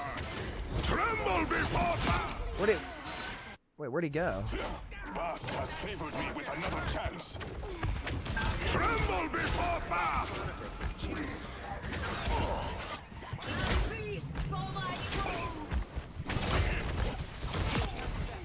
He fucked up his dash.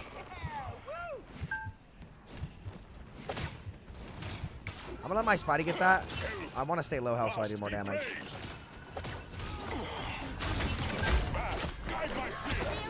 Yo, I'm nowhere near that sleep dart. We are ready to put on a show. You're welcome.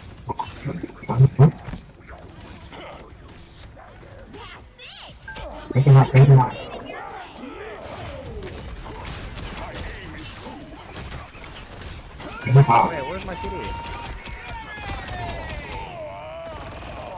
My dash got eaten by the void of buggy CDs apparently. Let's see. That's the problem. But also I feel more comfortable. I will strike even harder. I'm blocking help now.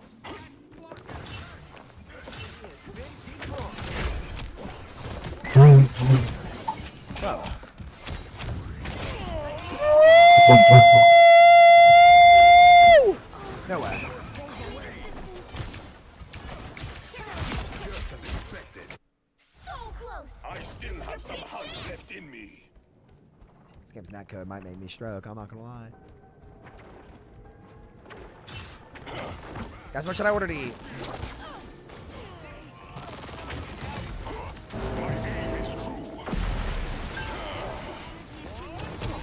I'm gonna stroke. I hate this shift so much sometimes, dude. Sometimes it's like bugs the fuck out for you to like it helps you and shit, and then other times it's just like holy shit. I wanna hurt myself, my life. Like one of these times right here. Like that shit feels good when you hit that, and then you just clean through everybody, and you're like, where is everybody at? And then I do that, and I get nobody, and it's like, okay. Thanks, man.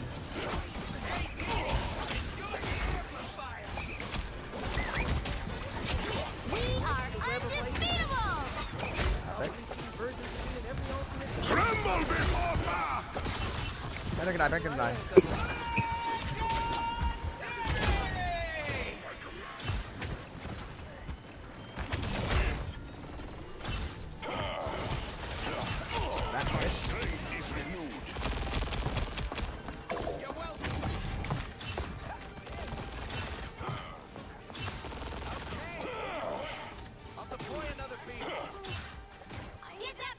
Okay, well, that's their sport ult, so we can build our Spider-Man ult with that.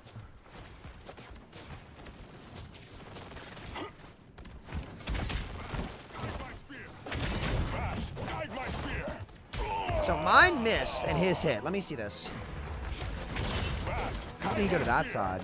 That's the most generous shit I've ever seen. That dude should fucking sign up for the lottery right now. Only given so many chances to shine. Oh my god, there's no way his get those on the corner and mine doesn't get that on a downward angle. That's nutty. Right, trigger max sauce? Alright, we can walk in. We got a lot here.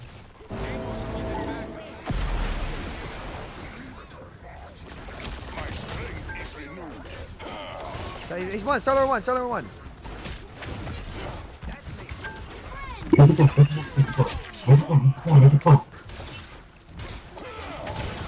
Man.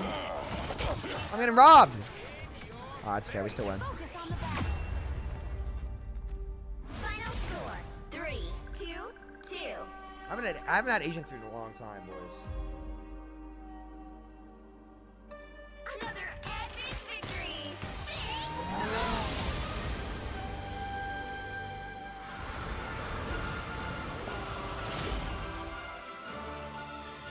You started the right, crosshairs misaligned. Really interesting. All right, we'll do one more, boys. Let me pee real quick. Hold on. I have played Bennett. Bennett's safe.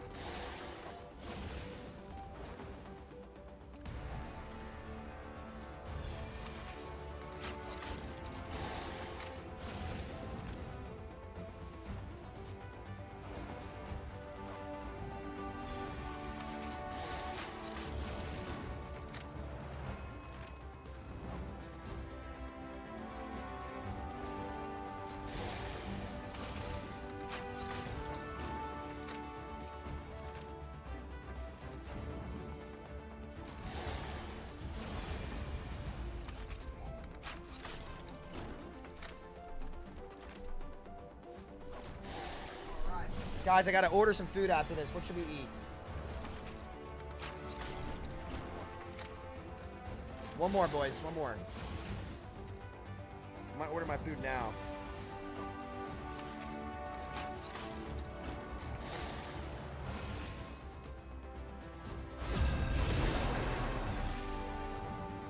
Burrito bowl.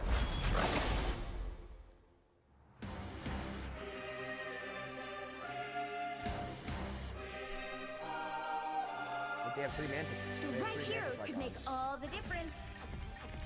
Are you ready to hunt?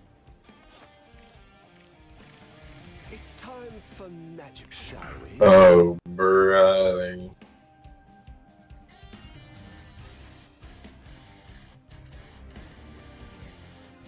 Chick-fil-A? Yo, yeah, Chick-fil-A. No, I'm not getting Subway. Chick-fil-A, bro.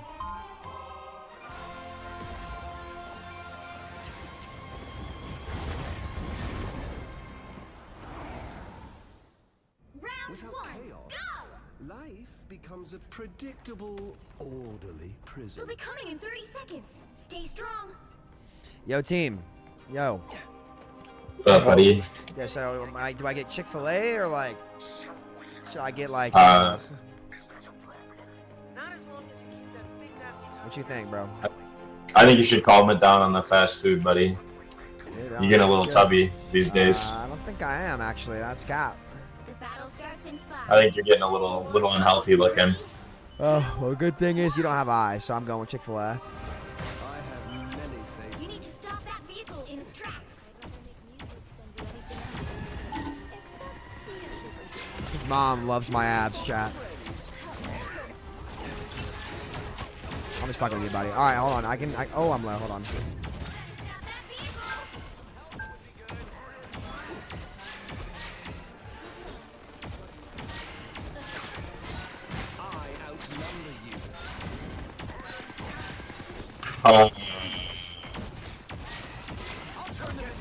Hold the space for a second. We can turn them. We can kill one and trade. The more the merrier.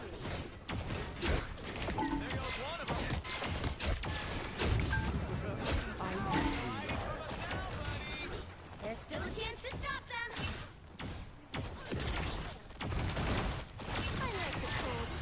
Are we touching or not? Maybe. Yes, we are. We are. Yes, we are. We're at 80 loot. Trying. I'm trying. Look at this Magneto.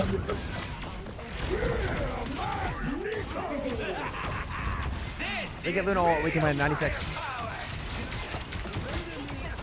Yeah, stack on mid, stack on mid. Find Punisher, find Punisher, find Punisher. We have to kill him, we have to kill him. I got all the DPS on me. I'm ulting. Ooh, that's big, that's big, that's big.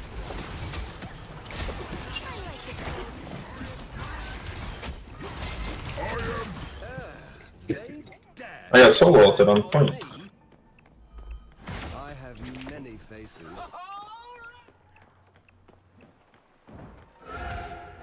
That's fine. Yo, we might need to switch up the DPS a little bit, I think, possibly, maybe. I think we're okay. Sure, those are bad guys.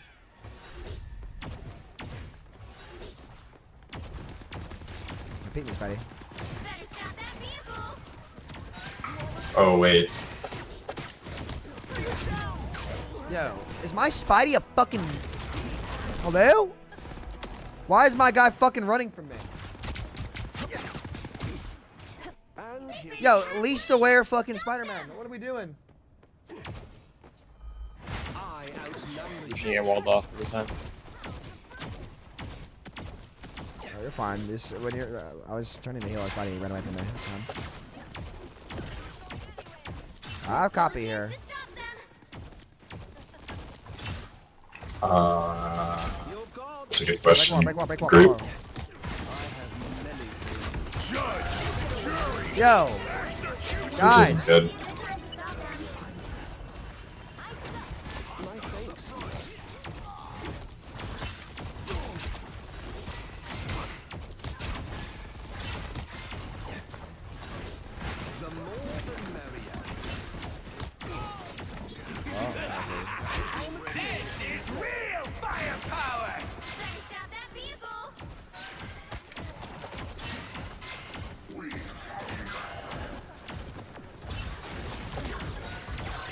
Both their tanks are dead.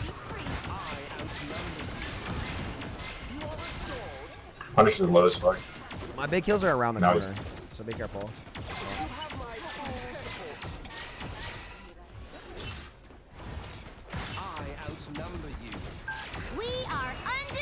Kite that.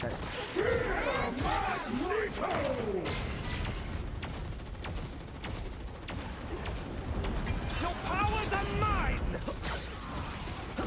Look out, bad guy! Wall climb, please. Okay, yeah, we take this space. Good shit.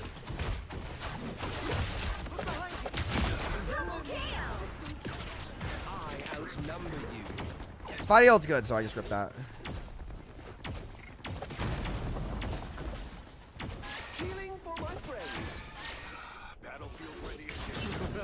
Alright, kite this.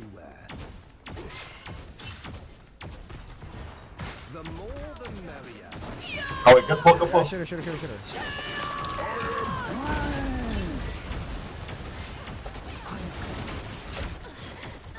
Look at Groot. One. Got him.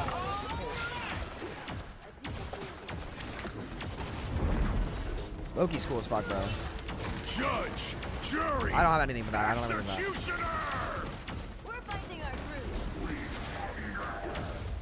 I got him. Magneto's one. I'm trying to heal you. Son of a bitch. Yeah, I got him.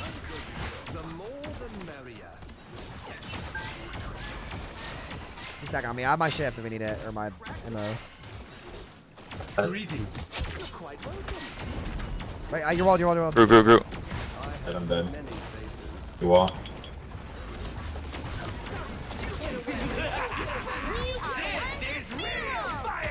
We probably should kite that. We have no resources. I have ult here. Back up here. Okay, I'm ulting up top if you guys can carry this. P.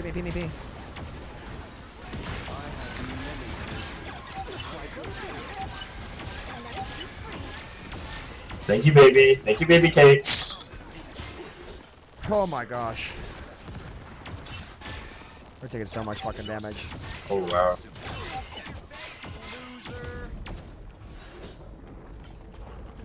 I need to order my food, no cap. You stop them in their tracks. I'm getting a shit. I'm gonna get so much fucking Chick-fil-A here, guys. You have no idea.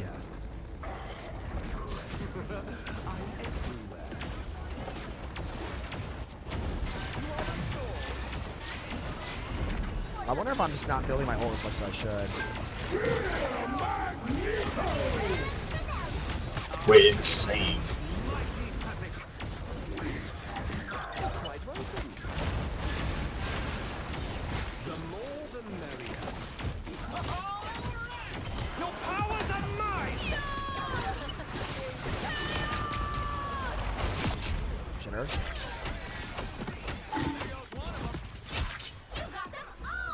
Only 60 seconds left. He's stuck in their tracks. I have played no Witch, so I just know her ult makes things go boom.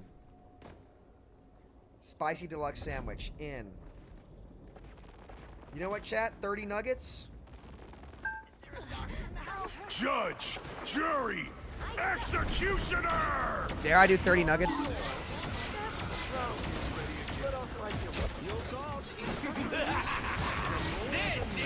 It's a lot of all. That's all. Oh my god. 30? We can touch. We can come on, touch. Yeah, there's like 3 ults. We have Spider-Man all here. They have nothing. When you go, Spidey, close. I'll drop an ammo on you. Oh, careful! No, you're early. Okay, I'll give you something. Hold on. I'm gonna Scarlet Witch.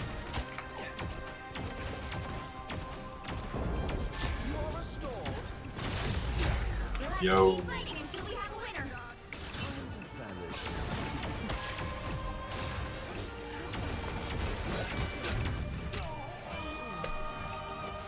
Wait, Spider-Man's actually contesting really good. I have all 3. We're close to Luna ult too. Try to stop. Scarlet dead. Touch. Dread. Touch. Oh. The current score is 0-2. Do I do 12 or 30 nuggets, chat? I'm hungry. Time to switch things up, including which side you're on. I'm also getting I'm getting a sandwich too. Listen, guys, there's no shame in switching things up a little bit. Martian. Yeah, can we swap off the Starlord? They play. How about? Can you just play Rocket? tank? Maybe, possibly. I'm not good at tank. Honestly, I think our Well, comp's you're not fine. really- Like, Wanna go double tank? We can go double tank here. The king of Asgard, at your service. Round 2, go! I'll do 12. Okay. Yeah, this can work. When should I order them, boys? I'm gonna wait till the middle of this round because we're gonna. I need to say that we're gonna cap. 30 seconds before you attack. Get It's ready. time for magic. Another mischief. Which inconsequential timeline do you hail from, I wonder? Maybe you could add me to your playlist. Well, I'm really more of a classic rock kind of guy, you know. I think I need to use my shift more to build my. Like, chat, does copy build slower than most ults, or is this me? Like, I can't tell. The battle starts in 5, 4, 3, 2, 1. Help get that vehicle to its destination. I have seen many futures. Most of them. Oh, wait. I went to read my chat. Thanks for the membership, Walker Balls. Appreciate it, bro.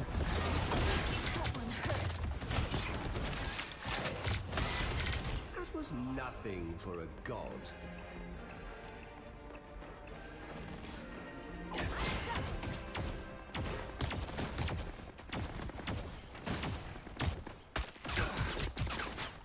The more the merrier. Good to go.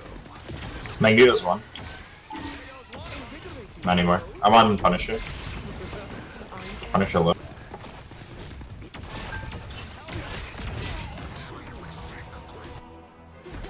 So what?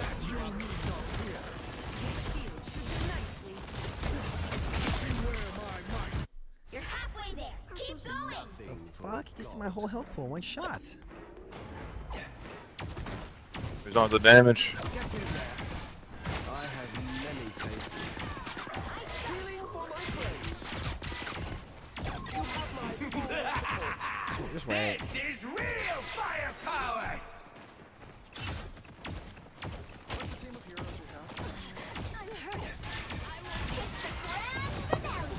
Bro.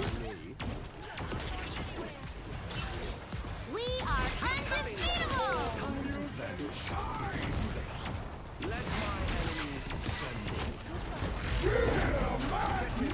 Judge, jury, executioner!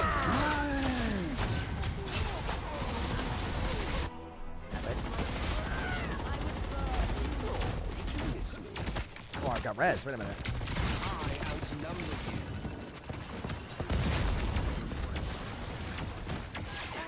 My Hela killed him. I was not paying attention at all. A nice deep freeze. See them?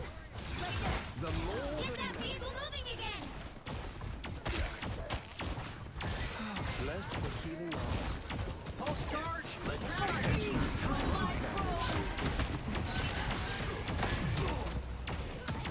Your powers are mine, judge, jury, Wrong with my ult. executioner! Punisher low left. A nice deep freeze.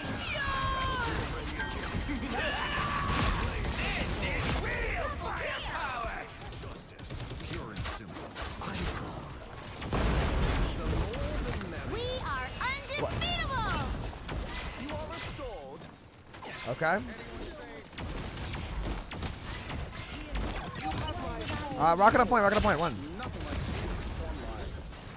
Only 60 seconds left. Almost there. Don't turn back now.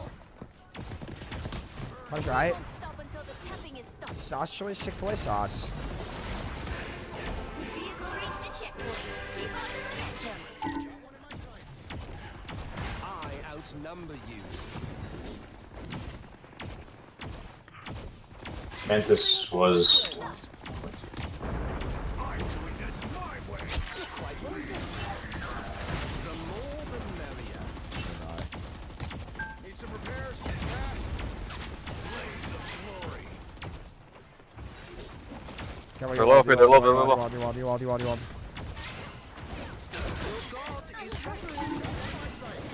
Hits the ground finale. Pulse charge. Fire. Let my enemies tremble. Scarlet dead. He misses all. Can you come back with him? He's one. You're halfway there. Keep going. Healing for my friends. This coffee is Enemies on approach.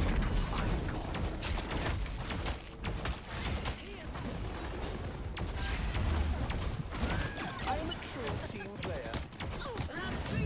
We are undefeatable! Judge, jury, executioner! I'm gonna die. This is real firepower! You are restored. You're shaping me, Iron Man. You're shaping me. The more the merrier. Bro! Okay. Get that vehicle moving again! Battlefield ready again. I'm my ult. Probably gonna copy their Punisher and we're just gonna enter them. Go. Your powers are mine! No. Get off this fucking turret. Judge! Yo. Bro, there's no fucking way, man. Get that vehicle moving again! It's fucking absolute brain dead. Greetings. What did I miss?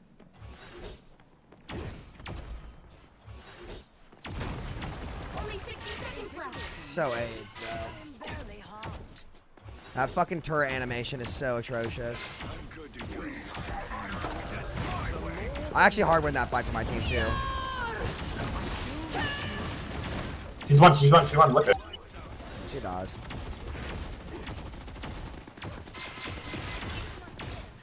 Pulse charge. The more the merrier.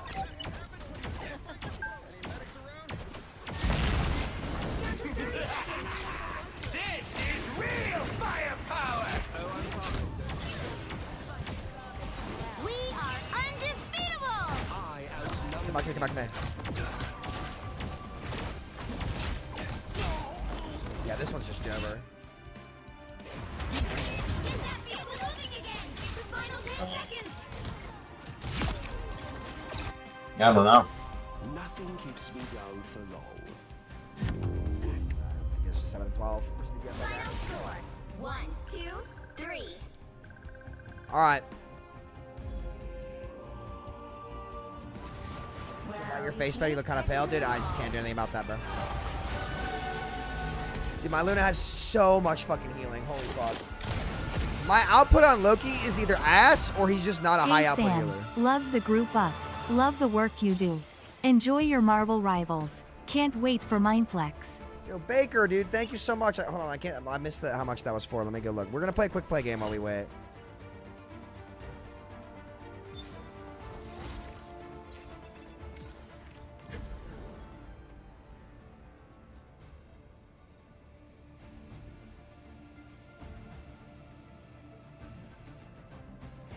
Baker with the 300. Holy shit. Huge fucking dono, bro. Oh my god. Yo. Dude, Baker, I really fucking appreciate that, man. Holy shit. Thank you for the luck on Mindplex, man. I've been funding a ton of it. It's been, I've definitely lost quite a bit on it thus far, just because, like, you know, you have to put it in to get the work back and get the return on investment. But, you know, I'm totally okay with doing that because I know what we've built is going to go a really long way for a ton of fucking game studios out there. And a ton of people trying to make games. I got no problem doing that. Dude, I really appreciate your support. It's because of people like you that I'm able to do this. So thank you so much, man. Everyone, be sure to show Baker some love in my chat, dude. Thank you, Baker. I appreciate it. Like, it's fucking insane, man. You'll need a top-notch team to win this one. I never wanted to be Iron Man, but it worked out for everybody.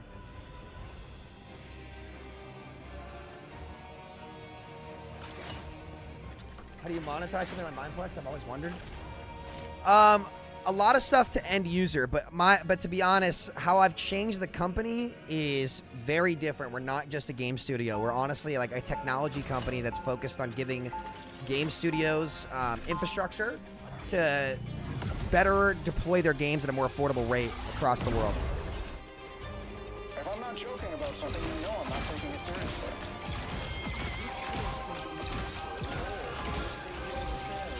30 seconds before you attack.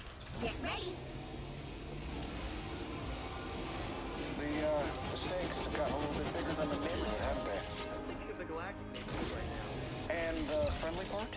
Oh, it's gonna take more than scrambled timelines. So it's like, obviously, we're going to be able to sell stuff in game to like a lot of our customers and in our players. But also, like, really, where I want to take the company, like, obviously, I want to maintain Mindplex as a server. Though I trust our players and our studios to really do that. I want us to be an infrastructure provider. Get that vehicle to its destination. Hurry up! Amazing stuff. Chin up.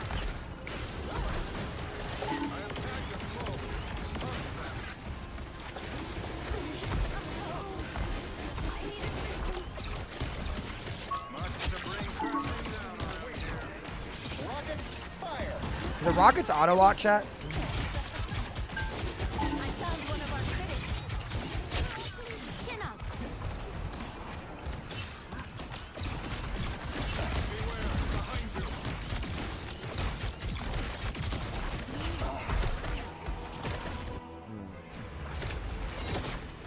Rivals is kind of beginner friendly, yeah. I would say so. Everybody ready? Baker, I really appreciate it, bro. Thank you, seriously. It's been, as you can imagine, a very tough year for me, especially like with what I dealt with when I bought the company, guys. Like, I kind of told you about this. Like, there were things in the contract that I was promised that were business critical that we ended up not getting. And so it set us back a ton, man.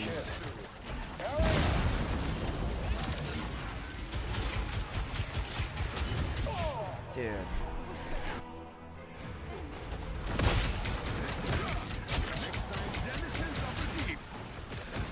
Witches. I might need to learn Scarlet Witch, too. I kind of want to learn Iron Man first, though. I have my pulse. She should die for that.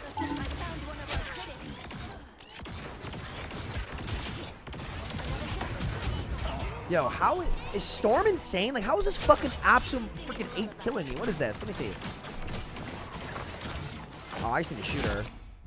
She does do good damage. And I'm just not getting healed either. I don't have one of those Adam Warlocks on my team that can auto heal me.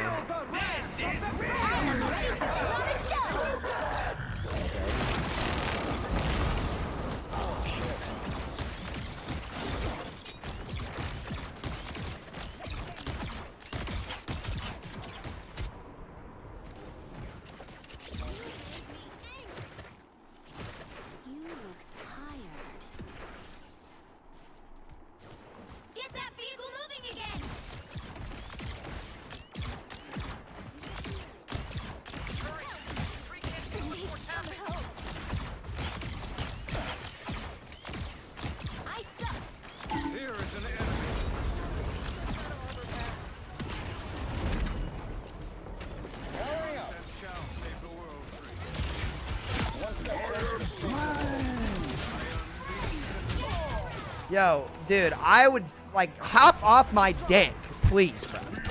Look at these motherfuckers. First of all, these kids are only fucking shooting me. Second of all, they're bad. You're bad and you're only shooting me, Omen. I know you're gonna see the VOD. You're bad and you're only shooting me. Imagine doing both, bro. Like, you want me to go Black Panther and bend you over? Fuck you guys.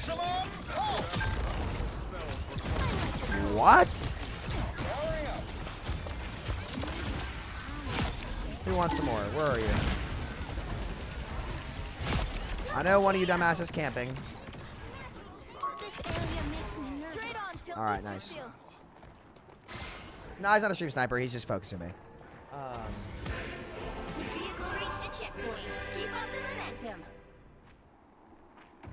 No, Baker, I really appreciate it, bro. Without people like you, I wouldn't be able to do this shit, dude. So thank you, man.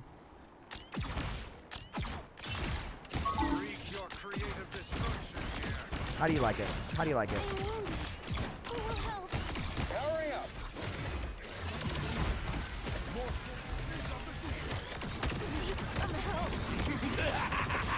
This is real firepower.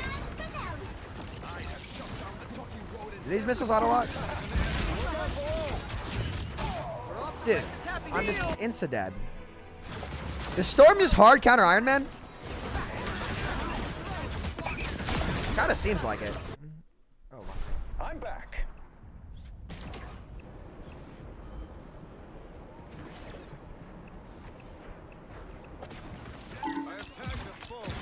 Don't get me wrong, guys. I made plenty of mistakes in my life. I just get up and keep moving.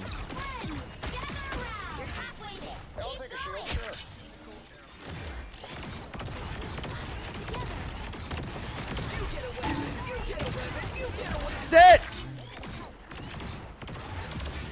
Be careful over here. I found one of our critics.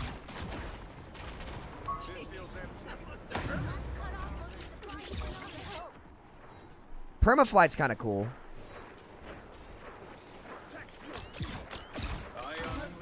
Don't turn back now.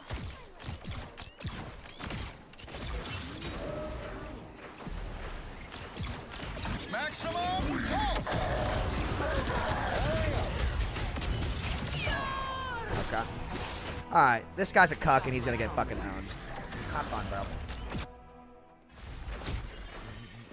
That's it. I want to play Iron Man. This Storm has been on my dick all game. You're not going pro. You're dog shit. Get ready to sit down. Sorry, boys. I haven't eaten all day. I'm fucking hungry. I've been sleeping for 9 hours. I want to play Iron Man, and this fucking cuck is on Storm. I hate to say that. I'm getting toxic. My bad. My bad. My bad. My bad. My bad. My fault. My fault. I'm just going to shut up and run this guy. I'm just going to shut up and run his shit. Hold on. Ooh, I could learn Witch, actually. Let's see, I'm back in here.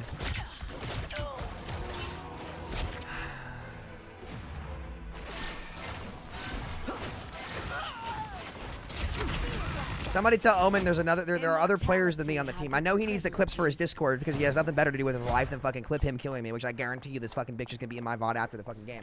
But bro, just so you know, you're not gonna get better, but I hope you get the laughs because you got nothing better to do on a Friday night. Food for thought. Don't waste your life, bro. Don't waste your life. You're wasting your shit right now. Did he just throw smoke on me? How do you like it? You know what? How do you like it, pal?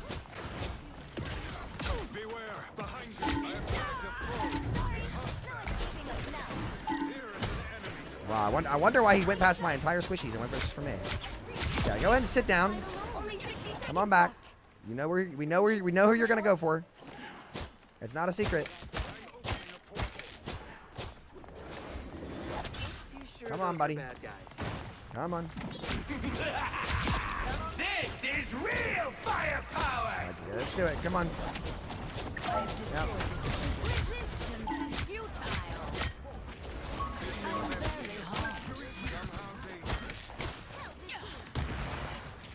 Down to 30 seconds. You get a web and you I am ready to run a show. No escape from hell. It's looking like it's Joe again. We were 90 on Luna ult, but it's not enough. Oh, he's not taking any damage. What the fuck?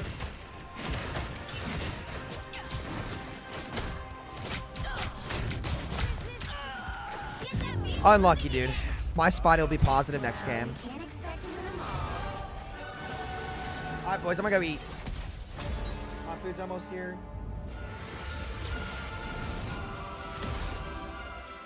Well, I might have time for one more. I actually might have time for one more.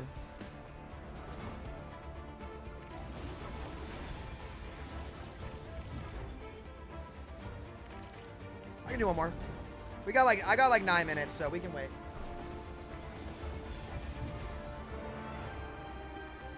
I'm getting hangry, chat. I feel it. Oh my god, my Spider-Man was on PlayStation. Oh my goodness. Baker, I really appreciate it again, boss. Thank you, man. Holy shit, it's been a long day.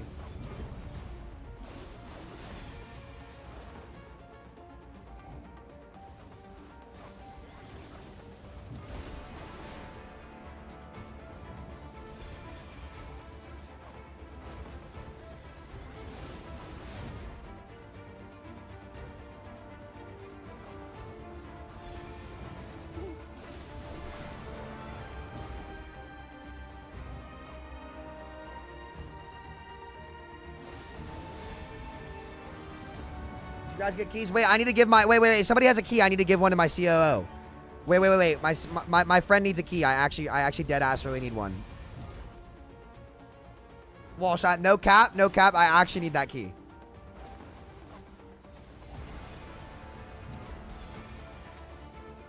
Okay, wait. If this doesn't pop... Oh, wait a minute. 8 minutes, chat. Do you think we can end this game in 8 minutes? Tell Samito to DM me. Do you have a key, Kibbles? GG Storm, sorry I was flaming you all game. You were pissing me off. Could make all the difference. I'm just hangry. Are you ready to hunt? No one. I am Groot.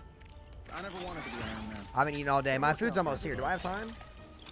Nah, I need to go. Fuck. Okay. Sorry, boys. I gotta go. I gotta go get my food. It's gonna be here. I'm really hungry. Okay.